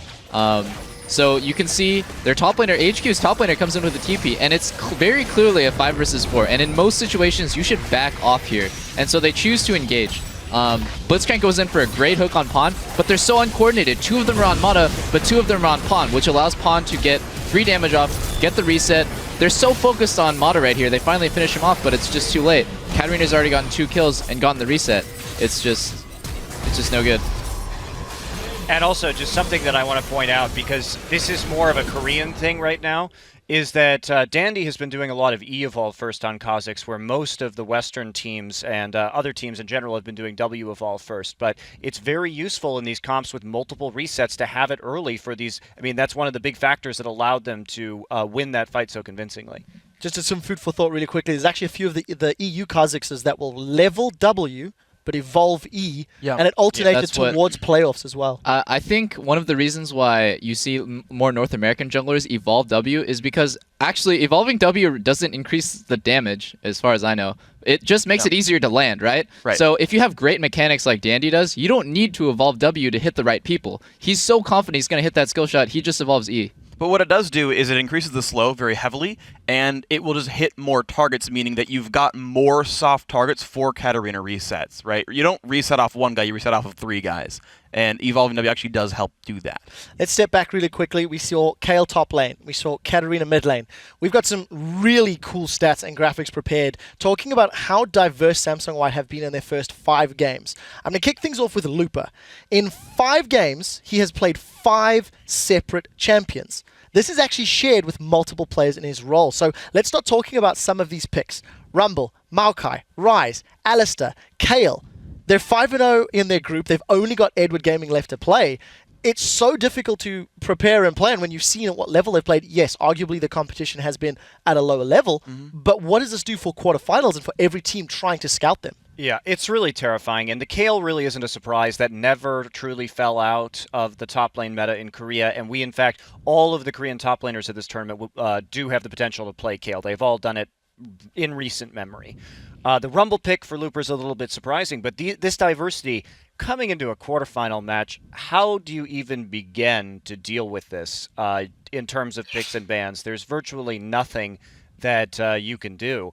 And also, moreover, when you start showing some weird picks like Katarina, if there are champions that you play that Katarina can hard counter, all of a sudden you're kind of afraid to play those also. I agree. So, well, let's roll this one on. Let's take a look at some of Pawn's champion picks, because he is also in this 5 games played, 5 champions. Zilean, Yasuo, Talon, Zed, Katarina. 4 assassins out of 5. Yeah. Zilean thrown in for the mix for good measure. So what I love about this is it actually combines well with Looper's champion pool, where Looper's playing all magic damage dealers, and Pawn, basically 3 out of the 5 here are physical. And it actually allows this team to run a lot more comps. You're not hamstrung on, oh my god, we have to get Corki, or we have no magic damage here, and it allows a lot of variety in picks. And we haven't even seen Orianna or Syndra, the other sort of picks that are high priority as well. Yeah, and most terrifyingly, we haven't seen his Jace. And Pawn's Jace is really a force to be reckoned with.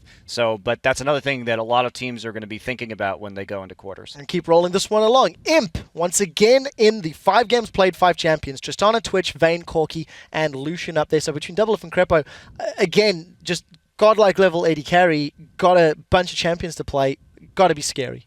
Yeah, I think what this does to enemy AD carries is it makes them really scared, and it makes them want to counterpick because they want to see the matchup first, or else they'll think, wow, Imp knows every matchup. He can play every AD carry. If I pick my AD first, he's going to counterpick me, right? So it's just such a big intimidation factor, especially since Imp is playing so well. I feel like the biggest part of the counter pick relies on the support pick, though. I want to have like an early AD pick, and then as long as support gets to pick last, you usually should be able to at least tie up the lane. That's true.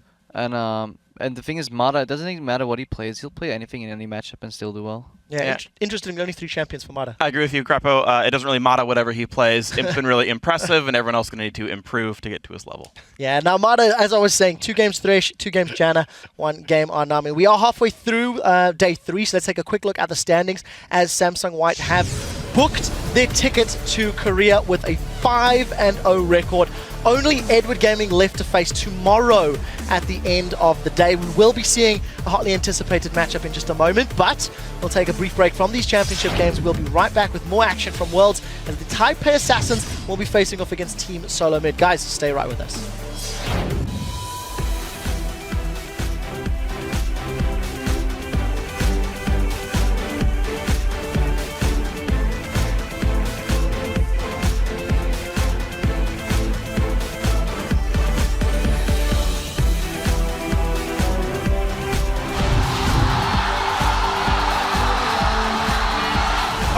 Finish him off, one more auto attack when I've done it. There is him, going aggressive. He gets the kill on Green Tea. Can he take on him down as well? And the lantern! Pawn in the back, gonna get exhausted. What's he gonna do? He's on towards Green Tea. Dandy will dive over. It's reset city for Samsung White. Oh, Mata going in there once again. Green Tea gonna go down before he can do anything. Meanwhile, Dandy is in the backside. They're going for Nad. Getting 3 points for going straight through the middle of the team. Oh! Shut down, and that allows Pawn to get right onto the next. 我觉得我们这次因为在台湾比，我觉得我们有很大的地主优势，然后至少我们也不用再调时差什么的，是我们最习惯的地方。所以你很适应这里的气候啊，还有食物，不像外国队需要去适应。有观众加油，应该多少会有一点。我觉得就是你有越多的喝彩，你自然而然会越来越有力量。我们台湾还有很多粉丝都是其他国外的，那我觉得我们主场应该是还好，就没有到那么夸张。Like we have a lot of Taiwanese fans right here, so I'm confident that we get some chance, but obviously TPA, the World 2 champions, they have something going for them. 我觉得 AHU 现在在台湾应该是比我们还欢迎，比我们受欢迎。因为我们本身在私底下都是不错的朋友，所以我们会互相鼓励这样。毕竟自己也能够自己亲力去代表台湾来出赛，是一个很珍贵的经验。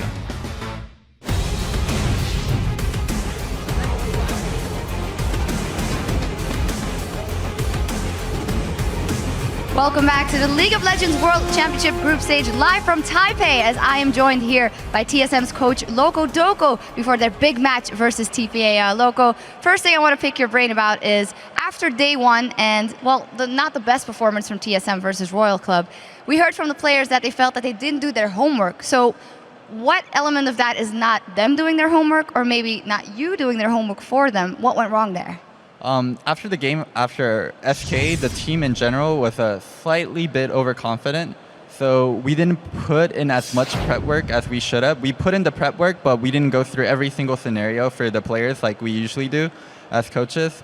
So we could have done more work there. And since it was a purple side game for us, we needed every scenario for whatever they picked blue side. So it was a little bit harder, but we definitely could have put in more work and been more prepared. The players had to think on the fly after they picked Zillion. So I think that's where the homework part comes in. Well, you guys do have a rematch, of course, versus Starhorn Royal Club tomorrow. You know 2 of those players very well, Zero and Insec. If TSM plays their best with all the homework, how big are the chances you can beat them and how? I feel like we have a really good chance if we do our homework. We go into it with a good mindset. There's no reason we should lose. All right, then the match that's at hand is versus TPA. If you were able to beat TPA again, you guys do lock in your spot in the next round. What did you see yesterday of the game versus TPA? What were the best things coming out of that game that you have to replicate here to beat them again? The vision control from the team was really, really good that game, and how they ended the game was really safe. We took all the dragons, we slowly pushed down towers. We worked with Baron when it was necessary, and then we went for inhibs last when it was the safest. So I really want to see that again, where we have good vision control, and we also have a good way of ending the game. After that game yesterday, it was a very good one from TSM. How much growth margin do you think the team has in this tournament? Not so much like in the actual tournament, but beforehand, when we were in Korea, we grew a lot as a team. So in the tournament, if we make it all the way to the finals, we have, 2-3 weeks to grow. So definitely a lot of margin to grow. All right, well, thank you very much and good luck in that matchup. All right, thanks. All right, now we're going to head back over to the guys at the desk to preview the match. Thank you very much, Sharks and Lokodoko. Let's take a look at the fourth match of the day. It is the Taipei Assassins taking on Team SoloMid. Before we get to the implications, I want to talk about TPA a little bit. Yesterday, they were outplayed in lane. They had a poor mid game, something that they've been doing fairly often and not really living up to the expectations they had coming into the World Championships. Yeah, when I took a look at bottom lane, actually for both these teams, it has been quite lackluster in definitely a lot of these matches. But what I noticed was BB and J weren't on the same page. They weren't going up together. They weren't trading together. It was like a dysfunctional bot lane. Okay, one person sees an opportunity, jumps in, but then his support's not really following. Yeah. And I just hope they improve that, because otherwise, while Walter and Lesboy were struggling, they're good enough to take advantage out of that. Could BB punish them? The thing is, BB feels like he's putting so much weight on his own shoulders. He's playing so aggressively individually. We actually saw him more or less 1v1 Uzi a couple days ago, flashing over the tidal wave. It was a great play by himself. But as you pointed out, Crepo, he's doing stuff without Jay. Like, in one of the examples, Jay goes to, like, Trinket Ward Tri-Brush, and BB's like, I'm going in! Like, there's no way he gets any help for that one. And so, yeah, that's pretty uncharacteristic to make these kinds of mistakes. Even though we've said that TSM's bot lane is kind of a weak point there. We don't think Wild Turtle's that great of a laner overall. And that's something that TPA needs to fix, because, as we've pointed out, the laning phase is something they need to get out of successfully. Yeah, very briefly, TSM, of course, if they win this game, they not only guarantee themselves a spot in the quarterfinals, they also guarantee a spot for Starhorn Royal Club. So a lot of weight on this particular matchup for TSM. The person who does well in lane and does well later in the game, Bjergsen, of course, continues to perform regardless of champion or opponent. Yeah, that's very true. I mean, he's obviously the star of this team. He's been performing at a world-class level so far in this tournament. And as we look at TSM moving forward as well, you know, they've had a couple very good games, and they did close out that last game pretty cleanly. But I think that when Shox was talking to Lokodoko right there, they say, well, you know, it was a problem with our pick and ban phase. We weren't prepared for every scenario. And for me, that's a big red flag, because it seems like if the players get surprised, they are not able to adapt very well in-game. And if we talk about possible scenarios, if they win this game going into the quarterfinals, they're kind of likely to face Samsung White. And we just got done talking about, look at these guys' champion pools. You will never be able to predict what Samsung White is going to do. Well, let's take a look at the prediction that you guys are going to do for the winner of this matchup. I'm going to go down the line once more. Crepo, who's coming away with the win, TPA, or will TSM make it 2-0? Well, I'm going to go for TSM. I think the last match also showed why they're just individually a lot better. I do hope they have a good pick and ban phase, because as Jat actually tweeted out earlier, they have to ban Nidalee, Alistar, and then maybe something else. Maybe Lee Sin will end up on TPA's side. So, but at the same time, TSM is probably just going to be able to handle that. Double lift? I'm also going with TSM, and I mean, I'm just so disappointed with TPA's performance. I had really thought, yeah, BB and J, they're not that great in lane from my experience laning against them, but they should be able to hold up to Wild Turtle and Lesboy, but that just doesn't seem to be the case, and every one of their lanes, the solo laners, are just getting outclassed. Yeah, I have to go with everybody else. TSM does seem like the obvious favorite here. Their last victory looked good, and they should be able to replicate it. Yep, I have to apologize for the American fans for betraying TSM last time. I've once again decided apple pie is for me. Me too. TSM is my vote. Yeah, at least I had predicted TSM would make it out of the groups in the preview show, and I lost my faith, and I apologize. Stop for the red, trying white, to and blue cover crowd. up your mistakes. Sorry, friends. Guys, let's take a look at who you guys, the fans, are picking to win. We know it's going to be a TSM vote, but with what percentage? And it is 77% of you guys believe they will walk away with the win. The desk is 100%. The teams are just about ready, so let's send it over to the caster desk to get the action underway with the new trio of trouble. Yes, hello ladies and gentlemen. I am Lee D-Man Smith, and joining me here, of course, is Joshua Jack Leesman and Rivington Bislin III.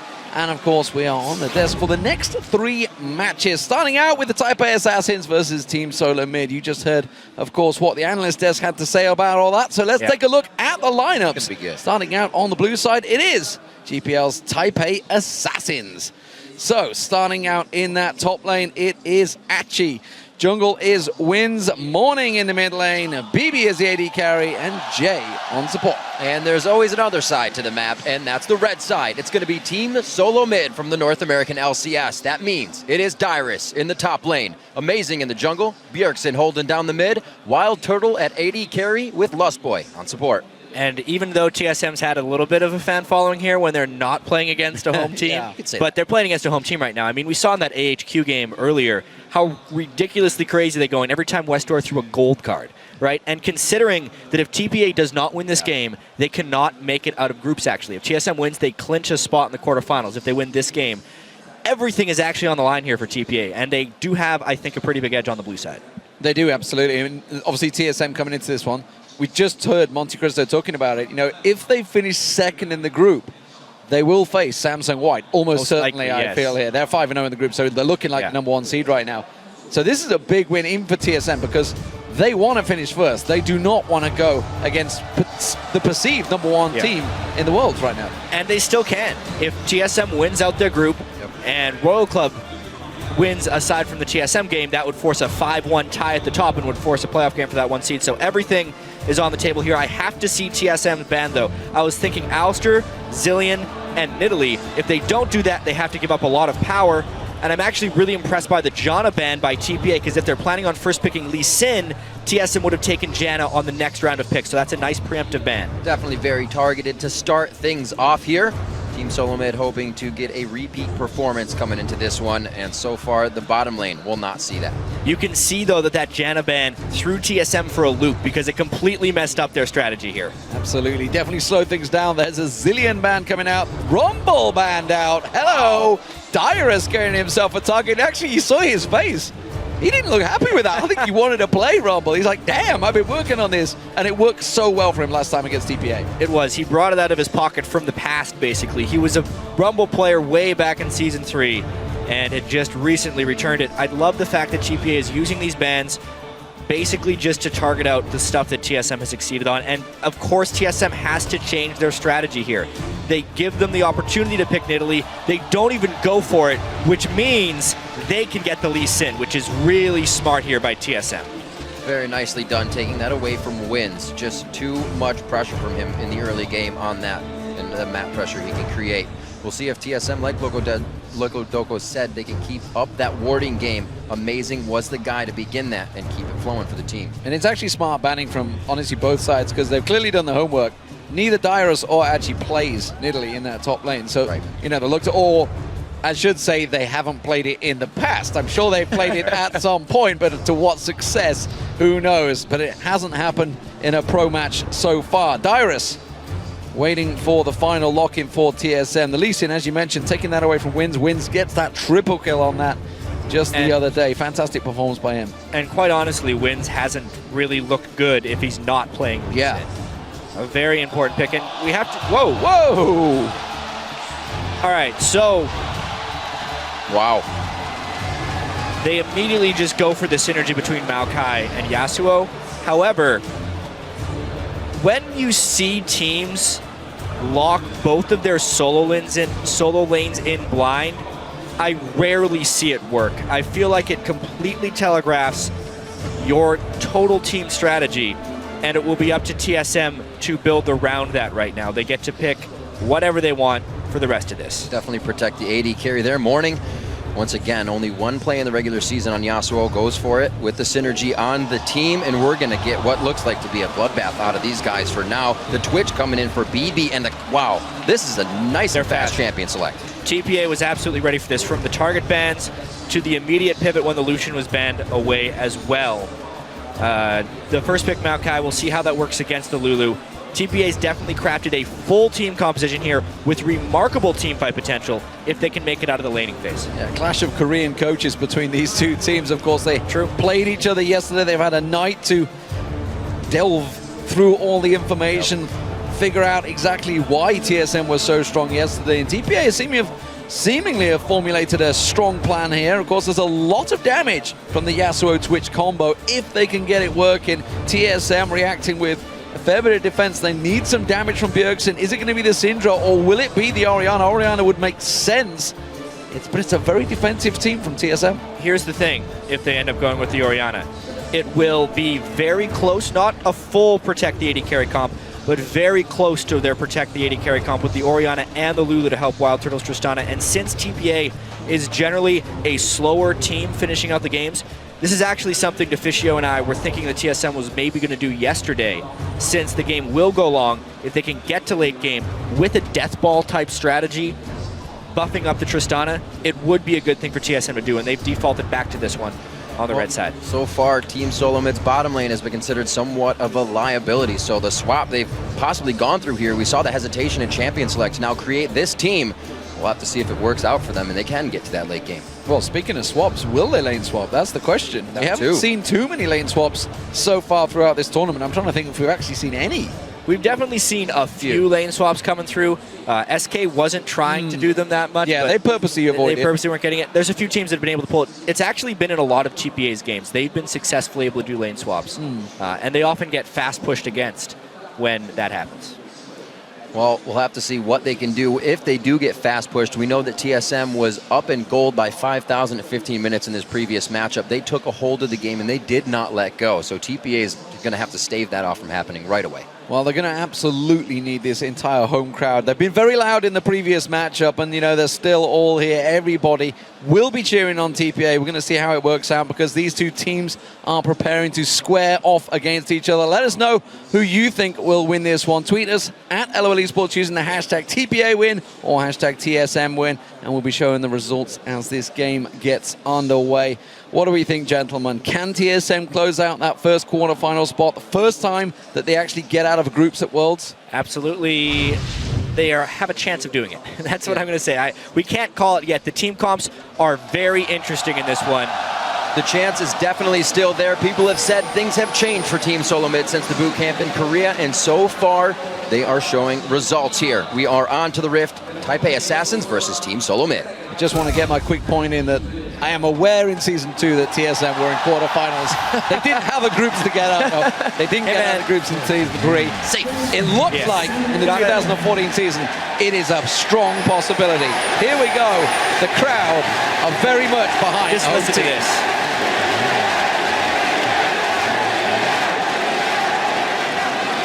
Not a TSM chant anymore, that's for sure. Hey, we've had American fans chanting TPA when they won the World Finals back in Season 2. They are definitely a worldwide known team. BB, of course, experienced that. Dyrus was in that tournament as well. Dyrus, that's one thing that I always like hearing from Dyrus is how humble he is after these matches. And he says, I've learned so much from the likes of Impact, from the likes of Shy and Flame, and playing these guys in the top lane. And you know what? He's been showing up as well. We remember Bjergsen saying, you're getting your picks. Don't feel pressured in these games to perform. But he has been, and he's been doing it consistently without going a little too overboard. The thing with Dyrus is he's super consistent until he has an absolutely awful game. And in the Royal Club game, he was really bad. When he starts falling behind, he can go way behind. I think it was 1-7 in that game. He has to avoid that. If he does, it seems like TSM is really crisp at executing their strategy. At least that's what we've seen thus far in the World Finals here. We'll see how it works out. Doesn't look like we're going to have any lane swaps, so TPA, J and BB down in this bottom lane will be facing off against Wild Turtle and Lustboy on Tristana and Braum. We'll see how this one lays out. We haven't seen great deal of Braum throughout this tournament, honestly. It's all been about Janna. Everyone's been so focused on it. We'll see how Jay's Thresh is. Yeah, but keep in mind, Nami and Janna both banned away by TPA, forcing a very melee-centric support matchup.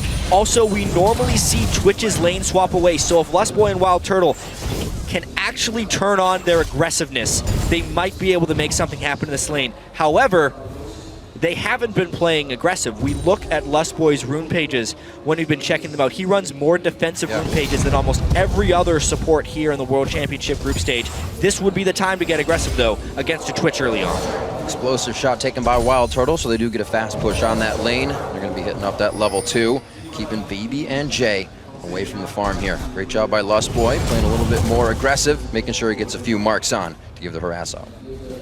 Keep an eye on the mid lane as well. We'll see how that one works out early on for Morning and Bjergsen. Of course, Bjergsen has been the aggressor in the past, but now Morning, they only had one showing on Yasuo throughout the GPL, so we'll see how this has been picked up. It's seemingly anyone that's picked up Yasuo lately has absolutely been practicing hard, and it has worked very well for him.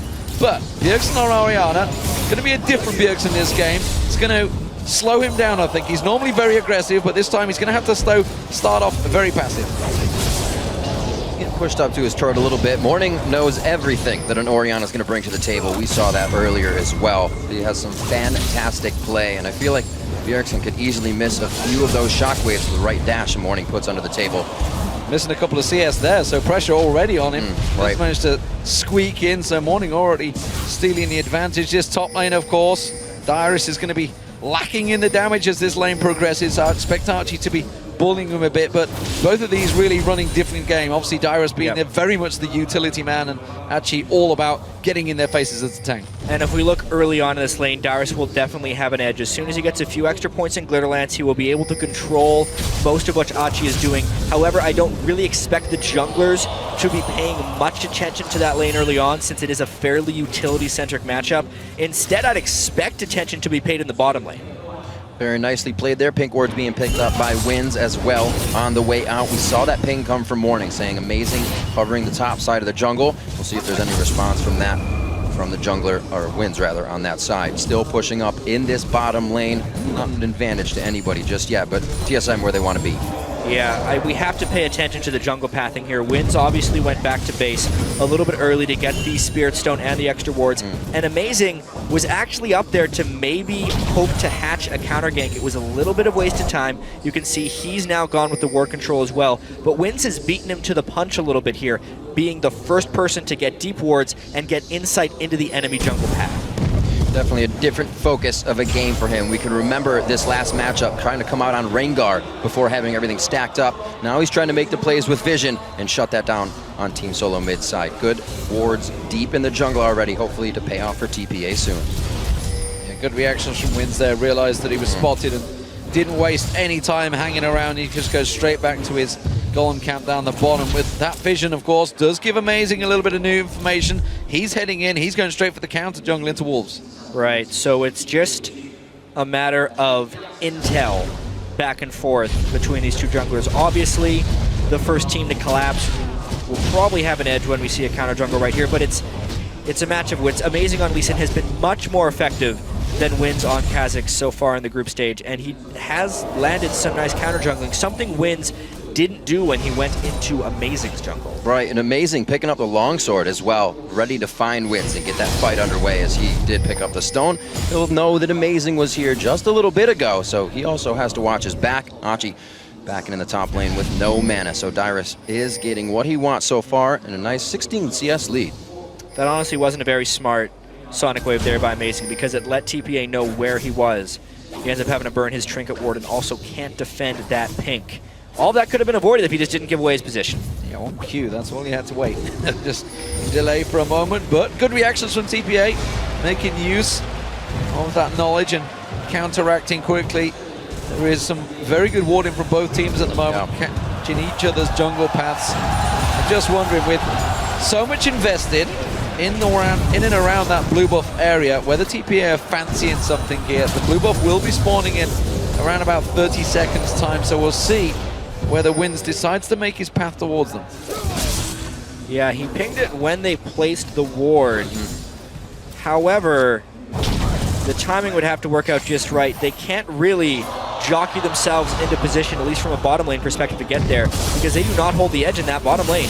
Oh, Bjergsen with a nice dodge. Morning gets... Whoa. Oh, wow, yeah, because he misses the last Q. He does not get his last breath, so Bjergsen tries to hit him up on the shockwave. Both trade a good bit of damage there. Gonna have to back off. Well, that immediately shuts down any play they were thinking of going for that blue, of course. Red and blue now spawning. It will be Wins taking that one away. He won't gift this one across, so it's going to give him a slight edge in terms of farm against Amazing. Amazing himself will confirm and take that red buff as well. So, top lane, as you mentioned, Jat, 66 to 49. This is how we were expecting it to develop. Lean's almost completed by Dyrus, but looking strong, bit of bullying, and actually has been delayed in his build towards that Rod of Ages. He really has been fairly heavily pressured by Dyrus, and games that are this even in the laning phase are often decided by jungle pathing and finding the right group. That's a nice ult in the mid lane, though. Let's see how much damage you can do to Bjergsen. Last breath coming in. That was not used last time, so Morning tried to come out immediately and act on that. So the reason I say that is when Wins had the ward on the blue buff, even though it didn't see the respawning of that blue buff, it did show that it hadn't spawned at 720, which told them that Amazing was most likely clearing his red, knowing the overall jungle path. But if they keep making plays in lane, it won't matter. In, but he's going to get out. That's clean. Good jump away there. But BB and Jay already showing now that they're both in level 6, just ahead of Lustboy, that they're not afraid to make those plays in this bottom lane. Not afraid to make plays at all. TPA keeping some good wards out. Now TSM's trying to bring that game back into play here. We see Morning doing what he can, picking up wolves, knowing there's nothing to fight in the mid lane, so he's trying to keep himself going. Whoa, the flash Glacial Fissure coming in, but it's just going to be a dark passage to the light.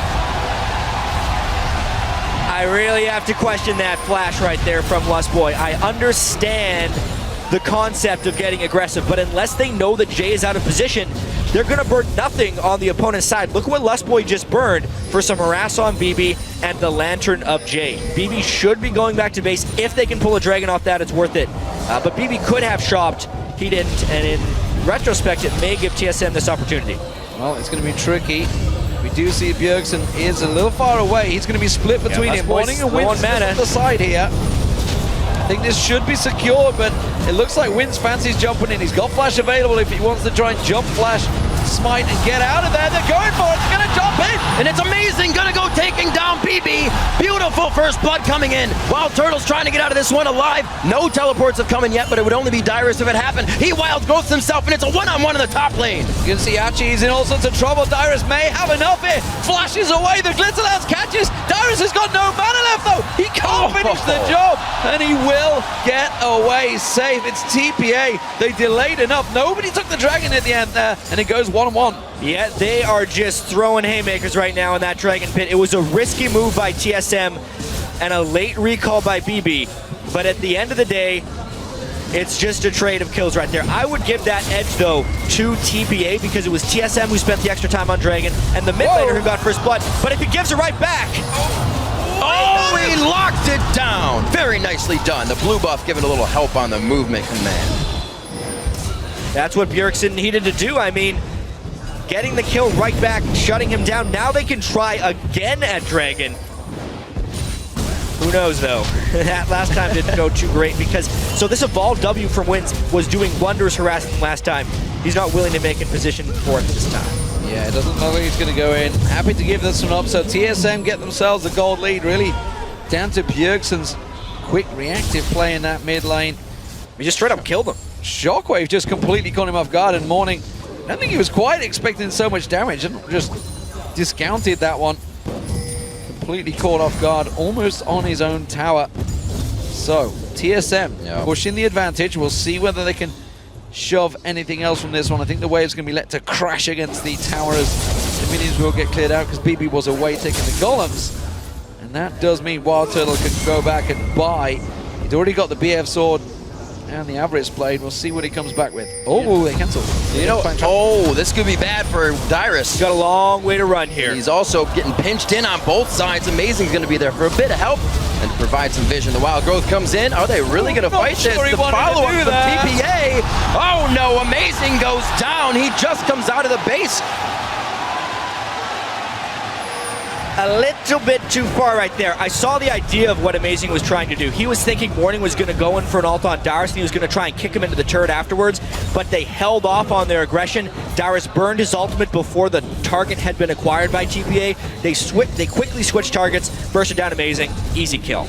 Yeah, I think they just didn't realize there was 3 people. They're like going in, it's like, it's all right, it's 2. We can get him in the turret. No, wait a minute, there's a 3rd. This is not going good. Let's get the hell out of there. Because of all the focus that TSM had been putting on Dragon, ward control on that top side and the mid side of the map had definitely fallen off. It's definitely a smart move there by TPA. When you know the opponent is focusing one side of the map, even if they don't have knowledge that there's no wards, they can surmise it. They can use their instinct. They made a play on the opposite side of the map that they had just been played on, and they're able to come up with a positive play. And TPA remembering the 13-minute mark, an ace across the map for Team SoloMid, and it looked like it was coming back to fruition. They had the item spikes, but a great play by TPA to shut down some top lane focus. Buffs going back, TSM and TPA, both junglers collecting those. Bottom lane's taking a lot of pressure. We have quickly been flitting down there and seeing the Wild Turtle has almost taken down that bottom turret. BB and J keep backing off, keep taking them golems, but every time TSM shove that wave in and get an extra couple of shots, we're going to see Wild Turtle coming in once again. Got to be careful of those hooks, but he will get a couple of free shots. Again, spots out J, goes for that flame, quickly steps back.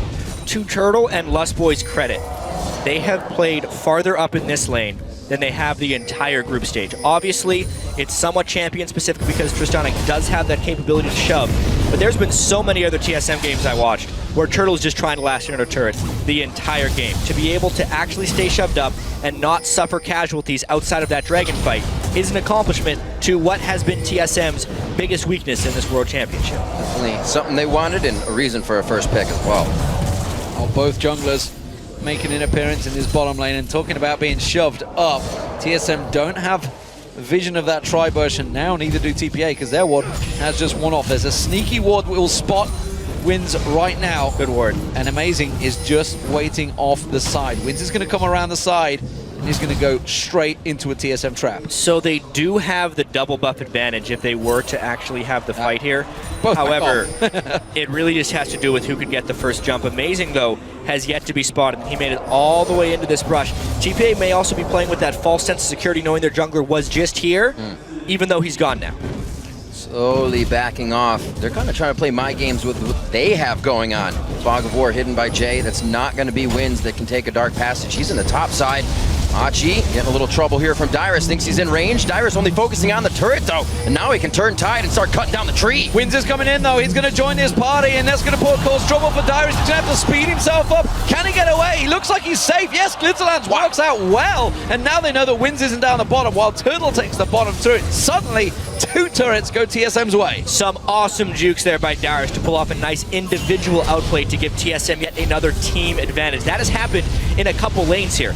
Look at this. They shoved the bottom lane, took the turret. Dyrus won the 1v1 matchup up top, and Bjergsen got a solo kill. The way TSM is winning this game is only slightly related to strategy. It's mainly related around their individual skill. This is kind of how they beat TPA last time as well, was through individual outplays, culminating in a team advantage.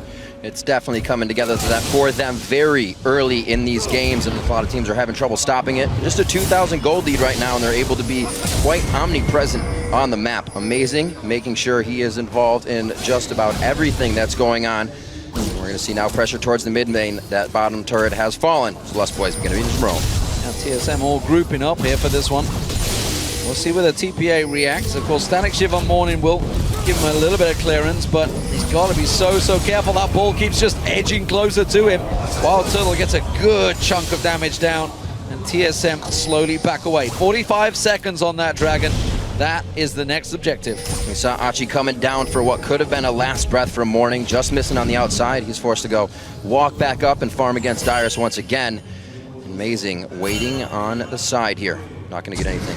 And what happens with this next dragon will have a massive impact on this entire group stage, honestly. If TSM wins this, they are out of the group and they eliminate TPA. But TPA is in a position where they may lose control of this game. They have already lost the 2 outer turrets. If they lose control of the middle of the map and give up this next dragon, the gold lead may become insurmountable. It is absolutely paramount that TPA win this next fight. And look at the straight up aggression from TSM there. Lust Boy and Amazing, they know they've got the support and they can collapse TPA with 4 members all clustered there, and they do back away. Meanwhile, while this is all happening, Hachi is under serious pressure from Dyrus in that top lane, which is what's keeping them busy, so he can't even get involved because Dyrus will simply push down that turret. TSM want a straight up 4-on-4 here, and TPA really need to find the exact opportunity to go for Morning. Need to see large rod on Dyrus in the top. Those two can absolutely keep each other there with the teleports that could come down. BB not liking the damage he's taking right now. That is really bad for TPA, having their shock caller getting chunked out so quickly by TSM. Poke is very important leading into this one, whether it's from Kha'Zix or from Orianna. TSM definitely has the poke advantage before the fight, and very good walls and shields, basically, if TPA is to jump into them. So if TSM can actually poke, it makes it near impossible for TPA to actually fight. And this is something we saw from TPA as well yesterday. When they start to lose control of the game, they'll still place their pink wards a little too far and leave them, and then they just die. Not too much help comes from that. TSM picks up a few more from themselves and gain control over Dragon. Right now, with Hachi in the top lane on Maokai, he does have his teleport up, and Dyrus is not there. If TPA wants to go, they pretty much have to go now. TSM is using that death ball, trying to ball up and go. They're going straight in. Jay's going to be the target. Amazing gets on towards him. Doesn't quite get the kickoff, but it doesn't matter. The kill is there. The rest of TPA are collapsing, and TSM are low on hit points here. Can they get the right target? They cannot. And BB and co having to back away. Archie pulled in. Shockwave pulled. Dyrus goes for the kill. That was TSM making the fastest decision I've seen them make in quite a while. That they never would have made that play during the North American season, but that's how much they've been training and how much they've improved. As soon as they saw that teleport, they went to the other side, never let TPA find the grouped up fight. They were the ones who grouped up, and they gained control. See, Dyrus will be able to teleport to top lane. Good control on the waves here. Coming in for TSM, 2 of 2 Dragons, 19 minutes into the game. A little bit longer than 15 minutes, but they got their 5,000 gold lead.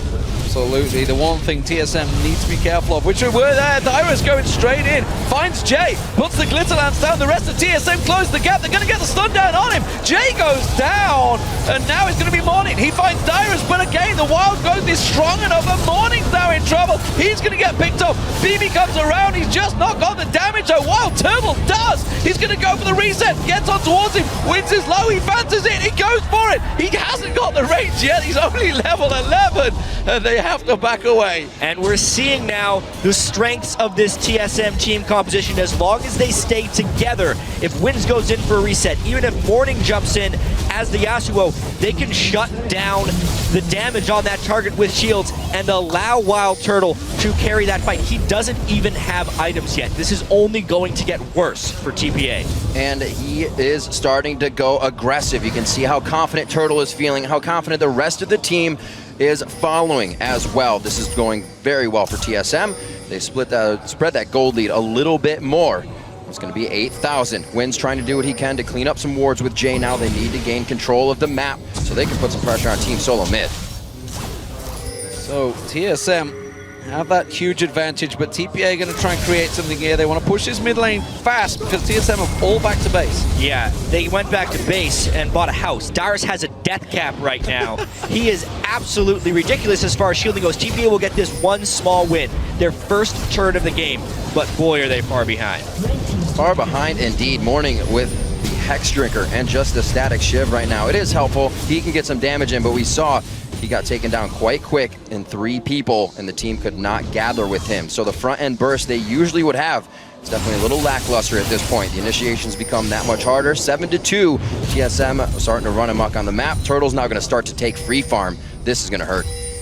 Absolutely will do. TPA really, it seems even at this early stage, just have one simple way. They need to either trap TSM in the Baron Pit or the Dragon Pit and land the perfect ultimate for the Yasuo, followed by that rat-a-tat-tat from BB. And just need to catch them perfectly because there's just too much for TSM and they've just manhandled them. Absolutely. Sightstone for Amazing already. He's building up armor. Wynn's can't get the attacks on him that he wants. The itemization coming in as they need it for Team SoloMid. Bjergsen rolling with blue buff right now as they make their way through what is pretty much their jungle at this point, and hardly any contest for this top turret but a wind wall. Yeah, TSM's going where they please right now. TPA does not want to engage on them, knowing how well they can shield. Never mind, they're going to try. They're going for it. They're going to catch on towards Lost Boy. He's taking the tower hits, but there's just so much, and the Shockwave pulls them in. He goes for the reset. He gets one. He follows through. Can he get on Jay? Look at the crits. They're coming on through. They get the Shock Wild Turtle leaping into the base towers. It doesn't matter. They take themselves another turret. It's so easy for them right now. That's exactly why I thought TPA wasn't going to try and do anything, because it won't work. Unless they can catch TSM out of position, the shields are too strong. TPA just strictly does not have enough damage right now compared to the defensive capabilities on TSM. And this is also what we need to see, is that teams ahead are not afraid to keep going as well. They're going to take down Achi right here, a little too far out from the family, and he goes down by himself. TSM picking up single kills all over now. They are absolutely on tilt right now. That's the only thing I can think of, because, you know, a play like that, actually just wandering through the forest. Well, he's a tree. That's true. Without any water, I mean, they got a wall there. Hear me? They could see that TSM hadn't backed off. They knew that there was people around there. They just was simply blind checking. He got saplings and he didn't bother tossing one in to find out. Dyrus has been caught out though. He is in trouble. Now he's going to go down. Finally, they get themselves a kill. It's the first one in a while, that's for sure, but TPA got a long way to go yet. Yeah, that was actually very sloppy play there by TSM. Dyrus was forced into sticking around there because if his presence was not there, it would have left a window for TPA to do the Baron. He basically had to sacrifice his life because TSM did not time their recalls appropriately. But that is but a small casualty towards the overall battle because they still have a 9,000 gold lead. 9,000 gold lead indeed. That burning a hole in their pocket. Bjergsen running an elixir of brilliance, and he has one in his inventory right now.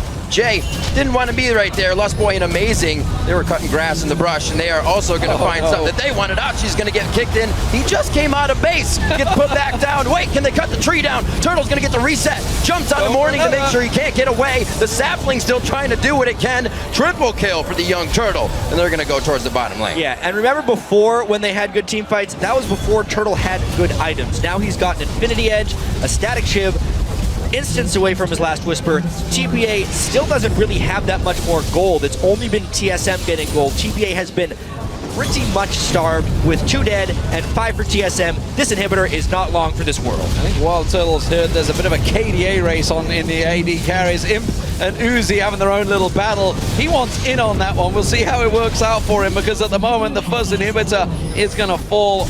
And TSM very much in control. And don't forget, ladies and gentlemen, if they take this game, which it looks like they will move on to the quarterfinals. Yeah, even if they're missing that Braum Q, they're still going to be able to kill Jay. Turtle comes in late, and this is the one time he actually didn't have that much protection. But at this point, it didn't matter because TPA's collapse was a little bit slow. At this point, Lustboy zones the fight out for Morning. He's a squishy target. The nice wind wall is not enough to save him because Turtle doesn't have to do much but sidestep, and it was just TSM completely outnumbering TPA, something that is all too familiar this game. Slow and methodical. They move up the map. If it's not the bottom, they take the middle. If it's not the middle, they just take anything they want right now. TSM doing a very nice job. Have only lost mid turret, and they are just pushing forward consistently. Randuin's almost finished up on Amazing to keep these fights going in their favor. TPA is not going to be able to get out of anything the Death Ball's bringing to the table. Right now, it's going to be the Baron attempt. Sadly for the home crowd, they've definitely been silenced by the sheer amount of power that TSM have turned up with here for this matchup, and now they are just looking to close it out. 25 minutes into this game, I was not expecting it to be almost over by now, and for TSM fans out there, they're going to be wondering just how far can they go in this group? The last shot of it. What an amazing shockwave coming in. Bjergsen making the plays for his team. The double kill for Wild Turtle as he starts to clean up. They're going to be able to get past the wall. A few more shots to come in. It's just the kick from Amazing, and they are focusing on the next inhibitor turret. 10-0-4, 2-0-9. Wild Turtle and Bjergsen together, powering through this TPA team. They're about to clinch their spot in the quarterfinals. Well, this was a quick one, that's for sure. Team SoloMid fans, you have yourself a North American team into the quarterfinals. It's simply all about TSM dominating so far against TPA. That will be the Nexus turrets going down. They get themselves the ace, and they take themselves the game. It only takes them 27 minutes here to finish off TPA. They might try to get a few more kills. Oh, one last-ditch effort coming in from the Taipei Assassins. Turtle goes a little too hard. He goes down, but it is going to be Team SoloMid taking down the Taipei Assassins. Well, that was rather quick. What was expected to be a very competitive game turned into a TSM stomp. Even being hesitant, they're getting their cheers. Cool as a cucumber. Cheers are still coming out. Well, keep in mind here, while TSM has made it into the quarterfinals, they want more. They do not want to have to face the #1 seed out of Group A. They do not want to have to face Samsung White in the next round. So therefore, this is not the end of the battle for them. They still have to set their sights on SK at the end of the day, and then ultimately Starhorn Royal Club tomorrow. Because if they win both those games, they can still get first place in the group. Yeah, that is absolutely the match to watch now in this group. Two teams already decided. Starhorn Royal Club and TSM both going through the quarterfinals. Which position they will be, we will find out tomorrow. Keep your eyes on that one. Wild Turtle, man. 11-1-6, I believe, at the end there. That one little Dan, that's going to ruin his KDA, that's for sure. Well, as far as the game is concerned, it doesn't affect it at all. No. Right? But for the overall tournament, that's still one more death. Honestly, I think that's going to do wonders for Wild Turtle and Lust Boy's confidence going in. Breaking out the Braum here. Lust Boy's champion pool had yet to be tested, actually. I don't expect another team to test it because he had played pretty much nothing but Nami, which probably got people thinking, oh, he only plays passive, disengaged supports, la la la. He played a great Braum there. That was the most aggressive I've seen TSM play the laning phase, probably since they acquired Lust Boy, to be honest. And it was effective. They need to do more of that as they move on. Great movements around the map. Again, the 5K gold lead just 3 minutes later than they had it in the previous matchup. They were on a tear throughout these games, and it was everybody. Once again, Dyrus was showing up to shut down Achi in the top lane by himself. Everybody from Team SoloMid is really coming into, I don't know, where they wanted to grow for Worlds. The pressure is on, and they're really performing. Well, they've only had one hiccup so far in the group stage, and that was their loss to Starhorn. It was a big hiccup. They basically tripped and fell down like half a flight of stairs because they got destroyed in that game. But outside of that, they have looked really, really good. Their game against SK made SK look like a joke. And remember that SK team with the sub nearly beat TPA and nearly beat Royal Club. Yeah. So they were no slouches. And the rest of TSM games have been very one-sided in the favor of TSM. Yeah, and I just got to wonder, obviously SK games will be coming up. I just got to wonder how their morale is. Of course, judging by their tweets, maybe it seems to be on the floor after that one. Nevertheless, there's a lot of games to come still, ladies and gentlemen. Right now, though, we're going to go over to Shox, who is standing by with TSM's Bjergsen. Thank you very much, guys. You did it. Bjergsen locked in that spot in the quarterfinal. Let us talk a little bit about this very important game because they came out with some strong bans there. The Nami, the Rumble, and the Janna come in. How did that affect your game plan? I feel like it's something we haven't really seen before. People trying to ban out Lustboy, but he's a really dominant force in the team, and people are slowly picking up that Lustboy is he does a lot in all these games, and especially on the Nami Janna. So they tried to ban him out, but obviously had a really good showing on Braum, and Dyer still had a great showing on Lulu. So we managed to be able to pick around those bans. Yeah, then tell me, what did you think of the composition they eventually came out with, which was their plan, and how the early game went for you guys? Not an ace at 13 minutes, still a pretty good early game. I think both comps are really, really good. They're just very different. They want to be looking for the flanks and some kind of like the insta-kill with the flank on Maokai and then Kha'Zix and Yasuo just jumping on the same target. But luckily we had a lot of shields. We had Lulu, Braum to just defend those targets when they try to go in and burst down one guy. And I think our comp just worked really well for our playstyle, and I think their comp worked for their playstyle. And altogether we just ended up winning the game. You did win the game. As I said, you locked in your place for the next round. What were the first thoughts about that? Because you said something here before that wasn't as positive. Well, obviously, it's really awesome to have qualified and be able to go to the quarterfinals, but I wouldn't really say it's much of an achievement to go to quarterfinals if you're going to play against White anyway. So we're pretty much just looking to beat Royal and go big or go home. Yeah, go big or go home. Loco said you definitely have it in you guys to beat them. Did you feel personally outclassed in that game versus Royal Club, or was it the team? I wouldn't say any of us got personally outclassed. This is mostly how we came from the picking phase. We picked way different than we've done all the other games, and we're definitely looking to change that for the next game. I think we just need to reset and think that we had a bad plan going into the game and we had bad picks, and as soon as we can change that, we're going to do a lot better. And that's the story we heard as well. Final question, I also asked Loco, what do you think is a growing margin for this TSM in this tournament? He said, not that big as of right now, but what for you personally? This is in the end your first World Championship, even though you're very experienced already. Sorry? Your growth margin, you can see yourself going if you face off against these best mid laners in the world. I'd like to go as far as we can, obviously. I think White's probably one of the best teams here, maybe even the best team in the world. So I would love to face up against White in the finals. That's pretty much my dream for now. All right, fantastic. Well, congratulations on locking in that spot. Thank you. Thank you so much. All right, now we're going to kick it back over to the guys at the desk. Thank you very much, Sharks. Congratulations to both Bjergsen, Team SoloMid, and the Starhorn Royal Club. They both teams lock in their spots in the quarterfinals. I think before we talk about the quarterfinals, let's talk about this matchup first. Focus on how much more decisive TSM were. If you contrast how they beat TPA yesterday, dragged out that end game. Yeah. Today it was much clearer, and they punished once they got ahead. I can just speak for the bottom lane. It seems like BB and J just didn't really learn the matchups correctly because they come from such an underdeveloped region. No offense to Southeast Asia, but just like if you pick Twitch blind, and you know that they could potentially be picking Trist and Braum, which are the two hardest counters to Twitch. Braum because his shield blocks spray and pray, and Trist because she's impossible to pick, which is exactly what Twitch was looking for. It's just so hard. One thing? They didn't pick it blind. They picked it into Trist and Braum. It's even worse. They actually... Like, why is it worse? Well, I can see why Twitch is good in their composition and what they want to do with it, but you need to get out of laning phase with enough items and start making picks around the map. I know Monty wants to chime in here, so I'll just let him go, and then I'll finish my point. Yeah, it's just with this team composition, too, there's always the possibility of a lane swap here, because Lulu is being picked as a lane bully to Maokai, because TSM can't play Nidalee, so it's still a very effective pick in the laning phase, so why you would enter into two losing lanes instead of lane swapping is a bit of a mystery. Yeah, and actually I think this keeps kind of spilling into how TPA seem to not be on the right page strategically. Anytime you've got these many kills over like a red buff when you're already behind, it's like TPA is walking into unwarded areas or warded areas knowing they're going to die. Like unless you're setting up Baron baits or sieges, like you shouldn't be fighting TSM. Going back a little bit to the Twitch pick though, initially I watched the laning phase from like level 1 to 5 again, and I think TPA could have actually won the race to level 2, but they completely chickened out. That initially just gave TSM the freedom they needed with the Braum Trist lane. They kept pushing them in and in and in. And even later, Lostboy actually, I think, in my opinion, missed 2 kill opportunities on Twitch and lane, but it didn't matter because TSM chose for like safety, and they knew they were going to get it objective control based and teamfight based.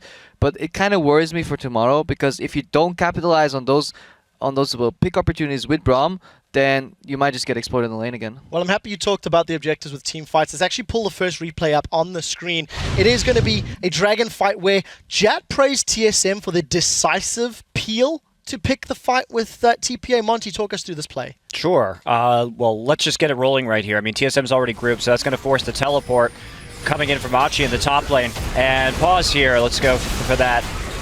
Oh, we'll just keep playing. Okay, there we go. So right here, you can see as soon as the teleport is seen, they immediately split down onto the bottom side, and that just gives them so many opportunities. And because Jay actually decided to go in for the hook right there, if we also look at Lustboy, he's already blocking the entirety of spray and pray on most of the squishy members of his team, and he's also going to get exhausted as soon as the shield goes down. Meanwhile, without Thresh there, he's already used all his cooldowns, he's going to die. The only further setup they have for a Yasuo ult is Arcane Smash from Maokai, and Yasuo just can't engage as quickly because he has to wait for the Maokai to get there. In general, if you want to do a pincer, you need to make sure that your tanky side goes in first, and you need to make sure that you don't get engaged on from the side. If that means you have to drop Dragon, that means you have to drop Dragon. I think we can play the fight out and you can see what's going to happen. The exhaust comes in here as well. TSM's just moving right, and they're basically killing anything on their way. And by the time Maokai and Yasuo enter the fight, it's too late. Bjergsen still has his ulti. It's going to pop it right here on Maokai, and they're just going to clean up. And this is basically TSM reacting. They know if they stay on that Dragon, they're going to get pincered. So they just want to move quickly to the right side, clean up the area, and then the remaining members coming in from TPA are just simply too late. And TPA just... yeah, they bit off more than they can chew on the right side of that play, so they should have held their pincer, tanky side goes in first, and then collapse, and it would have been a good play. So let's move this conversation on a little bit. TSM, much more dominant than yesterday against TPA. They do seem to have strong signs of strength in this group stage at differing times. Two things I want to talk about quarterfinals. Number one, Nidalee. It is a champion that over the last 17 consecutive games has been banned while featuring TSM in the matchup. 16 times they have banned it, and once TPA did it against them. Massive mistake. Freak, care to comment on that before we move on to some of the positives? This is the interesting thing because we've talked to Dyrus a couple of times in the NALCS desk, and he says the reason he is still on TSM, this is a team with many roster swaps almost every single year, is he says, I can adapt to the current game, I can keep myself relevant, and here's his very obvious example to the contrary, and I'm surprised by that because by his own admission, he says he's such an adaptive top laner. Not to mention that his rise was really not very impressive either. So, I mean, these are going to be, as the tournament goes on, two very important picks as we head into best of fives and other scenarios in the quarterfinals. So it's a bit concerning, it is. He had a strong rumble as well. Keep that in mind. Something that is showing may show through a little later. I just want to give some more props to Bjergsen as well. Between both groups, considering how heavy some of these victories and wins have been, he currently holds the highest CS at 10 and 20 minutes across both groups. Very strong champion pool. 4 champions played in 4 games. Definitely a shining light for the team. Doublelift. As TSM are looking forward, they can still place first or second in the group. First and second is still up for grabs in Group A. They don't know if they're facing Edward Gaming or Samsung White. Let's talk a little bit more about TSM before we move on. I think definitely TSM's bottom lane has stepped up. I mean, Lustboy is doing extremely well in lane, and then Wild Turtle, you can see he does really well when his team offers him protection. So if TSM just runs that signature TSM comp, which to me is the double shield, Lulu Ori with Tristana, they can run whatever they want. They can run Nunu, they can run Kha'Zix, they can run Elise, whatever Amazing is comfortable on. But as long as they have that double shield comp, I don't see TSM really losing. So people just either need to ban that out or take it away from them. Not even to Edward Gaming and Samsung White in the potential quarterfinals? Oh, yeah, that's Samsung White's a rough one, but EDG, it should be easy. I don't know. I think both those teams will just pick smarter into what TSM is gonna pick. I really like the strategy TPA went with. You know, forcing Lustboy on obvious support picks. Having do you know what he's gonna play already by the second rotation in picks and bans? I just don't think the Twitch pick was just smart here. Final thought from Double before we really have to move. As smart as you pick against TSM, if you allow them to play what they're best at, then you're just putting yourself at such a big disadvantage. You should take away, if you want to beat TSM, you take away what they're best at. And to me, this comp is just signifies that's TSM right now. And I just want to close out and say that this is really a big achievement for TSM in North America. This is the first time since Season 1 that a North American team has made it out of the position they were seeded in, meaning if they were seeded into the quarters, they lost, and if they were seeded into groups, they lost. But TSM has made it through groups and advanced, and we haven't seen that from NA in a couple years. And what's going to be more interesting is exactly where they end up, because if they can channel some of the strength, they may give Starhorn Royal Club a run for their money tomorrow. Maybe not. We'll get to that. We have taken a little longer than we needed to. So, coming up on Game 5 of today's World Group Stage, let's take a look at where the team stand thus far after completing 4 games. We already know that both Samsung White, Edward Gaming, Starhorn Royal Club, and Team SoloMid are all guaranteed a spot in the quarterfinals. It's the seeding that will be determined today and tomorrow. Guys, we are going to step away for just a moment. When we return, Dark Passage will face Edward Gaming on the Rift. Actually, I've just done my math. If Edward Gaming win that, when they win that, they'll guarantee their spot. Guys, we'll be right back.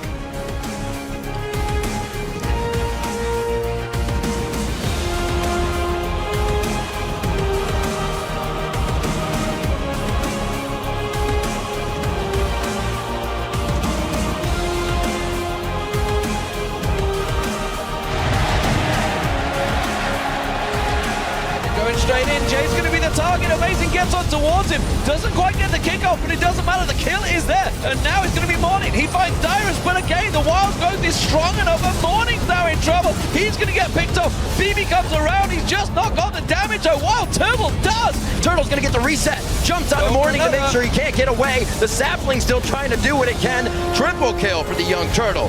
They're going to be wondering just how far can they go in this group? The last shot of it. What an amazing shockwave coming in.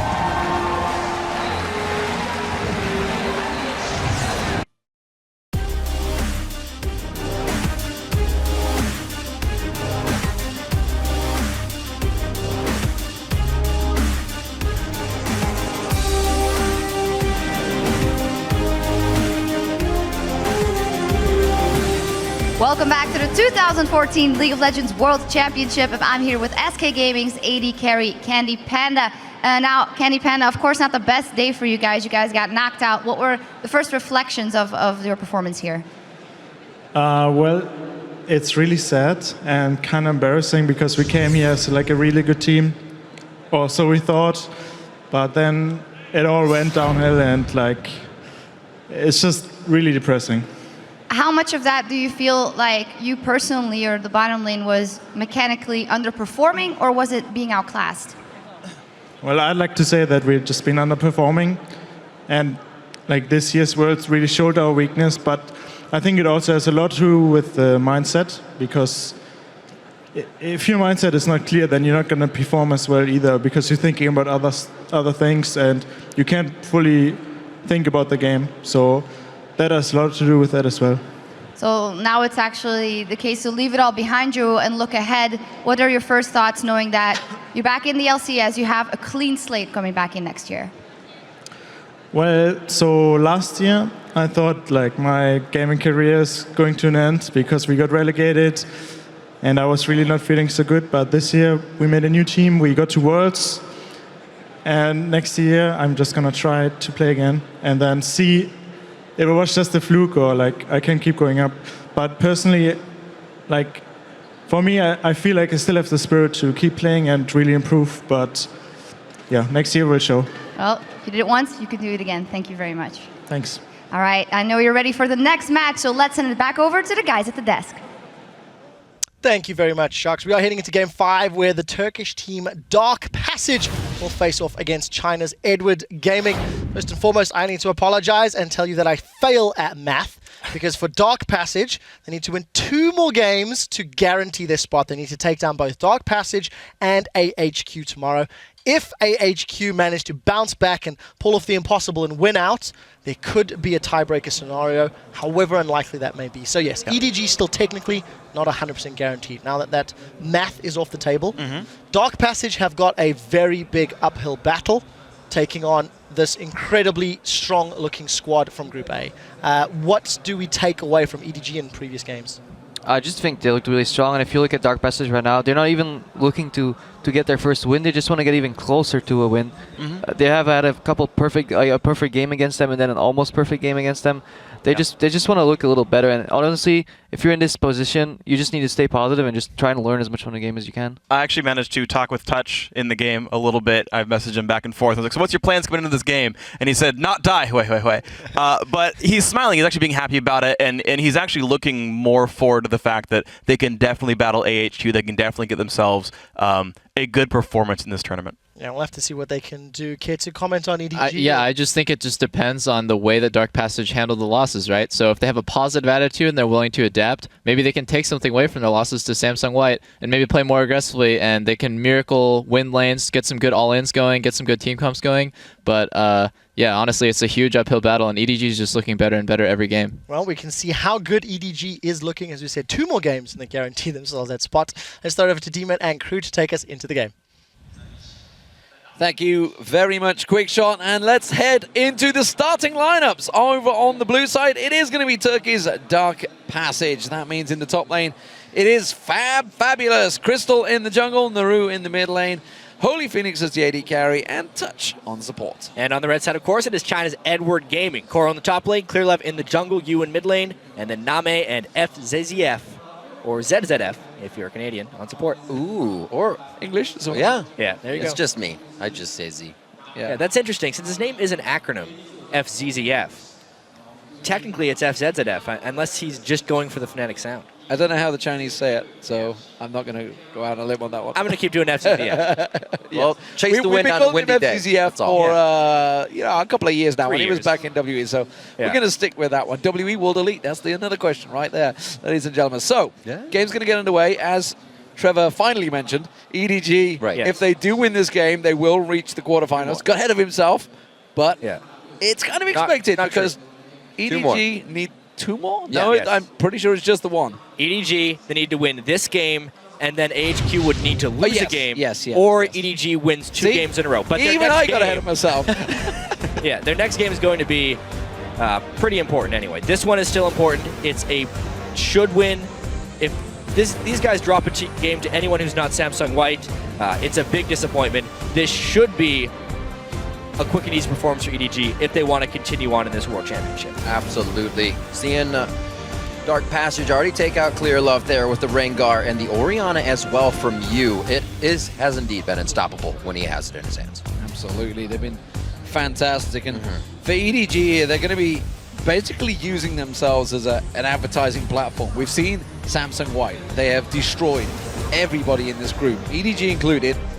And EDG themselves very confidently need to sort of put themselves on the map right now. They want to feel, put themselves a bit of a mental barrier to everybody else, because obviously now they're looking likely to be the team to get to qualify. Will they be the number 2 team? And they want to be the team that people want to avoid. Everybody's looking to avoid Samsung White, but the fallback option is Edward Gaming. Name needs to have a big game. I feel like he needs to have a big game for his confidence. I mean, the other rival AD carry in this group is Imp, who destroyed him in a 2v2 lane, has already picked up a pentakill, is just putting up these absurd numbers, and then Name has had these average to lackluster games where he should be dominating. So this would be a game for EDG to build their confidence. Absolutely. Meanwhile, his Chinese counterpart Uzi is setting records right now as well. So, there's a lot of pressure, I would say, probably on Name's shoulders. A little bit of catching up to do on there. Zillion passing through on this one, so we'll see how Dark Passage answers to this. Focus on the mid lane allows that to go through, and we will see another game of Braum coming in. Fat Fabulous has already picked up Rise, looking a little late game here. Yeah, so looking like, again, very standard picks for Dark Passage. I wonder what type of strategy they'll come into this game with. It's so difficult when you are a completely overmatched team in these situations to try and make good of the situations. Analyst Desk had that discussion earlier on in the day. What kind of cheese strategy are they going to use? What kind of weird thing are they going to try and pull out? Let's be honest. At the world stage, that stuff probably doesn't work. So they're just going with whatever they know best, and they're still getting outclassed. We'll see if they can make something miraculous happen. One thing we have seen throughout this tournament so far is some very impressive Aurelias. Who'd have thought Aurelia's making that appearance all over again, and it looks like it may well be Koro going back to a champion he's had great success on in the past. I would say great success. He's 1 and 3 in the summer, but he's had great success here at Worlds on this champion so far. Aurelia, as a champion, exploded in the LPL playoffs. I lied. He's played Maokai 3 times. You're just all over the place right now. My stats are just wrong. I'm just getting pulled from pillar to post. Well, I'm sure he's been practicing it well. There you go. Yeah. It's in. So Name does have something that he can carry into the late game with. If Yu does not get something he wants, he's actually leaving that up, obviously, to counter pick. Man, this is still a fast picks and bans going through here. Dark Passage, they have been growing as a team so much throughout this tournament. We see them correcting things from game to game, but everybody's still able to find a way to the finish line on them. So far, looks like they're going to be locking in with 30 seconds left. They're going to do some fun hovers, and actually the Jace touch locking that in for the team. That's the real fun, is the Jungle Pantheon. Yes. All right, so a couple nice things coming out. Finally, they're going to be doing a slightly different strategy here. We hear so much talk about mid lane Jace. Every mid laner, it seems, has dabbled in it, but they just never seem to find the right situation to pull it out. Here, they recognize they're going to be going against a mid lane Zillion, so the high amounts of burst AoE damage that Jace can do is actually one of the best things you can pick against Zillion strategically, because if you make everybody low, the ult has much less effectiveness, and generally when you're running Zillion, you have a very squishy team. So I really like the Jace pick in this context. Easily locking in that Thresh for the last, so Yu gets his Zillion. This is going to be a fantastic matchup. A lot of speed to come in on these fights with that gate going open. We'll see if Fat Fabulous can proc his ultimate and just fly right through and get those lockdowns that they need. Yeah, for a second I thought they were going to try and do a last-second switch-up on us, but they were probably delaying the lock-in just so everyone could make sure they had the right Rune Master page down there. I actually do like this pick and ban from Dark Passage. However, we know they're very outclassed in this tournament, so they'll have to play miraculously to pull out a victory. Yeah, I mean, Edward Gaming they got the double resets, they've got a lot of safety with the Lantern, and of course the Zillion ultimate, so there's a lot of in and out possibilities for them. Dark Passage are just looking to try and make an upset. Dark Passage was able to get the first blood on EDG last time these guys played. It was a very nice play to the bot lane. Holy Phoenix has his Lucian, but the Thresh is really the combination they love to get something going with. Yeah. Get that Dark Lantern, Dark Passage, again, back to the backside and get those ganks coming in. So that's going to be a little bit fizzled. Can they still put the pressure on? Well, that's the thing. They could have gone for it. Instead, they chose Braum first. So the Thresh option was available to them. Maybe they just fancied changing things up. I mean, the fact that they've got a Pantheon adjacent there says they're absolutely changing things up. Yeah, Lucian Braum is much more aggressive, right? They get the double shot from Lucian. They can proc stuns very quickly, which will be necessary when Pantheon ultimately will try and gank that lane at level 6. So I do like the synergy they've been able to put together there. Well, the match is about to begin, and we'd like you to turn your attention to Twitter and tell us who you think will see the victory screen. Tweet us #DPWin or #EDGWin at LOL Esports, and we'll be tallying up your responses.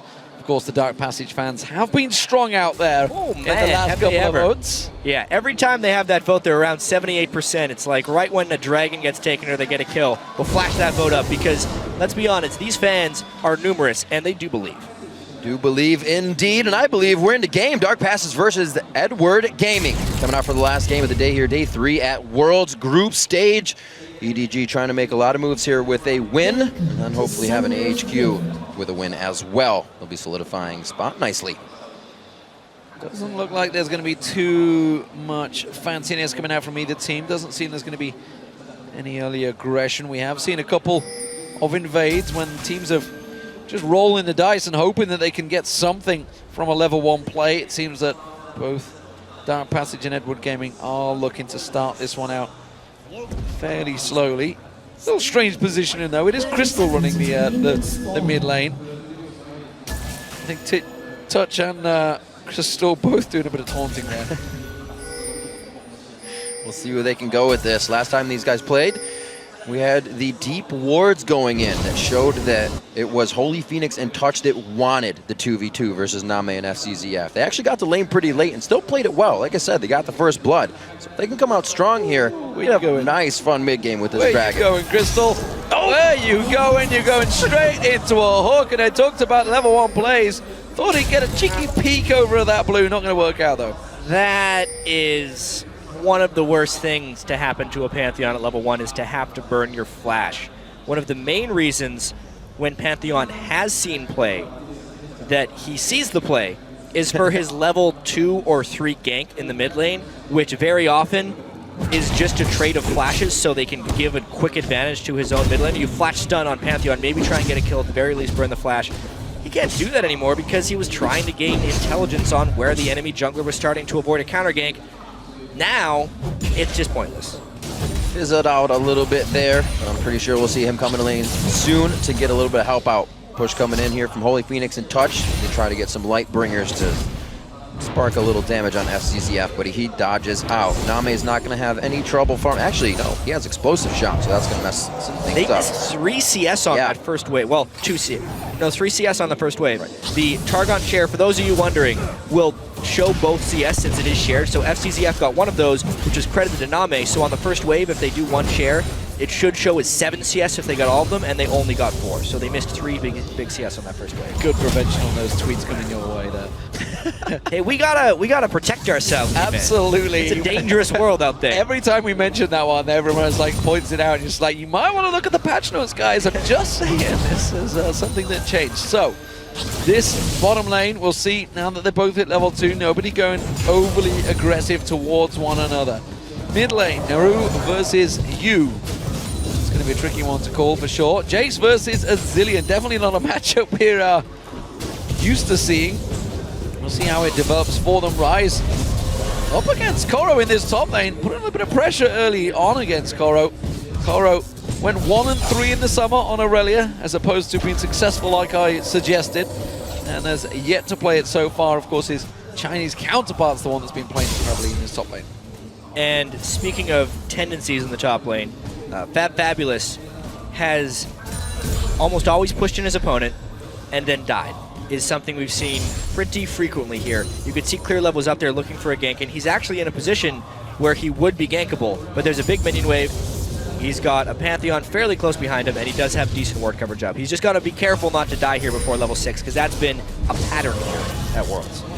Safe with the flash, his ward did just die, and that rotation from Clear Love looks like it will be towards the north at this point, pushed up towards the turret. Fabulous says, wait, I'm a little low on mana, I might not want to stand so close.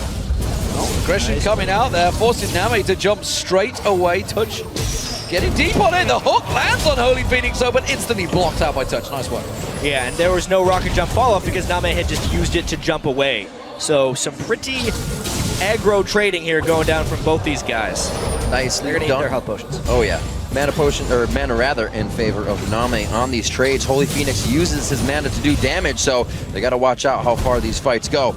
Could be in favor of Name and FCZF quite soon. Bit of back and forth between these. We'll keep our eye on it. We're talking about Name needing to go big on this one. He is up against the Lucian, so expect him to be under a little bit of pressure early on in the lane phase. Junglers, we're not seeing a great deal of them so far. Clearlove is making his way down towards this bottom lane, though, so we may see him making the first appearance. Will the Lantern be coming out from FCZF in just a moment?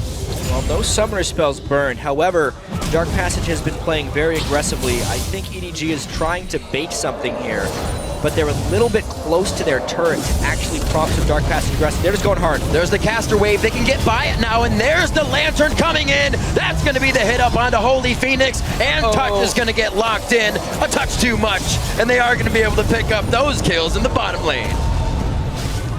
And that's exactly what EDG needed. Oh, no! Gets him. Womp womp. What the heck?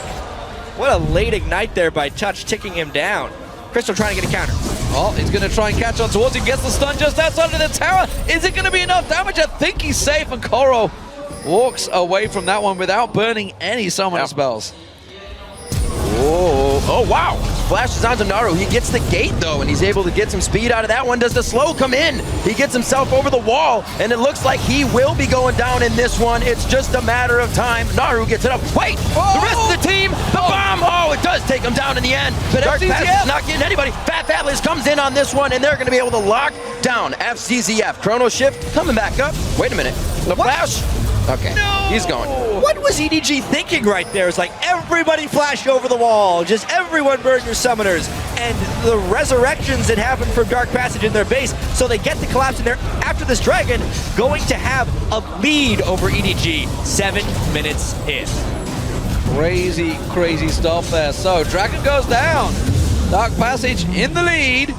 We'll see how long it works out from EDG having an immaculate turnaround down that bottom, barring that one single ignite taking Name down. It has quickly turned around. We'll see how it progresses. Name versus Holy Phoenix. The battle continues. For EDG, trying to build confidence going into the quarterfinals if they're able to win this game, even though they haven't clinched, this is not the performance you want to have early against a team that has been a punching bag to other teams in this group. To be struggling here at 7 minutes does not bode well for EDG throughout the rest of Worlds. It does not, and like we've been saying, DP is learning more and more throughout these games. Their warding has gotten so much better to create opportunities for themselves. You can see now FCZF having to clear out this one, which DP just got Dragon off of. I was just going to say, you think back to game 1, this is the exact same story. Dark Passage had a very good start, around about 10 to 12 minutes in. Then EDG finally turned it on. This time around, though, it's just misplays. But Dark Passage building on potential confidence from the last time. However, this is that fabulous overextension. That's the flash coming out. He's still got some applied slows coming in from both Clear Love and Koro, but he breaks them. He's good. Level 6 has to blow the ult for some movement speed. Oh no. Unstoppable. You think you're safe, but here comes Zillion around the outside. Is he wise enough to grab the kill? Yes, sir. All right, so EDG gets something back, but they still had to invest a heavy amount of resources for that top lane kill. Dark Passage now gets to go in for the blue buff, and we have a game on our hands. Absolutely. Blue Steel in there. Naru also put a lot of damage down on that tower, I believe. You can see him hammering away on that while they were pushing up towards the top lane. Clearlove now leaping in to try and steal away that blue. Naru does not want any of that. He's going to come around the corner, but he's going to be tricky to stop a smite from Clearlove, that's for sure. Will he force him away here? Goes aggressive, manages to not get in the way just in time. Clearlove steals it away with a smite, no problem. You got a little bit of AoE damage when you lay down the hammer, but did not work. Crystal cleaning up mid lane here. He's got himself double buffs. Looks like they're going to be safe for now. Bottom lane, bit of aggression. Nicely dodged out there. No trouble coming in for Holy Phoenix to touch just yet. 2-1-1 for Holy Phoenix. The carry toward Dark Passage. I do have to commend Dark Passage here for putting up such a strong showing early on in this game, because it gets to you when the games they had against Samsung White had to be demoralizing. To come into this one and still be able to put up a performance, they have a very strong amount of mental fortitude right here. 9.5 minutes into the game, they are even in gold with the #1 team from the LPL. Well, currently Fabulous no flash this time around. He's got to be careful he doesn't get baited in. He's got to realize that Koro is drawing him into that area. Clearlove ready and waiting, and Fabulous playing this one wisely. Now he realizes he's in trouble, gets caught by the void spikes, but he is safe. Koro burned his Blade Surge so early right there. However, the wave is lost, and Fabulous is still very starved in items and experience. He has yet to complete his Catalyst already in the game, so he actually is in a large amount of trouble here. Next you see Koro, as usual, trying to get that Sheen out first. The early damage to come in against Fabulous in that top lane. Just hasn't been able to create the recipe all the way just yet. Both junglers out of the base, back into the jungle to see if they can create more opportunities for their team. So far, Clearlove with 3 of those 4 kill participations.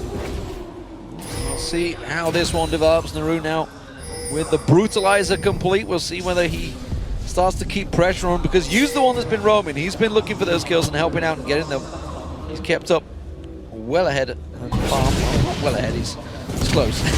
Not too far. Holy Phoenix just walking straight up to Name and saying, what up? Now jumping on the top lane. Koro's going down here, or is he? Can he get away? Fabulous, one more hit's not enough. I don't think he can close the gap. The minions are walking him off. He goes invisible, gets the one down. You haven't got the range, surely. He's gone so deep. Oh my gosh! Oh, the potion! That is why you always drink your health potions. Now what do you do with the dive? It's going to be big. Holy Phoenix trying to stay alive. Clearlove takes a bit of damage because he's the focus of the turret. Whoa! It's still in there. Chrono Shift coming up big for Clearlove. Beautifully done by the team. They are able to take down a kill in the bottom lane as Koro stays alive up top. They're creating pressure now. Chase around the side though. That's a death bomb. Boom, he's about to explode. Naru coming in, you're 4v1, buddy. What are you going? We're going to see the teleport from Fabulous. Make that death drop coming in from Crystal, but they're all so split apart here. Naru will go down, and then Fabulous goes in. Where are you running to, Fancies? Yes, going to put Chase on this one. The one cuts in, and EDG turn on the power. I admire the courage of Dark Passage right there, trying to make plays 1v4 and 1v5. But sometimes you just have to say no, and you have to slow down. Oh, this is going to be another one. This is where they start the stranglehold a little bit more. EDG finding what they want and getting that lead. So I want to rewind briefly. That tower dive down the bottom, if Fabulous had not continued that chase and just simply forced him off the tower, he could have teleported down, made it a 3v4, and when there's a rise in a 3v4, it would absolutely make it a lot more tricky. Yeah, I mean, imagine right now a Rise teleporting in on that turret the instant the dive starts. It suddenly doesn't seem quite so hopeless, but because the teleport was not available since he had to recall on low mana, easy dive, zillion ult saves under the turret. Holy Phoenix sticks around a little too long because they're waiting for the flank. They're trying to turn this one around, but remember, the timing is just so low right there. Fabulous is actually running towards the lane and only teleports when they see the counter teleport, just not the synchronicity or synergy they would need to counter a team like EDG diving as 5. Very nicely played. We see you picking up a Magi's, trying to get a little bit of ability power and cooldown and the full stackage. 21.2 to 17.4, a little bit of a back and forth here for the Dragon, but not enough contest to really put any damage down on it. Dark Passage loses out on that one, but it's 1 of 2, so each team has a Dragon to themselves now throughout the game. We are 13.5 minutes in, and EDG is starting to really turn up the heat here. Let's see if Dark Passage can re-answer that. Yeah, it's the 12-minute mark that I talked about. Last time they came around, they hung around, it was pretty close, but now EDG just turn on the power. Indeed, Dark Passage in that last matchup, they just went in one by one. It was solo queue-esque, and as you said, the synergy wasn't quite there. They knew what they wanted to do, they just didn't commit to it. I actually said the synchronicity wasn't there. Well, Thanks anyway. you made a word up. That was nice. Anyway, Dark Passage is definitely struggling now. I will say, though, that EDG, if they want to have a chance at winning the World Championship here, they have to clean up their early game. Yeah. Every single time they've struggled, they have not honestly looked that impressive. Name, for as much hype and respect he has gotten in the LPL, he has not shown up yet on the world stage. His early laning has been even at best most of the time. Yes, he can make some ganks happen, but it's not the jaw-dropping plays like we're seeing from Imp and Uzi so far at Worlds here, and he needs to have that level of play in the group stage here.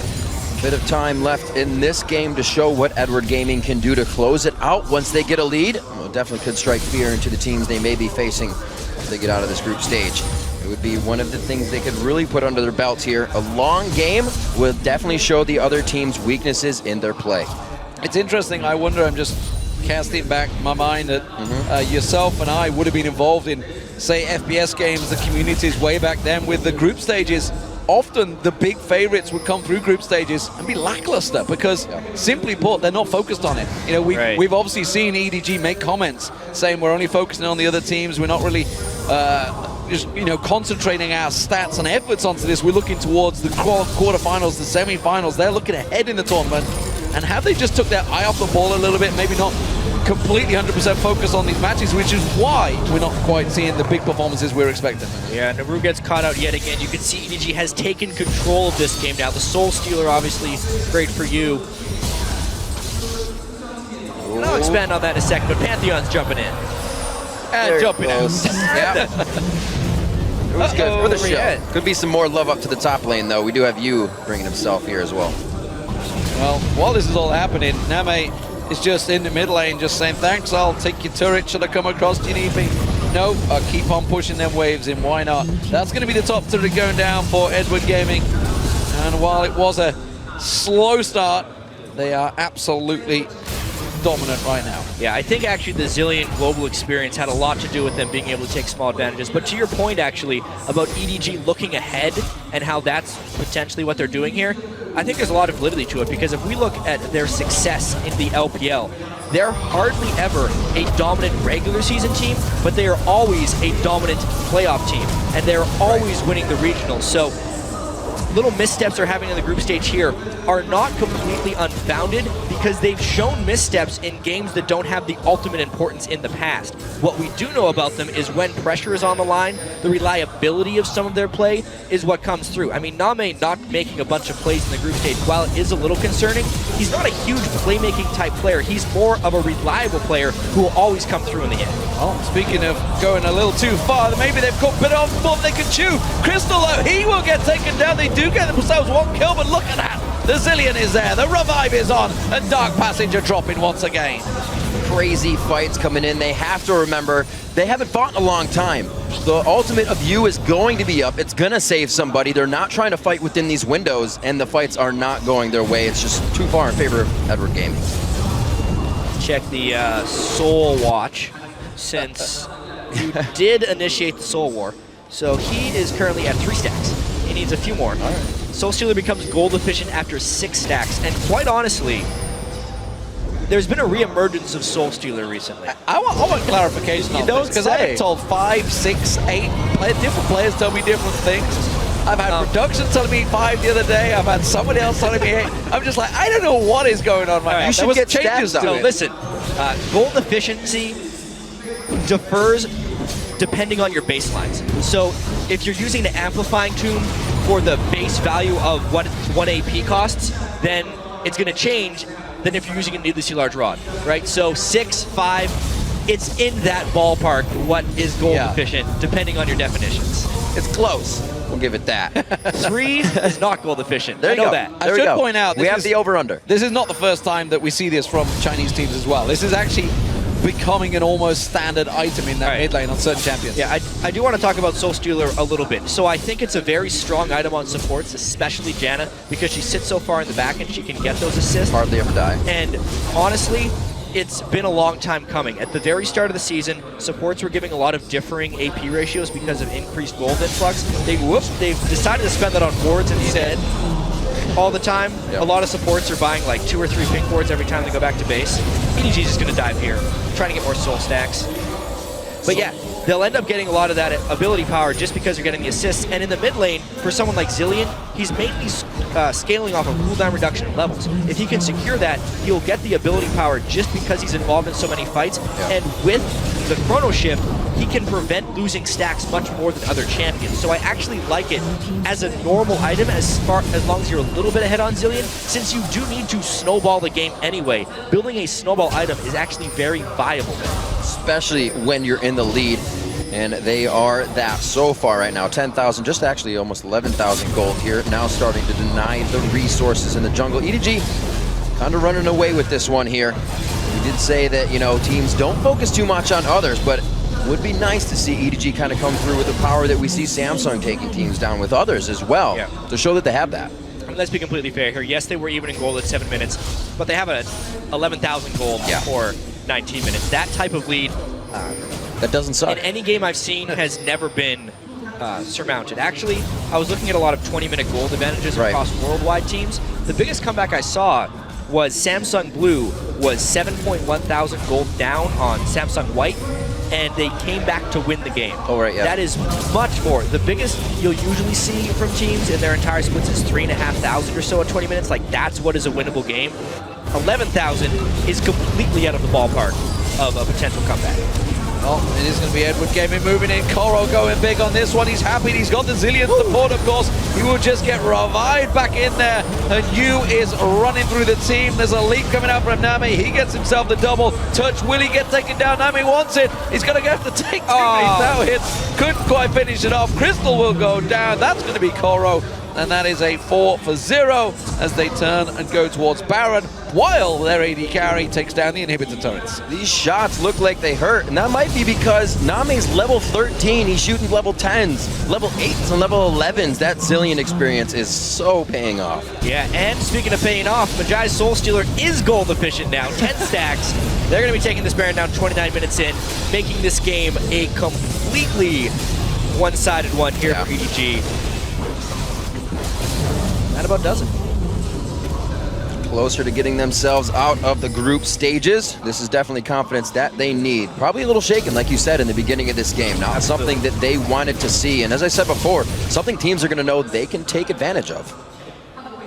I think that's the main thing. EDG getting a little bit exposed in certain elements of their game. And we have also been able to see some of their strengths. I mean, if we think back to the very first game here we saw at Worlds, they were 10,000 gold down against Samsung White and were able to be competitive, if not win, a few team fights in the mid game. We will be able to see that rematch at the end of tomorrow's games to probably decide first place in this group. Well, strengths. I want to look towards that top lane here earlier. I mean, it's a pick we've seen re-emerge once again. Always kind of comes around every time the World Championships is on. Yeah.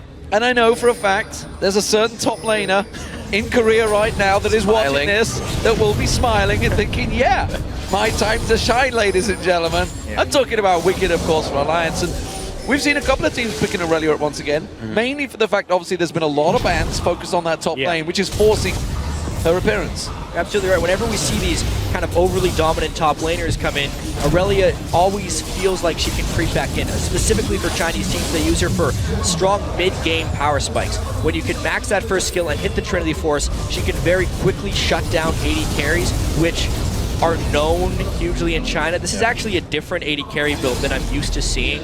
Or sorry, different Aurelia build that I'm used to seeing out of teams from the LPL. I'll often see a Trinity Force followed by a Frozen Heart, and they will use the Aurelia around the mid-game as just someone to shut down the AD carry. I'm actually very surprised by the Hex Drinker here, just because maybe Rise was getting a little antsy, because they're against pretty much double AD in the mid lane. He's just so far ahead that it doesn't really matter. Yeah. He really wanted to get his fights in that top lane, and he can with the magic resistance. Helps just a little bit. One of the last outer turret standing here for Dark Passage. It's going to be a hook onto Touch. I don't know if they're going to go far into that one. They draw out the Fisher as he just gets the field goal with that one through the team. They're going to go ahead and take down the turret and slowly push in towards the base. So just another thing that's building, while of course EDG continue to push on through. Name building towards that Bloodthirster, I feel, for third item. This is something we've seen starting to develop for Tristanas now. It should be the third item when you're this far ahead, because you look at people that do not have armor, the Last Whisper is not required. And as far as trading, as far as pushing, as far as damage, the Bloodthirster is better in every single regard if the enemy doesn't have armor. So he's just building smart. Trying to stop the siege, but it's just going to be too much. EDG too far ahead this game, and it seems like they know when they are ahead. Starting to close this one out. Koro puts himself on the front line. Going to be a lot of damage towards him. He wants to go down, but he actually keeps himself alive for a little bit longer. The Chrono Shift's not going to go down, and the Baron keeps him alive. Oh man! Ooh, blocked off by FZZ Avenue. They turn around, they try to get the hook back on towards Holy Phoenix. They've driven them out of the base for now, but it's only a matter of time before they come knocking back on that door. Giant wave in the bottom. That's where Edward heading towards. Not just Edward, you know, Eddie's back in his hometown right now. Sadly, he's not taking part in his World Championships. But this is going to be another inhibitor turret going down. And you're going to get a teleport in just on the top side here. What a job! Uh-oh, DP going down. Crystal's going to get hit up. Koro comes from mid because he teleported back into the fight after being very low in that last engage. The inhibitor turret getting hit up. Nami feels like he can face tank that. Koro goes for his self-initiation. Gets stopped up by Room Prison, but it doesn't look like they're going to stop here. A bit more pressure towards the Nexus turret, and they're going to take down that last inhibitor. Well, they've been attacking for so long that the cooldown's back from you, and they're going to jump straight in. They want to try and create some pressure. There it is once again. That ultimate is paying dividends right now from Zilean, and we've seen really why actually Zilean has been drawing a lot of bans throughout this World Championships. It looks like Edward Gaming is going to try and close this one out as fast as possible. 25.5 minutes gone. Dark Passage looking to just try and hold on towards their Nexus turret, but Name is just burning through the damage of all those hit points of Dark Passage. They are finally going to step away. The power buffer's worn off. They needed the health regen. They are the slow, steady, reliable team in so many different ways. We've been actually mentioning the 1% crit rune that so many junglers and AD carries have been building in, especially junglers. Clearlove is pretty much the only jungler we've seen that doesn't build the crit rune. That's because EDG just as a team is all about reliability. Why would you want the 1% crit when your other 99 attacks can do 1 more damage every single time? I'm actually personally in that camp. I don't like the 1% crit runes.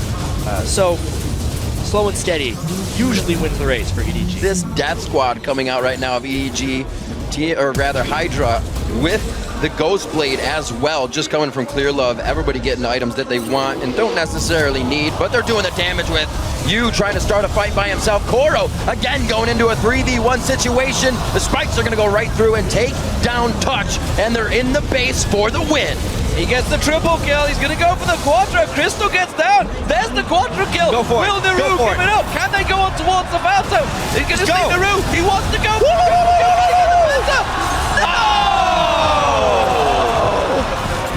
Name takes it, and that is the game for Edward Gaming. Only the quadra. We didn't quite get the second penta, but Edward Gaming looking strong. It took them a little while to get going, but once they did, holy moly, they tore apart Dark Passage. And it does look like they have a little bit of consideration that they're thinking about that game. We could have done this, we could have done that. Dark Passage coming out again. The little wins advances for them. They have had such an experience here on the stage and really have grown as a team. Absolutely, we've seen it. Yeah, Dark Passage, 7 minutes into this game, was even in gold with the #1 team in China. So no matter what else happens, they can take that away when they go back to Turkey. But slow and steady for EDG. Ends up only being a 27-minute game. It's pretty fast, slow and steady with 27 kills. However, not being able to close in that pentakill. Samsung White got their pentakill. Right? They're thinking, why wasn't the top laner the one we left alive? He's thinking, I bought this Hydra for a reason, guys. I wanted that pentakill. He almost got it. It wasn't to be. So Edward Gaming looking strong. They still need to get one more win, or AHQ need to take a loss to confirm that spot in the quarterfinals. But right now, they are a shoo-in.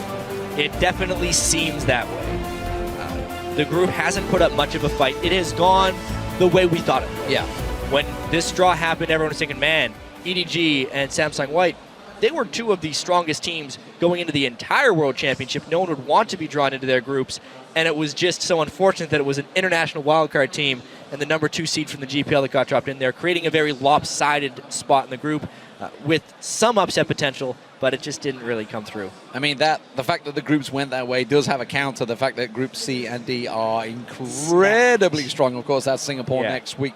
Tomorrow, big game's going to be happening. Edward Gamer will be facing Samsung White. That is the final game tomorrow as well. That's absolutely one people won't want to miss. We still got one more today, though. Yeah, we do indeed have one more today. We're going to head back over to Quickshot and the analyst crew for a closer look at that match.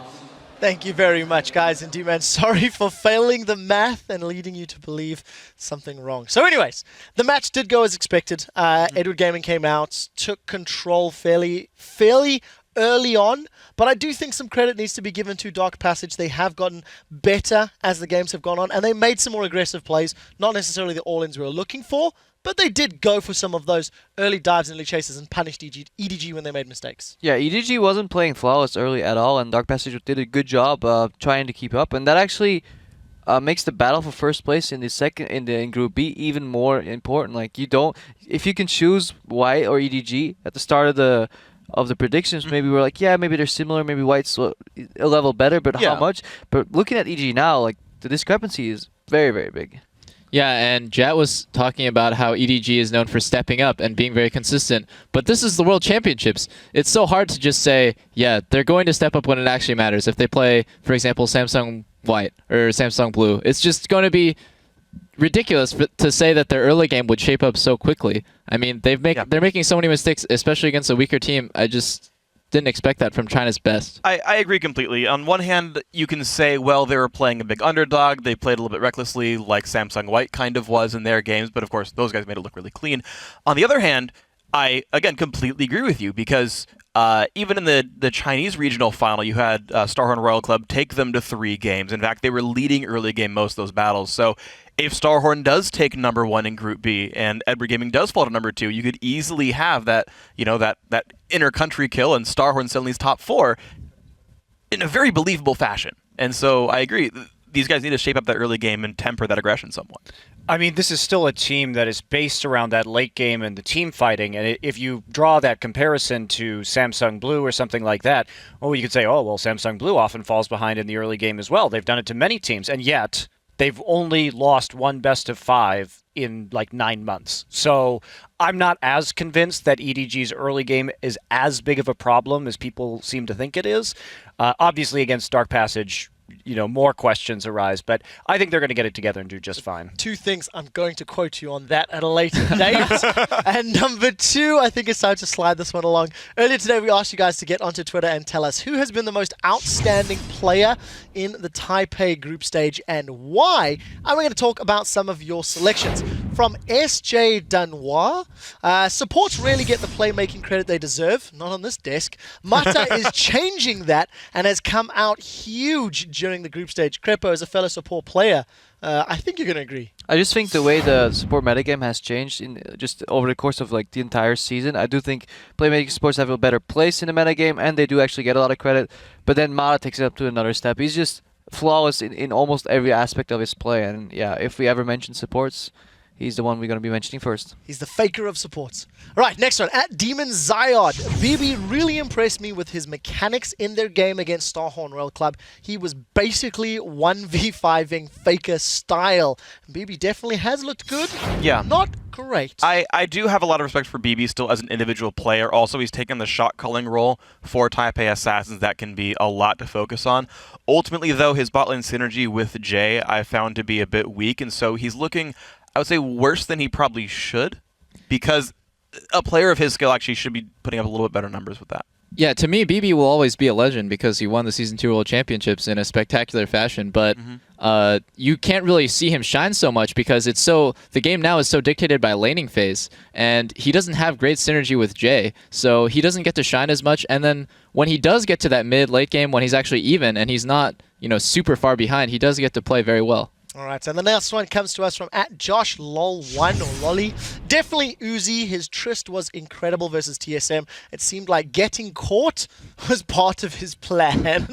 I'm not sure I agree with that so much, but hey, if it works out, it works out. Don't you think, Monte Cristo? I guess.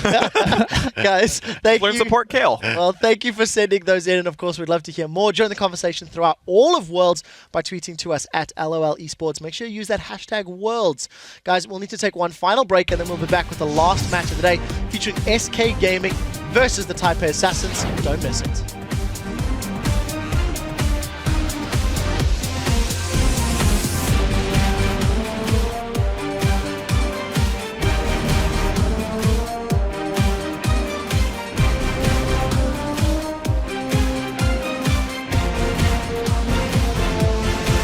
And it looks like he will be going down in this one. It's just a matter of time. Naru gets it up. Wait! The rest of the team! The bomb! Oh, it does take him down in the end. But FCZF not getting anybody. Fat Atlas comes in on this one, and they're going to be able to lock down FCZF. It is going to be Edward Gaming moving in. Koro going big on this one. He's happy. He's got the Zillion support, of course. He will just get revived back in there. Koro, again, going into a 3v1 situation. The Spikes are going to go right through and take down Touch, and they're in the base for the win.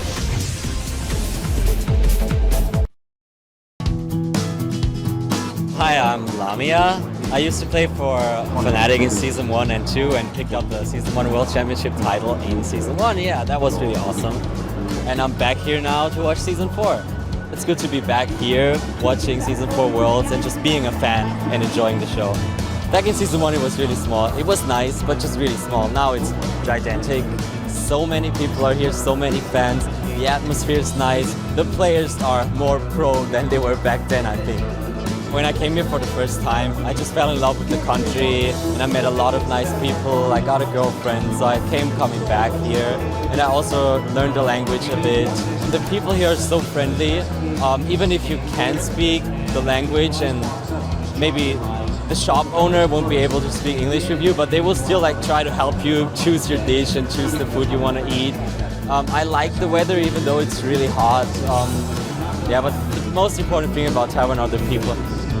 It's quite humbling that actually many people here remember me and some people come up to me and want to take a picture. And I haven't signed autographs, but people come and want to take a picture, which is really sweet.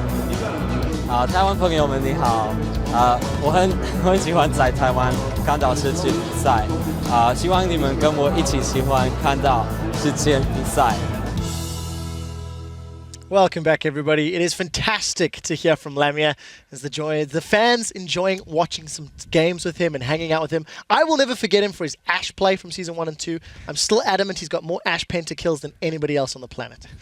Anyways, as you can hear from his former teammate Xpeke, next Wednesday on our Singapore Group Stage Worlds preview show, which will start at 10 p.m. Central European Summertime, 1 p.m. Pacific. There's some cool surprises in store for that one. All right, we have arrived at the final match of the day. It's been a long one. SK Gaming will be facing off against the Taipei Assassins. At this point, neither of these teams can make the quarterfinals, so this is a battle that is going to be for both third place in the group and for Pride. Let's break it down. SK looked lost versus Royal Club earlier today. I would say they look worse than they did yesterday with their sub. Sven had little to no impact, and TPA, they struggled versus TSM also worse than yesterday.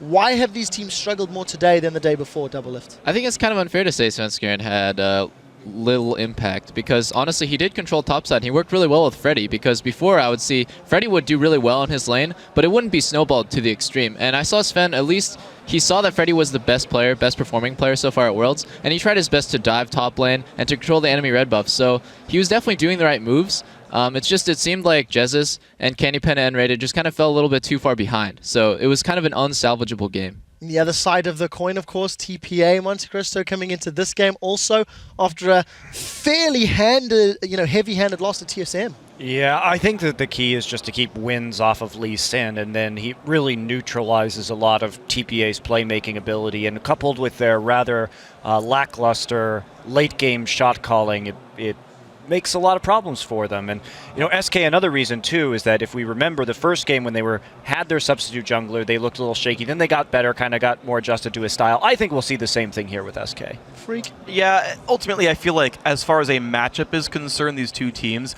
a lot of SK's weaknesses go away when they fight Taipei Assassins. Their bot lane synergy again has been pretty weak. Morning is a little bit passive as long as you remove Syndra from him. And again, you ban at Lee Sin and suddenly Wins isn't up in your face either. And so all those early game issues all those early game issues from SK all go away, my throat notwithstanding.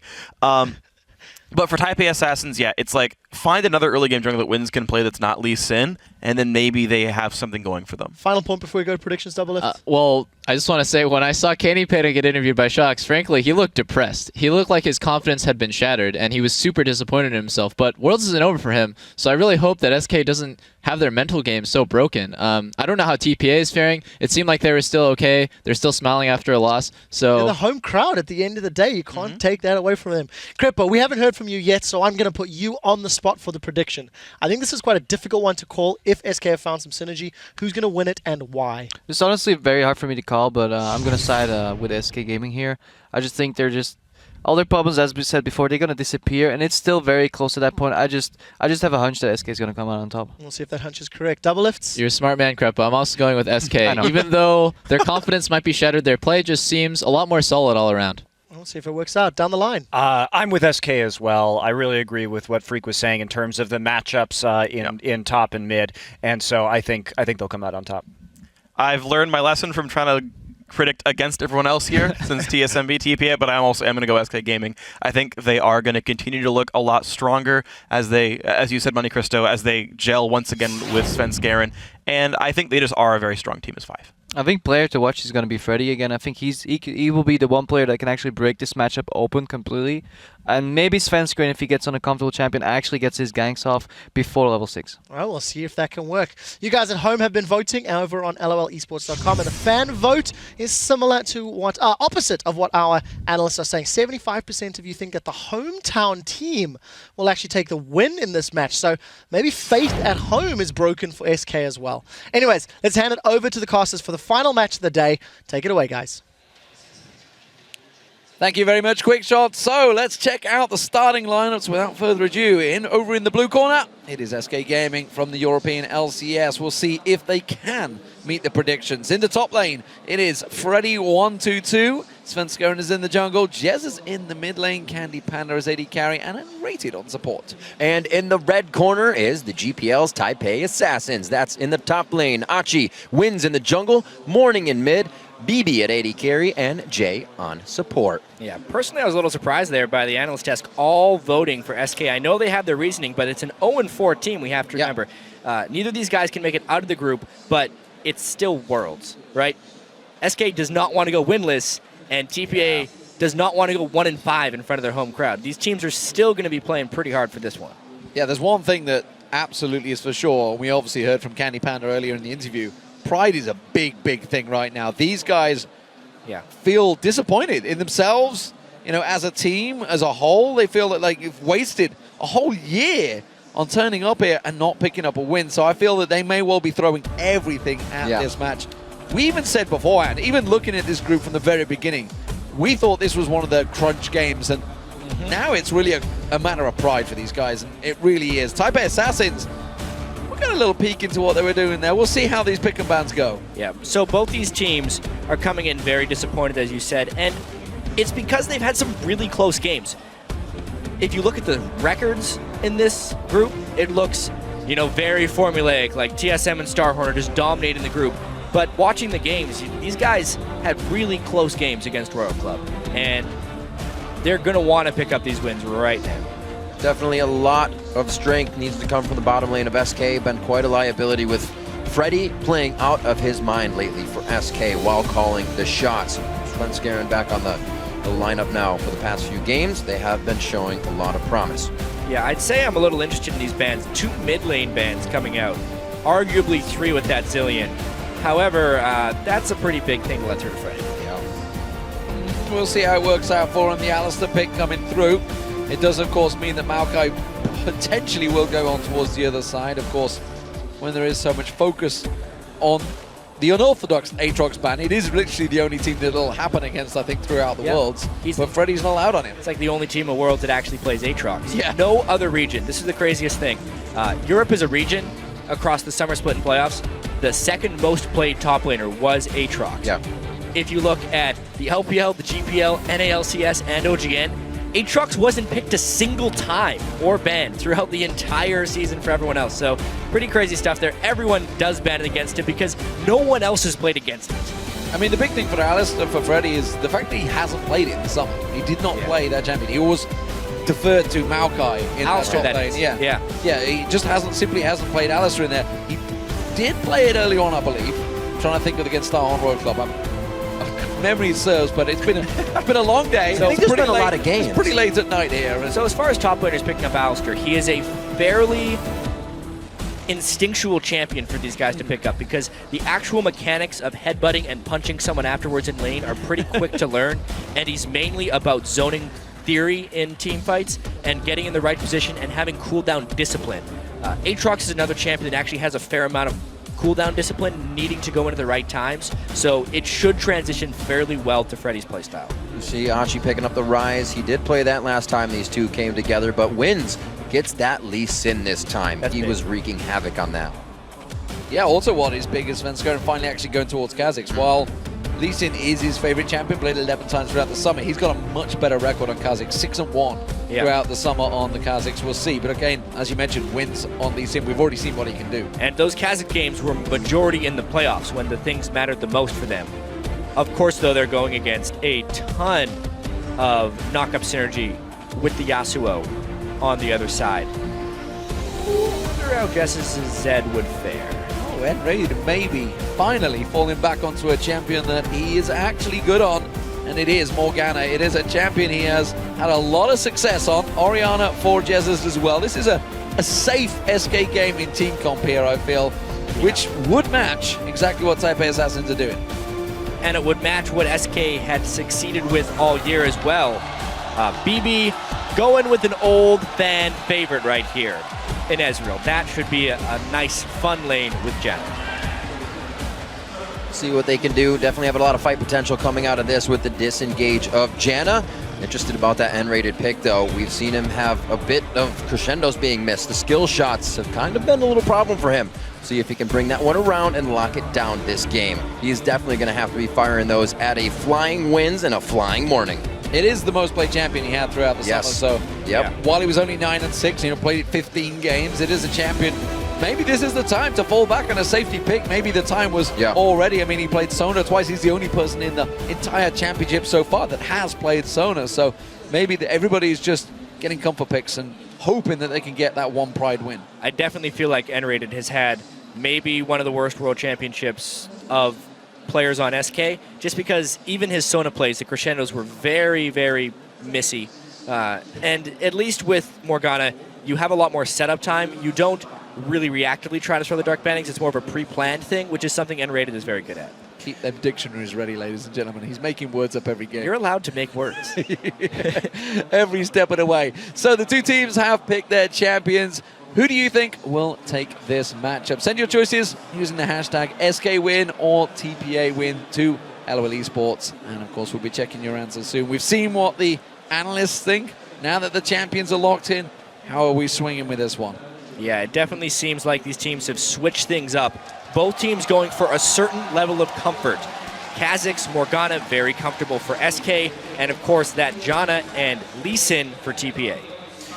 We always mention morning. Yasuo only a few plays in the regular season, but he's like to bring it out here. And needless to say, he's only got a few things to knock that up. If Jay can get him into range or Wins can get that kickoff, they'll be ready and raring to go for a fight. We'll see what everybody does here as they create their line of scrimmage to start off the game. Our final one of the day here in day 3 of the group stages. We'll see SK versus the Taipei Assassins. BB will get the early aggression down. Candy Panda taking a good burst. He's going to be down to fit points if BB could have followed through, but they didn't have that vision ward to continue that aggression and rated, of course, up towards the top area. Given the coverage. Svenskeren versus Wins this time around. We'll see how this battle works out. Of course, Wins has the advantage because there is a Typhoon bearing down on Taipei right now, so got to feel there's something behind him. Well, good thing they have Jonah to control the wind. That's the most important thing. Wow, guys. All right, let's see what we have here for the beginning of the game. Consumables for Freddy in the top lane. Obviously, he's going to be a happy cow. And we'll see what Achi can do with another Rise Blade coming into this matchup. Wards holding hands all around the map. Got to have friends in wards. And we'll see what these teams do. They looks like they're giving each other space. Wow, lane swap. Lane swap. This is the first time SK have done it. And we talked about, they were very vocal in the fact that they needed Svenskeren to be on the team to create this lane swap opportunity. And we do see N-Rated and Candy Panda. They actually did try it before against Starhorn Royal Club, but they actually got fooled. They did not scout the wards properly. They thought they had the right thing. And that was the face check game, actually. Yeah. When Candy Panda and N-Rated walked straight in, ended up giving up first blood very early on in the game. Definitely not something that they wanted. That Triss Sona was actually first picked by them as well, so it's something they wanted to run very strongly throughout that game here. Definitely a safer start in the 2v1. Freddy looking to soak up some experience from hugging the side there, but they don't let him. I think he was trying to play peekaboo around the side there. He's got big horns, you can't hide. Well, he's going to be in trouble pretty soon here. This lane could shove back away from him. So he either needs to go to the jungle or get some help. Might be interesting. We haven't seen too many of the junglers in their pathing with another top laner, so he's going to be hurting here. He's definitely not going into the jungle. He's trying to use that consumable right now, the flask. That is some fantastic harass from Taipei early on. If they're going to do a lane swap, they either need to be able to get the wave shoving towards them, because right now TPA has a textbook freeze on Freddy, and he has no reliable way to get much experience. He did get enough for level 2, which might be okay for him, but he's got to go Roman now. This is the thing, and obviously the buddy system going on for TPA. We've had Archie running around the wing. This time, he's found himself a bush to stand in. He's still using that max range experience to level himself up. That's really clever. It's working. You can see his experience bar going up each time. We have two completely different philosophies here on 2v1 lanes. TPA is trying to set up a 2v0, and in the top lane, they're doing a fast push / dive. Oh, Svenskeren's found them. They're jumping in. Archie's going to get locked up. Has to flash away. The Dark Binding does not land from N-Rated. And SK, in all intents and purposes, do not get themselves a kill, but they certainly got a lot of flashes. Quite honestly, TPA has failed in the execution right here, because when they had the 2v1, even though they had a freeze, they were not adequately denying experience from Freddy. So now, when the fast push happens in the top lane, and Jay goes up there as a support that is required, Freddy can actually battle BB because he has enough experience on Alistar to take that fight. See how the pressure in the top lane continues. Something Svenskeren has been doing since he's been back on the Rift is creating something pressure that puts it on the plate at TPA, and now they have to wonder what are they going to do with Achi. His flash is down. Going to have to be roaming a little bit more and play safe, but wins. He's making his way to the bottom lane. Freddy not looking too safe. The headbutt away. No. Does he get it? No. He does not get away, and Wins comes up with first blood. The home crowd wants to keep SK winless right here at the World Championships, and Wins' Lee Sin is rather explosive. That was a nice gank timing. BB needed to be able to continue to deny Freddy, and that's definitely going to help. Oh, they're going to collapse on towards him. They know that he's around there. Svenskeren has found him, and just allowed the void spikes. They're collapsing every angle. Wins is going to have to flash through it towards the dragon, but instead he lands the sonic wave on towards Jessus. Jessus with no mana cannot follow this one up, and Wins will walk away from this one without burning a summoners.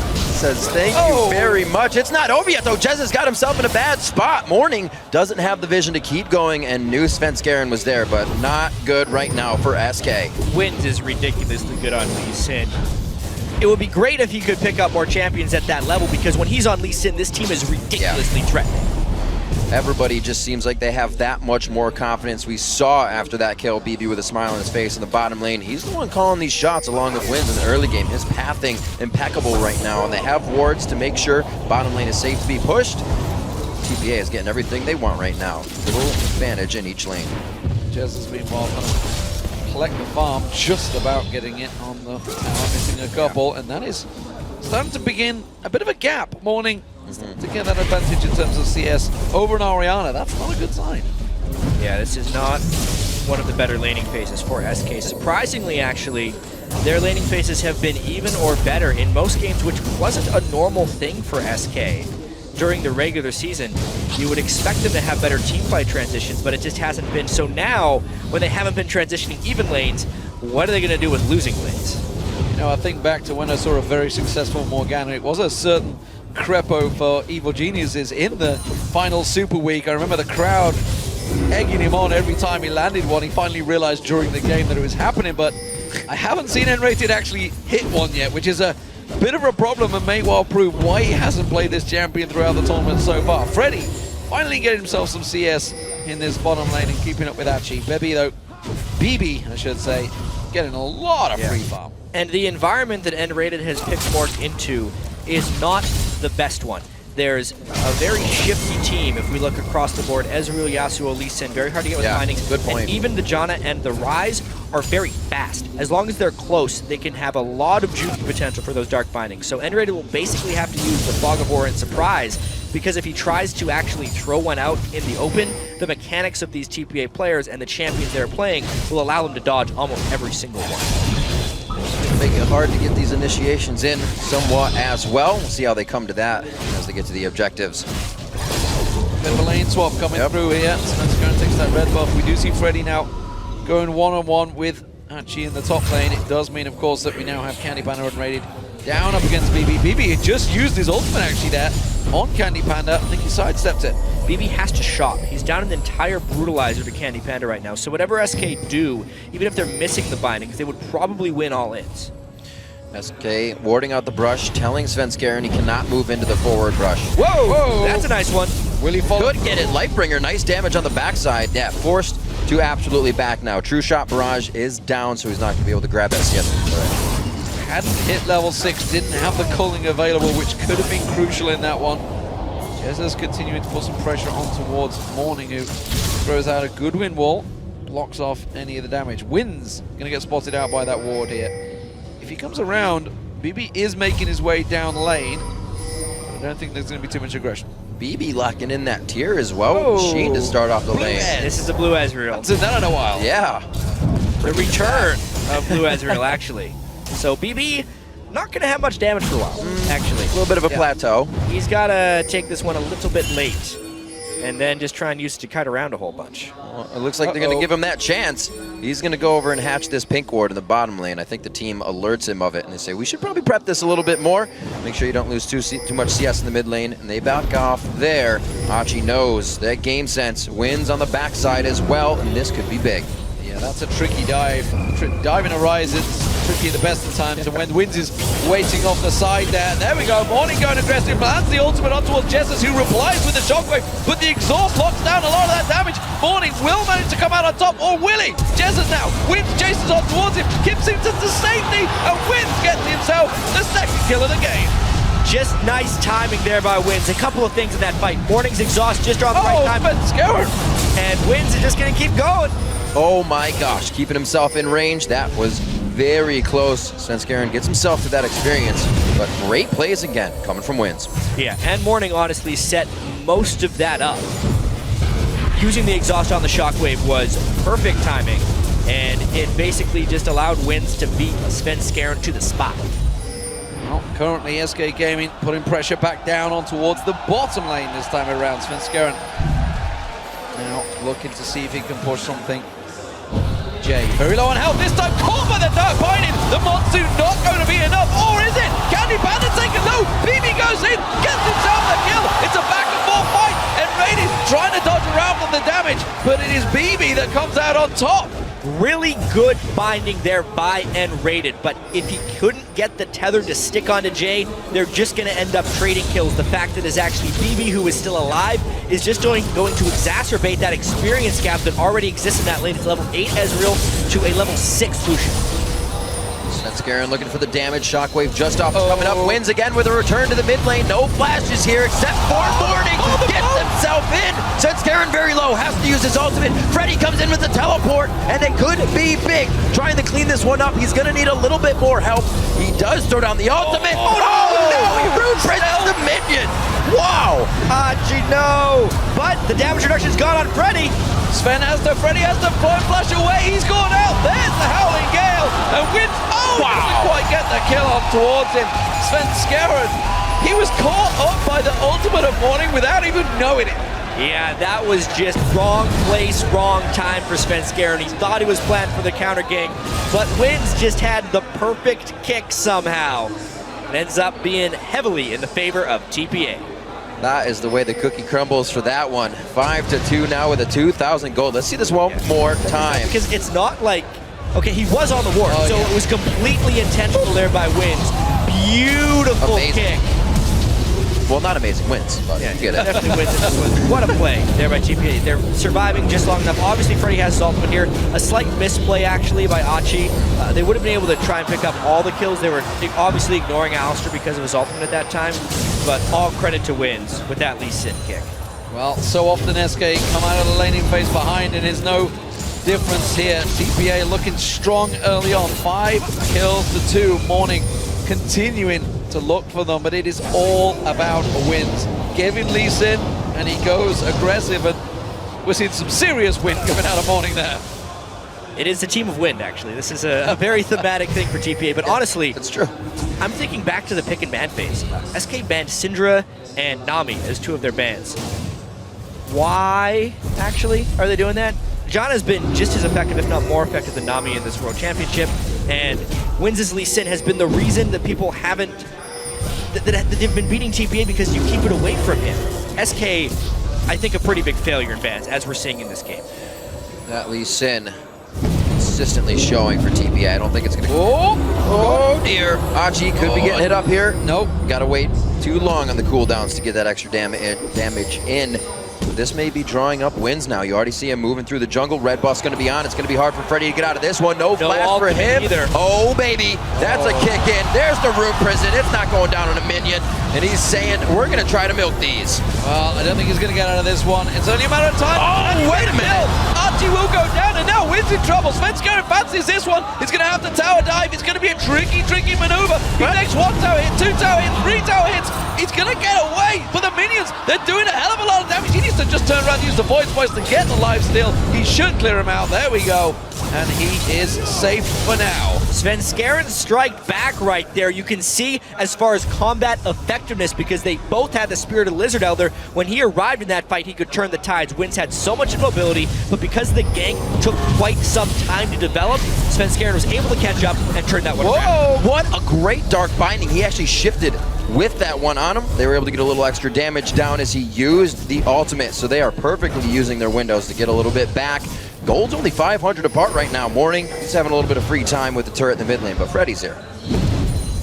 Freddy coming up, getting himself a little bit of rampage damage on towards those minions. So, Trinity Force being built up by Freddy in that top lane. I think we're going to see the Triforce. See if the static shift comes out as well after the Randians. Maybe. We'll see which way he builds that one. We've been seeing a lot of differences. Of course, the Rod of Ages has been the standard so far throughout this tournament of the few Alistairs that we have seen. Sven Skeren's going to give the blue across to Jesus, who, as of yet, has had little to no impact in that mid lane. No, he has been very, very much struggling. Wins has had huge presence in that mid lane as well, and obviously the combination of Yasuo and Lee Sin is devastating. I do want to talk a little bit about BB, though.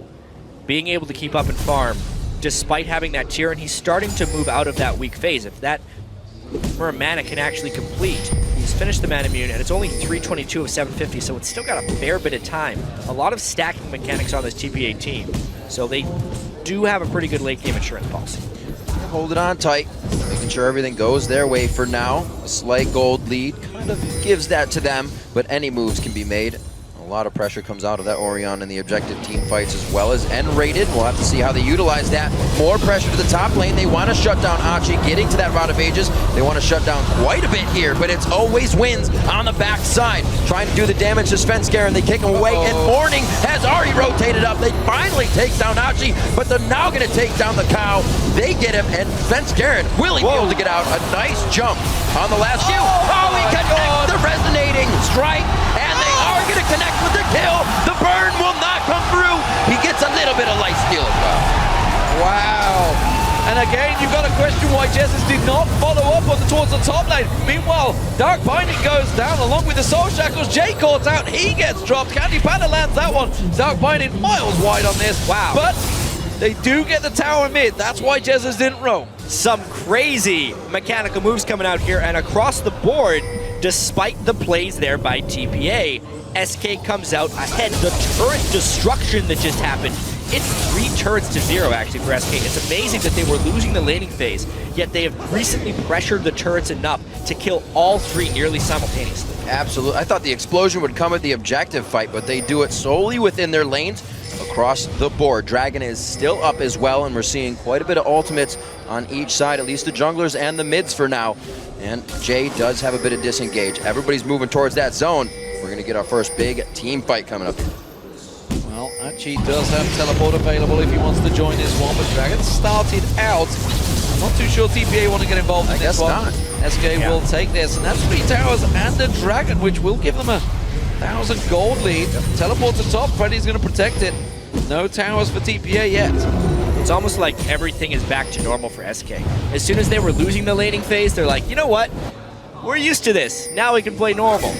They were able to turn it around, get the Dragon, play their objective game, and now they're going to just hopefully make some team plays. When BB went for that blue Ezreal build, they lost a lot of lane pressure and presence. They've been pushed back despite him being able to keep up his CS. It's unlocked SK to take a lot of stuff around the map. Oh, this was a wild, wild ride last time they faced each other. Of course, Gilius was playing and made that double face palm mistake as he jumped in there. Tell a lie, that was the previous matchup, but there was a wild game. Back and forth, the Baron play. Archie in trouble here, getting stomped on. He will go down. Wind is going to come around the side. Jay is with him, and we can see also the claps from Morning. Freddy may well be locked out of position here, but while this is all happening, he's drawing all of the attention. SK Gaming are just pushing the inner turrets. So much play around and off of the ball right now. They burned 2 ultimates to finish a target that was already dead to rights. That's going to make it so they have less threat on a collapsed mid lane. Great job by SK to continue pushing forward. They're kind of just making TPA reactive to what they're doing, and they're acting on all the wrong things right now. Turrets still falling in favor of SK. There are so many parallels between this game and the first game they played. SK with the lead. Remember, they were actually 5,000 gold up on TPA at one point in the late game, and they got completely outmaneuvered around the Baron pit. This time, though, SK is trying to take much more control of the map. They're the ones making the faster rotations, and Freddy is a monster in that top lane. Yeah, there's been a few games that have happened throughout this World Championships where things get a little bit crazy and kills become the focus of attention, and SK have maybe reset their mind and thought, you know what, it's all about objectives. That's what we've been doing all season long, ignoring the kills, ignoring the fights, and continuing those objectives. So far, they are way ahead in that term. 4 towers to 0, the only Dragon of the game, and that is why they are now, despite being down on kills, 2,000 gold ahead. They're playing much better as a team. We saw the 10-minute mark of their Dragon fight between this game where they fought it without Jesus last time. Everybody's doing it as a group right now. TPA making their way to the mid lane, but the death squad of SK still moving around, power in numbers. And TPA went on pretty big tilt the last time they lost the game as well. Once they started losing, they had a big advantage here. They were behind. The next few minutes will probably decide the game. Some tricky play here. SK will get spotted. They realize there's 4 members. In the mid lane, Candy Panda's keeping that tower secure. He has the culling. He's just used it to wipe the wave out and actually put a little bit of pressure on towards Morning, who blocked it off with a wind wall. This top lane turret, they're collapsing. They're moving in towards them. SK are going to respond.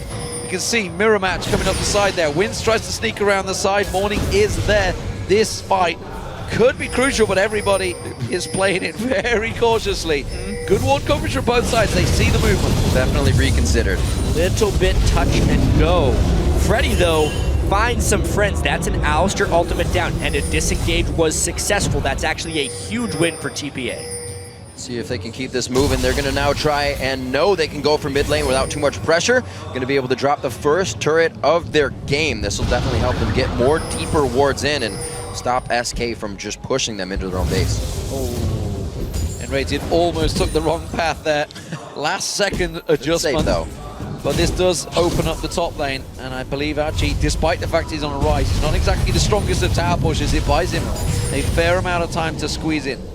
And as far as rises are concerned, he's actually really underfarmed. 125 CS, continually getting pressured by Freddy. I mean, Freddy's a 3-5-2 Alistair, but it's still been a absolute force, taking on 2 or 3 people at a time.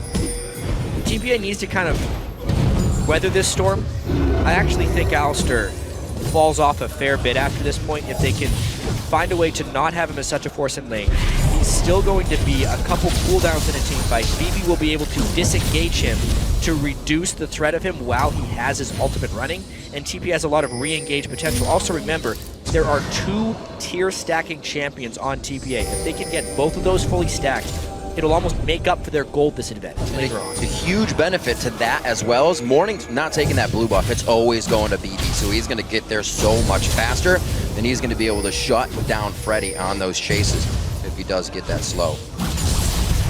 So Dragon's up in around about a minute time, and SK are the one that are starting to place those wards out. There's not a single ward down towards around that Dragon Pit area from the Taipei Assassins, so they are completely blind to it so far. There's the couple of them. BB&J trying to keep Jez zoned away from that tower. Instead, he will just rotate around and defend that one. So Taipei Assassins, they really need to try and force something because they have no vision at all around that area. The entire blue area, the entire half of the map. Dropping a turret would definitely help. It's what happens when you're down 4 turrets to 0. Slowly back and forth. Like you said, Jat, very touch and go, especially when SK is getting into these jungle engages. Freddy making his way down. He's left the top lane. Tried to sneak around the backside of BB&J. They did actually spot him. They had that pink ward over at the red, which gave them that prior warning. Dragon up in 3 seconds, and Taipei Assassins not even close to contesting this one. No, they need more time to stack up. This is the mid-game point in the game where they really can't fight SK. They need to just try and... They're trying for a steal. They need to get these lanes pushing. If they could just get a single turret down, it would do wonders for their map control. But for now, they're just trying to set up pink wards in their own jungle and continue to farm the lanes without dying. It's not doing much damage. Maybe BB could be using that True Shot Barrage to keep the outer lanes pushed and give them more of an advantage to take one of these outers down. Maybe focus in the mid lane here. A nice Black Shield coming out onto N-rated. He's able to get himself out safely, taking the ults. That's one way of stopping Lee Sin, is to get the shield down. That's the second counter, actually. SK knows the first counter is to flash away before it kicks you. Yeah. That one didn't work. So this time they bring the Black Shield. Having better luck. See how it continues for them. Freddy back in the top lane. Stops Archie pushing in once again on towards that turret. BB picks himself up the red buff. BB's build is just taking so long to turn on. Yeah. His power spike is just so far away. He needs to have the Manamune converted into a Mermana. He needs to have that Sheen turned into Iceborne Gauntlets. He needs cooldown boots. He needs Blade of the Ruin King finish. He just needs so many things. He's partway there. Now he at least has some utility. Before that, he was nothing on the map for 24 minutes. That's going to help in both ways if they need to get away from the cow or keep everyone in range for an Archie Rune Prison and then the rest of the fight. Definitely a different game from the beginning. Wins has been shut down a little bit after going 4-1-4. He's not able to make too many plays now. They've been trying.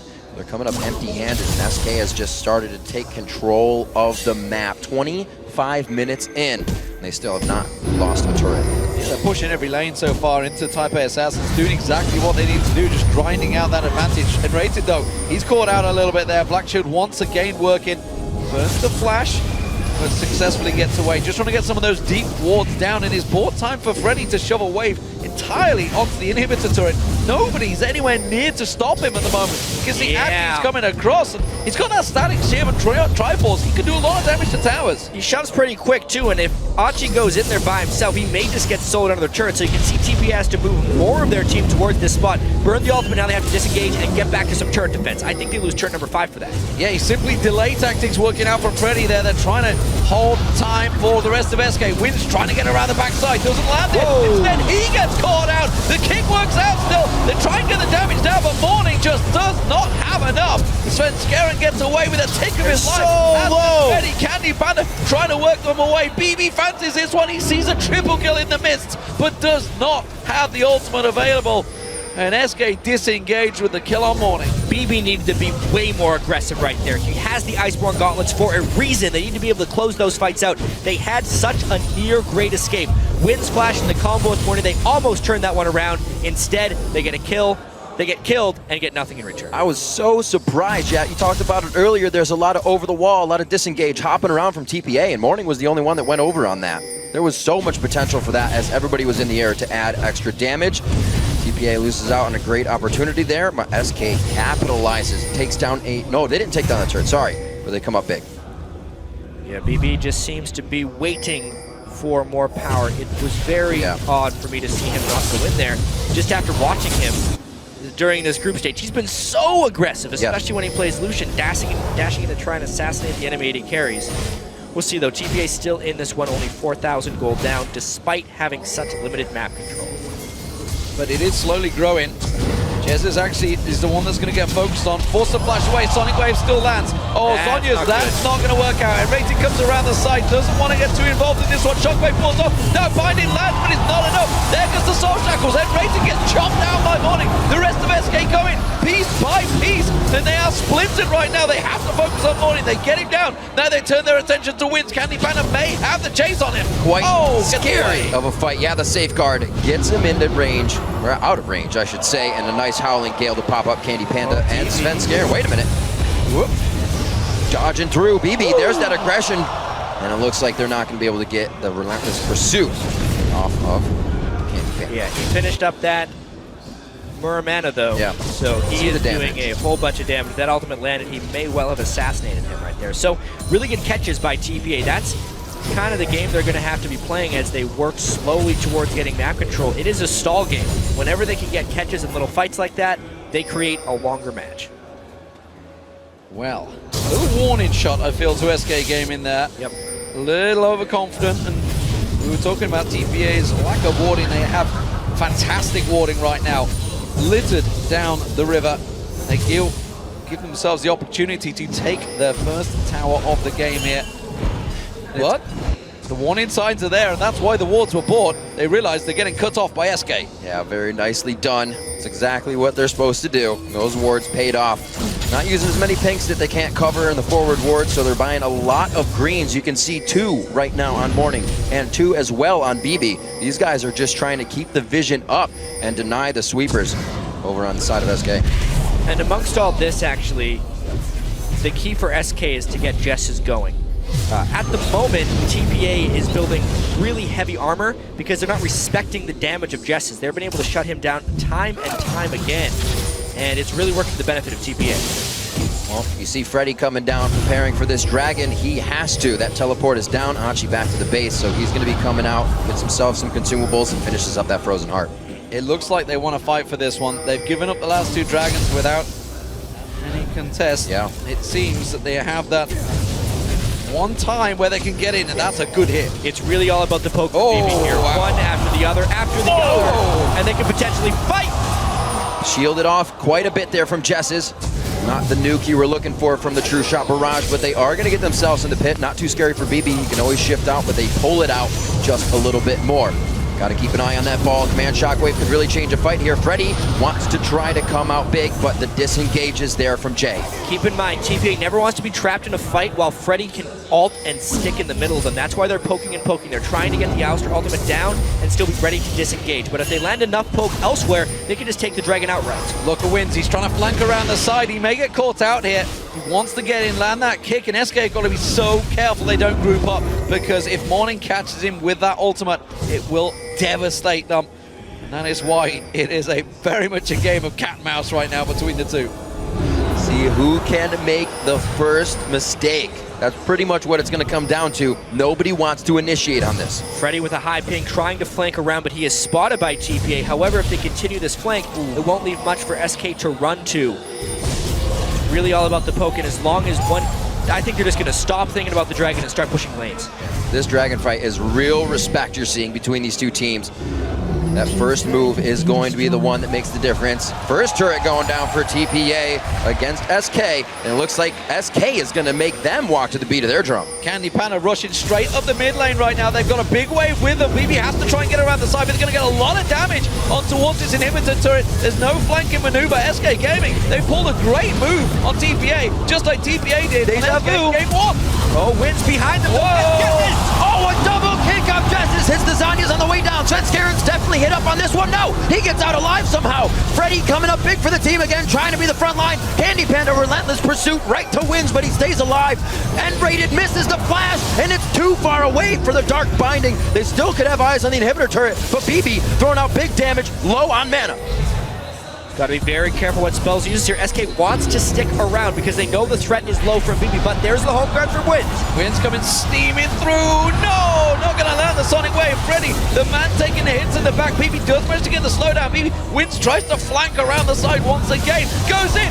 Pulverize goes down. Actually takes the damage, but the culling's not enough. The Candy Panda gets caught by the Asgards. Can they catch on towards him? The Dark Binding. BB wants it. BB will get it because Candy Panda's going down here. Can he take anyone with him? No! The captain comes through once again. Some big kills from TPA there. Their base is about as bent as it can be without breaking. They still have that inhibitor up, and they're still on the chase. This is absolutely crazy. Didn't they not see that Freddy did the headbutt pulverize so they could get out alive? N-Rated and Candy Panda stayed for the fight, and they are paying with their lives. Can SK make any moves off of this? We see Jesus is actually trying to get himself around here. N-Rated now is creating a lot of chaos, though. N-Rated actually created more pain than benefit right there because the kill now goes to Rise, which is better gold scaling than on Lee Sin. Plus now they have to deal with this death timer instead of when they were all dead anyway. They're spotted. They're going to try and take the blue, but BB had gone back to base. Dragon was taken. No, I tell a lie. They backed off it. The threat of Jesus was enough to keep them away, and it does mean SK will pick up the Dragon. So despite the kills, not go in their favor there. They will keep the gold advantage. It's only 2,000 gold, and while that was, of course, all happening in the top lane, Morning snuck through and took down that second turret of the game for Taipei Assassins. What a fantastic set of play we have going on here for our last match of the day in group, or day 3, I should say, in the group stages. Everybody's playing top notch on this one. We're seeing Wins and the rest of the team trying to take it to SK now. They're finally grabbing the turrets that they need. They're trying to close that gold gap. And we're getting BB to that point where he can start to carry with the poke he's providing. He's sitting at 35% CDR now as well, so he can throw out those Iceborne Gauntlet and powered Qs again and again. We saw the effectiveness there in the extended fights. As long as TPA can keep fighting in those really spread out ways and making the fights longer than 7 seconds long is basically the key, because they do not want Freddy's ultimate to have that big of an impact on fights. And you know, we heard a lot about Wins pre-tournament. Of course, we saw him with the Gamma Bears last year, but didn't really put a show on that he required. This time around at 617, once again on Lee Sin. As I sing his praises, he gets caught by the Dark Binding. The commentator's curse is real, ladies. That is a really critical catch right there, but they still have yet to deal with this poke from BB. They're going to try and push down some waves now the Wins is gone and the initiation threat is lowered. Something that SK has been able to do is get these forward wards in. TPA is getting the kills, but they're not able to move on the side of SK, and SK continues to come back stronger each time here. Now, again, to the front side of TPA's base. They're going to back off and get the fights that they want. They're doing this very methodically. This is tricky. It looks like a Baron bait. Are they going to go straight into Baron? Well, they know Wins isn't there. They don't kill it remarkably fast. Scrying Orb does spot them, and the poke from TPA is really high, so unless SK did that completely unscouted, there's no way they take that Baron. Danger indeed. They sense it. Gonna get some ward clearing here. Freddy actually walks out over that one, looking to see if he can deter any of the backs and just be a nuisance. Not getting much. Candy Panda, that was the ultimate into the wind wall, so they do not have the culling right now. Wins is back up. Remember, there is a naked inhibitor in this mid lane, which is what they tried to bully out. There's a gigantic minion wave getting swept out by Archie with that ultimate, but the rest of SK, they could tank this one through. Instead, TPA react fast. They're in the right position at the right time, and again, Wins looking for that flanking maneuver, looking for that sonic wave. Very, very close to landing on Candy Panda there as he rode the Howling Gale. pushed up to their base. This is all that TPA has left now. They're going to try to find a fight here unless they can find SK making a mistake at Baron. Everybody's got the items they need to make the impact in the fight. Like you were saying, Jad, if TPA can wait 7 seconds, that fight becomes so much easier. And it's very important that SK can find a fight in somewhat closed quarters. One thing that kind of snuck up on everyone here is the fact that Candy Panda is way ahead of BB. If we look at the gold, actually, it's almost 15,000 gold to just 11,000 on BB. It's like a 3.6k gold lead, actually. So for as far as Jess's is behind, it's not even close to compared to how far ahead Candy Panda is from BB. Yes, the Iceborne Gauntlet is utility, but that's about it from BB right now. He needs about 15,000 gold to make that Blue Ezreal really work well, and they're just not there yet. Well, 15,000 gold just hit right now by Candy Panda. A little bit of that armor pen definitely coming through on BB with the Brutalizer and the rest, and you can see the gold lead. A little bit of TPA for the beginning, but SK has just taken hold. We haven't touched on Svenskerin's build either. He is full damage. Yeah. No doubt about it. What's Not a painful? single tanky item in there. Jeez. Is that an Infinity Edge he's building? Infinity Edge? Yeah, it is. You could do a few other things. Technically, he could build the pickaxe into Tiamat and then make the BF sword a scimitar. But those are definitely Infinity Edge components. It's not a very good Kha'Zix item, though. I think he's just trying to mass AD right now. Well, it's working out. He's definitely buying the right items. Maybe they were on sale. Who knows? We'll see what TPA can do to answer back. We see BB just trying to continuously poke out. Not been able to do much with that and control the fights. But SK has been doing a great job at disengaging. A game where they have not tried to take too much. A turret and back, a turret and back. So, in SK not trying to take too much, they may take too little. Yes, they've taken 7 turrets, but it's taken them 37 minutes. And there's now that GA on Morning. There's also a GA on Candy Panda. He decided to opt against the damage for more defensive utility. He showed those minions with calling. Yeah, he did. It's a quick cooldown. It's going to be back up, but the question is, will they get it in time? Because SK are looking to engage here. Possibly not the right move when your main AD carry just used his ultimate on a wave. BB with the rest of his team going to get caught out by the Void Spikes, but every single time, a single one of those Mystic shots. No, tell a lie, it's the... It was, it's the Zoran Ezreal. No, I think you got it. Essence Flux? Mystic shot. I was right. Yeah, the Q. I was right. Always believe in yourself. But seriously, I like the fact that TPA has double GA right now. Because they're just trying to create long fights where they can then chase people down thanks to the Janna Ezreal. They're trying to reset fights. As soon as Freddy uses his ultimate, they need to be able to have that second life. So having 2 GAs works tremendously towards that goal. And I think SK is actually in a little bit of trouble if TPA finds that right fight. So much cooldown for BB. If he's not using the Scrying Orb, he's using the True Shot Barrage for Vision. With that down, they're going to try to start this Baron up. That's going quick. Have a bit more damage now with the Vision AD and they Scarin. the scout. Locks it in. Good job by Candy Panda locking that one down, and we'll see what SK can do after this. Does this just make them the team to push through the base, or are they still going to hesitate and take it slow? They need to back fast because SK are just running straight down this mid lane. Oh, wow. Ronnie's going to try and keep them away. Everybody's back into base, but they're going to be onto the inhibitor just as they get back. Look at Svenskeren. Don't forget all the damage items he has. He's going to cleave great big chunks out of that inhibitor, and it will go down fast. TPA giving up a lot of stuff right there just because of lackluster vision control, but it's been an exposed inhibitor. As long as they clean that mid wave, they can still hold it. It's the second inhibitor that would really break their back. They're still keeping this game close, not wanting to take the wrong fight because they know that would end the game. Well, TPA are going to try and rush down mid here. They're going to try and take something for nothing. Dragon will go down. They will get themselves a tower because they can see SK running down towards the bottom lane. If SK don't react quick enough to this one, they may, just may be able to break through. It's definitely one. It's the second one that'll be the question. The home guards, how quickly can they make there? And how willing is TPA to actually take that risk? Because when they push like this, it's a long way from their base. And it is a Baroned up SK team. Yeah, it's half-hearted push. I don't think they're going to get enough on it, and they realize it already. They do step away. So SK return, quarter chunk of damage. Svenskeren, you can see just how much damage BB does have, and once that build is complete, if you can land it and slow the right target, he still may just have a chance of winning the fight. Okay, so I'm sold on the Infinity Edge for Svenskeren now because Freddy's building one. So for Freddy, it's actually a really good item. He gets so much attack damage from his ultimate. Now that he's level 18, actually, rank 3 of Unbreakable Will, outside of the fact that it gives him 70% damage reduction, gives him an extra 90 attack damage. Yeah. So you get one Infinity Edge crit on that, and you basically pop somebody, which could very well turn this game if they get it at the right time.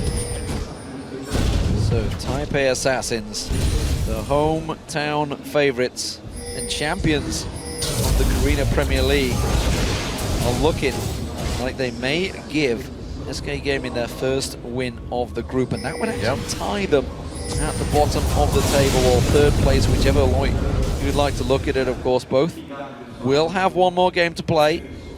That will come tomorrow, the final day here in Taiwan. The question is, who will come out victorious on this final matchup? Candy Panda uses the Cullen, doesn't really find its target. TPA clear the way, keep them at bay for a little bit longer. Well, it's been an absolutely fantastic match to finalize the day. Nothing taken there for Morning. A little too much of a gap to be closed by the rest of the team, but it was a great pop-up. SK is standing here confidently and ready to enter the base. It's getting to the breaking point here for TPA.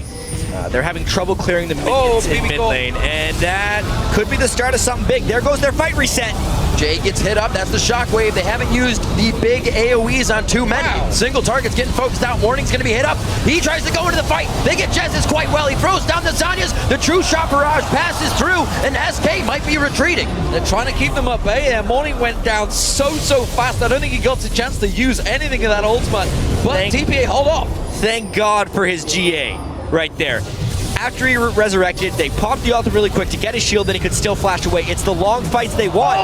They just got it, actually. They might try to chase down the rest of SK here slowly, but surely. BB trying to be aggressive, got caught by the void spikes, but it was enough to slow him down. He's going to continue. There's the kick, the Sonic Wave lands, but he can't get inside. A good catch from Jesus once again. They disengage well. BB trying his best to keep up on them, but it looks like they can't chase them down quick enough. Jay's flying through. This could be a nice Howling Gale to pop them up and continue the fight. He's going to throw it. It's diagonally. No, it goes up instead of across the trees. Sven from the side. Sven's coming in from the back there. Very nicely done. Morning gets hit up through everybody because of Freddy, and they're able to take him down near 70 seconds on these Death Chamber clocks. Super Minions doing damage to that Nexus turret, but SK Gaming disengaged well. Oh, BB sniped out going in the bush just for the end there. That's going to hold things for a few moments. Explosive. Just poking and prodding for TPA as they're trying to keep this game going. They didn't break there. Honestly, that was a very good hold by them, and you can see the potential. Unfortunately, the Guardian Angel from Yasuo is down, so they won't have that one left. Nice snipe. Right on his Svenskeren as well. So yeah, Bloodthirster actually for his BF sword. Sitting on that pickaxe. He did it. What a joke. However, Freddy's got that Infinity Edge now. So there's that. Does indeed. 561. Yep, that looks like it hurts. Yeah, and when he's going to be under Unbreakable Will, right, it's going to get much higher.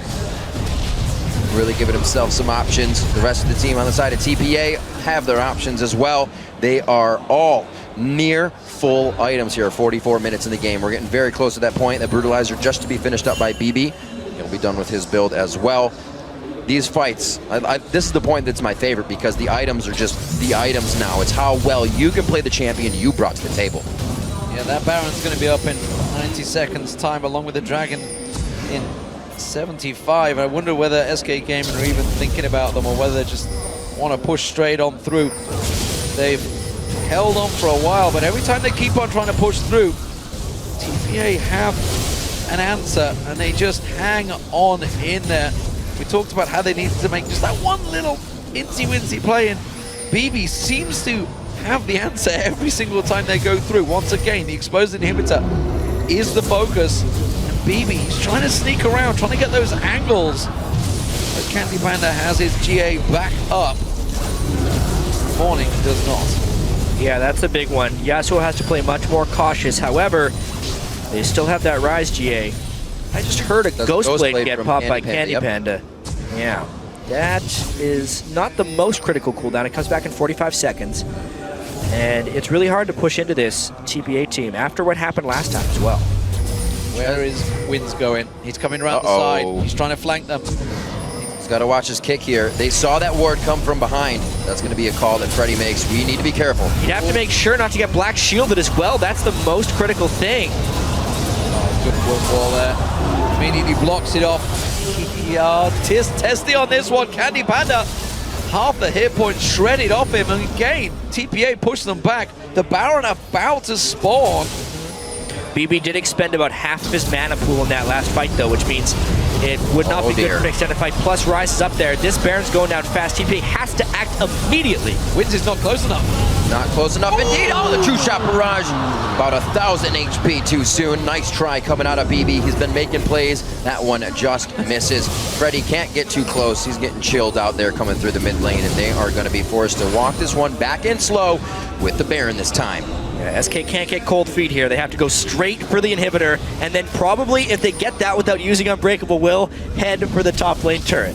We'll see whether they get through on towards that one. They get a couple of shots on towards it. The inhibitor slowly rocking down. Actually desperately trying to get in close enough. They still haven't taken the inhib now. That culling not doing a great deal of damage. And Taipei Assassins, well, despite losing that inhibitor, they hold on and they get themselves a turret of their own with the Winions. Archie using his ultimate on that one to kind of deter it. SK wasn't having any of it. They're going to go ahead now push the top lane. Losing that bottom one should reset soon, actually, with the next wave coming out in the turret as it reaches that minion wave. 77,000 to 70,000. We're at 147 combined right now. Everybody's playing out of their minds, especially BB for TPA, really keeping them in this game. Just so annoying to play against a full item blue Ezreal. Yeah. However, that turret's very low, and the Baron buff makes the fight something SK can use for their benefit. Freddy headbutts Wins into SK, and SK leap back in surprise along with Rivington, by the way. They do manage to take down the inhibitor turret along with the inhib, and it seems that SK may well have just cracked that nut wide open that they've been desperately trying to work through for Taipei Assassins. It's definitely a storm that TPA has been trying to weather for quite some time. Finally breaking through the outer walls here. 2 inhibitors down. TPA doesn't really have the greatest of wave clear, and SK will just keep going all the way around. They've definitely worked their way into this position, but they are in position to win now. Absolutely. Only 4 turrets allowed for TPA to be taken down. And there's about 5 that stand, or rather 3 that stand, I'm sorry, on the rest of the map. Coming in for SK. It looks like they want to drop everyone as they go through. They only have 1 inhibitor. TPA, I like the moves they're making. They're trying to get deep wards in, and they're trying to get some picks so they can make a move. They want to catch somebody out here, but SK Gaming have been up against teams that have tried this many, many times before. This is TPA's favorite spot. I feel like every time they fall behind, they wait there and try to get a pick. They're going for Freddy. They're going for Freddy, but I think they know they're going to find a crossfire of SK on the way through, and that's what they're waiting for. Another great shield coming in from N-Rated. He's locking down the shield. Will he be able to lock down the Soul Shackles? No, he does not.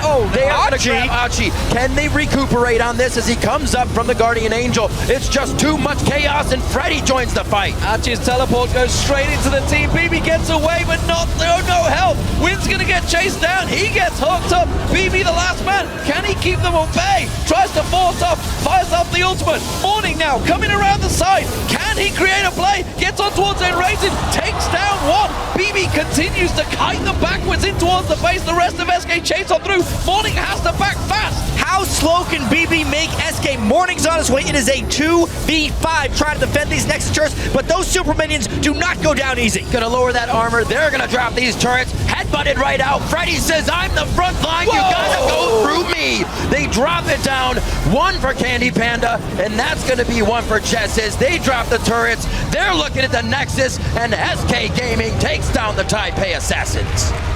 SK Gaming, a 50-minute brawl right there with TPA. Down in kills by the end of it, but ahead in the overall game. They get their first win of the World Championships. Fantastic matchup we just had here to close out day 3 of group stages. Amazing play from both teams. A shutout early game from SK, which shows the strength that they would have loved to have coming in to Worlds right off the bat. It's been a long way coming, that's for sure. Yeah. They've been waiting for that one victory, and it took SK Gaming to fall back onto a couple of comfort champions, honestly, that made them work. And you just saw Chris on N-rated, on Morgana, finally getting that black shield off, and it just stopped wins so many times. He fell for it, went for the kick.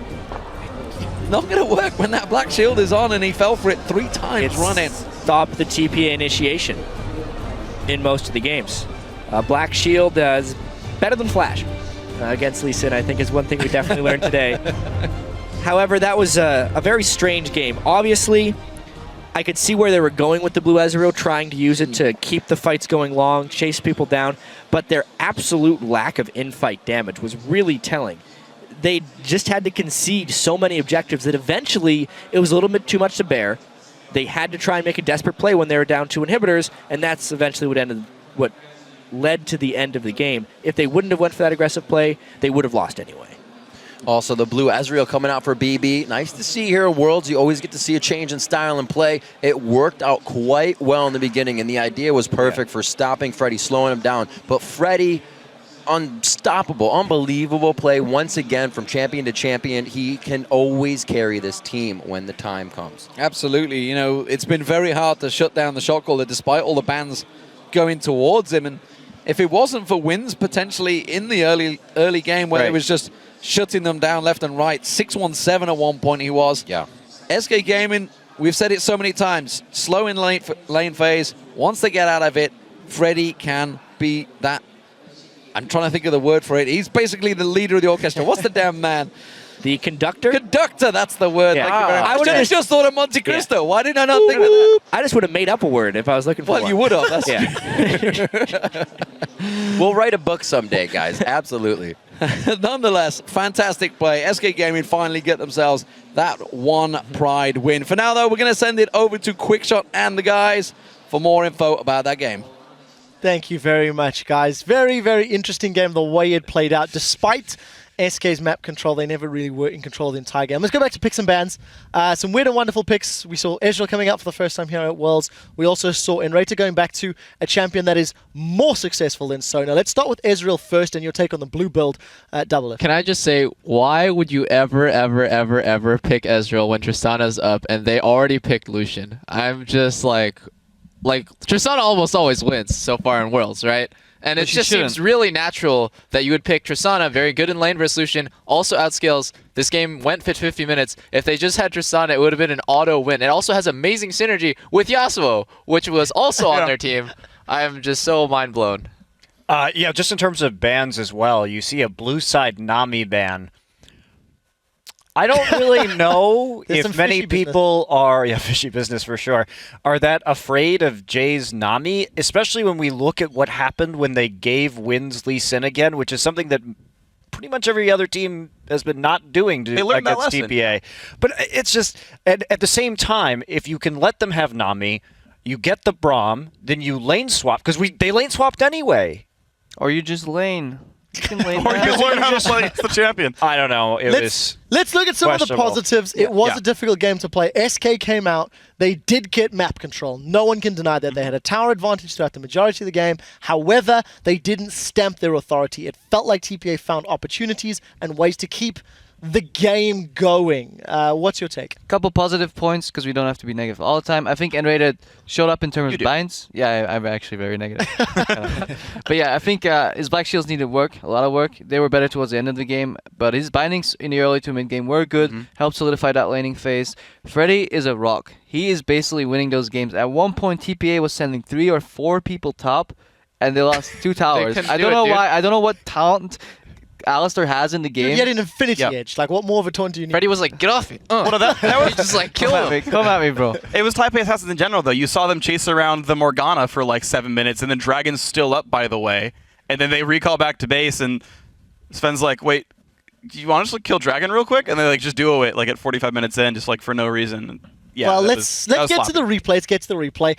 It actually exemplifies a little bit of the sloppy play. Pull the replay up onto your screens. And just before I give it to Crepo, take note of the mini-map. SK are really far down. At this stage, I think they had 6 towers to 1, as it were, if not 0. Anyways, Crepo, all yours. So what prefaces this play is basically there was a dragon standoff for way too long, and then SK finally figured out they could run to mid, and TPA reacted really slowly, but they did a smart thing. They knew their tower was going down anyway, so instead of all basing and then losing potentially like a Baron rotation, they actually wanted to flank. So if we roll that clip right now, we can see, yeah, the tower's going down. They're trying to stall in mid, and Wins does this really well. He jumps, fakes the Black Shield on the rated, then flashes, gets a good kick. Kha'Zix gets cancelled, double Yasuo ulti. That's a solid combo.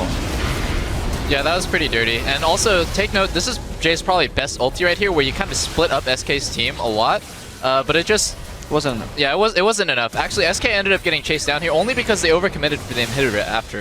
If they had just backed off here, it would have been a pretty decent win, in my opinion. They got the inhib tower, that's all they need. Well, the inhib play in general, I mean, we're going to take a look at the rest of this, though, is like they kept baiting Baron when they could have gone for the inhibitors anyway. And with the blue build Ezreal here, with the Iceborne Gauntlet, you do get those slows coming in, so you can actually get the kiting. And N-rated misses a Q right there. One of the things I want to ask is SK Gaming sticking around for the greedy inhibitor play. Yeah, this is something that I was highlighting. They didn't really close the game in a safe way, despite having what could have been absolute map control. Vision, another lacking thing in SK's game. Yeah, absolutely. And what you're saying is they went for the inhibitor at the wrong time and then didn't go for it at the right time either. It was pretty messy. I think both teams showed why they're fighting for the third spot in this group. Yeah. It's strong, but it's true. No, it is true. Yeah, you've had both teams, match up with their fairly weak laning phases of really awkward ganks, and like you've seen every single one of these pay out, and we actually see why teams so rarely heavily gank top lane all the time. SK did a good job, for what it's worth, of capitalizing on that, but TP is a living example of why the really good teams don't do that. I think the best player in this game was still Freddy, though. Absolutely. Yeah, so many bans targeted. I think Wins as well. It was the only reason that TPA was able to even come back in some of these situations. Wins played really well. He did carry that. Let's slide our things on just a little bit. I want to bounce off what Crepo said. You're talking about how these teams are fighting for third place because after 18 matches played, the first group stage is only 1 day away from being wrapped up. Let's take a look at the standings as they are after 3 days worth of games. We're going to look on the left-hand side of the bracket first. Samsung White and Edward Gaming, 5-0, 3-1. Once Edward Gaming either beat AHQ tomorrow, or if AHQ lose to Dark Passage, Edward Gaming is in 100% locked in their group. Yeah. I don't think everybody is too surprised by those results, and we're going to talk a little bit about Group B. As we've said, SK Gaming TPA fighting for that third place spot. Team SoloMid and Starhorn Royal Club, they are battling for the number 1 and 2 seeds. My prediction of TSM coming out on top can still happen, so I'm rooting for TSM. Do you think it will happen? It might, actually. And they play Starhorn Royal Club first thing tomorrow morning. Just to remind everybody, while we had that on the table, if the teams who are tied at the bottom of the table are in 3rd and 4th, they will simply share a joint 3rd place seed. Yep. Whereas if there are any tiebreakers, you look at head-to-heads. So there's a lot of people asking, but TSM and TPA could still tie. Yes, but because of the 2-0 head-to-head record, TSM automatically advance. I want to briefly ask you guys about the TSM versus Starhorn Royal Club matchup tomorrow, because it's going to be an interesting one after how good TSM looked and Starhorn Royal Club little sketchy around the edges. Very quickly, do you really think TSM can take it, will take it, might take it? If TSM on their side lanes can survive, Bjergsen can get big enough and get an advantage in mid, and then Amazing can find some pressure in the early game, then Bjergsen could carry that game. I think Starhorn Royal Club's dive-heavy kind of style, where they want to team fight and just really get in there, is naturally countered by TSM's team comp, where they have double shields and a hyper carry to protect. It's very simple for them to just peel back and do as much damage as possible. So if Starhorn Royal Club's picks go wrong and they give TSM what they want, it could be a very easy win for TSM. Just before we move on to Thank you very much, I have one last question. Briefly, Edward Gaming versus Samsung White. I said I was going to quote you, and I'm going to. Edward Gaming's weak early game, perceived weak early game, is it going to cost them against Samsung White at the end of the day tomorrow? Absolutely. I mean, we're talking about Samsung White here. They're on like the other level, right? So I don't think that's really. And is there no way Edward Gaming steps up to challenge him to take a win? Not a hope. I can't say it's a 0% chance. I would put it at 20%. Okay, it's bigger than I would say a little bit higher than that. I think there is a very real chance. Again, you call them baby blue. This is the kryptonite of the team. Is this style where maybe the lanes aren't great, but they certainly play the map better than you do. And I think that's still true. I think Edward Gaming plays the map better than White. Just don't screw up your lane so darn hard, and then maybe you get into the mid game. Well, we will find out. Of course, tomorrow's games are going to be about that seeding more than anything else. All right, it is time to take a look at some of the dapper crowd of carnivorous junglers. That's right, it is time once again for Thank You Very Much. Right, so first and foremost, Svenskeren actually dodged a ward to set this play up. Anyone care to comment? Yeah, I mean, he comes out of vision here, but the beauty was indeed, he knew there was a ward, backed out, then jumped over the Baron pit, snuck in on the right side, and yeah, they didn't see this coming. Too bad a sapling didn't take it for epic style points. Indeed. He actually lands his Qs really well. We've seen a lot of Lee Sins miss their Qs after kicks. He did not. This was a great counter gank in the mid lane, but Wins, what a good setup to get it started. Amazing. And Morning, too, with the patience, too. He didn't go immediately in on the kick that we see a lot of Yasuo's do, so basically the target doesn't move on the Dragon's Rage. Very patient ult, really nicely played. Yeah, really unfortunate that this Rune Prison catches that unfortunate melee minion, not working out. All right, double lift. This is a very good gank for first blood. Yeah, I think that's just a standard Thresh Lantern back into a Flash Blade. There's almost nothing that you can do in this situation. You just have to respect the fact that you could have gotten Flash Blade. Because here it's just like, yeah, Braum can flash and Lucian can flash, but as soon as you get Blade and Kha'Zix is on you, you're dead. And it doesn't matter how good you are when you're playing against Thresh. What do you think, Freak? It's true. It's really impressive down in the bottom lane here. This I just love. The fact that he actually lines up the edges perfectly, and he has to shoot it backwards. So he has to entirely understand the hitbox so darn well. And he flashed the traps as soon as the animation started also. Yeah. It's mind-boggling. It really, really is. Anyways, guys, of course, tomorrow is the final day for the first group stage of the World Championship here in Taipei. And we do have 6 matches remaining as teams fight for that final spot in the quarterfinals. That'll be in Group A.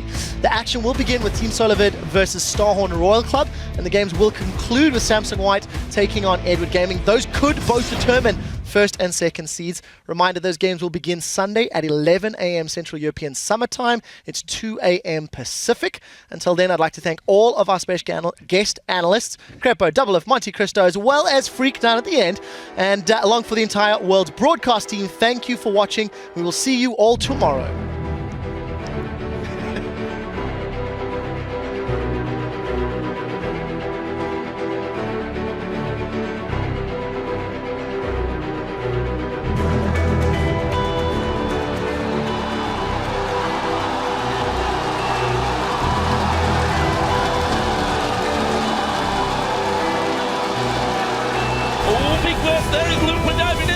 Straight on top of this one, Tough falling low. There's a dive into the boat. Oh, can I get him? He survives with the monsoon.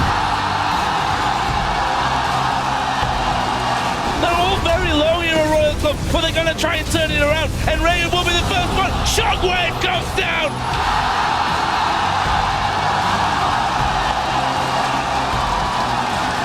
In the back, going to get exhausted. What's he going to do? He's on towards Green Tea. Dandy will dive over. His reset city for Samsung White. Things have changed for Team SoloMid since the boot camp in Korea, and so far they are showing results. And now it's going to be Morning. He finds Dyrus, but again, the Wild Growth is strong enough, and Morning's now in trouble. He's going to get picked up. BB comes around. He's just not got the damage that Wild Turtle does.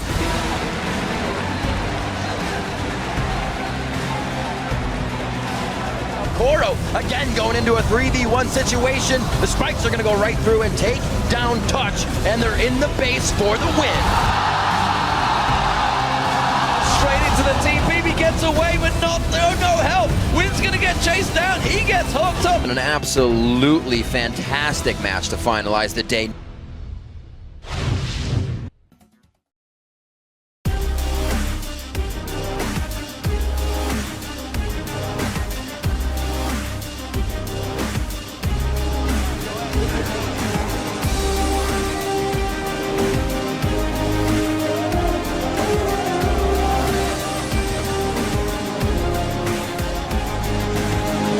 Welcome back to our coverage of the 2014 World Championship. I'm here with AHQ, Maven in the mid lane, West Door. Definitely a crowd favorite here. First off, West Door, a very big day for you guys today, but how have you reflected on the team's performance so far in the tournament? West Door, 请问到目前为止，你们对整场大赛的感觉是什么？很多很强的高手，对，然后希望自己之后可以那个表现得更好。There's lots of elite players, and he hopes he could do even better.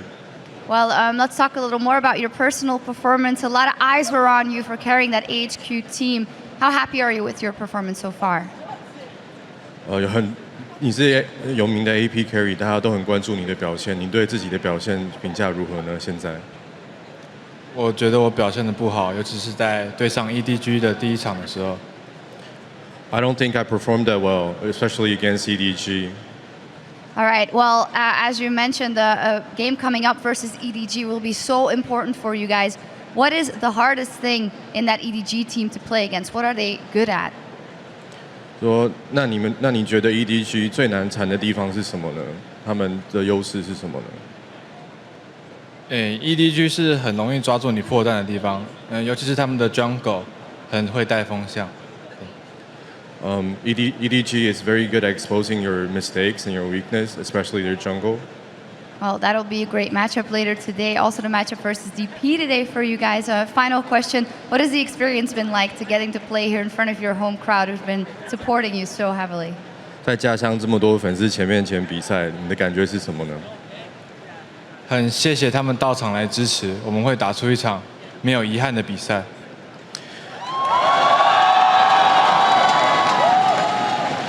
We thank them for their support and coming to support us, and we'll try to leave no regrets on the game. Wow, that will be some great games today. Thank you very much and good luck.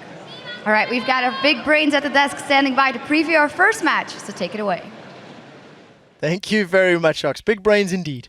Taking it to the stage for Game 1 is the North American LCS's Team SoloMid versus Starhorn Royal Club from China's LPL. This is actually the first of several battles for seeding today, with TSM just one game behind Royal Club. I want to start by talking about TSM. The only loss that they have suffered this group stage has been at the hands of Starhorn Royal Club, and as a team, they have gotten stronger as the games have progressed, ending with a very definitive win over TPA yesterday. Yeah, as a team, they definitely progressed. But individually speaking, I think Bjergsen really showed up this tournament so far. He's been playing really solid. I think the other lanes are more variables. I think Gyrus is in generally solid, but once he falls through, that's when TSM gets really far behind. And yeah, bot lane has been wishy-washy, but I really hope they step up in the next game. I think something to point out is that all these Chinese teams really like to focus the top lane with the jungle ganks, and I don't think that Amazing and Dyrus have just as much synergy as these Chinese teams have, so they want to keep moving forward. They're really going to have to step it up. Yeah, and I think that we see Uzi camping a bottom lane a lot too, because they are or Insect camping for Uzi a lot in the bottom lane because they are very dependent on his ability to carry.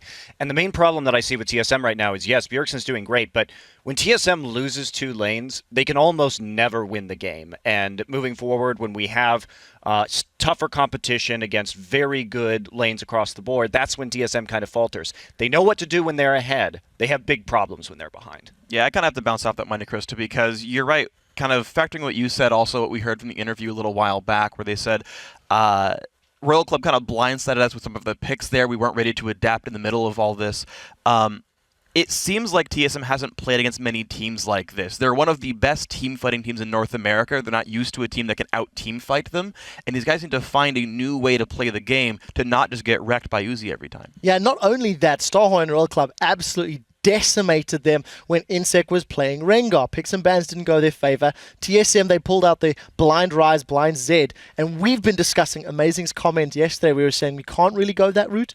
Let's quickly just talk about Starhorn Royal Club on the other side. We've highlighted how they, do rely on Uzi, how Insect has been hit or miss, but I think as a team, Starhorn Royal Club have stepped up from their regional qualifiers to the group stage games that we've seen them playing thus far. I think one of the things that I like about Starhorn so far is that they do focus their bot lane a lot. They want to make sure that Uzi ends up carrying, but they don't do it in a way that it's, constantly camp bottom lane. I like how they put some attention top, and then they're so good with the TPs from top lane that they basically make it a 4v2 bot lane and just put all their strength into bot lane once their top lane gets going. Final thoughts before we get to predictions, Crepo? Yeah, I agree with Crumbs. Just a small gank early game to get that bot lane rolling, just have that perma push going, because Uzi plays very far up in his lane all the time. He's always pushing, and the way he does that is either he gets in from level 1 or jungler comes in and helps him push, and then you can get all the attention to top lane, and in return, your top laner will thank you for the jungle presence by TPing down, so it's a good system. Well, let's take a look who you guys think is actually going to be victorious in this matchup. Starhorn Royal Club or Team SoloMid. Crumbs, you're first on my hit list. Who's picking up the win and why? I'm going to have to go with Starhorn here. I think that it's going to be almost the same thing that happened the first game they played. That top lane out-pressures, TP's bot lane, and then they snowball from that. Freak, do you share the same opinion? Starhorn Royal Club, yeah. I think they're just a stronger team. Well, strong words. Monte Cristo, next one in the line. Yeah, I got to say Starhorn too. We saw Amazing talking about problems with early picking Ryze and Zed. That should not be a problem at all. Many teams will do that over the course of this tournament, and that gives me a lot of concerns for TSM. All right, Crepo, apple pie, you turned to it. Do you believe in it, or will it fall prey to Royal Club? I'm going to take the smart approach. Since I predicted TSM to finish first, I will now predict Royal to actually win this match, so I'll be right at least in half of the time. So a clean sweep for Royal Club. Over on LOLesports.com, you guys at home have been voting, and 64% of you are siding with Team SoloMid, so going against the analyst desk. So we'll see who's going to pick up the win as we send it over to the guys at the caster desk for the game. There is one name in the jungling business, and that every player knows and respects. It's Insect. And for TSM's jungler, Amazing, he looks forward for the chance to go against the pillar of the game once more. Insect is obviously one of the biggest innovators in terms of jungling. I looked up to him because his mechanics are just like top-notch, probably the best in the game.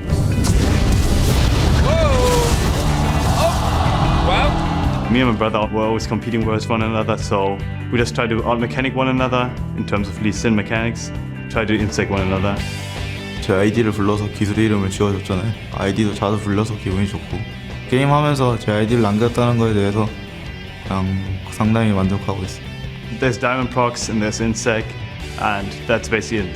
The top tier junglers that like innovated stuff, brought to the highest stage there is, and showed that they can pull it off. 제가 할 당시에는 리신을 딱히 많이 안 해서 그러니까 모든 플레이어들이 하지 않아서 그래서 좀 떴던 것도 있고 지금은 이제 정글러들이 거의 기본적으로 리신을 다 해야 되거든요. 그래서 시기를 잘 탔던 것 같아요. I think they're both really good mechanically, but I think Amazing has a better edge against Insect. 我对 Insect 的评价是非常高的，因为在我们比赛或者是训练赛的时候，他的 carry 能力是非常强的，所以说我还是比较相信 Insect。I gotta pull something off, like basically gotta insect the insect. Insectception, if you will. Hello everyone, I'm Rivington Bislin III, and joining me on the caster desk for our first three games is Joshua Jat-Leesman and Martin DeFicio Lunga. Guys, it's going to be some crazy games coming out today, starting with Team SoloMid versus Starhorn Royal Club, and it is going to be a barn burner. Let's get our day rolling real quick with a roster rundown. On the blue side, it will be Team SoloMid. That means it's Dyrus in the top lane, Amazing in the jungle, Bjergsen in mid, Wild Turtle at AD carry, and Lustboy on support. And on the red side, of course, representing the LPL, it is Starhorn Royal Club. Cole in the top lane, Insect in the jungle, Korn in the mid lane, Uzi on AD carry, and Zero on support. And our featured matchup will be heading to the south side of the map for the showdown of supports, Lustboy versus Zero. Yeah, it's funny actually, it's two Korean supports on a Chinese and a North American team. Yeah. But really, there's some pretty big differences in play styles in lane. Lustboy very defensive, and Zero is ridiculously offensive along with Uzi. Yeah, we see it just looking at the rune pages. I mean, we have Zero running 80 runes on his Janna with 1% crit, and we have just full defensive runes on the side of Lustboy. So very different play style. And then also when it comes down to like warding on the map, you have vision control. There's some weird stuff there with the vision control, because we saw Lustboy generally has very strong vision control, but as far as wards placed per minute, actually, he's 7th out of the 8th players in the group, whereas Zero is actually 2nd, but it gets a little deeper than that, actually. Yeah, so TSM as a team actually plays more wards per minute than Royal Club, and it's simply because like someone like Amazing, he plays a lot of Lee Sin, he will have the Sidestone, and then what happens on TSM is every single player will actually ask Lustboy in the late game, where should we place our wards? And he's kind of like dictating the entire team, saying, let's ward here now, let's go here, and set it up. So while Zero has more wards placed, Lustboy seems to be the guy just controlling the vision completely. And I like to call it efficiency of warding. Everyone can just buy as many wards as you want, drop them in the base, and say you got more wards. But it doesn't matter unless you're putting them in the right spot. Have to put those in the right spot, and we'll see what happens and what kind of champions they can get out of this select to get in to those spots. And the bans come out. Rengar immediately, something everybody thought had to be done. Yeah, so we were talking about picks and bans here, and what we would do would be with TSM, Rengar, Lee Sin, and then would be a Zillion ban as well. Exactly. Coming in here. So far, 2 for 2. Starhorn Royal Club, we were going to say Maokai Alistair, and then the third ban was a mystery. The Elise ban actually really surprises me because Amazing's Elise was bad the last time they played. Yeah, so Royal Club should have like one free ban, which could be the Elise right here, because Maokai should be banned and Alistar should be banned from them. And then we have this third ban, which we're not really sure where it's going to go. It was the Elise here. Alistar should be the last ban for Royal Club. And I wonder if Team SoloMid still wants to ban Lee Sin now that Elise is banned. That's the question. They have to consider, we have to consider, they know exactly what they're doing. This was the last match of day 1. So they've had tons of time to watch each other play up until now. So they must feel that Elise ban is worthy. With the Lucian ban, that almost necessitates a Lee Sin first pick. There's so many things. Janna, Lee Sin, Rise, all this stuff is open now. Wow. I feel like you have to go Janna first pick just to break up the Tristana Janna lane, especially now also with Lucian being banned away by TSM, because if they don't take Janna right here, Royal Club can lock in Janna and Tristana at the same time. I mean, they might do that. They're going between... Oh, it's going to be Janna Tristana then. Or is it? Or is Rise it? is still a pretty important top lane pick here. So this Lee Sin first pick is only because Elise was banned here on the side of Royal Club. They want to make sure Amazing has a champion where he can try and counter some of the early aggression we can see from Insec here. He might go for the Kha'Zix pick, but they just lost to Janna. I think losing Janna is really, really big. They're going to make sure to split the Trist. They should make sure to decouple it. They've banned away Lucian, so they want to take Trist. As far as these 280 carries are concerned, those are the top 280 carries. Obviously, Uzi has played that Vayne game. And Nami is a good support as far as the matchup is concerned against Janna. It is, and just the fact you take this Tristana away so you don't have this fast pushing lane in the bottom lane, which we have seen from Uzi and Zero, which nobody seemed to be able to deal with at all, is a big deal. We have seen this before though in the LPL, where we have Caitlyn instead of the Tristana, and it's the same deal. You fast push a lane from level 1, you take down the tower, then you swap to top lane, you take down another tower, and then the entire team in the end can just focus on this mid tower here. So we're gonna see the same deal from Royal Club, just because of this Janna pick as well. Yeah, one of the big reasons Zero runs AD runes on Janna as well is so they can fast push if we get a lane swap. But even if they don't get a lane swap, they have Caitlyn, so it's kind of a damned if you do, damned if you don't if you're TSM here. And also the AD runes on Janna means at level 1, you can actually push slightly faster and you can try and get the edge and try and get the early level 2 and then use it to really pressure. And again, it's all about just auto-attacking now for both Caitlyn and Janna. Can't forget about that crit rune as well for Zero. Oh yeah, 1% crit of course. 1% crit coming out on the support. We saw Dyrus bring out the Rumble, played it quite well actually, and he's been doing a lot better as he's getting himself into the fights and not just playing a safe lane. Aside from the few tweaks in the ban phase, this is going about how we expected. I thought Dyrus would take Rumble into Rise. We also have a big question mark next to Yasuo and whether or not this will be the last pick, because it does kind of fit into this comp. Well, the only problem for Royal Club is the only real knockup is actually Janna. Right here for the Yasuo, so it would be pretty risky. And Fizz being locked in. Again, this is the second most banned champion against Korn in the LPL. 20 bans in the LPL. 43% of them are targeted right at him, and the first time these guys played, TSM made sure to ban that. So now they have to face it. It was a bloody first game. 30 minutes long with 30 kills, but it was 25-5. So on the side of Royal Club here, we have actually a very teamfight focused comp, which of course we know they love the teamfight here. Fizz scales so well into late game and is one of the best late game team fighting assassins because first of all you build the hourglass, you can dodge around a lot of damage with your E as well, so you can actually go into the backline of the enemy and get out safely as well, which is a big deal where other assassins go in, trade one for one of the AD carry and just simply die here. So a lot of late game team fight here from Royal Club, but they have to get to the late game because the mid game is not looking very strong. Obviously, they have the Rumble for the mid game. TSM also has the kind of insurance policy of Trist. Both these teams have pretty good late game elements. I would give the edge to Starhorn Royal Club, but this is a very nice pick ban phase. Now, here's a question since we've seen only a few times. Do we get the lane swap? Does Turtle try to get away from Uzi? Because we know Insect loves to hover that lane and loves to get Uzi going.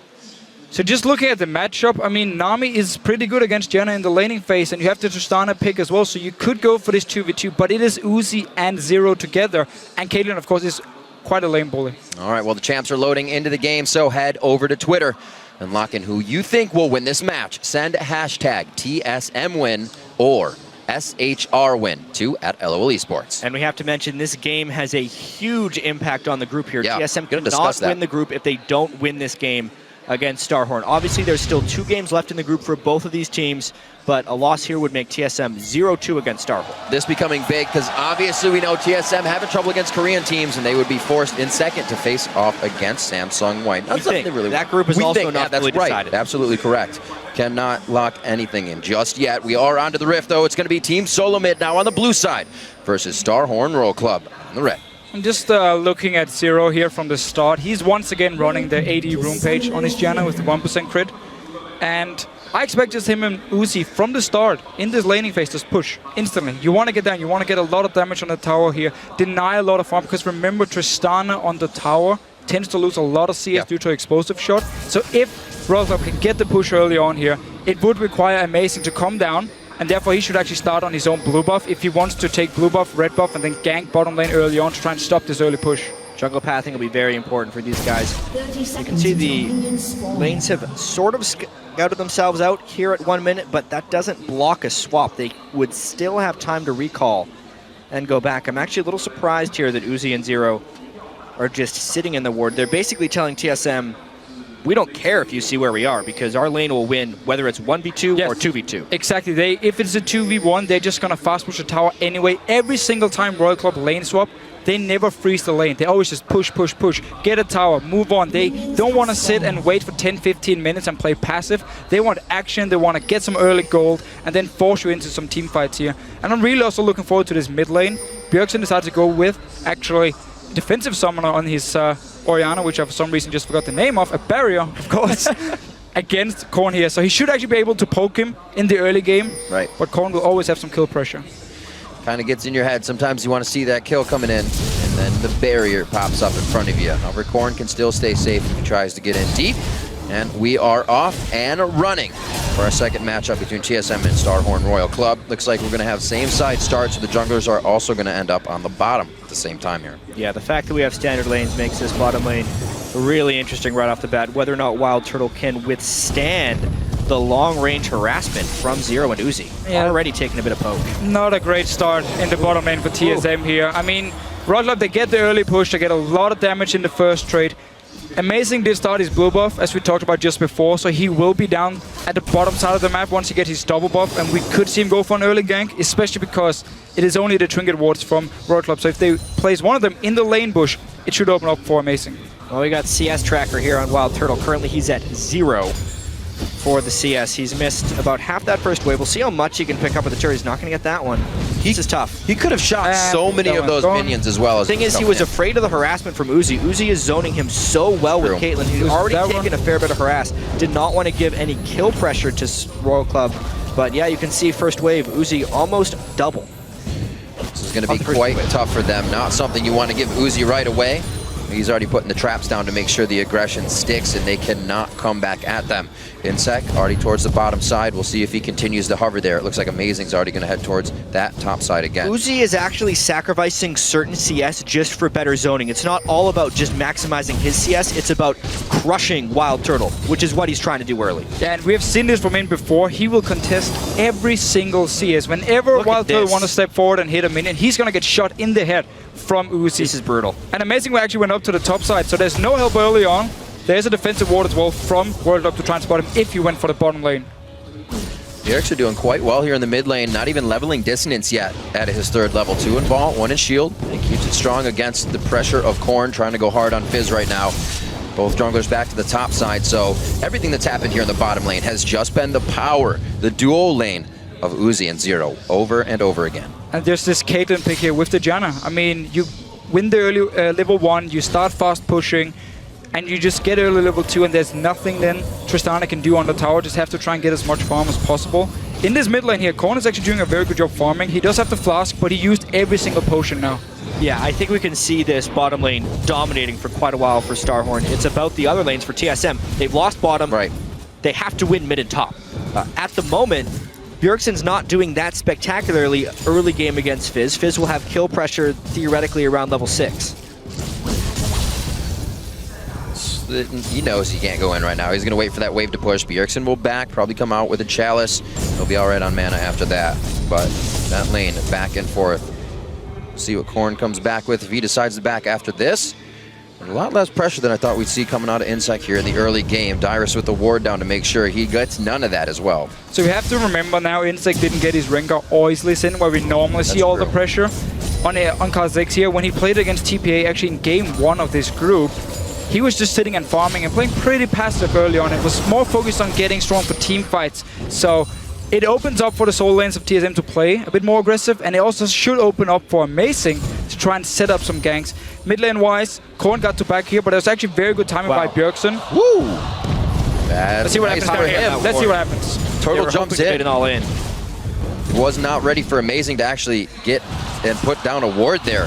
Amazing should have just come in for the gank, but they're going to have to just back off on this. I will say that Wild Turtle and Lustboy are doing a decent job fighting back against Uzi here, keeping the CS at least somewhat close. But I also have to bring up how dominant TSM has been outside of their game against Starhorn. They've actually only allowed 2 Dragons, 1 Baron, and 12 turret kills to opponents in this entire group stage. Both Dragons, the Baron, and 8 of the 12 turrets were against Royal Club. So it's like that one really one-sided game they lost to Royal Club. Everything else, TSM's looked fantastic.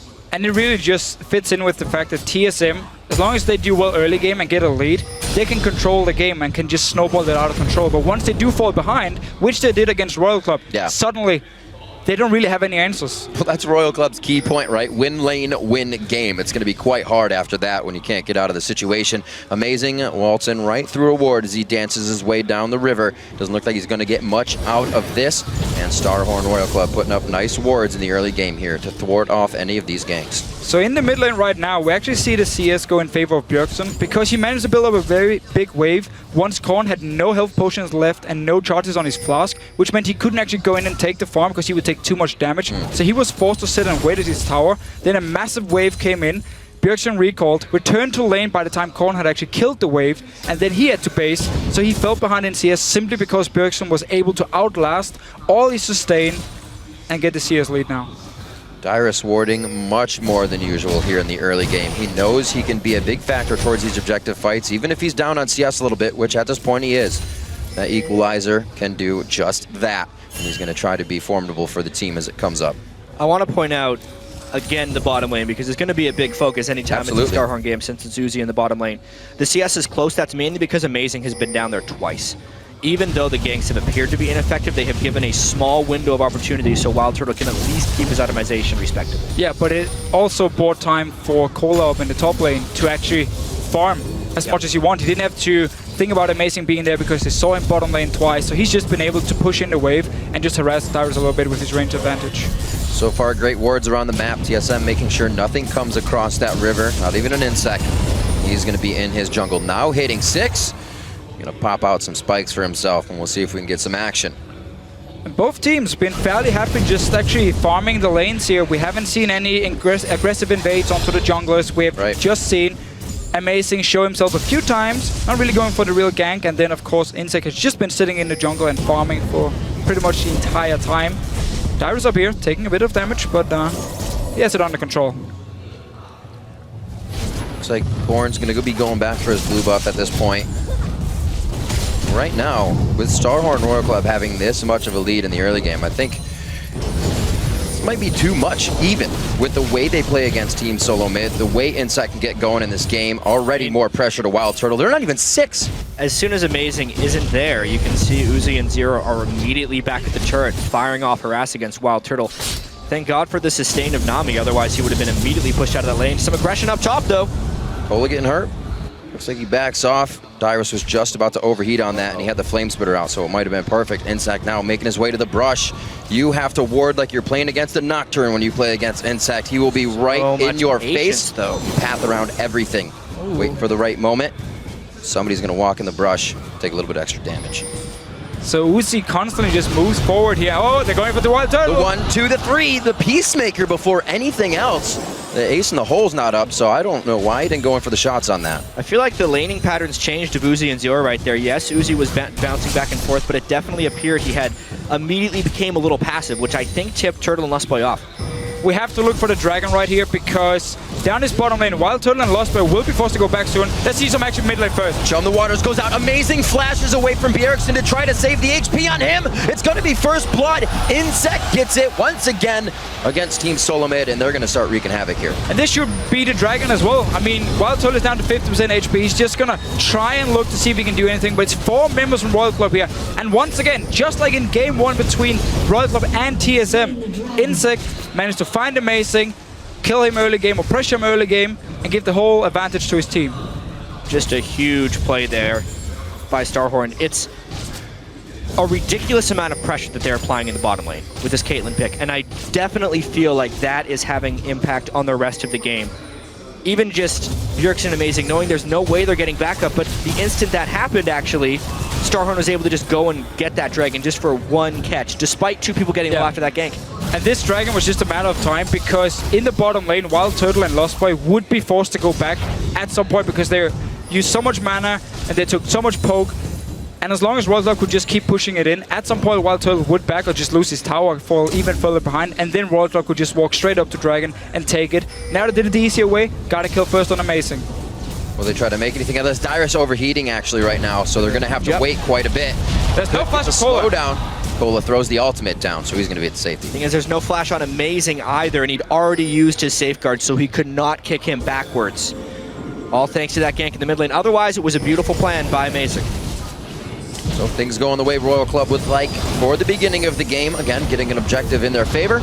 Uzi gets bubbled here. Turtle cannot really aggress. He throws down the Buster shot, though, because no auto attacks come out. The bottom lane still hasn't shopped, by the way. They're sitting on Dorans. Their gold values are ridiculous right now. 3,100 gold sitting on Uzi. He might be trying to build a straight Infinity Edge.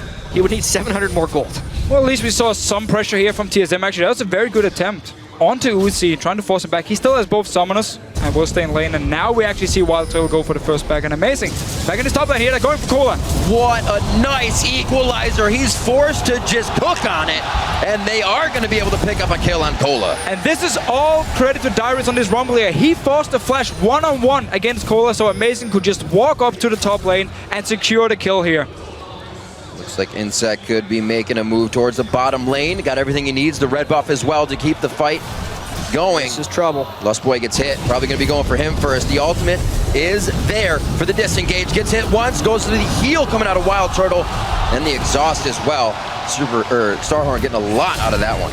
Yeah, you can definitely see a nice gank there by Insect. They burned 3 summoner spells. Not the greatest escape from that gank, but Korn comes down to do pretty much nothing, which is a big loss in pressure there. It is, but this is the Royal Club style. Korn will always roam from the mid lane when there's action in the side lanes. Like, he moved instantly as Insect showed himself. He's losing a lot of farm in this mid lane here, but if he'd picked up a kill, it would have been worth it for him, and that's the Royal Club mentality. I will say, even though Royal Club's been able to take that bottom lane pressure into Dragon, TSM is winning 2 of the 3 lanes right now. Dyrus in the top lane and Bjergsen in that mid lane is definitely creating a bit of a farm advantage over top of Fizz.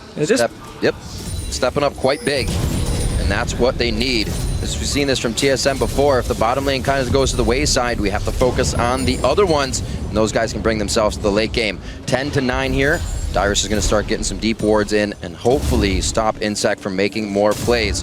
Definitely have a bit of a slower game than he did the first time around against Team SoloMid. Look at his roam down here. He does have ulti ready, but there's a ward to spot him. Yeah. Otherwise, Bjergsen it's really hard to rumble get Fizz. He's just going to jump right all over all your stuff. Still, just the fact TSM is doing so well in the solo lanes means that Royal Club has to slow down. Like, they can't just run around and keep forcing things. If Korn in this mid lane is falling behind, he will have his Lich being completed. Gonna be the most important damage item for him, especially in the early to mid game here. And probably looking to get an Hourglass as the second item. But he is against double AP of the solo laners, and it's not gonna help him against those. Wild Turtle now returning to lane. That BF sword as well as the Zeal. See what he turns that into. Not yet the Infinity Edge coming in for Uzi, but definitely going to put out way more damage as they slow push this one now, trying to deny Wild Turtle. He's down about 24 CS. And we have to highlight the fact that Royal Club in the late game can actually split up in a split push and do 1-3-1, where you have Cola on Rise in one lane and you have the Fizz in the other side lane, and there's nobody from TSM who can one-on-one a late game Fizz, which means for now Royal Club can play it safe, farm up, wait for Korn to be strong enough to kill everyone. The thing is, though, if they try and do that split push, Starhorn's not a split pushing team. They're not. Right? I've seen plenty of games where they have the potential to do so, and they'll just use that strength for a team fight. So even though that is a potential, it's rather unlikely against this LPL team. Yeah, and we have also seen times where they try to do the split push and then it completely backfires because there's not enough wards, or they make a mistake and end up actually giving up a Baron and end up losing the game here. Obviously TSM, with their insanely strong teamfight comp, if they manage to get the lead and can dictate the game and force Royal Club into some team fights, this Rumble and this Orianna can make some serious damage. Yeah, it's all about the Dragon setup right now, though. Amazing does not want to get caught in this exact spot again. Ooh, that would have been a really nice shot to land. Wild Turtle is taking a pounding. That turret's done for him. Every time he has it up, that ace in the hole comes out when they know they can get a bigger advantage on the lane. Jungler's walking parallel. Right with a teleport. That's going to be the wave coming in. Dyrus on the backside. Will he be able to get some good damage in here? Flamespitter comes out. Nice ultimate. Beautiful bubble from Lost Boy. They're going to be able to start locking down kills. The flash goes, and it's blown from Uzi, and he's down at the beginning of the fight. Dyrus gets himself out as he is overheating, and Amazing starts to turn things up as well. Zero could be hit. This is Korn now closing in. Bjergsen pulls the ball to himself. Will the shockwave come in? Just out of range. He's got one on the Korn. Chum the Waters comes back, but it's a bit of disengage on both of the ultimates. Lost Boy trying to get in range for one more bubble, but he can't do it, and the fight is disengaged. The double bubble is what ended up winning them the fight, but it's still rather close. Dragon is up. They're actually prioritizing turret pressure over going for Dragon because everyone's sticking around. Starhorn might still want to fight. There's two members coming from base here from Royal Club. They just want to wave clear. TSM, if they go for Dragon here, everyone from Royal Club will be there in time. This is a suicidal Dragon attempt, it feels like, for TSM. Amazing is not even near. The ultimates are mostly down here for TSM. They have to be careful, actually, not to forfeit this Dragon. Dyrus pushing the mid wave already. He may be able to draw a little bit of pressure, kind of cool things down for Team SoloMid. They don't have to force anything here, but looks like Royal Club is going to force them into this. That was really good harass by Bjergsen there onto zero, knowing the Janna ultimate is still down. Royal Club has to pull back. Yeah, but TSM is split up at the moment. Amazing and Wild Turtle down to this bottom side here, while the rest of TSM came from the mid lane. They do manage to force Royal Club back, and they can actually push mid here. This should be a free tower. Royal Club took way too much poke there when they were trying to go for that Dragon. They mainly needed to be there to stop the Dragon, not to actually get near it. That was a big misplay. TSM takes a nice map advantage. Not only did they take some poke, they actually went to the bottom lane pretty much every single member. They didn't even think about the mid lane. TSM pushing further. Chum the Waters just about to be up. We know how much Royal Club loves to fight, and they're all converging back on that mid lane. Even Uzi is getting himself up towards this Dragon now. Wild Turtle's going to try to clear a little bit in the bottom, so they'll know where he is, and they'll know that the fight is going to be split if they want to start it. That Infinity Edge being completed onto Uzi is massive, especially considering that bottom turret is down. He knows Wild Turtle doesn't have lifesteal, so just that small amount of poke will create a pretty big edge coming into this Dragon fight. And there's over 1,000 gold. Four members of TSM, they're going anyway. Amazing gets the steal. Rumble out goes out. Look how it's separating the fight right now. They take down Insect. Chum the Waters on Dyrus, the best person. He can throw the shield along with Bjergsen on. He will go down though. Zero with a beautiful monsoon to keep the fight going, and TSM is trying to recuperate here, but it's just too much damage coming in from Royal Club. Now Turtle joins the fight. Does he have enough with the sustain? Uzi's still putting up shots. He's fighting within the brush to get more headshots. He's trying to do what he can. Wild Turtle's gonna come out on top, throws down the explosive shot, and comes up with a triple kill. Lost Boy is so good in these team fights. Turtle is the beneficiary of so much greatness from the rest of TSM in those fights. What a ridiculously close fight. Cannot wait to see the replay. Let's just have a look here. It's starting to drag it. Going in for the steal. He actually gets it, and then rest of TSM still want to fight. Notice Wild Turtle on your minimap. He's not there. It's 4 members from TSM fighting. Insect was completely out of sync of the rest of Royal Club, though. If he would have gone in with Korn, it would have been much better. It was a nice monsoon from Zero, but again, completely out of sync. Remember the way Royal Club communicates. They ping and they type go or say go, and then you just have to follow. If you're not ready, Insect will still jump in alone, and he will end up dying, and the rest of the team is just going to be like, whoa, we didn't actually expect this. How fast is TSM going to continue to push this, though? Do they keep the pedal to the metal? Do they get the wards down, play it safe, and try to just keep Royal Club at bay? Imagine this. After that nightmarish laning phase. Oh, shockwave on Cola. Cola, then the bubble comes in. Lost Boy hitting everything he needs to right now, and Amazing picks up a kill for himself. Dyrus is coming out with an Abyssal Scepter after all this. You can see the map control from the mid lane and top lane being one actually having an impact now, and even the bottom lane, because of that triple kill from Turtle, puts him even in gold with Uzi. strong play coming from Team SoloMid, but you cannot count out Royal Club at all, knowing how to perform in the late game. Like I said, this last matchup was 25-5 in kills in favor of Royal Club in just 30 minutes. So we'll see if they can put those numbers up again. Right now they're trying to recuperate, grab up what they can before they get back into the fight. And that last team fight, 4 members from TSM had more than 1,000 gold. They hadn't gone back to base to shop. They didn't have a time to do it. They went for the fight anyway and managed to win it. Only 4 members at first because Insect just jumped in all alone. There was nobody who could follow him. Ends up dying, turns it into a 4v4, and suddenly while Turtle joins, TSM can clean up the fight. Lost Boy looking amazing, of course. Looking amazing? He is actually looking amazing. Yeah. Looking like Lost Boy to me, but he's still playing great. The big thing about this game is we always talk about how TSM knows how to play with the lead. That's what they've been able to do throughout this group stage.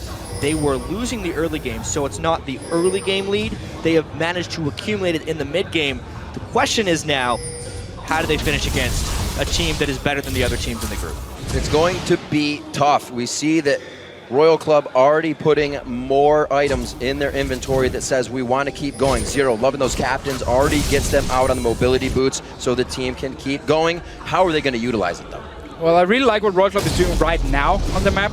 Basically just defensive wards in your jungle so you can sit back and buy time to farm, because if you get caught out of position again now, it will mean towers for TSM. They're already pushing this bottom lane. Dyrus with teleport in the top lane.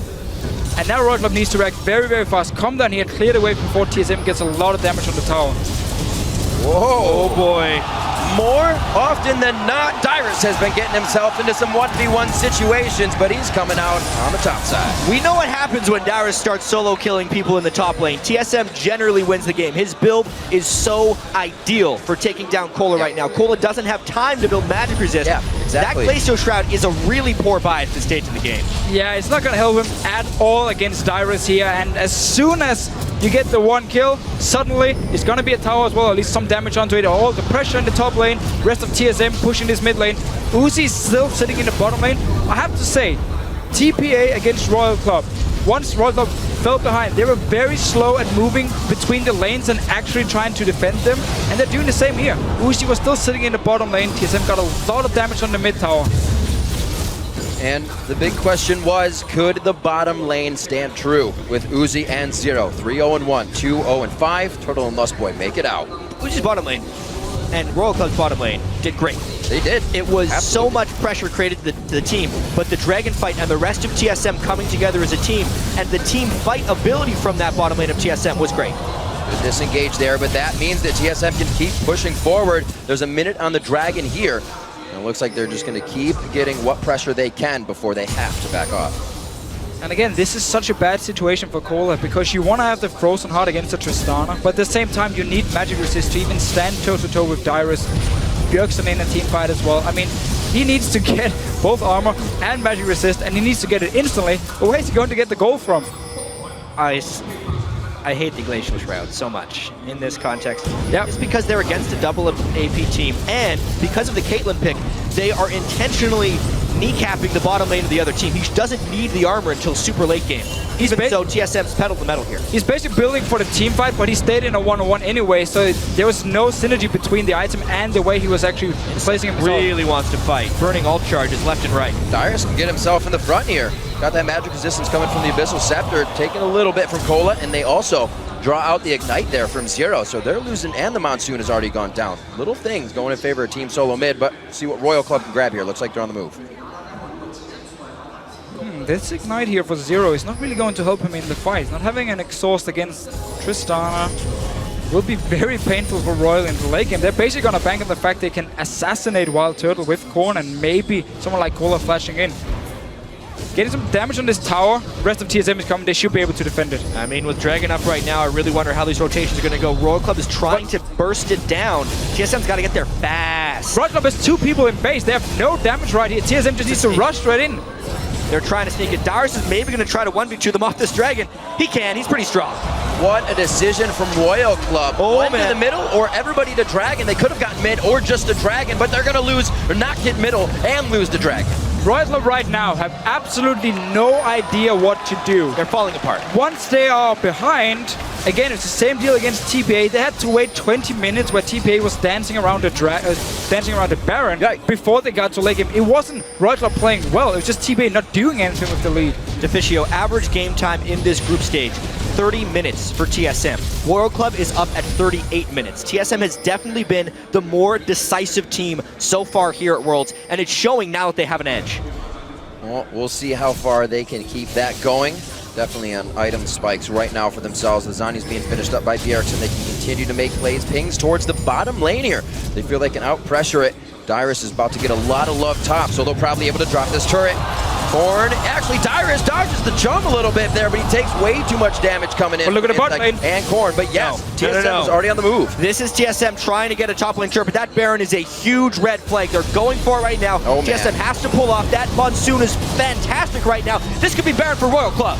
I don't think Dyrus knew how many people were about to be around him for the party. They throw out the tidal wave. Amazing just on the outside. Oh, he does not get it. Insect pulls it in.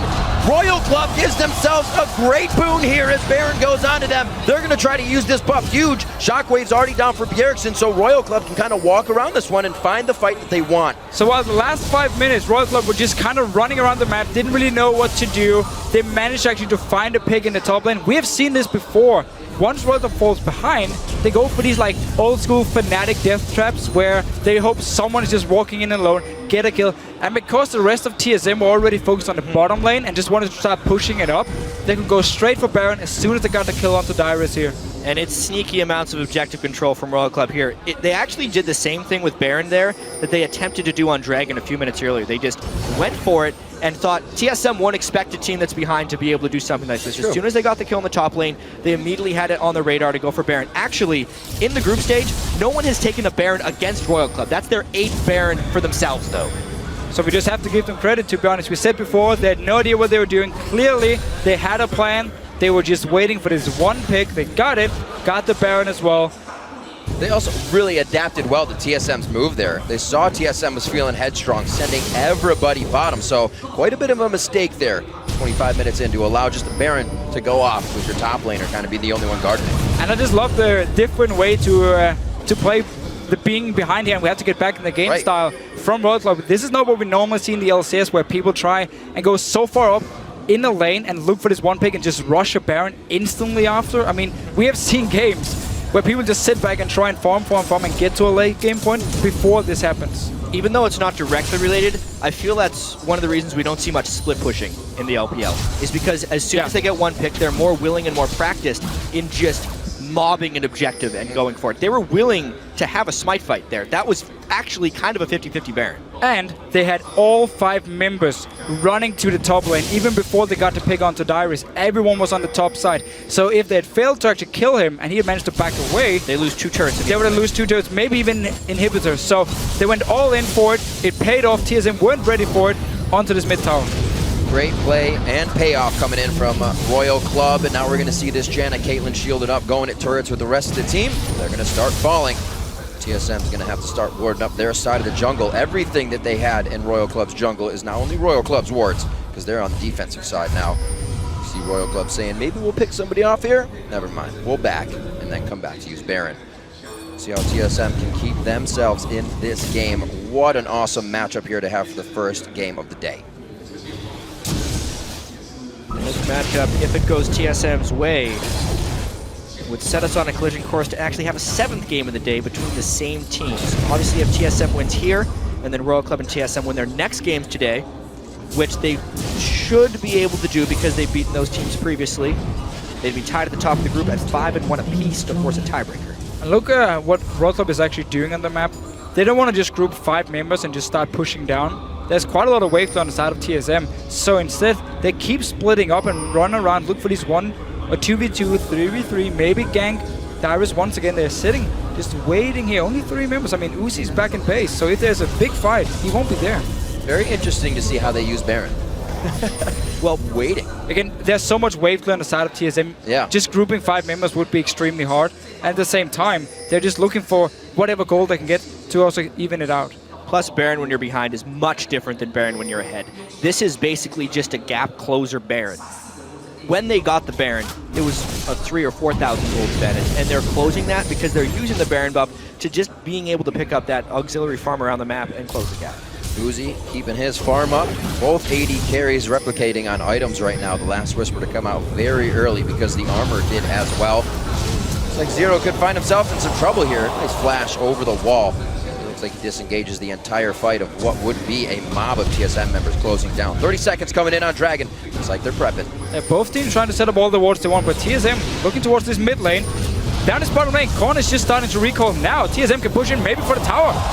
Ooh, Wild Turtle, very big. Zero. They sectioned them off. Caught out here. At this point, if Royal Club wants to come in there walking through an equalizer, it was a really nice rotation by TSM. Royal Club, though, wants to fight. Kola gets hit up. Will Dyrus throw it down? They want to pinch him in a little bit more, choke him right into the jungle. They are still holding the ultimates. Locker to the Iron Solari has been used, so they're almost running out of options here. Good placement by the ball to try and deter and zone out the fight.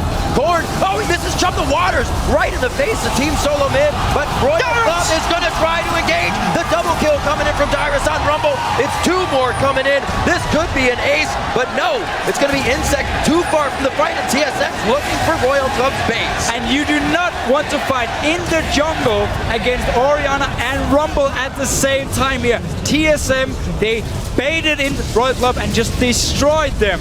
Ooh. What a fight there by TSM. I mean, Royal Club has that reckless level of aggression on certain times, and that fight was just a disaster as far as those things are concerned. Every advantage they gained with the Baron sneak was evaporated in that last fight. And the whole thing actually started with Korn being down his bottom lane. Once again, just doing the split push. See this again. The start of it was actually pretty good for Royal Club because the Rise got enough AoE damage down on the TSM that they had them on the run. But then it's really just kind of a bad initiation right here. The fact that Korn missed his fish and Zero going for lost point. And Zero's ultimate did not heal his team. That's the biggest thing about the Janna ultimate in the jungle like this. Dyrus had a flank position. Fight. Tried really to be the big playmaker on Janna here. Uzi was on the other side of the red buff, so there was no peel for him at all. And as soon as he got too close, the shockwave pulled him in. He was just gonna die because Zero was on the other side, had already used Monsoon here.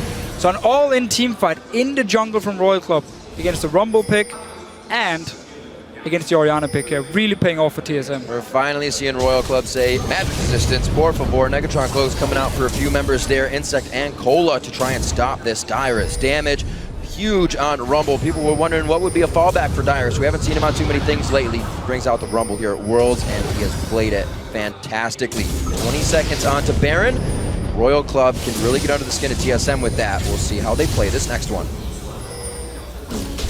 We might see them try and do the same they did before. Set up a trap once again, try and get a kill, rush the Baron once again. Because TSM in these 5 versus 5 have been oh so strong, and it's been pretty much impossible for Royal Club to actually fight them. Even Korn at the moment is falling pretty far behind in items. I mean, a lot of it does have to do with just execution of these team fights. Korn hasn't found his way in very well. Right. They can't seem to get through the counter engage of Lust Boy's Nami. And honestly, Zero has been playing far too aggressively on Janna. Yeah. He needs to wait for the fight to start and then go for it, but he's trying to be the initiator. That's just not the way it works. So now we praised the Janna pick a lot in Champ Select. We talk about how important it was. The comp TSM has made actually doesn't care about Janna, but Amazing should... He got crit a couple times on top of the Rise Rune Prison, and that is just a huge delayer for this TSM push. They have to back now, and with Baron up, that could be even bigger trouble. Still 4 members from TSM. This time they are actually at the Baron here to defend it in case Royal wants to rush it. Now they're setting up for a little trap here. Let's see if Royal wants to face check. Pretty ballsy move. They have full vision with all those minions in the mid lane. They're taking what they can. They don't know exactly what vision they're sitting on either, but they feel comfortable with it. Obviously this pink ward here, Turtle didn't know if he was seen at Wraiths or not, and they know that the scrying orb kind of brings them out here. This could be pretty bad. They're able to dissonance away. So as I was trying to say before, the comp TSM has built right here is not necessarily a comp where you want to all in onto something like Caitlyn, and then the Janna pick is going to be great to just disengage the entire fight. It's actually a comp where you want Royal Club to engage onto you, and then you have the Rumble ult, you have the Shockwave as well, and that's where the Janna Monsoon won't really have much of an impact because it's not enough to protect once the Rumble ult is in your face. TSM's ran comps like this a couple of times during group stage. Actually, Zero has uses Frost Queen to try and disengage, and it's not enough. You were saying, Jat, Zero getting a little too far ahead. Does it once again, cannot ward with the power and numbers system, and they're forced to leave him behind as TSM now sets up what should be their Baron, but I think they're just going to fight this out. It's just impossible to use the Monsoon when you have the Rumble in your face, when you have the ball as well. This is fantastic. Amazing can jump out and create a 5v5 if Royal Club tries to jump in for a steal, but they can just take it over the wall with these two. They have enough shields. Look at Korn though, he's coming around here. They're gonna avoid him and just jump him. Nice move. Korn trying to do what he can. A great exhaust coming out, but it's not going to be enough. Lustboy gets shut down there. The Zanyas is out, and now they can somewhat refocus the fight. Wild Turtle gets a nice buster shot and blows them back. Insect almost didn't take him down there. He is very low. Bjergsen now the focus of Cola. They have great positioning here. Oh, no. Korn back into the fight, but a nice Zanya's coming in from Bjergsen, and they can't follow up the fight over the wall. That fight was so weird in a lot of different ways. I have to commend Royal Club for winning amongst the chaos because TSM had a ton of latent advantages coming into that fight. Royal Club just outplayed them. Royal Club now getting everything they want out of this mid lane here. Once they got those few kills, usually they go for more, but smartly so, go for the mid turret. Insect, whoa, he's going very low, but every time getting out with just a little bit of HP, causing a bit more chaos for the rest of the team to move around safely. Uzi seeing if he can pick up a red out of this, and it will not happen. Look at TSM though. Actually, they can't really do it. So Royal Club also, because they're pushing down the mid lane and they could see the rest of TSM from the side, didn't have to worry about a potential counter Baron here. Because if TSM had been able to recall, give up the tower, you could maybe try to rush it. But let's just see the fight once again. I mean, Korn played great here. He finally landed the Shark onto a good target, and while he was exhausted, Uzi was there in the back. The big problem that happened here is Orianna and Lee Sin were way off on the side of this fight, and they didn't collapse the way they should have. Bjergsen was basically just running around alone. He didn't get to do any damage onto anyone except for Insect. And then now back to just a 3v3 between them. Still has the Outlast. Wild Turtle is pretty healthy. Managed to get a kill, but Royal Club is still able to just push down the mid lane. Royal Club so good at playing from behind. Versus TPA at 35 minutes in, it was 53,000 to 46. They ended the game 95 to 85,000. They know how to take it to the late game, and they know how to keep things going. That's not one of the ways to do it, though, but let's see if this can continue in the favor of Royal Club. We've already lost Cola on that side and Lustboy. For Team SoloMid, everybody's trying to recoup after we see these Zanyas go up. Turtle jumps into the front of the fight, and a 3 to 4-man Howling Gale is going to disengage for that, but limping away is Royal Club. Pretty impressive disengage, but they are very, very low. They have to get back to base and heal. This may just be their inhibitor going down. It will be. I mean, they trade top lane for support here, so TSM still feeling very, very strong. Get inhibitor. Get back right now. Possibly focus on the Baron if they want to, but they need to get some very good wards up because Royal Club will still want to fight. Backing away is so scary. The person they killed does have a teleport up, and TSM is on the wrong side of the map. They've already lost one Baron to being on the wrong side of the map. Look at what Royal Club is doing. They're running straight for the Baron. Straight for the Baron. TSM is very low as it comes to this. If they fight this, they may even lose. They might actually have to give this one up. This is a ridiculously dangerous situation. Baron's done. They have 0 wards on that side of the map and the chance to place some on the way out, but they chose just to go down for Dragon, and they're going to watch another Baron go to the hands of Royal Club. Cola coming out on the home guard. The ward, not enough vision to get Turtle before his jump. That was honestly just a bit of greedy play from TSM running for the Dragon here, thinking they could take it, and there was no reaction from Royal Club. But you always have to keep in mind, with the teleport from Cola, if they ran straight down the mid lane and there'd been a ward, maybe Royal Club would be able to chase them and engage for a potential fight. The instant TSM took the inhibitor, Baron was a threat. The counter Baron was always a threat. The fact that TSM ran towards Dragon should have gone straight back mid lane. So perplexing. I mean, they either go straight back to Baron to set up a trap coming in, or they try and find the quickest rush to recall, because otherwise, that's exactly what's going to happen. Said it before, it's not exactly strategical shot calling that is the strength of Team SoloMid. They can get themselves in very adaptive situations, or the fight goes in their favor, as we know, but the strategies usually fall to the wayside. 6,000 gold still in the favor of Team SoloMid, with these Barons being grabbed up because they continue to grab Dragons, continue to keep Wild Turtle farming. 320 to 353 though. And I'm just looking across even more CS, 362 to 244 in the mid lane. Bjergsen has been a full item ahead of Korn, but with this game prolonging and stretching, Korn is going to become a bigger and bigger threat, and those two Barons could very well break the back of TSM. Again, yeah, it's not take the Baron and just rush straight down the enemy base, kill them and finish the game. It's get a Baron, buy more time to just sit and farm, because again, they are still pretty far behind in items, even though they picked up 2 Barons so far. But both of them, at least the last one here, which is TSM running straight for Dragon, expecting no reaction at all from Royal Club. And obviously, as soon as they saw TSM move, 4 members run to Baron. You have to teleport as well. Pick it up. You say, thank you very much, TSM. Now Royal Club don't have to risk face-checking TSM in a terrible situation where they would probably have lost the fight. So another behind Baron gives Royal Club some breathing room for now. Looking around at teleports, what's up and what's not for them. Looks like they are just going to keep it safe for the moment. Going against TSM with all of their ults up would definitely be a little crazy. 17 to 12, we're 40 minutes into this one with 2 Barons down, as I said.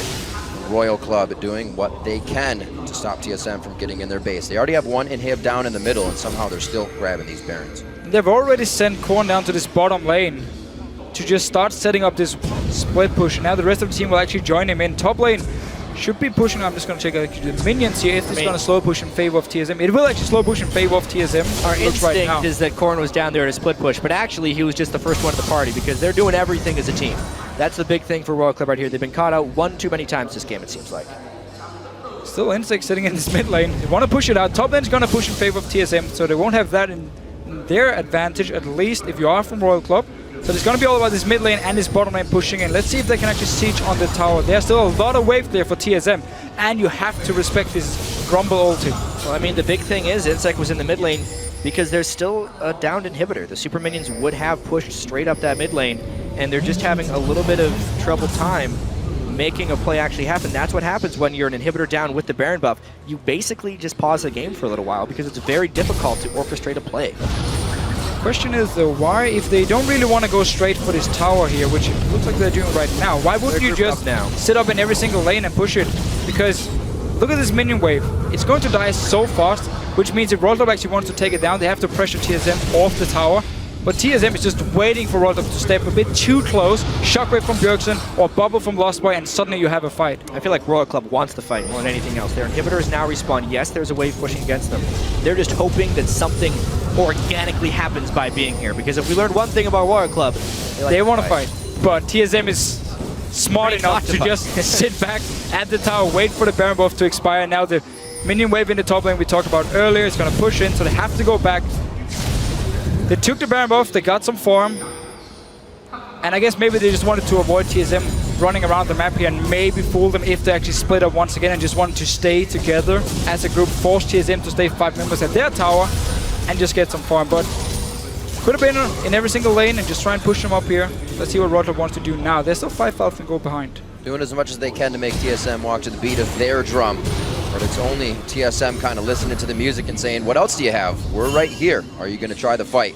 Picking up back on their side. The red buff over to Uzi, the blue buff over to Korn, and we're going to get a bit of pushing on those lanes finally. They want oh so much to Fischio. Uzi is doing his classic wait until the very last item to build lifesteal build. Right. It's something he does almost every time. It's very all-in focused because he's all about being able to win trades, and therefore he moves around the map. But when he does actually finish his lifesteal item, he's going to have a very potent Caitlyn build.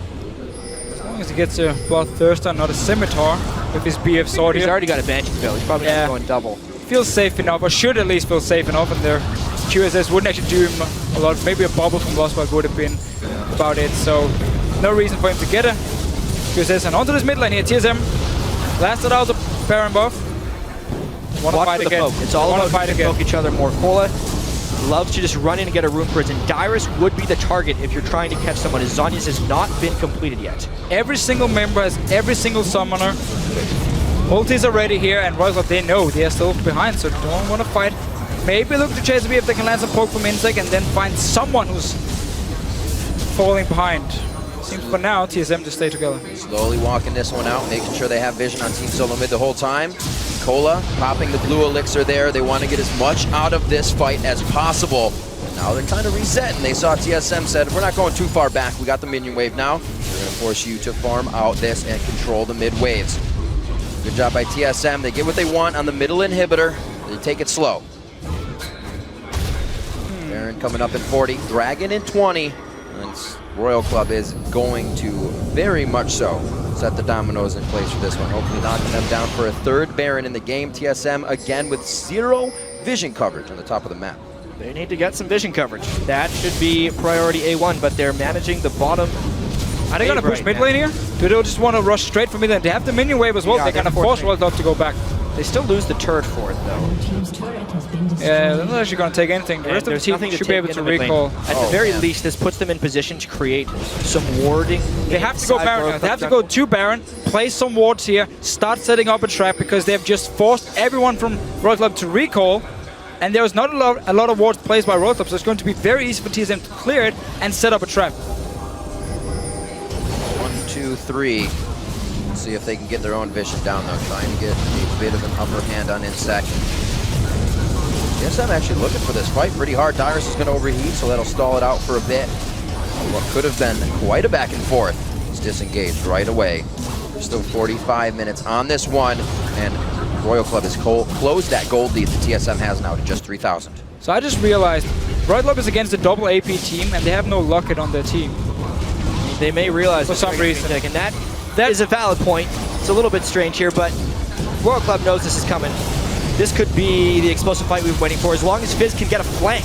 Watch for Corn. What a nice equalizer down the choke of that little Wraith path. It's Insect getting hit up very hard. Can Amazing finalize the kill? It's going to be the shot coming in from Wild Turtle. Corn to the backside. Bjergsen, he gets the Trickster damage. Zanya'd out the double kill for Turtle. Bjergsen goes down, but he takes down Corn first. A double as well for Uzi. He's trying to keep himself alive, but again, he finds himself as the last man standing for Royal Club.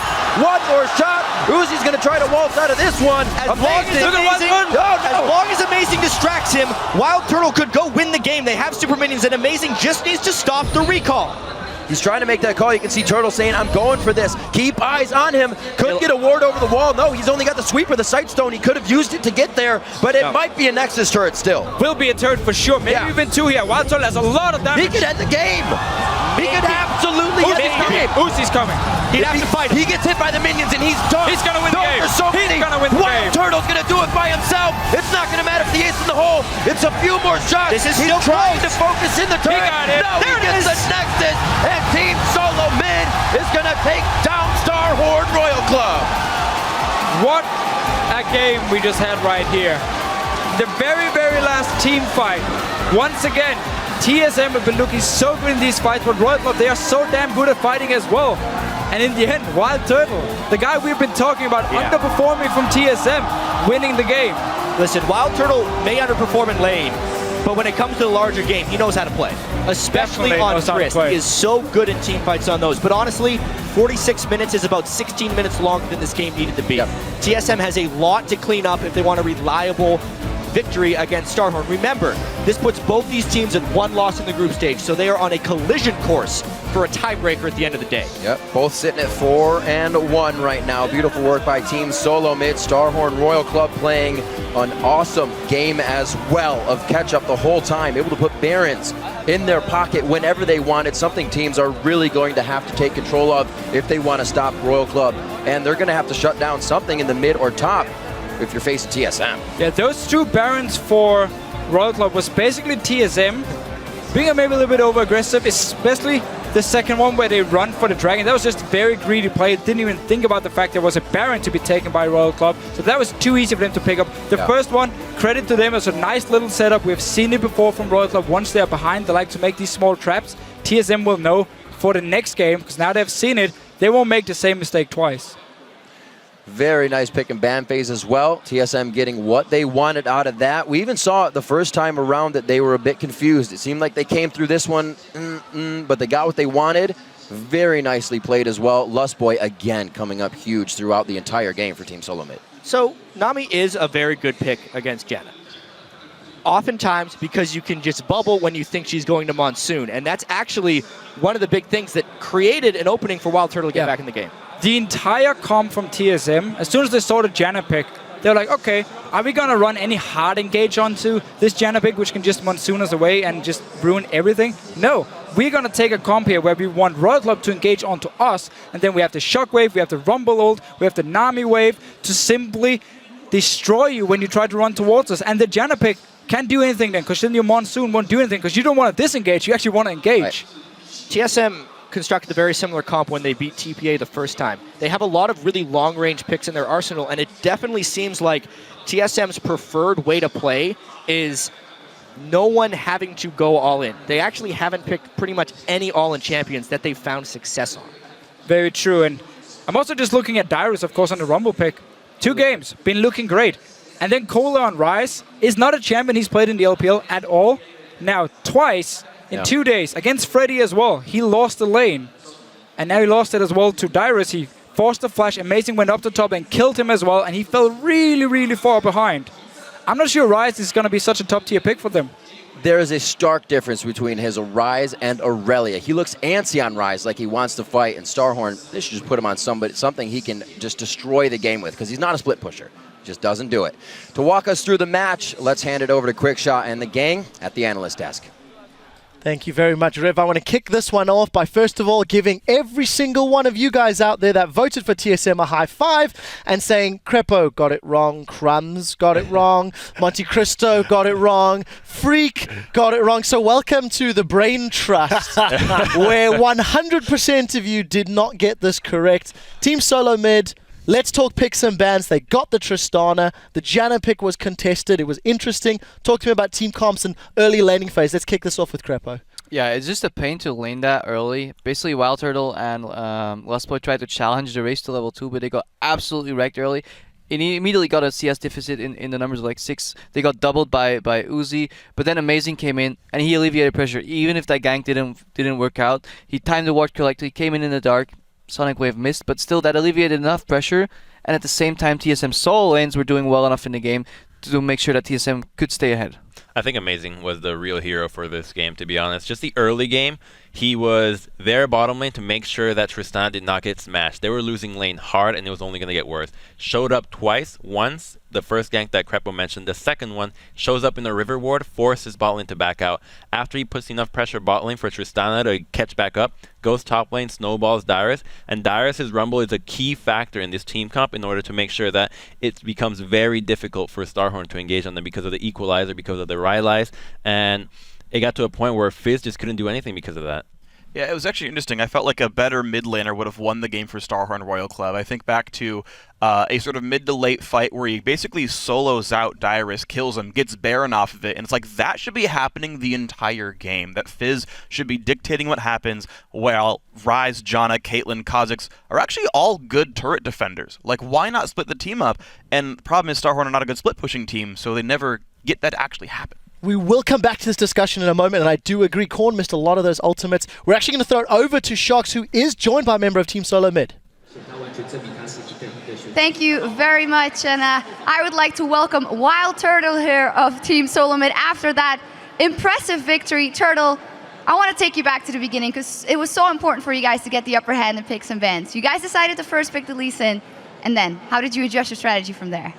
We basically picked Lee Sin to take it away from Insect because he's a really good Lee Sin player. And then I think picks and bans, we kind of planned very well for it, and we knew what they were going to pick. The only pick we didn't know was the Caitlyn one, which kind of caught us. Yeah, talk me through the laning phase then, because you end up versus a Caitlyn and a Janna, and we know how much they like to push. Oh yeah, that lane is like really hard to play versus with Trisnami, at least early on, because if you do try to push with Triss and Nami, they can, Caitlyn will always get the level 1 push, always, because she has the Q, and it's very strong. Yeah, you guys did manage to come out of laning phase, build up a lead through some fights, and then talk me through that first Baron that Royal Club takes when you guys are totally out of position. The Barons we gave them were like pretty big. Like we didn't they just kind of caught us off guard. Like both times they took it. It was just they had a really strong comp for it. They had Kha'Zix, Ryze, Caitlyn, and they just took it so quickly we couldn't react. Well, then tell me how your mindset changes from there, because you give them a finger, they take an arm, and they take that Baron, then you kind of have to reset to be sure to close that out. We basically resetted our mindsets, and we said, we got to wait out Baron. We outscaled them. We have a better comp late game. So we basically waited for that. And it made the game last a lot longer than it should have, in my opinion. Well, then you mentioned it went pretty long, and you were the hero in the end because you killed the Nexus. Talk me through the decision-making process and the calling for those last moments. So basically, we killed all 4, and Caitlyn basically flashed with 1 HP, and then we're like, whoa, and him's down. I don't know if Inhib, I think Inhib was down, and then we had super minions, so we're like, Turtle, you can end it here, and I'm like, all right, let's do it. And then they said, if Caitlyn comes, you can probably just shit in her, and I'm like, okay. Well, you did take him down, but it's only the beginning of the day here for you guys. You still have to win that rematch versus SK, of course, and then possibly more games in the rematch versus Royal Club. What has that moment done for you, the fact that you were the guy that decided it in the end? Did that help your self-confidence going into the rest of the day? I hope so. I really hope it helps my confidence. But I think I'm doing pretty well right now, so I'm pretty confident right now, and we'll see. All right, and then final question, just talk me through the momentum going in the rest of the day. This is a great start, but for the whole team, how big are your chances to close in on that #1 spot? It's so important. Honestly, right now, we have a lot of momentum, and I think we can do it very easily with how we are right now. Wow, big words. Well, thank you very much, guys. Give it up one more time for Wild Turtle and TSM.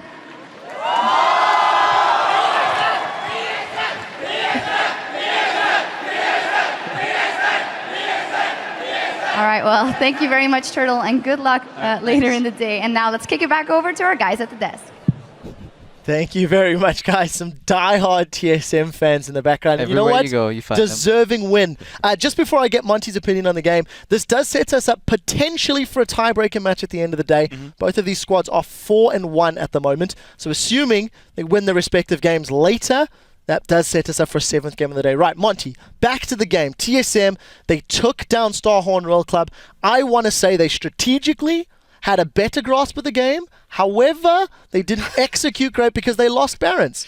I mean, you can't deny their map control. It was pretty sloppy from both teams. There were a lot of objectives that were given up. Not enough diligence paid to the Baron. When you're playing against a team with Fizz, Kazakhs, Rise, you really have to respect that they can do that Baron nearly instantly. And coming back, it was mentioned by the casters as well, coming back to the Dragon without any wards on Baron is just silly. You send a couple people to Baron, you stagger, or you send a couple of people back to recall. You just make sure that they can't get that objective. There were a lot of opportunities for Starhorn Royal Club to get back into the game. Now, the team fighting from TSM, especially the Rumble Ultimates, were fantastic. Going back to picks and bans, I'm a little concerned about Starhorn's picks and bans because it seems like they don't really have a good grasp on their research of TSM. We saw that Nidalee ban coming in Game 1. This game, the Elise ban was a little weird. I think Rumble's not going to be on the table for TSM next time. Crumb short before we move to the replays. I think that Insect does not look comfortable in Kazakhs. They wanted to make sure to take the Elise in Kazakhs matchup. It was pretty obvious with the picks and bans with the Elise ban, but Insect was lost in that champion. Going into the replay that we're going to have is just, I don't want to see that again. Well, you're going to have to, I'm afraid, because we're going to pull that replay up onto your screen. Crepo, talk me through it. So yeah, this will be the game-winning fight. And once this fight goes out, a couple of things you want to pay attention is to just the spacing of TSM and then the equalizer that Dyrus is going to do. And obviously, the replay starts off with amazing steal. Just so yeah, roll the clip right here. And we can see he goes in for Dragon, and immediately TSM reacts with the equalizer, and it completely splits up left and right. And this is fine if Royal backs off, but Insect goes full man mode, gets turned on, and this is really bad for Royal Club. Once he's in, they try and follow the fight up. They try to keep fighting. Zero gets the idea that he can actually go in and get a good Monsoon off to split up the team. Tidal Wave stops the Rise a little bit, but TSM is just fighting, and Turtle is just at the side. He's not being noticed. He could even go even more aggressive, in my opinion. That kick from Amazing was really good as well. 2 members knocked up. And as long as you don't touch a Tristana in fights, you're going to end up losing because her cleanup is so good. We saw that in the later fights as well. The later the game goes, if she's untouched, once there's down to 2 members, it's going to end. Yeah, and I think this really underscores how new this Rumble pick is to a lot of teams here at the World Championship, because it seems like a lot of people forgot. You don't fight Rumble on Dragons early in the game, especially when you're trying to outscale on Rise. Just give up the Dragon. Doesn't matter. 1,000 gold about. Just have confidence that you are going to be able to outscale into that late game, and don't just toss away everything immediately. I'm glad you mentioned that. I personally was not impressed by Colo and Rise. The Fisher was talking about across the desk. You contrast Colo in other games to this one. Freak, give your opinions, and let's move on to the second replay as well. Yeah, so basically it just seemed, again, like Starhorn Royal Club did not know how to fight against this team, and it's actually very evidenced in our next replay, if you can pull that one up here, because basically what TSM wants to do is kite back. There's 2 really smart reasons for why TSM kites back here. This is like a mid-game inhibitor push. Number 1, there are no wards in the upper jungle right now, so as TSM retreats, they get to put wards down. Royal Club have no vision at all. The second thing that's great here is that right here there's like 3 angles of attack from Starhorn, which is bad for the Orianna Rumble lineup, whereas if you kite them into the jungle, they're coming in from the same spot, and then it's pretty much free. So roll the clip out, and you're going to see TSM just trying to run away in pretty much every way possible. Bubble buys them some time, they're going to run backwards, you're going to have the jump back, the tidal wave disengage as well. They're just burning everything to get out except their damage abilities. They're burning their disengage tools, and then running and running and running and running away, and it's finally once they get the team to funnel into this choke, once they overdive, then comes the turnaround. The Shark just barely misses. Zero, for some reason, never fully channels his Janna ultimate. I don't know why, but he clicks it once and then doesn't heal his team for 500 health. And then they just start getting mauled because they actually grouped up onto the AoE team. Basically, Zero right there was trying to flank and force TSM back into his team. What he didn't realize is that his mid laner just managed to miss his ulti completely. He ended up fighting on the equalizer. TSM members didn't get instantly dropped, and then Bjergsen came with the god-tiered Orianna ulti just off the equalizer, and then it's just so much damage. You don't fight in chokeholds against these teams. Just a quick point. They're trying to team fight into a double AP comp, and nobody's building an Aegis. Where is this item? It's 20 MR for the whole team. We have to have the Aegis numbers later. Okay, run it out. Go for it. Go for Aegis stats real quick. TSM's total damage to champions was 93,000, 65,000 of which was magic damage. The actual math on lowering Rumble ulti damage, about 10 to 15% per person on the team. Less magic damage in Rumble by buying an Aegis. That is massive. We do have to move on with the day, guys. So we got more action coming up as AHQ Esports Club will be taking on Turkey's Dark Passage. Let's take a quick behind-the-scenes peek at how the teams are preparing. It's, of course, AHQ once again in their ready rooms, getting themselves ready for one more game on stage. In Dark Passage, we'll see what they can do as we come back to the 2014 World Championship. Flamespitter comes out. Nice ultimate. Beautiful bubble from Lost Boy. And there's over 1,000 gold. 4 people from TSM. They're going anyway. Amazing gets the steal. Rumble all goes out. Look how it's separating the fight right now. Fist. I'm here. Fist is low. Keep running. Don't walk into this trap. You got it. Yes! Nice. Good job. Oh, this is Chum the Waters right in the face of Team SoloMid, but Royal Club is going to try to engage. The double kill coming in from Dyrus on Rumble. Corn to the backside. Bjergsen, he gets the Trickster damage. Zanya'd out. The double kill for Turtle. Bjergsen goes down, but he takes down Corn first. A double as well for Uzi. He's trying to keep himself alive.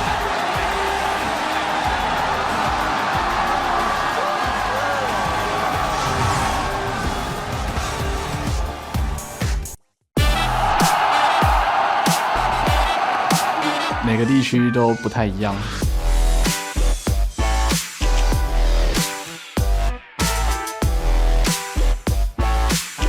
The teams we play against, they actually like play Ringer and they prioritize it higher than we do. It really catches us off guard. Insane gonna dive on the top. He's going for Dyrus. A bomb gonna explode. Beautiful.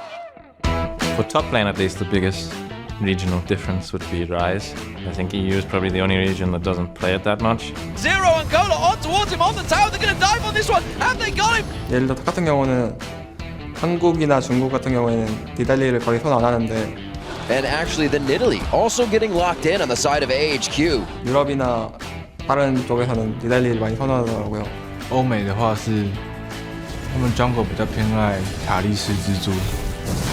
TPA 和 AHQ 来说，就相当于喜欢4颗类型。我觉得不是地区的关系，就是因为这个人，所以让他的英雄玩得特别好，就是属于他的面角。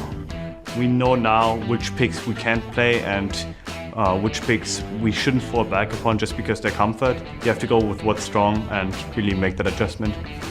Overall, it's really similar meta, and it just comes down to who plays it better.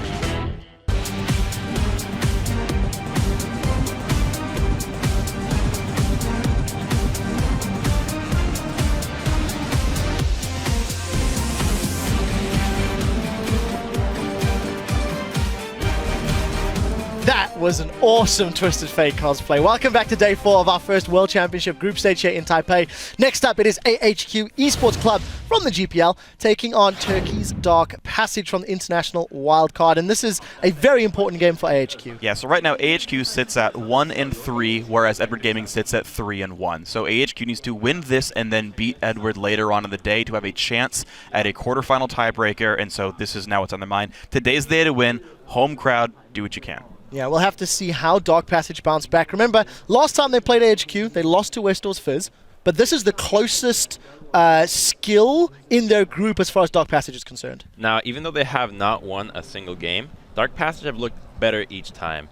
And it's very refreshing to see them come back with the smiles in their faces and take each game as a learning experience. I think that this Worlds is just going to be able to springboard the entire Turkish region. Yeah, I completely agree. We'll see what Dark Passage have learned, if they can continue improving. We're going to throw it over to the guys at the caster desk for the play-by-play. Thank you very much, Quick Shot, and let's get right to it. Taking to the Rift on the blue side from the Garena Premier League. There we go. AHQ in the top lane. It's going to be Prides, Nas in the jungle, Westdoor in the mid lane, Garnet Devil at AD carry, and Green Tea probably throwing some hooks on support. And on the red side is the international wildcard team Dark Passage from Turkey, of course. Fabulous in the top lane, Crystal as the jungler, Naro is the mid laner, AD carry is Holy Phoenix, and Touch on support. And I kind of have to reiterate, even though everyone's thinking that this group is over, AHQ is still not eliminated. This win and a win against EDG in their game later would force a tie for second place. They're definitely playing like they're still in the group, because why would they not? Yeah, of course. I mean, last time we saw these two teams play each other, Westor, he got Fizz, he looked fantastic. And Garnet Devil on Lucian, for me, was also really impressive. Definitely been the best game for AHQ, of course, against Dark Passage. And I feel like they are the stronger team, but Dark Passage are good enough to really surprise me and actually beat HQ. That individual play really comes out strong for them. Last time even showing the first pick Lee Sin, trying to get all of that pressure out of the jungle. Not really working out for him too well. We'll see what they can do as they come into this Champion Select, because I think that's big for them. And then the factor of Holy Phoenix being the one to be able to carry Dark Passage. Yeah, it's going to be hard for Holy Phoenix to do that. Dark Passage has, despite being able to win some early games, I won't even say mid games, have lost very handily in a lot of these. So both teams have tried kind of the same tactic in the games against Edward Gaming and Samsung White, where they would have some early game aggression, see if they can get a kill and then start rolling from there. It just didn't pay off for any of the teams. And now against each other, I feel like we're going to go back to more, I would say, safe picks and normal picks for these teams. I wonder if Blitzcrank is a normal pick here for Green Tea at this point, because... Hey, Thresh is gone, it's gotta be. Yeah, I mean... It wasn't during the season, at least. No, definitely not. It's been a snowball pick, to be honest, from Green Tea, but maybe he liked what he has been doing on the Blitzcrank and wants to lock it in again. But if AHQ actually takes the Lee Sin here, I like it, because it's definitely Crystal's best jungler. Italy left unbanned, though, for Fabulous. Yep. That's definitely a champion he basically took Dark Passage to Worlds with. His top lane during the International Wildcard Tournament in Italy was devastating. See how he plays that one with this. Will Holy Phoenix actually grab that Lucian? And he does. He's going to go ahead and take that right away from Garnet Devil. So two very important picks for Dark Passage. You just talked about in Italy, and what Dark Passage did in the Wildcard Tournament was they made 100% sure they would get one-on-one lanes for Fabulous on this Italy, so he could dominate one-on-one, and he did. They should look to do the same, and it also really explains the Lucian pick coming in, such a strong laner.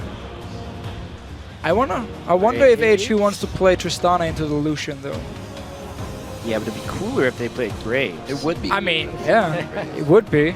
Listen, actually, so Twisted Fate, there it is. Okay. I want to talk about Graves a little bit. Just a little bit.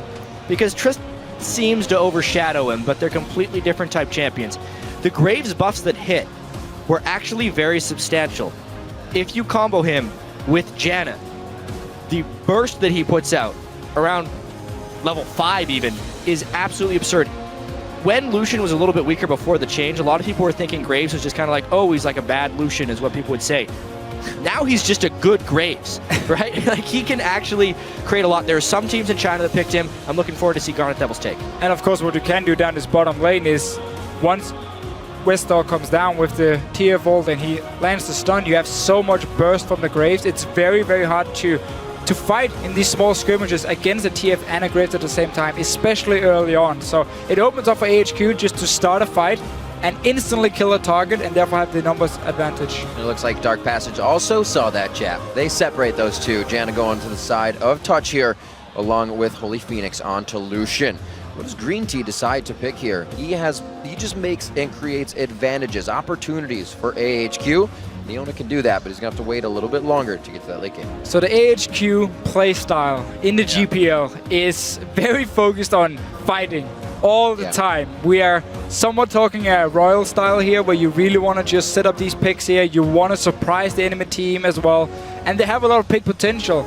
But by locking in Leona here when there's already the Jenna pick, it becomes a lot harder to find these fights and these picks they want to find. Still giving a good bit of burst there if you can proc the Leona passive. Getting out some buckshot to trade in lane. Something that'll put you right at the enemy's turret.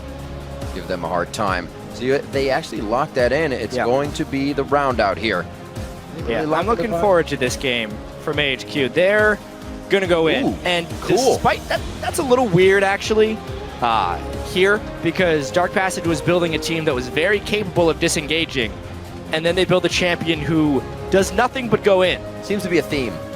Yeah, Once or twice there. Vi doesn't really fit with a Nidalee as well, because Nidalee you want to split push pretty much for the entire game long, and then the rest of your members is focused on sieging and focused on disengaging. But maybe this one has this pick potential in case Fabulous does well in his one-on-one, and then they want to look for a fight after. But yeah, so how does that Vi work in a perfect world for these guys? Well, basically what they're going to do is if they get this 4v4 and they see someone out of position, they're going to engage with the Vi.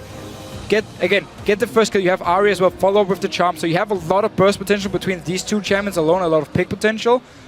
Yeah, but at the same time, you kind of want to have more poke and more disengage as well. It would basically work if they can somehow get really far ahead in the game, because then if they have a strong Nidalee split pusher, they have the potential to both disengage and engage if they have like a huge numbers advantage.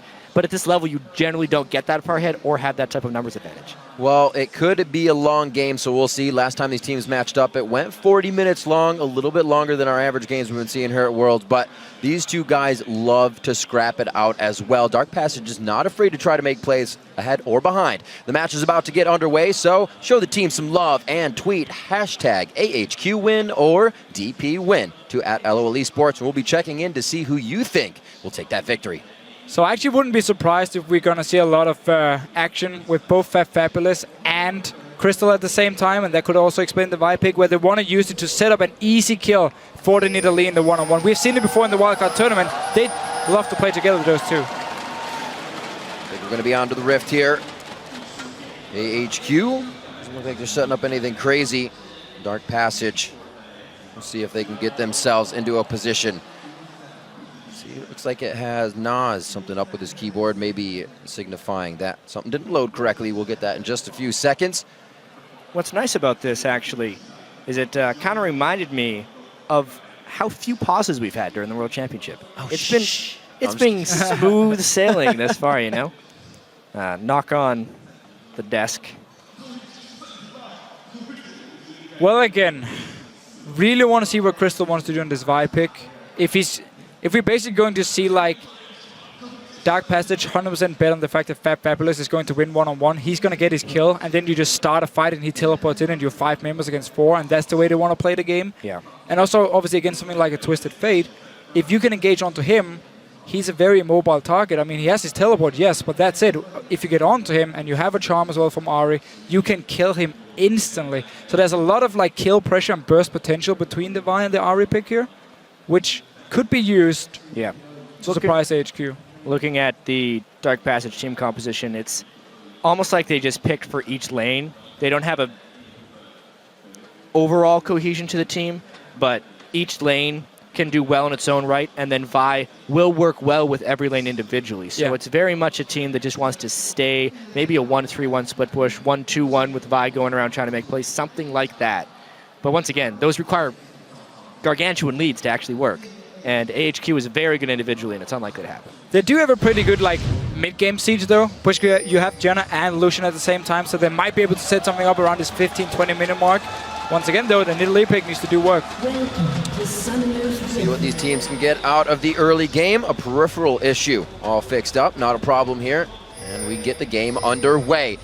Seen Dark Passage a few times getting some very, very deep wards in. A team that likes to get the 2v2. Looks like they're going to get it anyways out of this one with no problem or extra work needed. This pick here for Green Tea is still very, very risky when you are against a Jenna. I mean, the Monsoon or the Hurricane itself can basically stop Leona from ever going in. Yes, you can land your ulti from range, but that's going to be it. And unless you use that onto the Jenna itself, there will always be the potential of the disengage. But there's a lot of like upfront CC coming from AHQ. You have Aurelia Stun, you have Twisted Fate, and of course Leona following in. Yeah.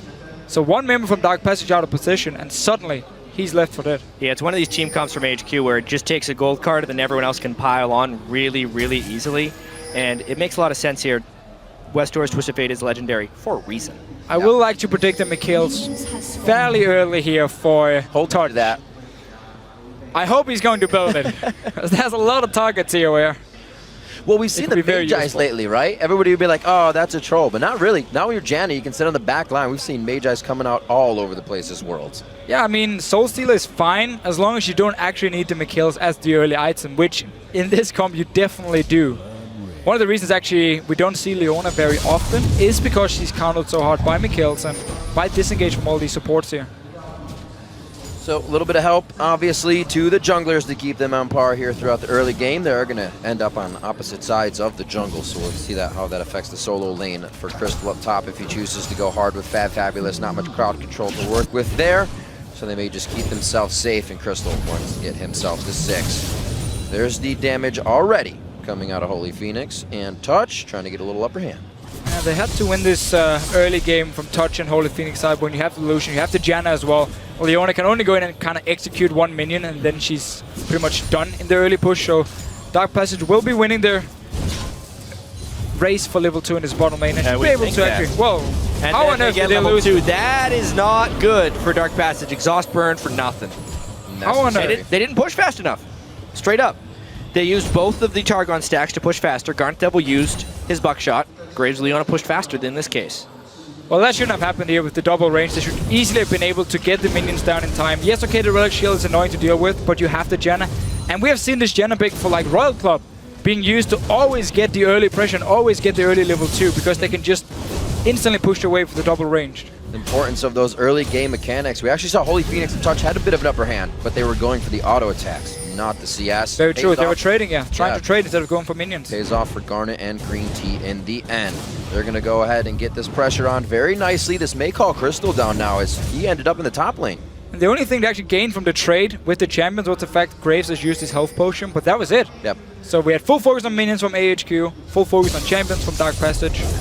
In the end, didn't pay off. Going to be warded out on that. The team says don't even worry about it. We're going to ping you here. There's a ward in the bush right now.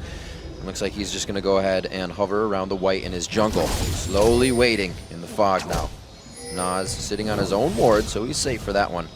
Looks like that one just died behind red, so he's not going to be known that he's in the upper part of the jungle. Crystal, however, going for the gank. I'm a little surprised he's coming down here so early. The level 3 Vi gank is typically not super threatening, but they're hoping to catch Green Tea in an all-in. It was kind of given away that was spotted, and they backed up as soon as he walked on the ward.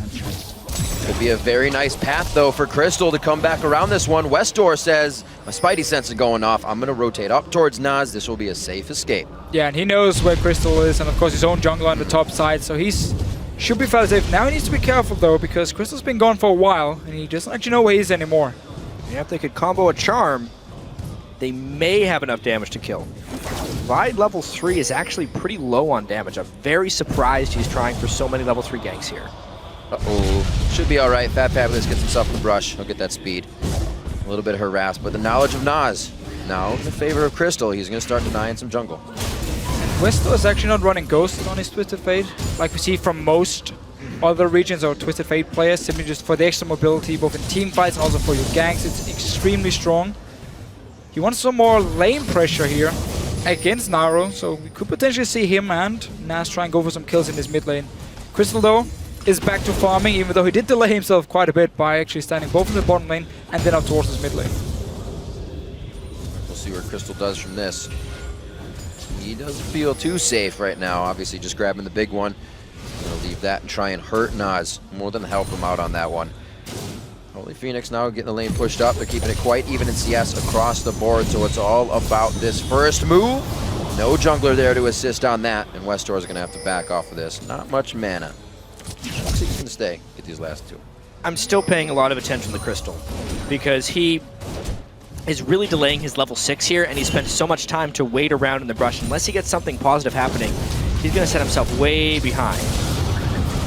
Well, going in for this one here, but Force a flash. Oh, they do indeed force the flash. Ardent Blaze does not give Phoenix enough room to continue to chase with a passive speed. Nice light bringers though, keeping on that harass, calling Nas down, walking through a ward. Upper hands now, little plays going in favor of Dark Passage. Naru tries to go hard in the mid lane. The Ignites are used. Orb of Deception just missing as he eats 2 shots from the turret. Still some very good aggression here from Naru in the mid lane. He's actually been pretty impressive this tournament. He's been holding his own in lane for most of the games, and also just at the wildcard tournament, he was one of the most impressive mid laners, showing some great mechanics. Bottom lane though, yes, you force a flash from Leona, but you have to return now to this bottom lane and punish her for not having the flash. Otherwise, it's not really worth it, and at the same time, you want to just sit back and farm now and get your level 6. He's such a low level, yeah, exactly. Maybe he could return a level 6, but if you're Vi, you want to use that level 6 gank, usually mid lane with Naru's Ahri to create a guaranteed kill, where the flash has been burned as well. It really seems like though the tactic from Dark Passage evolves around Holy Phoenix.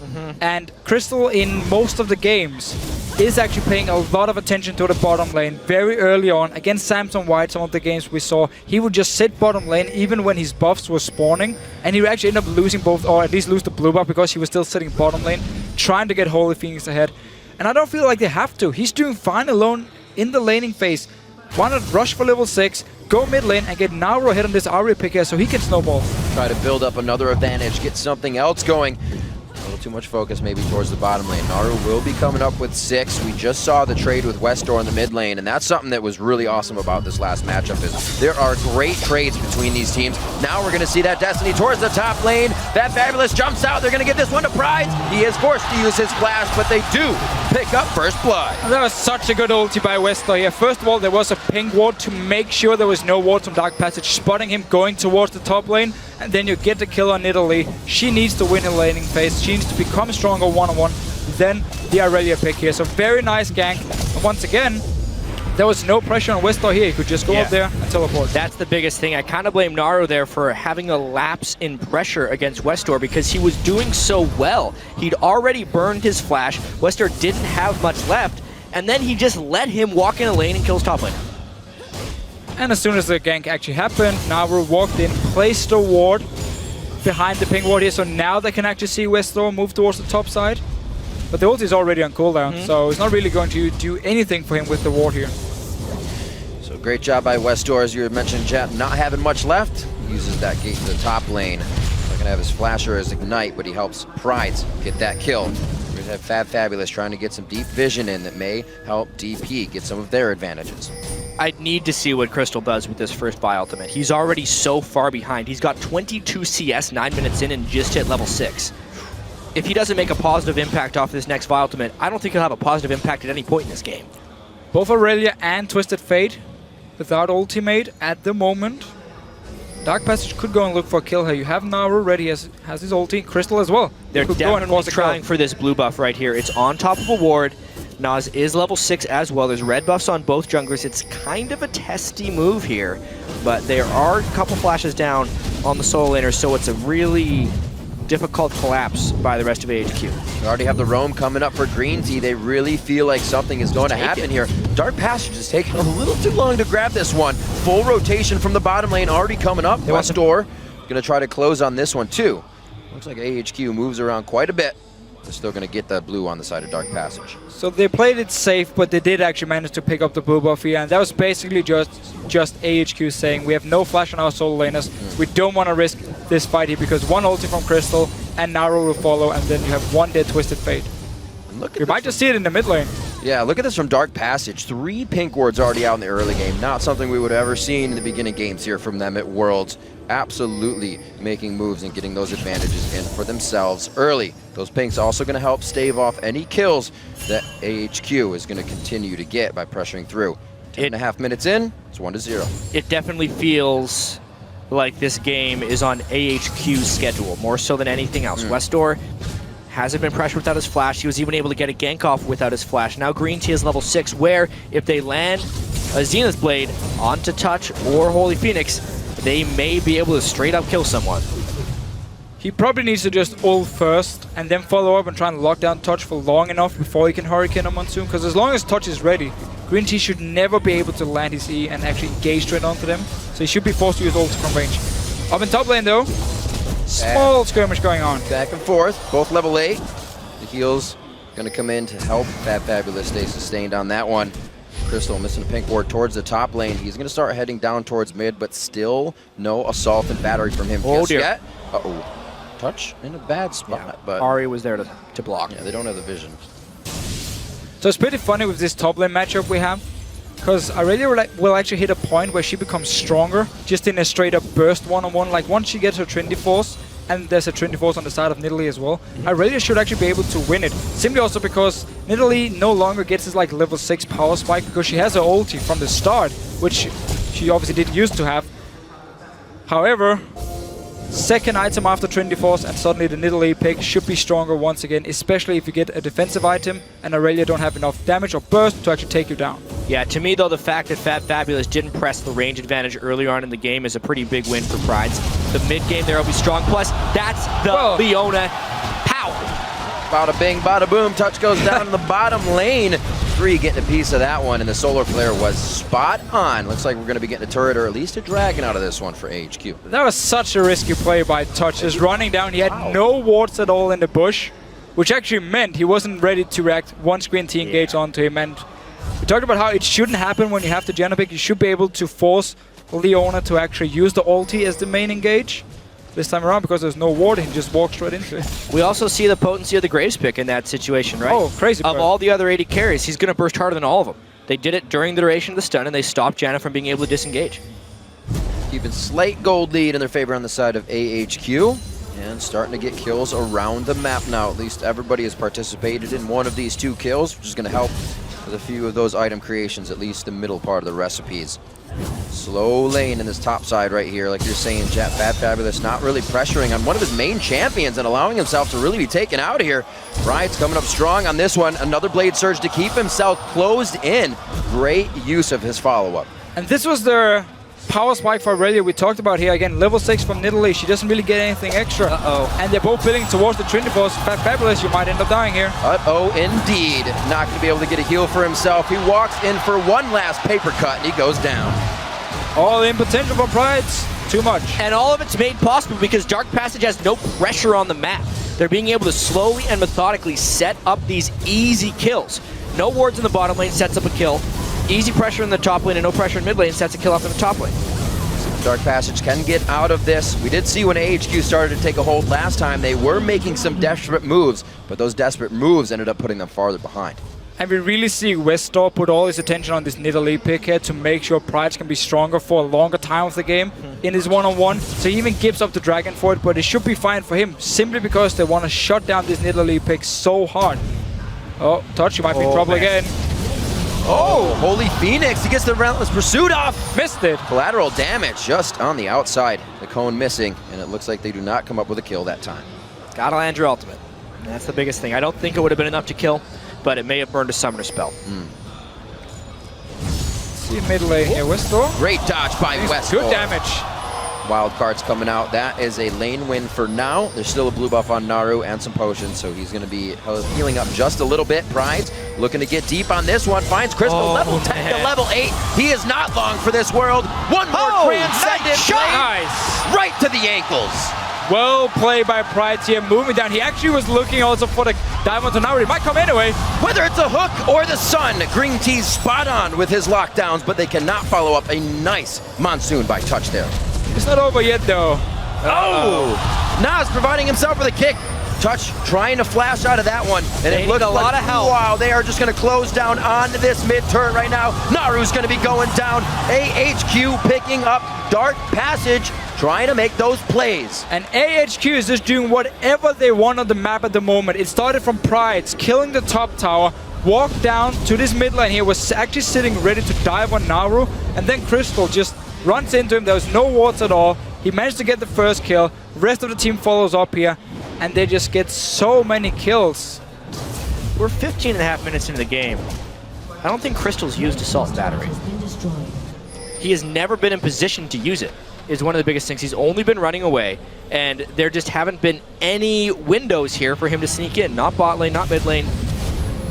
He needs to be able to use it. He's just getting caught Using it out. here. There it is. Ooh, this could be bad. That was a nice assault and battery, but where's the follow-up? They don't have any slow to continue this fight. A Howling Gale to maybe come out. No. Teleport from Prides, and he's going to start locking it down with the fight. He starts off, he comes in with a double buff, so he's probably going to be going hard under this. The turret's going to follow after. One more Blade Surge, and Prides is having the time of his life. That is all of the top lane ganks from West Tours TF coming to fruition. 5-0-1, but he had the Trinity Force before that teleport and just destroys Dark Passage. The walk-up stun as well. Yeah, so first ult action from Crystal onto Green Tea, and then he just managed to log onto him, escape as well from both Holy Phoenix and Touch, and it's just a matter of time before teleport comes in. We have Nas down here as well on the Lee Sin and just cleaning it up. It was so nice here from Prides. He actually was able to last hit with his Blade Surge on the first target to get it and have the reset onto Touch. Oh, it was one. This is unfair. Oh, it's 4 people. Fabulous. Oh, Green Tea's like, I want a piece. Give me a piece here. A teleport up to the top lane. Pride's still going now onto Crystal. He's going to get another one for himself, and this is just getting a little crazy. Yeah, we've all been in this situation where the enemy team has an Aurelia who just snowballs out of control, and she can kill everyone in this one-on-one here, and Fabulous just constantly being shut down by multiple members from AHQ. Better nerf Aurelia.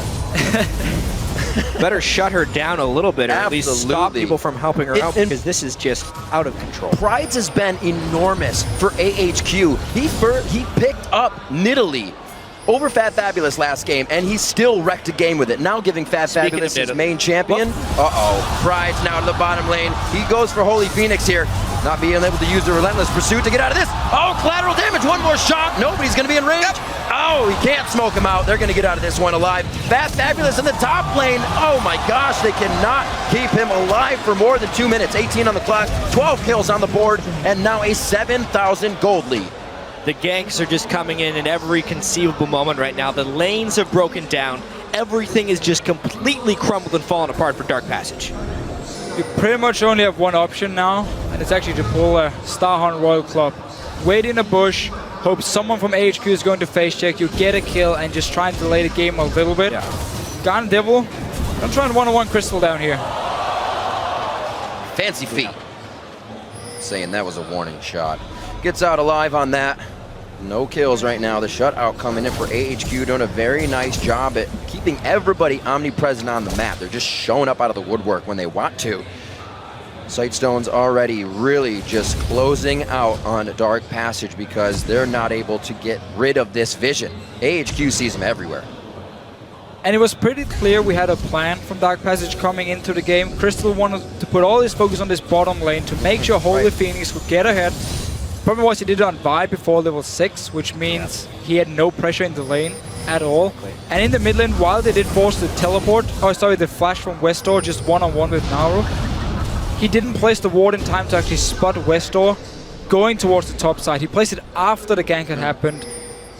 And then from there on and out, it was just impossible for Dark Passage to do anything because Pride suddenly just started snowballing completely out of control. And for AHQ, I think this is a big momentum game as well. Right? They win this game, they try and take the positive feelings into their game against EDG. It would be very big. They come out of this one 2-3. The game against EDG would make it 3-3. Give EDG 3-2. So they need to do what they can here to keep that momentum up. And we might see the same solo lane setup for them against EDG if they can, because if they can snowball Pride, we've just seen it right here. He can take over the game. Pride's getting himself into a 4v1, but everybody else is able to come in and play. Beautiful job to take down Touch. The disengage is no longer there. They get what they want. Looks like they're going to grab this bottom turret and continue to press on. Dragon's alive if they do even want to back off. Well, I think they're probably just going to go back to Dragon instead. They're actually building very glass cannon on the majority of their team members, so there's a little bit of risk that they would be able to get counted on, but it's 13-0 and a 9,000 gold lead. Make it 10 after this Dragon. Again, we're just going to have to see Dark Passage try and set up a potential trap. I mean, you have the RA pick here. If people face check you and you land a charm, you do have a lot of damage. Naru needs to be careful in here, though. Oh, wow. Jeez. Green Tea not afraid to make plays. Dodges out turret shots on that one. He was just out of range on the charm as it pulled him in. just crossing 20 minutes now. Different part of the game here, 13-0. Pride 6-0-2 in the top lane down in CS, but it doesn't matter. He's been just tearing people's faces off as Fat Fabulous tries to farm. He's getting everything he wants. So see if they can two-man this up here. Crystal, even afraid to clear that ward. They were hoping to 1v5 him. Or 5v1 him, rather. You're only giving him more of that tenacity. Giving him more people to kill. So it was actually smart enough because everyone else from AHQ had gone back to base. So Dark Passage just sent all 5 members to the top lane, hoping Pride would overextend. That basically would have been the Royal Club special from the game we just saw. It would. They would have been able to kill the top lane, and they would have immediately had to turn tides to Baron.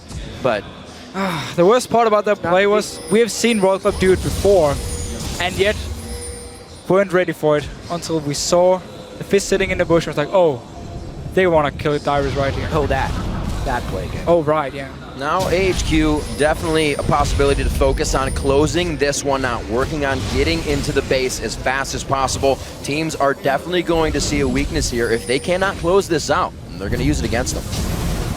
They have to actually just split up here, use Pride down this bottom lane because he's so strong. No matter who Dark Passage sent down here, is going to die. So he can just push it up by himself. He does have teleport ready as well.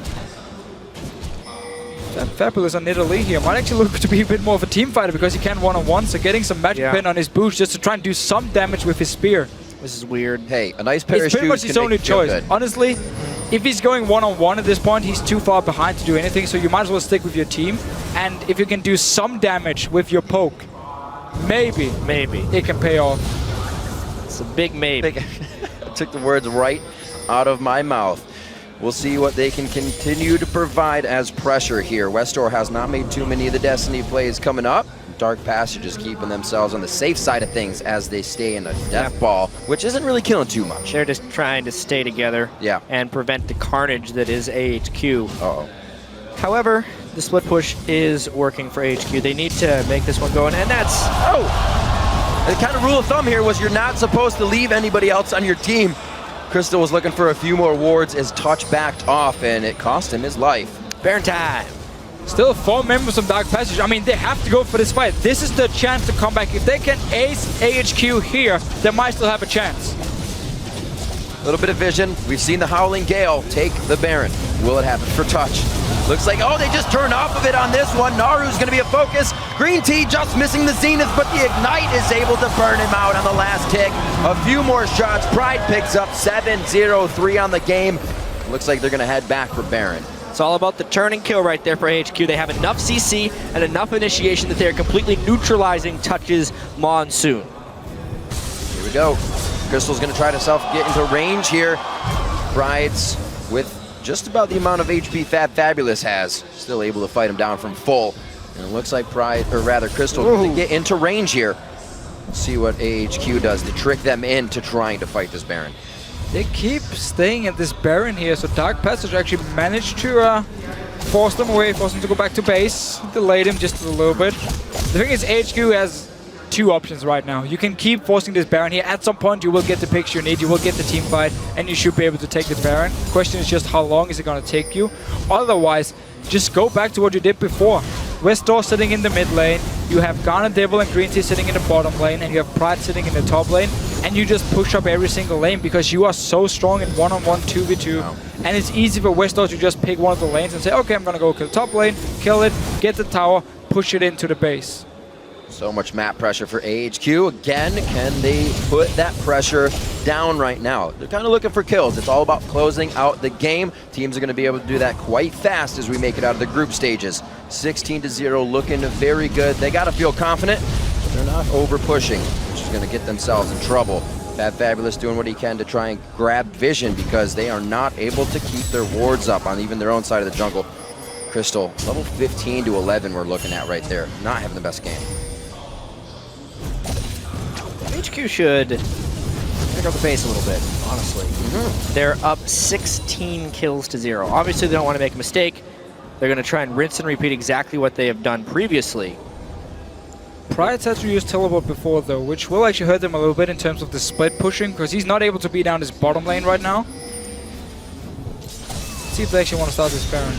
They do. I think they've scared Crystal off enough. Garnet Devil. And he's trying to be a one-man bouncer on this side of the wall. They can always use the ultimate of Westor if they don't have the vision, but that's not even really gonna happen. There's wards. However, everywhere. without Garnet Devil, they're doing almost no Baron damage. This is not very well play executed there. by Definitely HQ. a weakness seen in the strategic call there, but they finally pull somebody over. They're just playing the waiting game, I guess. They need to get into the base soon. But we've seen this before from Touch. I mean, he's running alone here.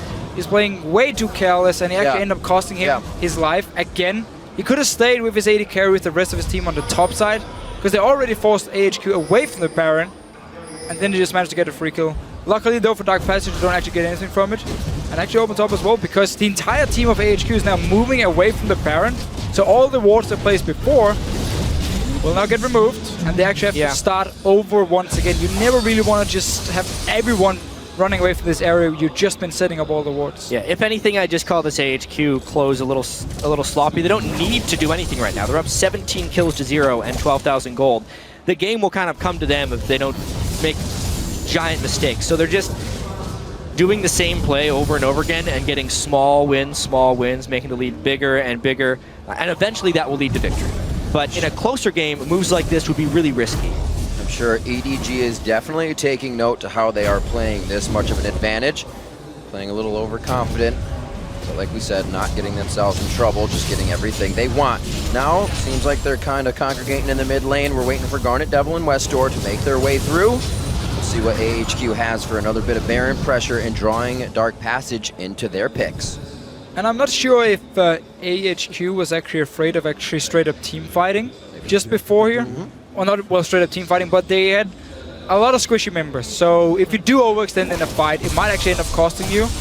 Now you have some tanky items on Pride, you have some tanky items on Nas here, which means they can actually dive onto the backline of Dark Passage now and stay alive. And I know they're very far ahead. Pride's going towards Guardian Angel. Westor will be able to one-shot people pretty soon if he can finish his death cap. Obviously, Garnet Devil completed some big-time itemization, basically going for a full Armor Pen Graves build. They're slowly working this one together and maybe setting up a 1-3-1 with Twisted Fate and Aurelia. Nice scrying orb. AHQ throws down the solar flare from over the wall, causing Naru to go into a spirit rush, but he's forced back to the team. That's the third in the flash over the wall. Great positioning to kind of cause chaos. The rest of Dark Passage cannot really catch up to the fight to do any damage to Nas or continue the damage, and they just lose Naru. Yeah, but he did actually manage to get Nas so low that if they start up a Baron, it could have been a very risky play. So AHQ back to just pushing up the tower here, and Nas had to go back to base. The feared flash red card there from Westor. Not able to pick up the kill. Couldn't land the wild cards afterwards. You guys are big. Once they do reach the turrets, that Lich Bane finished up. The Triforce is there. They're going to start eating these alive. Look how fast those go down. The turret's not long for this world once AHQ reaches it without any DP members. And this is basically what they could have done like 10 minutes ago because they were so far ahead. I mean, just push up on this tower here. You are so damn strong. Green Tea can be the guy to dive as well. They just got 2 towers for free. Now we're really seeing this lead grow and grow and grow. Dark Passage is kind of out of options. They've been out of options for a while. Creating options out of thin air for sure. Touch has been trying to get the wards necessary, which is kind of making him go down. They cannot find a way back into this one just yet. And that's props to AHQ. Once again, Crystal going very deep on that one. The desperate play is coming out. Looks like the inhibitor will fall here in the mid lane, and it looks like AHQ will be able to go around the horn with pretty nice wave pushing in each of the outside lanes. But again, I mean, we're seeing so many of the right ideas from Dark Passage, but then they just really know if they can't really execute it in this game because they've fallen so far behind, simple as it is. And then well, talking about right ideas, the early game was misplayed by Dark Passage. The way they were using Crystal on this Vi and the fact they couldn't control Westor, but otherwise, I mean, they've been able to hold off and actually go for a kill. So close. Oh, he knows. He's just kind of hanging out. That sigh every time they see Westor throw the eye up. He's going to be getting the kill. 4-0-6. The scores looking great across the side of AHQ as they come into this game 20-0. I mean, let's talk about the rest of this group here because EDG has the game at the end of the day against Samsung White. And honestly, the games we've seen with AHQ have put them a pretty substantial tier below the rest of the teams in this group. However, the fact remains that EDG is probably not going to be able to beat Samsung White in the last game of the day. And if AHQ could pull out some type of miracle against EDG, they would definitely force that tiebreak. It's just a matter of practicing crisp plays so that if they get a lead against EDG, they can actually close out this game. Because as of now, they've been sitting on a just monster advantage for the last 15 minutes, and they've slowly increased it. That's not how you beat the #1 team from China in EDG. See what they can do, making a bit more pressure. Oh, Bad Fabulous could be getting hit up right now. He gets himself out with a flash. And we also have to say, I mean, the EDG way of playing is fairly slow early game, but then you are extremely strong in the late game, team fights. Exactly. And AHQ, even if they should get a lead against EDG, if they're not able to close out the game, EDG will come back and become super strong. Ooh, there goes Green Tea going down. There's a bit of a hit. Touch with a nice ultimate, so they can't follow up. Oops. Crystal is just kind of locked in place and needs the collateral damage. They're going to go on to the next inhibitor turret here, and this looks like it could be grim. Holy Phoenix comes, or goes down rather, not coming back up from the ashes. 22-1, DP picks up one of those kills for himself. And it looks like it is a force of AHQ out of the base. They've got what they wanted. They'll be back for more. You can really see the burst damage from AHQ. Compositionally, when they go in, it works very, very well. Still looking for this Baron. So every time they decide not to go Baron, they actually get some kills, get some towers, get into the base of Dark Passage. Now they're back. Baron is coming from base. Baron is their ADD to focus and getting more of the objectives in the base. Right now, should be able to get this one. Gonna go back to this one, and it should be safe enough. You are right, Officio. Oh, very close. Seen that before. Nas coming up with the Baron. AHQ buying themselves a bit more strength to bulldoze down in the base of Dark I had Path. some flashbacks to Season 3 LCS when Bloodwater stole Baron with a rank 1 Janna Tornado. Wasn't to happen today at Worlds, but the timing was there if the smite wouldn't have been. Dragon's alive, so a quick pickup if AHQ wants it as they come back out. Wards going up by Dark Passage that really won't be able to be defended once AHQ gets themselves in range. But they're doing what they can this last part of the game, trying to stave off as much power and really getting a great learning experience out of being this far behind, how to just stop a team from continuously pushing you back in your own base. Yeah, I mean, again, they have been able to hold the HQ off for now. They lost 2 inhibitors, and I mean, we have seen a few plays from Naru where he's been trying to just like pick off people. We had the pink ward bait down this bottom lane where he almost actually got a kill onto Ghana Devil, but it wasn't meant to be. And I like this from Dark Passage. This is what we need. Sit in the bush and just wait. It worked for Fnatic for a few years. Together for the Solar Flare and the Graves AoE. This is... No, actually, it does look like they're going to be able to catch Garnet Devil. He is one a little too close. Oh, run away! No way. Faster! He can't get away. He's dead. He goes down. He had the right idea, though. He actually was like, okay. Is there anyone waiting here? Oh, Pride's diving in. Wester on the outside. The wild cards practically pass through the entire team. And the HP bars of Dark Passage just getting obliterated. Touch is going to be running outside the base. He says, follow me. You do not want our Nexus. But they will. AHQ gets the surrender bow from Dark Passage. And they Nexus-size their right to victory. Look at the scoreboard there. 27 kills to 2. Definitely the better team in this matchup. Oh, for sure. I mean, it was all about Westor and Prides in the start. Both gangs from Westor went to the top lane. They got kills onto Fabulous up there, got Prides rolling, got the tower. Didn't even care about the Dragon. Gave it to Dark Passage just to snowball Prides. And obviously it paid off because suddenly he could just teleport down to bottom lane, pick up some more kills, and take over the game, to be honest, together with Westor. Prides is a guy you need to shut down because he plays with a lot of it. He comes out very strong for the team. And we saw Westor making that a point in the early part of the game. Strong play from all of the AHQ members in this one. Still really scary, the fact you can have like 20 kills to 0 and you still use, what were we, 34 minutes into the game to actually finish it here. I mean, because at first they were baiting the Baron for like 5-6 minutes. Dark Passage managed to always, you know, interrupt them, and Yeah. The nice thing is they still were able to pull off that nice victory in front of the home crowd. For sure. There hasn't been For sure. too much to cheer about. TPA obviously having their struggles in the group stage. AHQ struggling as well. This is the last hope, really, from the GPL region. They lose one more game, they're out. But I totally agree. The story of this game is how long it took after their initial surge.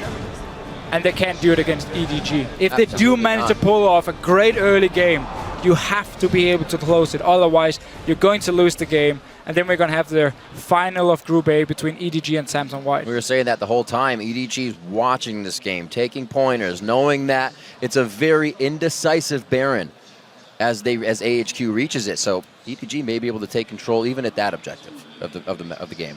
And I wonder if EDG, by looking at this game, are going to consider banning like the Twisted Fate from Westlaw. We've seen it a few times already. It seems to be like Zed, Fizz, and Twisted Fate, and you choose 2 of them every single time. Why do you bother banning 2 if you're just going to let the third one Exactly. through? So he will always get 1 of them. I do wonder if they're just going to ban all the mid laners against him, put him on like a Talon, and then just control him. All right, well, gentlemen, and everyone watching, remember to send all those jaw-dropping, rock'em sock'em highlights our way with the hashtag World's Big Plays. But for now, we're going to send it over to the guys at the analyst desk for a breakdown of AHQ's victory. Thank you very much, Riv. And guys, and there's not a whole lot to break down. Fact of the matter is, Dark Passage were completely picked apart by the pick comp of AHQ. Despite the fact they did go even in CS in lane, it was just all about AHQ. There was little hope of DP once HQ got ahead. Yeah, the only thing interesting for me as a bot lane player is just the Janna Leona matchup, and it's a very skill matchup with the burden of outplay lying on the Janna, and we could definitely see that touch just wasn't quick on a draw enough. A lot of Zenith Blades were connecting where they should have been tornadoed, and then yeah, once you start losing that lane, it gets really hard to come back because all you have is like these short intense trades with the Janna shield. But if Leona becomes a monster too big, yeah, it's gonna spiral out of control. Yeah, I do want to point out the little small things that he was doing to make it a little bit easier as the Janna. He's throwing Zenith Blades from brush, so you only see the particle, not the animation. So you It's actually still gain a quarter. Of course it is. Of course it is. I'm saying he's making it easier by dropping a quarter second off the reaction time. And then obviously, again, a well-played lane. Mata could have done it. Of course he could have. Of course he could have. Mata would have warded that brush. I want to talk about Graves a little bit because I don't think this is going to be the last time we see Graves in this tournament. Well, a lot of other regions haven't seen as much Graves play. SK Telecom K in Korea was playing Graves quite heavily leading into Worlds, and so it's been kind of a pick on the rise in Korea. So will we see it again? Possibly. It's great for setting up some kill lanes and getting some pressure on the bottom side of the map. Well, for HQ, it's definitely going to give them confidence going into the Edward Gaming matchup, but they definitely need to figure out how to close if they want any chance of making a tiebreaker scenario for quarterfinals. Yeah, it's the thing. You compare their win to Samsung White's win, and Samsung White felt like they weren't really trying that hard and still won in 25 minutes. This took them 10 minutes longer, and you just saw them kind of fumble around at Baron, and that's something that's got to be shored up. I completely agree. Right, let's dive into the Twitter sphere to hear what you guys have been saying at home. Remind you earlier in the broadcast, we asked, what has been your favorite moment from week 1 of the World Championship and why? I'm going to read some of the answers now. Our first comes from @Nubamika. Favorite moment was definitely the pentakill from Imp. The god of Vayne will punish everyone who stands in his way. That's a hell of a statement. Yeah, coming into this tournament, we actually had a lot of people talk about all the 80 carries that we have. We have Name, we have Uzi, we have Imp, and so far Imp has probably been looking the best, with Uzi being a close second, even though supposedly he walked up and called Uzi the best, but I think that he's just marking his target. So, you're the best, I'm going to kill you, then I'm the best. I'm still waiting to see how Deft is going to show up. But Highlander reference, there can only be one. Yeah, Imp is famous for saying very interesting things to people. Yes. And he says he only hates people who are better than him. And so he likes Uzi? Yeah, I guess. We'll see how this plays out. Let's roll this on. Next one comes from Nick Davey 1. TSM vs TPA Game 1. The ace across the map, along with the Dragon Secure, gave TSM the momentum to take the win. Freak. Yeah, I keep voting against apple pie, and because of it, I have to eat my humble pie because I'm clearly not predicting very well. I'm sorry, North American fans. I won't let you down again. Yeah, well played indeed. Next one from @Goverdoindum. Yeah. My favorite moment from this week was the Katarina lock-in. Haven't seen her for a long time, and Pawn played it great. We haven't seen it in Korea that often either. No, but it is a pocket pick for Pawn. It does come out on Samsung White from time to time. Was it a serious pick? I do not think so. Hey, I think he got like 15 kills. Yeah, That's pretty serious to me. 16, 1 and 12. He got the double-double, man. That's the best stat line in League of Legends. All right, the last one comes to us from @DoubleMint. It's been the unsung heroes, the crowd pumping everyone up. They don't get enough recognition, and I completely agree with that. I mean, we can't hear them too well, but when they come in through to the headset here, they're definitely making their noise, and you even hear them chanting TSM chants left and right, so you'd be surprised to hear that, but the Taiwanese crowd really knows how to get these guys going. Yeah, a lot of volume. I've actually been in Taiwan once, and just all the fans were really nice. We even had a fan meet there. They're very excited to see the players. Yeah, excited to enjoy the games. All right, thank you all for the responses, but we are very greedy and we want more. Keep sharing your thoughts by tweeting @LOL Esports. Use the hashtag Worlds. We got to slip away for 3.5, but when we return, it's back to the games with Starhorn Royal Club versus the Taipei Assassins. And on the way out, shoutcaster Chang Mao made the move to Shanghai to take part in China's LPL scene and sat down with us to share his thoughts on some of the regional differences.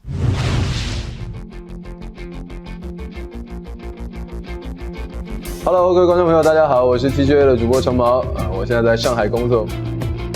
在2013年整年来说的话，台湾的整体的电竞产业的发展并没有前进嘛，我觉得是很大的一个原因促使我离开了原本服务的公司。我觉得上海是一个充满了活力的地方，就它聚集了来自各个地方的人，所以这么多的人为了各自的目标在生活，就给整个城市带来一种朝气蓬勃的感觉，我是还算蛮喜欢的。语言跟文化的差异是这样的，我举个例子来说，台湾跟大陆的笑话大概10个笑话里面有8个不一样。就好比说我刚来的时候，然后跟那个米勒还有娃娃合作了一场比赛，然后他们讲了那个6块钱麻辣烫的笑话，然后我就不懂，我当下就不懂，他们讲了以后，然后我就哈哈哈就干笑，因为我不能让观众发现我不懂，我就哈哈哈干笑，然后赶快手机拿出来查什么是6块钱麻辣烫。我觉得。LPL 我还蛮喜欢 LPL 的几个点，竞争强度蛮高的，还不错。就在这样的竞争强度关系下面来讲的话，相对的会比较容易让队伍进步。跟韩国比赛比的话，我觉得是平均的实力是强，但是我觉得也不是上帝，就是他们也会有非常多的失误，就是你去看他的比赛，有时候也是会让你笑倒在电脑前。它除了牵涉到选手个人之外，同时也牵涉到一个背后团队的东西。韩国有的时候一个队3个教练，然后后面可能3个分析师。然后还有20个练习生，就是他们有无限的资源，他们的资源是别人的几10倍在开发一个东西。我觉得世界各地除了韩国以外的选手都有一个普遍的缺陷，就是他们的英雄池通常没有那么好，然后以至于形成比赛上面的短板。S4 的话呢，我觉得今年 LPL 的已经是一个状态相当不错，就今年竞争强度高，然后今年磨练出来的队伍状态应该都还行，想要夺冠的话还是要天时地利人和。不是说完全没有机会。跟韩国队的对打，除了情报收集之外，我觉得心态调整上面也是很重要的。希望能够有一个比较好的心态去迎战韩国队，然后有没有机会取得胜利。对于解说来说的话，解说最高殿堂当然是解说世界赛，在世界赛的舞台上面，然后跟着观众、跟着队伍那个心情是解说每一年最想要能够达到的东西。很庆幸自己选择来到上海工作，然后也感谢所有人们。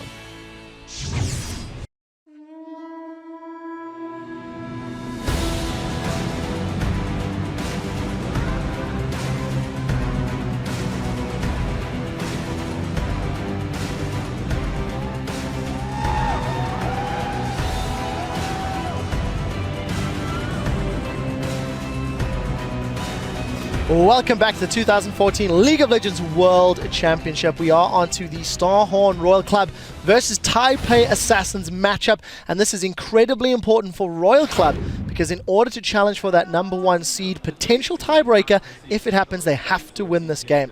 I want to look at Kola. He's a player that in my mind was fantastic earlier in the group stage, but has left me wanting on Rise. I think the game that we had, instead of him being a little bit lackluster in Rise, I felt like he just did not understand the matchup against Rumble, and Darius took advantage of it and completely smashed him. And I just want to see him on the Rally again, though. He was really comfortable on that, and his TPs were on par. Even though he was on Rise, the TPs on Rise weren't that good. From what I've seen rather so far, English is sometimes very hard for me. From what I've seen so far, he seems to do really well 1v1. And actually, is fine just not being ganked for and just trying to survive that lane. However, TSM really exploited that and just they realized they could dive him and they took him down, and at that point Divers got stronger, and that you have to credit Amazing for that, because that was a really good read. Well, if we look at what Starhorn Royal Club was doing in the LPL, it was like small skirmishes. Do they fight as often 5v5? Not so much. And at that point, you're looking at Aurelia and Jax are really kind of Cola's two main go-to champions. And they played Jax after the nerfs. I'm still waiting for this Jax to come out, because it will, I think, at some point. Well, we'll have to see how that pans out. Taipei Assassins on the other side of the rift. They had a strong showing against Royal Club the first time they played, pushed them really hard until were unable to close, but they kind of went downhill from there. They ran Blue Build Ezreal yesterday in their loss to SK Gaming, and I don't know, they kind of just fall into pieces as this groups has gone on. Yeah, Taipei Assassins, I had high hopes coming in. I thought they were going to be at least third place in the groups, but I thought they could finish as high as first. I just hadn't seen enough of the team yet. And we saw their first game against Royal Club, and I was like, okay, good showing. You guys look really strong. But then it just kept falling apart for them here. Their only win was against SK with a sub, and that's a pretty harsh thing to think about. Wins as well. We had high hopes coming into the desk as well for him. And we've only seen him do really that well on Lee Sin. And so it just feels like there's all these hopes for TPA, and then so much of it doesn't quite come through.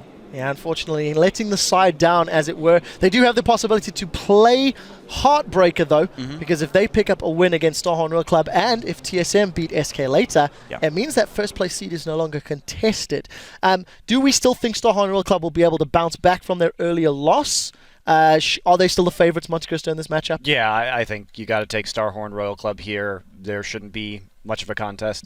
Well, I do think we're about ready to throw this over to the caster desk, and we'll be seeing whether or not Starhorn Royal Club can actually secure that win, see if they can push all the way back to TSM for the tiebreaker later in the day, if TSM, of course, finish off that game.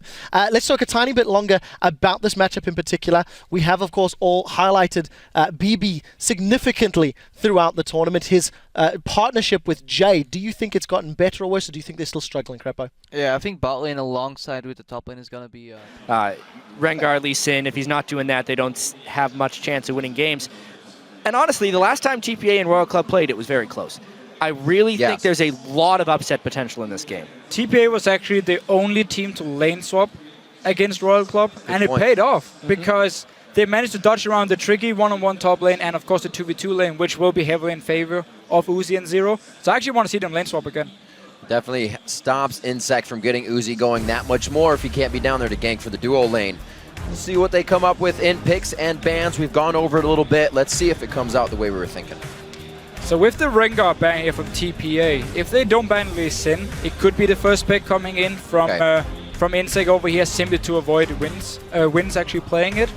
And it might be a bait from TPA to say, okay, you first pick the Lee Sin, we maybe get something like a Rise, we can maybe get a Zillion pick, we can also ban the Zillion so we don't pick it. Tristana could be an option for BB. Has been one of his big champions in the GPL as well. I feel like Royal Club is really looking to get Aurelia for Cola. Like, the fact that they're blue side, basically Alistair and Maokai are almost always red side bans, but they just don't play it in the top lane, so their ban base is really messy here. I mean, I've seen them play Maokai once. That was against EDG in the regionals final, where they actually first picked it. If they go Rise here, Lee Sin would fall into the hands of TPA. And that's usually not good. That's usually not good in the slightest. Quite a bit being left up here, and it is going to be locked in. Do they take away? What else do they get? Wins is actually going to be looking at Kha'Zix right now, the Trist. What an interesting champion. What the? So you don't take your best jungler so far in the tournament. Instead, you give it to Insect, who's actually been performing pretty well on Lee Sin. Not to his Rengar level, but still. And the Rise pickup for Cola in the top lane. I mean, we've seen him 2 games in a row now underperforming lane. Still, clearly, Royal Club, they trust in his ability to use this Rise to carry. And also, they don't want to play against it. Apparently, Win's not feeling that it needs the Lee. Insect grabs it. The Nami as well. So Janna's left up for the Trist combination coming into this one. Really? I'm at a loss from GPA not taking Lee Sin right here. They can get Janna easily. Yeah. Right. I kind of expect it. It would be a great pick against Lee Sin Then as it's probably well. not going to happen. Exactly. What is? I mean, the Janna pick here for TPA, if they do lock it in, would be great against Lee Sin because you can interrupt him. You have both your Monsoon, you have your Hurricane. So if he tries to go in and actually, funny enough, insect you and kick you into his own team, you can interrupt it easily as Janna here. So, one thing though, is the Nami is a good pick against the Janna. They were watching the games earlier today. Okay. World Clippers TSM. I can see the Thresh here, but Janna makes more sense. You have Janna's Tristana. It's been probably the strongest 2v2 lane we have seen. All right, and back well, on track. so far. Back on track. We got the Janna pick here against Lee Sin. So maybe TPA's plan was actually to bait out their Lee Sin from Insect and then have the Janna as the kind of the counter pick to it. At the same time, you have Tristana as well, who should be able to handle herself. And as long as she doesn't get kicked instantly by Insect, you have to jump. You have your ulti as well to shoot him away from you. Therefore, you have a very strong bottom lane now, which they are going to need against Uzi and Zero. I can't see Uzi not picking up the Lucian here. We've heard Doublelift saying a little bit. That's going to go back and forth, maybe in the favor of Tristana on it, but we'll see what Uzi puts up on the table. Back and forth between his Vayne. He's played some Caitlyn. Played quite a bit. Probably going to lock in that Lucian. It's like he's taking a flower, and every time he's pulling off a petal for the Lucian to the Vayne pick. As soon as he runs out of petals, he's going to have to pick one of them. Quickly, this top lane. We actually saw the matchup yesterday, Freddy against Cola, where Cola was playing the Ryze and Freddy was playing Dr. Mundo, and he managed to beat him in lane one-on-one, but it was, a big part was the fact that Cola used his teleport twice. First going to the bottom lane and then into the mid lane, and he didn't actually get anything from the teleport, so he just lost a lot of farm. He fell pretty far behind against Freddy actually in the one-on-one, so let's see if Archie can do the same up in this top lane. Lucian Nami. I'm not gonna go against Doublelift, who was saying Tristana was a great pick against the Lucian in lane here, but Lucian Nami is a damn scary lane. I mean, if you go against Doublelift, then you're going with Crepo. There's definitely some differences in these lanes. I'm right now going to take Uzi over BB. I will as well. Champions be damned, because he has been so dominating in lane. Lane swapping, I think, is a really high probability in this one. BB himself has said he's not that great in lane, and they love the right. Yeah, you have a great setup for it. I mean, you have the Mundo as well. You can run together with Wins and not just teleport up when you have the one-on-one to get some farm. You don't need to have this Mundo against Ryze matchup where you just give Ryze a lot of free farm. So lane swapping from TPA would definitely be the best idea here. You can try to counter the fast push coming in from Royal Club, which we normally see in the lane swap, simply by taking your top laner and your support, send them down to bottom lane, because once they fast push into the tower, he can just sit there and pick up all the farm and they can't really dive you. We see Morning picking up a little bit more throughout this tournament, because some of the Syndra that we were kind of, wow, he's picking that up. Now the Fizz. No games in that in the regular season. He's really going to try to put his foot down here.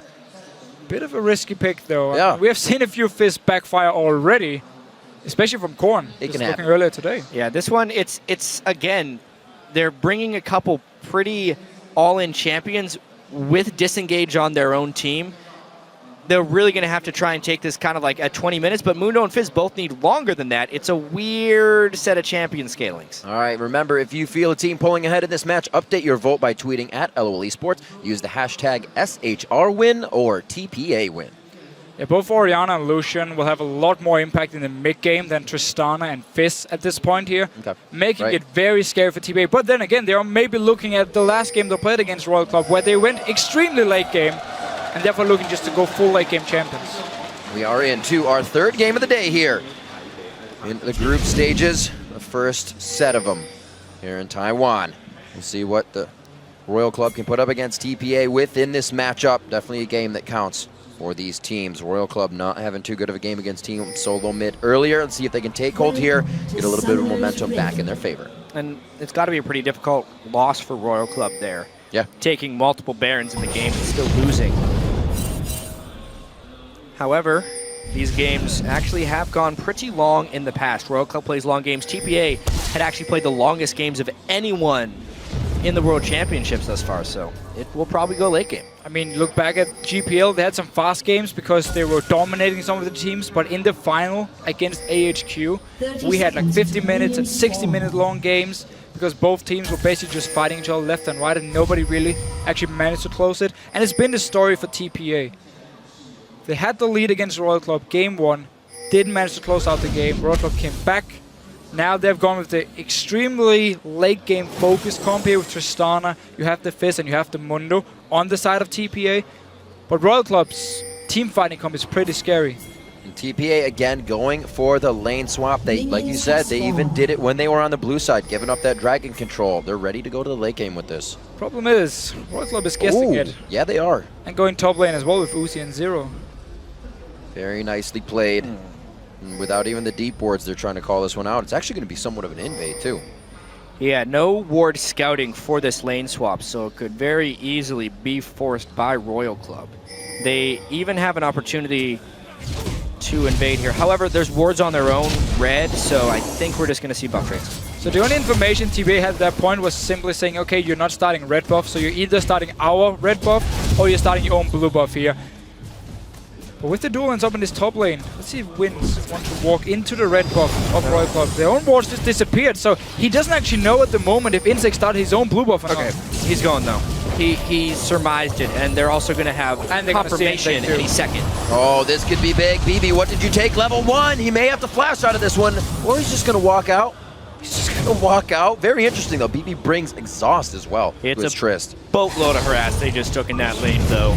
Will set them so far behind, especially since they don't even get the heal to stick around at lower amounts of health. Back to base right away.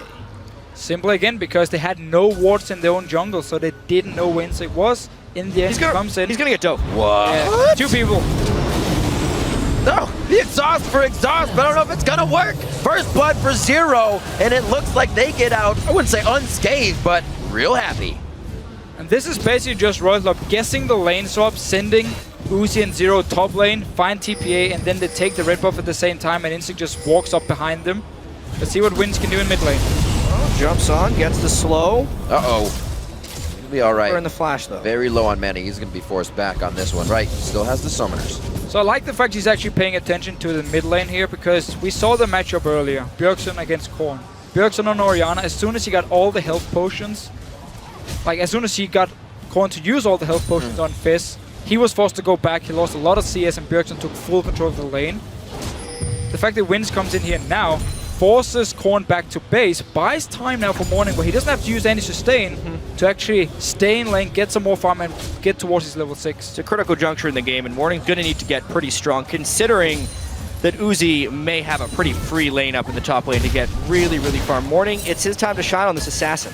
And it doesn't look like they're going to stop with the damage. Double Doran's coming out here, so Uzi can keep the pressure on and just keep that damage in. He's going to walk right up to BB and say, how's it going? BB's forced to jump out of this. He's only going to have to farm at the turret.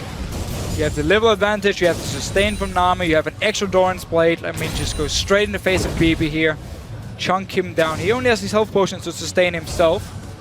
And TPA at this point, they might have to swap down to bottom lane with their dual lane because they can stand here 2v2. I'm honestly very surprised they even came back to this lane. Oh, bubble from the brush, and it could spell trouble. Another kill coming in for Uzi on the last shot. BB sticking around. Zero taking a shot. He is going to, walk it in. Double kill coming in for Uzi. That's going to be transferred back over. A nice little shutdown coming in for Wins. Oh, even so, that is a whole bunch of damage, but where did the second kill come from? Uzi. The tower, I'm pretty sure, actually killed Zero just before here, but they saw Wins come up to top lane, and they're like, okay, we can't escape, and let's just go for the dive, at least from Uzi's point of view. Hey, that actually works out. As far as the counter game, surprised me, actually. I missed the kill, but we're going to get one more look here. They get the double bubble, obviously. Nice shot right off the bat. And then here, yeah, I think Zero, he's tanking church shots. Walks in first. Just flashes too late. Cannon minion got him as well, but since BB had tagged him, BB ends up getting a kill off of that one, and that really keeps him in the lane. Keeps him in the lane, and he goes for that gold generation off of his buy as well. Trying to stick up and keep that gold coming in. Trying to get a little bit more damage onto Uzi so we can get his harass on. You see, take a J to half health with the Lightbringer and then 2 passives. Zero still trying to hit shots, and Insect now getting in the Hero Wins. That is pretty greedy from BB up in this top lane here.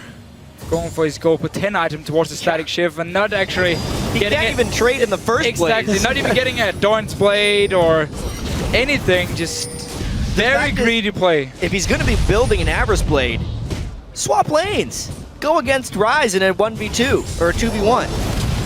So again, they're having a pretty good time, or Archie down this bottom lane is having a pretty good time one-on-one, which would be the only reason for TPA to not lane swap. But your Tristana, who needs to get to late game, who is really weak in the mid game compared to a Lucian, is having big trouble. Yeah, definitely gonna have to question double lift on this on the desk when we go back to the analysts. Matchup isn't working for Trist this time. We'll see what BB had in mind with that exhaust play. Maybe it'll come in big later when he's bigger and trying to make plays. Shields on the turret is pretty much all Jay has to deliver right now as BB tries to soak up CS 38-23 in that lane. And like we said, Uzi is on his favorite. He's on Lucian.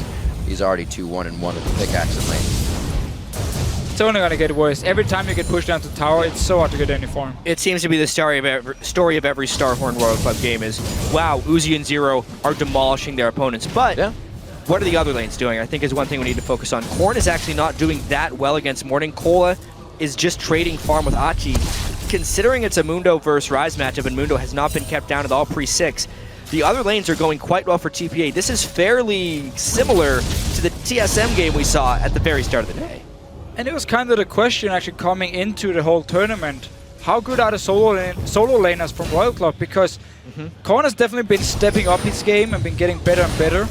But Cola down his bottom lane, I mean, when he's facing people like Going from OMG, he's always been in trouble and been actually losing the lane matchups. And this time around, it's just all focused around this bottom lane from Royal Club being probably the best in China in the laning phase. And then, of course, Insec making the big plays from the jungle. And then the solo laners just kind of had to survive lane, focus on farming, and just join in for the team fights. Speaking of surviving, Wins not level 6 yet. Tries to get in from the outside, gets a little bit of a jump, but no upgrade on anything for him. And they don't come up with enough damage. Everything was used on that one by Morning. And look here again, top lane. BB was forced back to base. He's now going to return to the top lane, which means Royal Club can just run straight down to Dragon with Uzi, with Zero, because BB is stuck in this top lane trying to catch up now and just sit and farm. I mean, he can't even freeze the lane because he has his E actually, so he's going to kill the minions. So he's going to push the wave. Royal Club can take Dragon and just send Cola up to top lane to pick up all the farm later on. It's already been a pretty big advantage created just by that duo. And it's going to get greater if they can get this Dragon. BB's just trying to farm as best he can. Finally getting a few CS. He was so destroyed. Far more destroyed actually than Turtle had done. Uzi himself backing to buy his own Avarice Blade to keep money coming in on that side, piecing that in. Doesn't want anything to go to the wayside. Looks like Royal Club is putting their foot down now. It's going to be objective time, or at least clearing the wards. Again, they just go straight to Dragon. You know their enemy AD carries in top lane. He can't join in, so you're going to be 5 members. Cola right now is going to teleport to the top lane, pick up all the lovely farm, and Royal Club at the moment just fully controlling this bottom lane. It's just textbook right here from Royal Club. How to use one lane that is ridiculously strong and create advantages throughout the map. Yeah, and it all started with the fact Insect could walk into the jungle level 1, take the red buff. TB had no wards on it, and had no wards on the blue buff either, so they didn't know if he started actually on the blue buff or on the red buff. And then he just walked up behind, forced a flash from Jay. BB got pretty low. Yeah. They had to go back to base, and from there on and out, they were just too far behind. And you know that you mentioned the other lanes, they are quite trying to make a play here. Quite even, but this could teeter it. Those other lanes are quite even, barring that Dragon Gold that just came into super, or I said it, there it is, Starhorn Royal Club. But they can still keep it going. The bottom lane is pretty hot right now, so I don't blame you. Uzi is now again in the 2v2. BB just can't catch a break. He's not avoiding the Uzi Zero lane like he needs to. He needs another 10 minutes of farming before he can think about looking at this guy. Yeah, getting Static Shift first item is not going to do a lot for him damage-wise. I mean, it means he can clear the waves pretty fast, but normally what we see is that people go back on the first back, and they get a pickaxe or BF sword, and then they build Static Shift, so you have some attack damage to back up all your attack speed. Now he's just going to have a lot of wave clear. Insect down his bottom lane, so even when his bottom lane is winning, he still wants to come in and help. Uzi pulling in the fight perfectly for Insect there. And it's going to be the jump out, however, from BB. They realize that's coming in. They did have a ward in that brush on their side, but it's not going to keep them safe for long. Turret after turret, though. Uzi is manhandling BB in this lane, and they just can't keep their building safe. The gold lead is just going to get greater and greater until they swap this off. They need to have Mundo following Uzi around because he at least can take a few hits. Imp did come around to Uzi and let him know was the #1. that top player in the AD carry position, and right now he's showing why. Insect's going to come down and give a little bit more help here. Doesn't look like they could get much out of it, but the pressure is still keeping TPA on their heels. Can they actually get a kill here? Morning does have ulti. I want to go for him, but he has flash. He has a pink ward he can jump to as well. See just how ahead Royal Club is, even out of position. TPA catches them, they can't really make a play on it. They need to get back to lane, get these pushed. Wins trying to clean up the mid lane right now. He's getting a paycheck out of this one instead of the lane tax, and Morning's going to say, I want those. So I did like the idea from TPA here, because you can just sit and just let this bottom lane happen, because you're going to lose your tower now. You're going to fall even further behind in gold. So what Morning tried to do was just as soon as he saw someone overextending, he moved instantly. If he can try and get a kill on this Fizz here, we know how strong Fizz is in the late game, but he needs to get the kills, because otherwise his team is going to take too long to get him there. He's got to land those sharks as well. Fizz is having a hard time today. Thank you, Fizz. It really is. And there's a tower going down in this bottom lane. Insect just been staying bottom lane just to secure the tower as much as possible.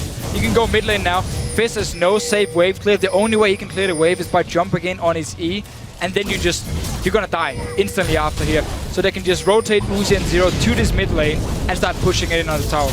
Win stays even after Chum the Water misses. You can kind of see that Fizz play from Morning is not something he's comfortable with right now. This blue is going to be taken out by Royal Club. That one actually, I believe, went over to Uzi, so he can continue this fight on. Didn't get ardent plays on that, but he is able to push them out. He says, thank you very much. A little baby leap over the wall by Wins. He's just had such a limited impact here on Kha'Zix. I'm still going back to Champ Select and wondering why he would not pick Lee Sin. Yeah. Especially when they're against Insect. It's just a total missed opportunity. Obviously, the Trist as well has been demolished, and this is turret number 3 that Uzi and Zero are going to be taking. Great pressure from Royal Club across the board. Playful and Trickster in and out just for Morning to give a bit of harass, but not even deterring Royal Club. They stay for a bit more farm. And because Royal Club is just taking all of these towers down, I mean, they're sitting on a lot of gold already. I mean, once they go back, Rod of Age is going to be completed for Rise, of course. Athene's going to be completed for Korn. He might just wait till he can actually afford a large Rod as well. And of course, Uzi should be able to either complete his Infinity Edge if he wants to, unless he wants to get like maybe the Ghost Blade first and just keep being extremely aggressive. Yeah, Uzi actually has a tendency of waiting far too long to go back to base when he has an advantage because he's tremendously greedy as an AD carry. However, I'm honestly a little upset with TPA. I think they could have done so much better this game in almost every facet. Even if they're going to end up going with wins, at least swap BB around a little bit better than Uzi. Of course, at least scout. And the thing that annoys me the most, it's not like they don't know how to do these things. I've watched their games. They've done them in the past. They're just not doing them now in a game where wouldn't it be spectacular for them to win this in front of the home crowd and play huge spoiler to Royal? Something not really on the table for the moment. We're seeing Zero now join to the bottom lane. Backed up by BB and J. They're trying to take white and get everything they can on limited resources. 130 to 79 in that CS. Uzi able to pretty much push forward in this lane almost by himself. Zero's obviously there, but Uzi's ready to bait in an initiation to win that fight. Shots from BB coming in 8 and 7 to a 9 and 7 right now. Seeing the gold across the board. 62.02 to that 42-ish hundred of BB's. And again, we talked about this static shift for BB here before. Right. He needed it for the wave clear, especially because you have the Fizz and you have the Mundo, which is not really going to provide a lot of wave clear, so now it's all about Wins and BB providing it. But it just makes him so weak in straight-up fights and making it even easier for Uzi to keep pressuring him. And now we're really hitting the point where Tristana has this extremely weak mid-game, which you can punish. And Royal Club, they have no reason to slow down. Let's see what happens in mid lane. There's a bit of a hit. Morning not really winning this fight, though. The Ignite goes down on both sides. He pulls the ball to him. Perfect move by Korn to deliver it back out with the Q. Nicely done there. Teleport coming in. This is going to be Cola. Does he have the home guards? No, he's just coming out of where it can. Instantly getting that from Nami to continue the slow on his auto attack. Looks like they're going to continue onto this turret now as well. Beautiful play by Royal Club to press an advantage. Just so much pressure across the board. Orion has already killed Fizz. They got enough harass down. There's that Lee Sin. Getting the jump in, not able to apply the insect. enough to get the kick back, but they're going to get the turret, and they are happy with that. Yeah, but his name alone forced the jump immediately from BB. So Like, true. I'm getting out of here right away because I don't want to die. I think TPA kind of mind gamed themselves in this one. Last time in the picks and bans, last time they played, they banned. Oh dear, Wins could be going down. The bubble just misses there. Cole is going to pursue. I don't think Morning should help onto this one, and he is forced to flash out. Aggressive play. Honestly, TPA they were greedy in the jam select. They're saying, okay, let's pick this like full late game focus. We have the Kha'Zix as well, which is going to outscale like at least in team fights. So we're just gonna pick this late game and just hope we can survive, or believe we can survive the laning phase, the early game. But if you don't do anything to even try and save your Tristana, who needs to get to the late game, sacrifice your Mundo. I mean, send him against Uzi, let him get a few hits in the face. Then you're never gonna hit your late game point, unless Royal Club decides to dance around Baron now for the next 10, 15 minutes, 20 minutes we could say as well. I don't think it's going to happen. I feel like Morning felt he was going to be playing Orianna this game. Last time these two teams played, they banned Fizz against Korn, but left it up this time. Korn didn't have a very good Fizz game earlier, so he didn't want that back. Old reliable Orianna. Yep. And all things lead to Orianna, it seems like, at Worlds. Ever since Season 2. Yeah.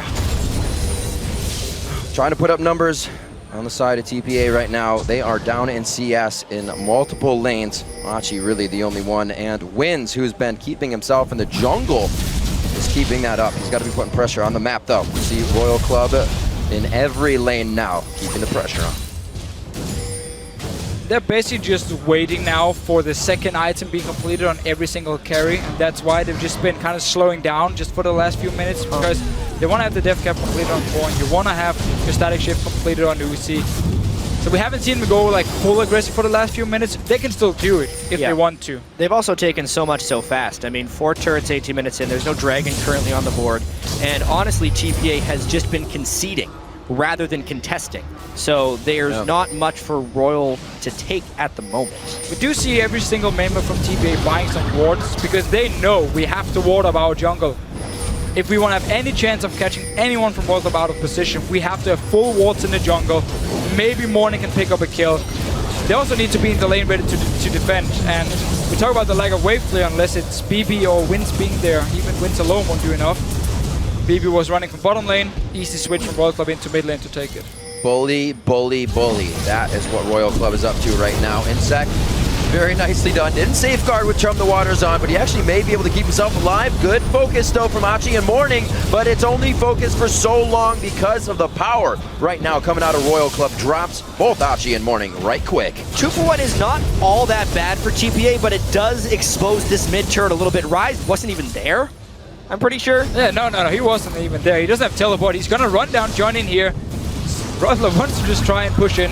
Only have 1 minion left, which won't survive. Well, they still got Ryze or Uzi to take a few hits. They really want this turret. Johnny Shield, though, is going to slow him down. Poor Royal. There is teleport for Archie here, so TPA might want to try and chase this one. They have the Kha'Zix for the slow. They are trying. But there's no ward actually behind. There was a ward here. Royal Club just passed it, and there's definitely Archie warding, wasn't but ready at the moment, with no Mundo ultimate, I feel like he would have just been teleporting in. It's more just to his demise. It's more the fact you kind of have to try. I mean, you're 10,000 gold behind at 20 minutes. If you can get the chase, maybe a kill, go for it. So BB wasn't here either. It was just a bit of a mess in a fight here. Morning landed enough damage, but honestly, Uzi is just in the thick of things, not even really taking damage. It was what we just talked about, how TPA ward up your own jungle, have Morning sit there and hope he can take out a target. But the guy only has a Lich Bane. You're not exactly gonna burst down anyone. Maybe a turret. Maybe a turret. You get to those turrets. Infinity Edge for Uzi. Trying to Static Shiv this almost might built backfire up. for Morning. Oh. Yeah. Oh, Uzi gives him a little laugh too. He's playing with a lot of confidence. Actually, speaking of wards, as they try and chase Morning down a little bit, TPA is an example of a team who actually wards a lot, but it's an example of how wards aren't the only thing needed to win games, right? Because as far as the group goes, they have the longest games, which is one of the reasons they've actually placed more wards than any other team. As far as wards per minute coming into the day, they're actually second amongst teams at Worlds. But the way they ward, they have some defensive wards, they overward defensive spots, they don't necessarily move their wards properly, and they're not really using their wards to take advantages, which is one of the big reasons. You can ward up, but if you're just going to let the other team walk through your wards and do whatever you want to them, they're worthless. Exactly, and the last point is exactly why they didn't manage to beat Royal Club first time around, because they had a lot of wards down, just never managed to place it properly, never got any advantage from the wards, and ended up going full late game. And Royal Club, they're not going to do the same here. Already put up a lot of aggressive wards here, pushing up. And it's that second item. There. It's the second main item you talked about. Death Cap on a Corn, Static Shiv onto Uzi. Easy push. A lot of front-end damage coming out of Royal Club now. eBay needs to just fight because Uzi's not there yet. They're in a good spot. They have BB's Cola not walking down. BB was back in base. Achi is back in base.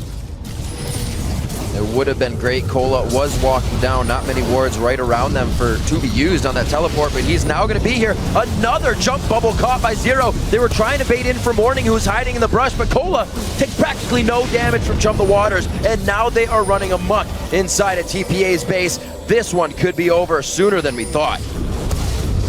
I wonder if TPA is going to fight them ever at this point. BB gets shockwaved in. They don't have the minions to push in, and TPA doesn't have the strength to push in against Royal either. They're going to chase, though. A little too early to be in the base for the power they have. It is a lot of power, but is it enough to finish off with waves pouring at them and the whole chaos that's going to be coming from the entire team of TPA? Right now, it does force them to back off. They'll be happy to take down Dragon. Good breadcrumb wards to be seeing TPA on the entry. They might actually look to fight here. They're moving down every single member. BB still farming the lane, however, so he's not there just yet. No ulti for Korn. Let's see if TPA can do anything at all. Oh, they want Uzi to go hard. Low on mana. Even Uzi safe. TPA trying to make a move here. This might be what they need. Maybe getting out Zero. He does not have the tidal wave right now to be used, but TPA now second guessing even their own moves here. There's also a bot lane tower because TPA doesn't have a single tower yet. Which could just fall back to the tower. Now they're just pushing up here. Ultis are ready very, very soon. Feeling confident once again to push up and go straight for this tower. 23 minutes in, a super charged up Rise as well. Rod of Age is probably still ticking or even full with the Saris Embrace completed here. And after we've seen a few games where the team in the lead early on just go Baron and dance around for 5, 6, 7, 8 minutes. It's refreshing to see I'm glad to see Royal Club saying, we don't need the Baron at all. Let's just keep pushing up. We get so much damage on the tower every single time. And if you want to fight us, then you die. What a ridiculous amount of damage. Always starting the fight without full HP. This is going to be the fight. It's left and right. Slowly going down to the inhibitor turret. The Howling Gale is the only thing they're really trying to put out as defense. As Achi standing his ground, giving him the business. A pretty nice Jump the Waters, but again, onto Cola, one of the tankiest people that they have. Morning just getting kicked around, and he's forced to defensively leave the fight. Insect misses on the Sonic Wave, and they are still holding true in front of TPA's base. Maybe it's like Korn's real low. First Zero goes down. That's Korn going down in the beginning there. Zero actually still alive, but he's yet for long for this world. There into the fight is going to be Insect. He does not have the kick up right now. He used that just onto Morning. And very low. Royal Club enters the base. Jay's got some hits coming towards him, but Insect backs off because they're getting the space they want inside of TPA's base.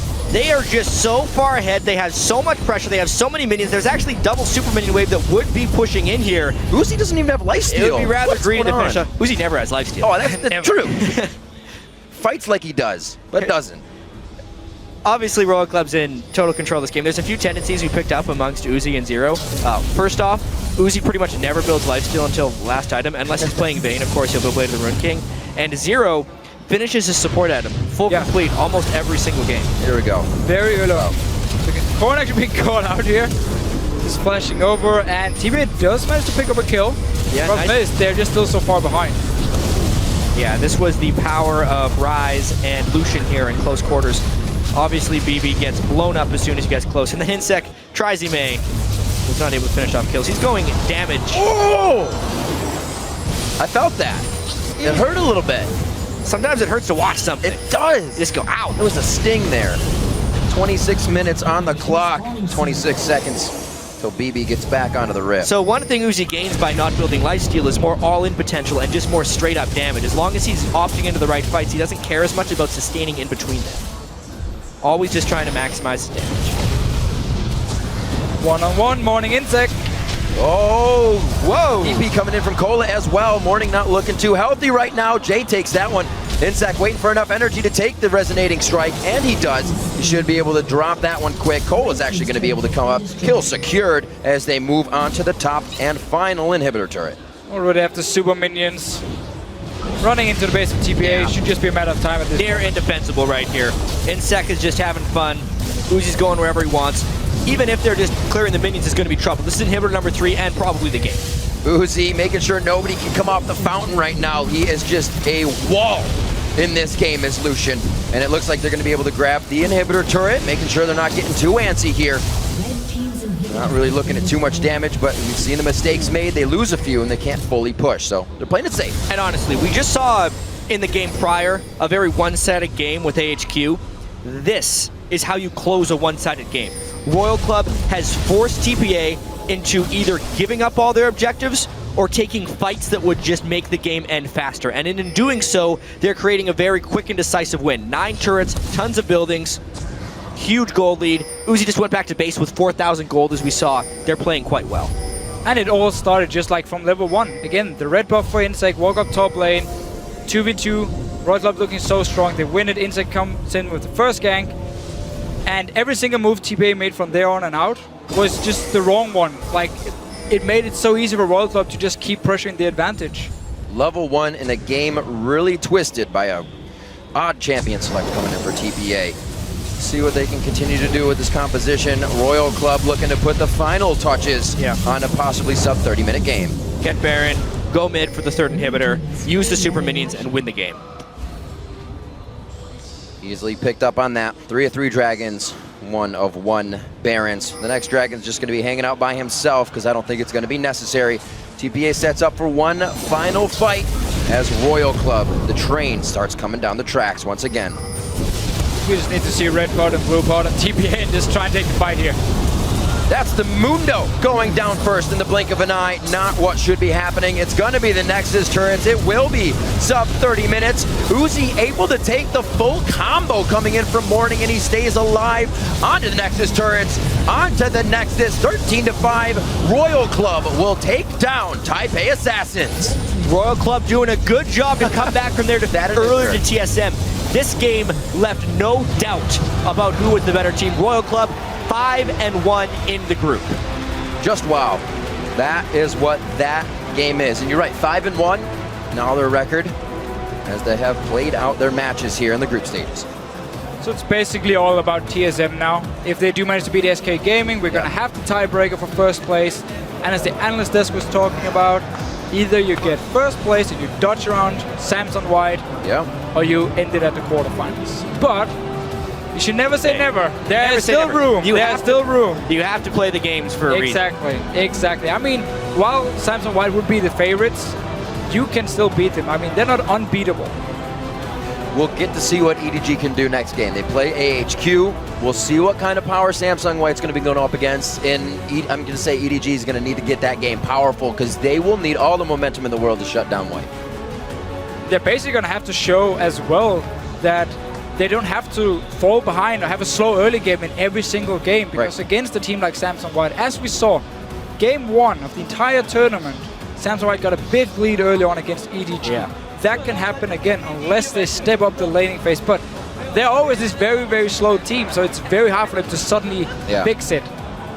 You're absolutely right there. I mean, this one, while there were definite misplays and errors by TPA, as far as the play from Royal Club, it was near flawless, right? Like, there was the overdive, you could say, by Uzi, but he still picked up a double kill and used that advantage to just press BB harder and harder and harder. And the way they fast push turrets, it's definitely something they do better than any team we've seen here, is going to be something that other teams have to prepare for. Yeah, it's cool to see how they use Insect as a guy who just, instead of ganking, he just runs straight into the lane, push it up because you already have the pressure, take down the tower, go to the next tower, do the same. If he lands the Q onto a member under the tower, he's going to go instantly and kick you back. And TPA tried to get out of that duo lane. They tried to go top, they tried to swap, and it was Uzi that found them standing at their turret. He literally walked up to that top turret and said, ping ping, guess what? We got our duo lane. So they tried level 1, and then once they had to 2v2 and were losing the lane, they did absolutely nothing to try and actually get out of it. There was no ganks from wins, they were too far behind, didn't try and swap down to bottom lane either. Well, another win going over to Royal Club. Right now we're going to throw it over to Quickshot and the guys at the desk to share their thoughts on the match. Thank you very much, guys. Very clinical finish, I think. Starhorn Royal Club, I think, bouncing back from their Game 1 defeat relatively well. Insec once again showing up. Strong presence, especially in that duo lane. And talking about the duo lane, you know, BB just really struggling with some very bad decisions early on. I think the biggest thing that snowballed that lane has to be obviously the level 2 Lee Sin gank from Insec. Now, what happened was a lane swap scenario that with the bot lanes ended up top, but the junglers ended up splitting sides of the map. And TPA failed to realize that Insec would be all over that top side and didn't give any respect for the possibility of a level 2 gank. Lee Sin comes out, gets them both extremely low, and that from then on, there's no coming back from that. And just not respecting that happening cost them the game. Yeah, just how they exploited it was actually showing how a Lucian matchup is actually normally going to beat Tristana, just dashing in and going for these short and aggressive trades. But it was facilitated by the fact that it was a level 2 gank. I had so many people reach out to me saying like, hey, look at, you know, Lucian's finally winning a matchup. But no, it was Lucian and Insec actually winning that matchup. Yeah, he blew the flashes too. Yep. Yeah, it was pretty incredible. And I'm kind of just repeating what the caster is saying, but I still can't believe that given the option, Win says, no, guys, I'm going to play Kha'Zix after all, even though he's repeatedly not had good performances on this champion. And it just seems like TPA aren't keying into how this tournament is playing out for them. Yeah, I agree. So Starhorn Royal Club, they at least hold on to that first place seed for now, assuming TSM beat SK in this next game, which sets us up for a rematch at the end of the day. If TSM drops the ball and loses to SK, it's a 1-2. Taipei Assassins, their run has ended, and it's a disappointing group stage for the team, where we'd expected some, more results from them. I just want to quickly go back to the game because I know, Kreppa, you felt quite strongly about Zero from Starhorn Royal Club and his Frostfang at 10 minutes in particular. Okay, first let's point out, actually Zero played really well. He had some amazing bubbles this game. Tidal A's were good. But I'm looking at what Royal needs to improve to get better, to actually have a shot and make going farther than the quarterfinals, and they need to exploit it or take more advantage out of their lead. He goes to base and he comes back with an upgraded Frostfang instead of buying Moby Boots. He could have had the option of going Moby Boots and Sightstone coming out of base against his support that didn't even have Sightstone yet. On top of that, the enemy jungler wasn't running Sightstone either. He could have solely controlled the vision control of that game on his own if he bought Moby Boots Sightstone. Instead, he went for the Frostfang. At the same time, he upgraded Frostfang to Frost Queens, skipping the Mikhails, but then built the Mikhails anyways. And if you value Mikhails, why don't you just build it sooner? I just don't understand it. Not only that, but there was pretty much no risk in that situation too, because when he went back, this was when about 10 minutes. Yeah, about 10 minutes. BB at that point had just the components for a Shiv. He had the blade and the Avarice Blade and a Zeal. Meanwhile, Uzi was fed, very, very fed, and so Uzi could have kept the lane pressed up in bottom, giving the freedom for Zero to walk into the jungle. And we're not even talking about the jungler items either. Kha'Zix is not going to be a Sightstone jungler. Lee Sin will be a Sightstone jungler. You can choke out with Moby Boots at that point in time, given the conditions of the game, with that vision. I totally agree with you. And then if you look at what Frostfang gives you, 5 more damage on every trade. I mean, come on, guys. I could see the argument for it. They probably just think, well, let's team fight better here. I'll help you out, Uzi. I got a slow for you, buddy. Just stop. No, I mean, and honestly, since the Frostfang changes where it gave 2 less GP10, it's just not worth it on champions who cannot reliably get stacks in. I've been checking the gold earned by this item repeatedly throughout the tournament, and it's never a strong number. It's never even paying for the upgrade cost. Sure, you can say, well, I want the 5 ability power it gives, whatever, but it's literally a waste of gold to do this when it could be buying useful items. Let's step back really quickly. Taipei Assassins, they are now out of the group stages. As we said, Starhorn Royal Club and TSM fighting for seeding. Royal Club looked much better in this matchup. Obviously, it is a disparity and mismatch. TPA not playing as well as TSM did. What does Royal Club take away from a loss in the earlier day, fairly strong win now, at the potential of a tiebreaker later? Mindset, strategy, have they bounced back? Is it just it was a weaker opponent so they looked better? Snowballing your bot lane wins you the game. Yeah. I think the fact that we're seeing, again, a Lee Sin jungle make good moves early on. Crumbs, at the beginning of the day, you talked about the fact that this is our sort of Group Stage 1 MVP jungler. I agree. I still don't like Kha'Zix very much. And personally, when I watch these games, he doesn't seem to do very much, whereas Lee Sin and all the other early game junglers seem to set the games up to let the game just be won. I think another important thing that Royal can take away from these games is the mid lane pick, because against TSM they picked Fizz and that did not go well. This time around we saw them take the Orianna against Fizz, so they took the mirror match, and if they go for a more control-oriented mid lane against TSM, if the rematch is to happen, I think they'll look better. Let's go final thoughts from Monty. Yeah, I'm still concerned about Starhorn because we saw another Nidalee ban coming into that game, and TPA is not a Nidalee team. So I have some questions about whether or not this team does its homework. And if we roll back to the TSM game as well, the Nidalee ban and then the Elise ban, not probably necessary, but I don't think we're going to see Dyrus on Rumble for the rest of this tournament. I think that is an incredibly bad move. But if Starhorn can give their draft a little more love, I think they should be in good shape. We'll find out. SK take on TSM later in the day, and we'll see if that Rumble makes it through. Right, AHQ and Edward Gaming are booting up for our 4th game of the day, and we'll be bringing you that action after this quick break. Do not go anywhere.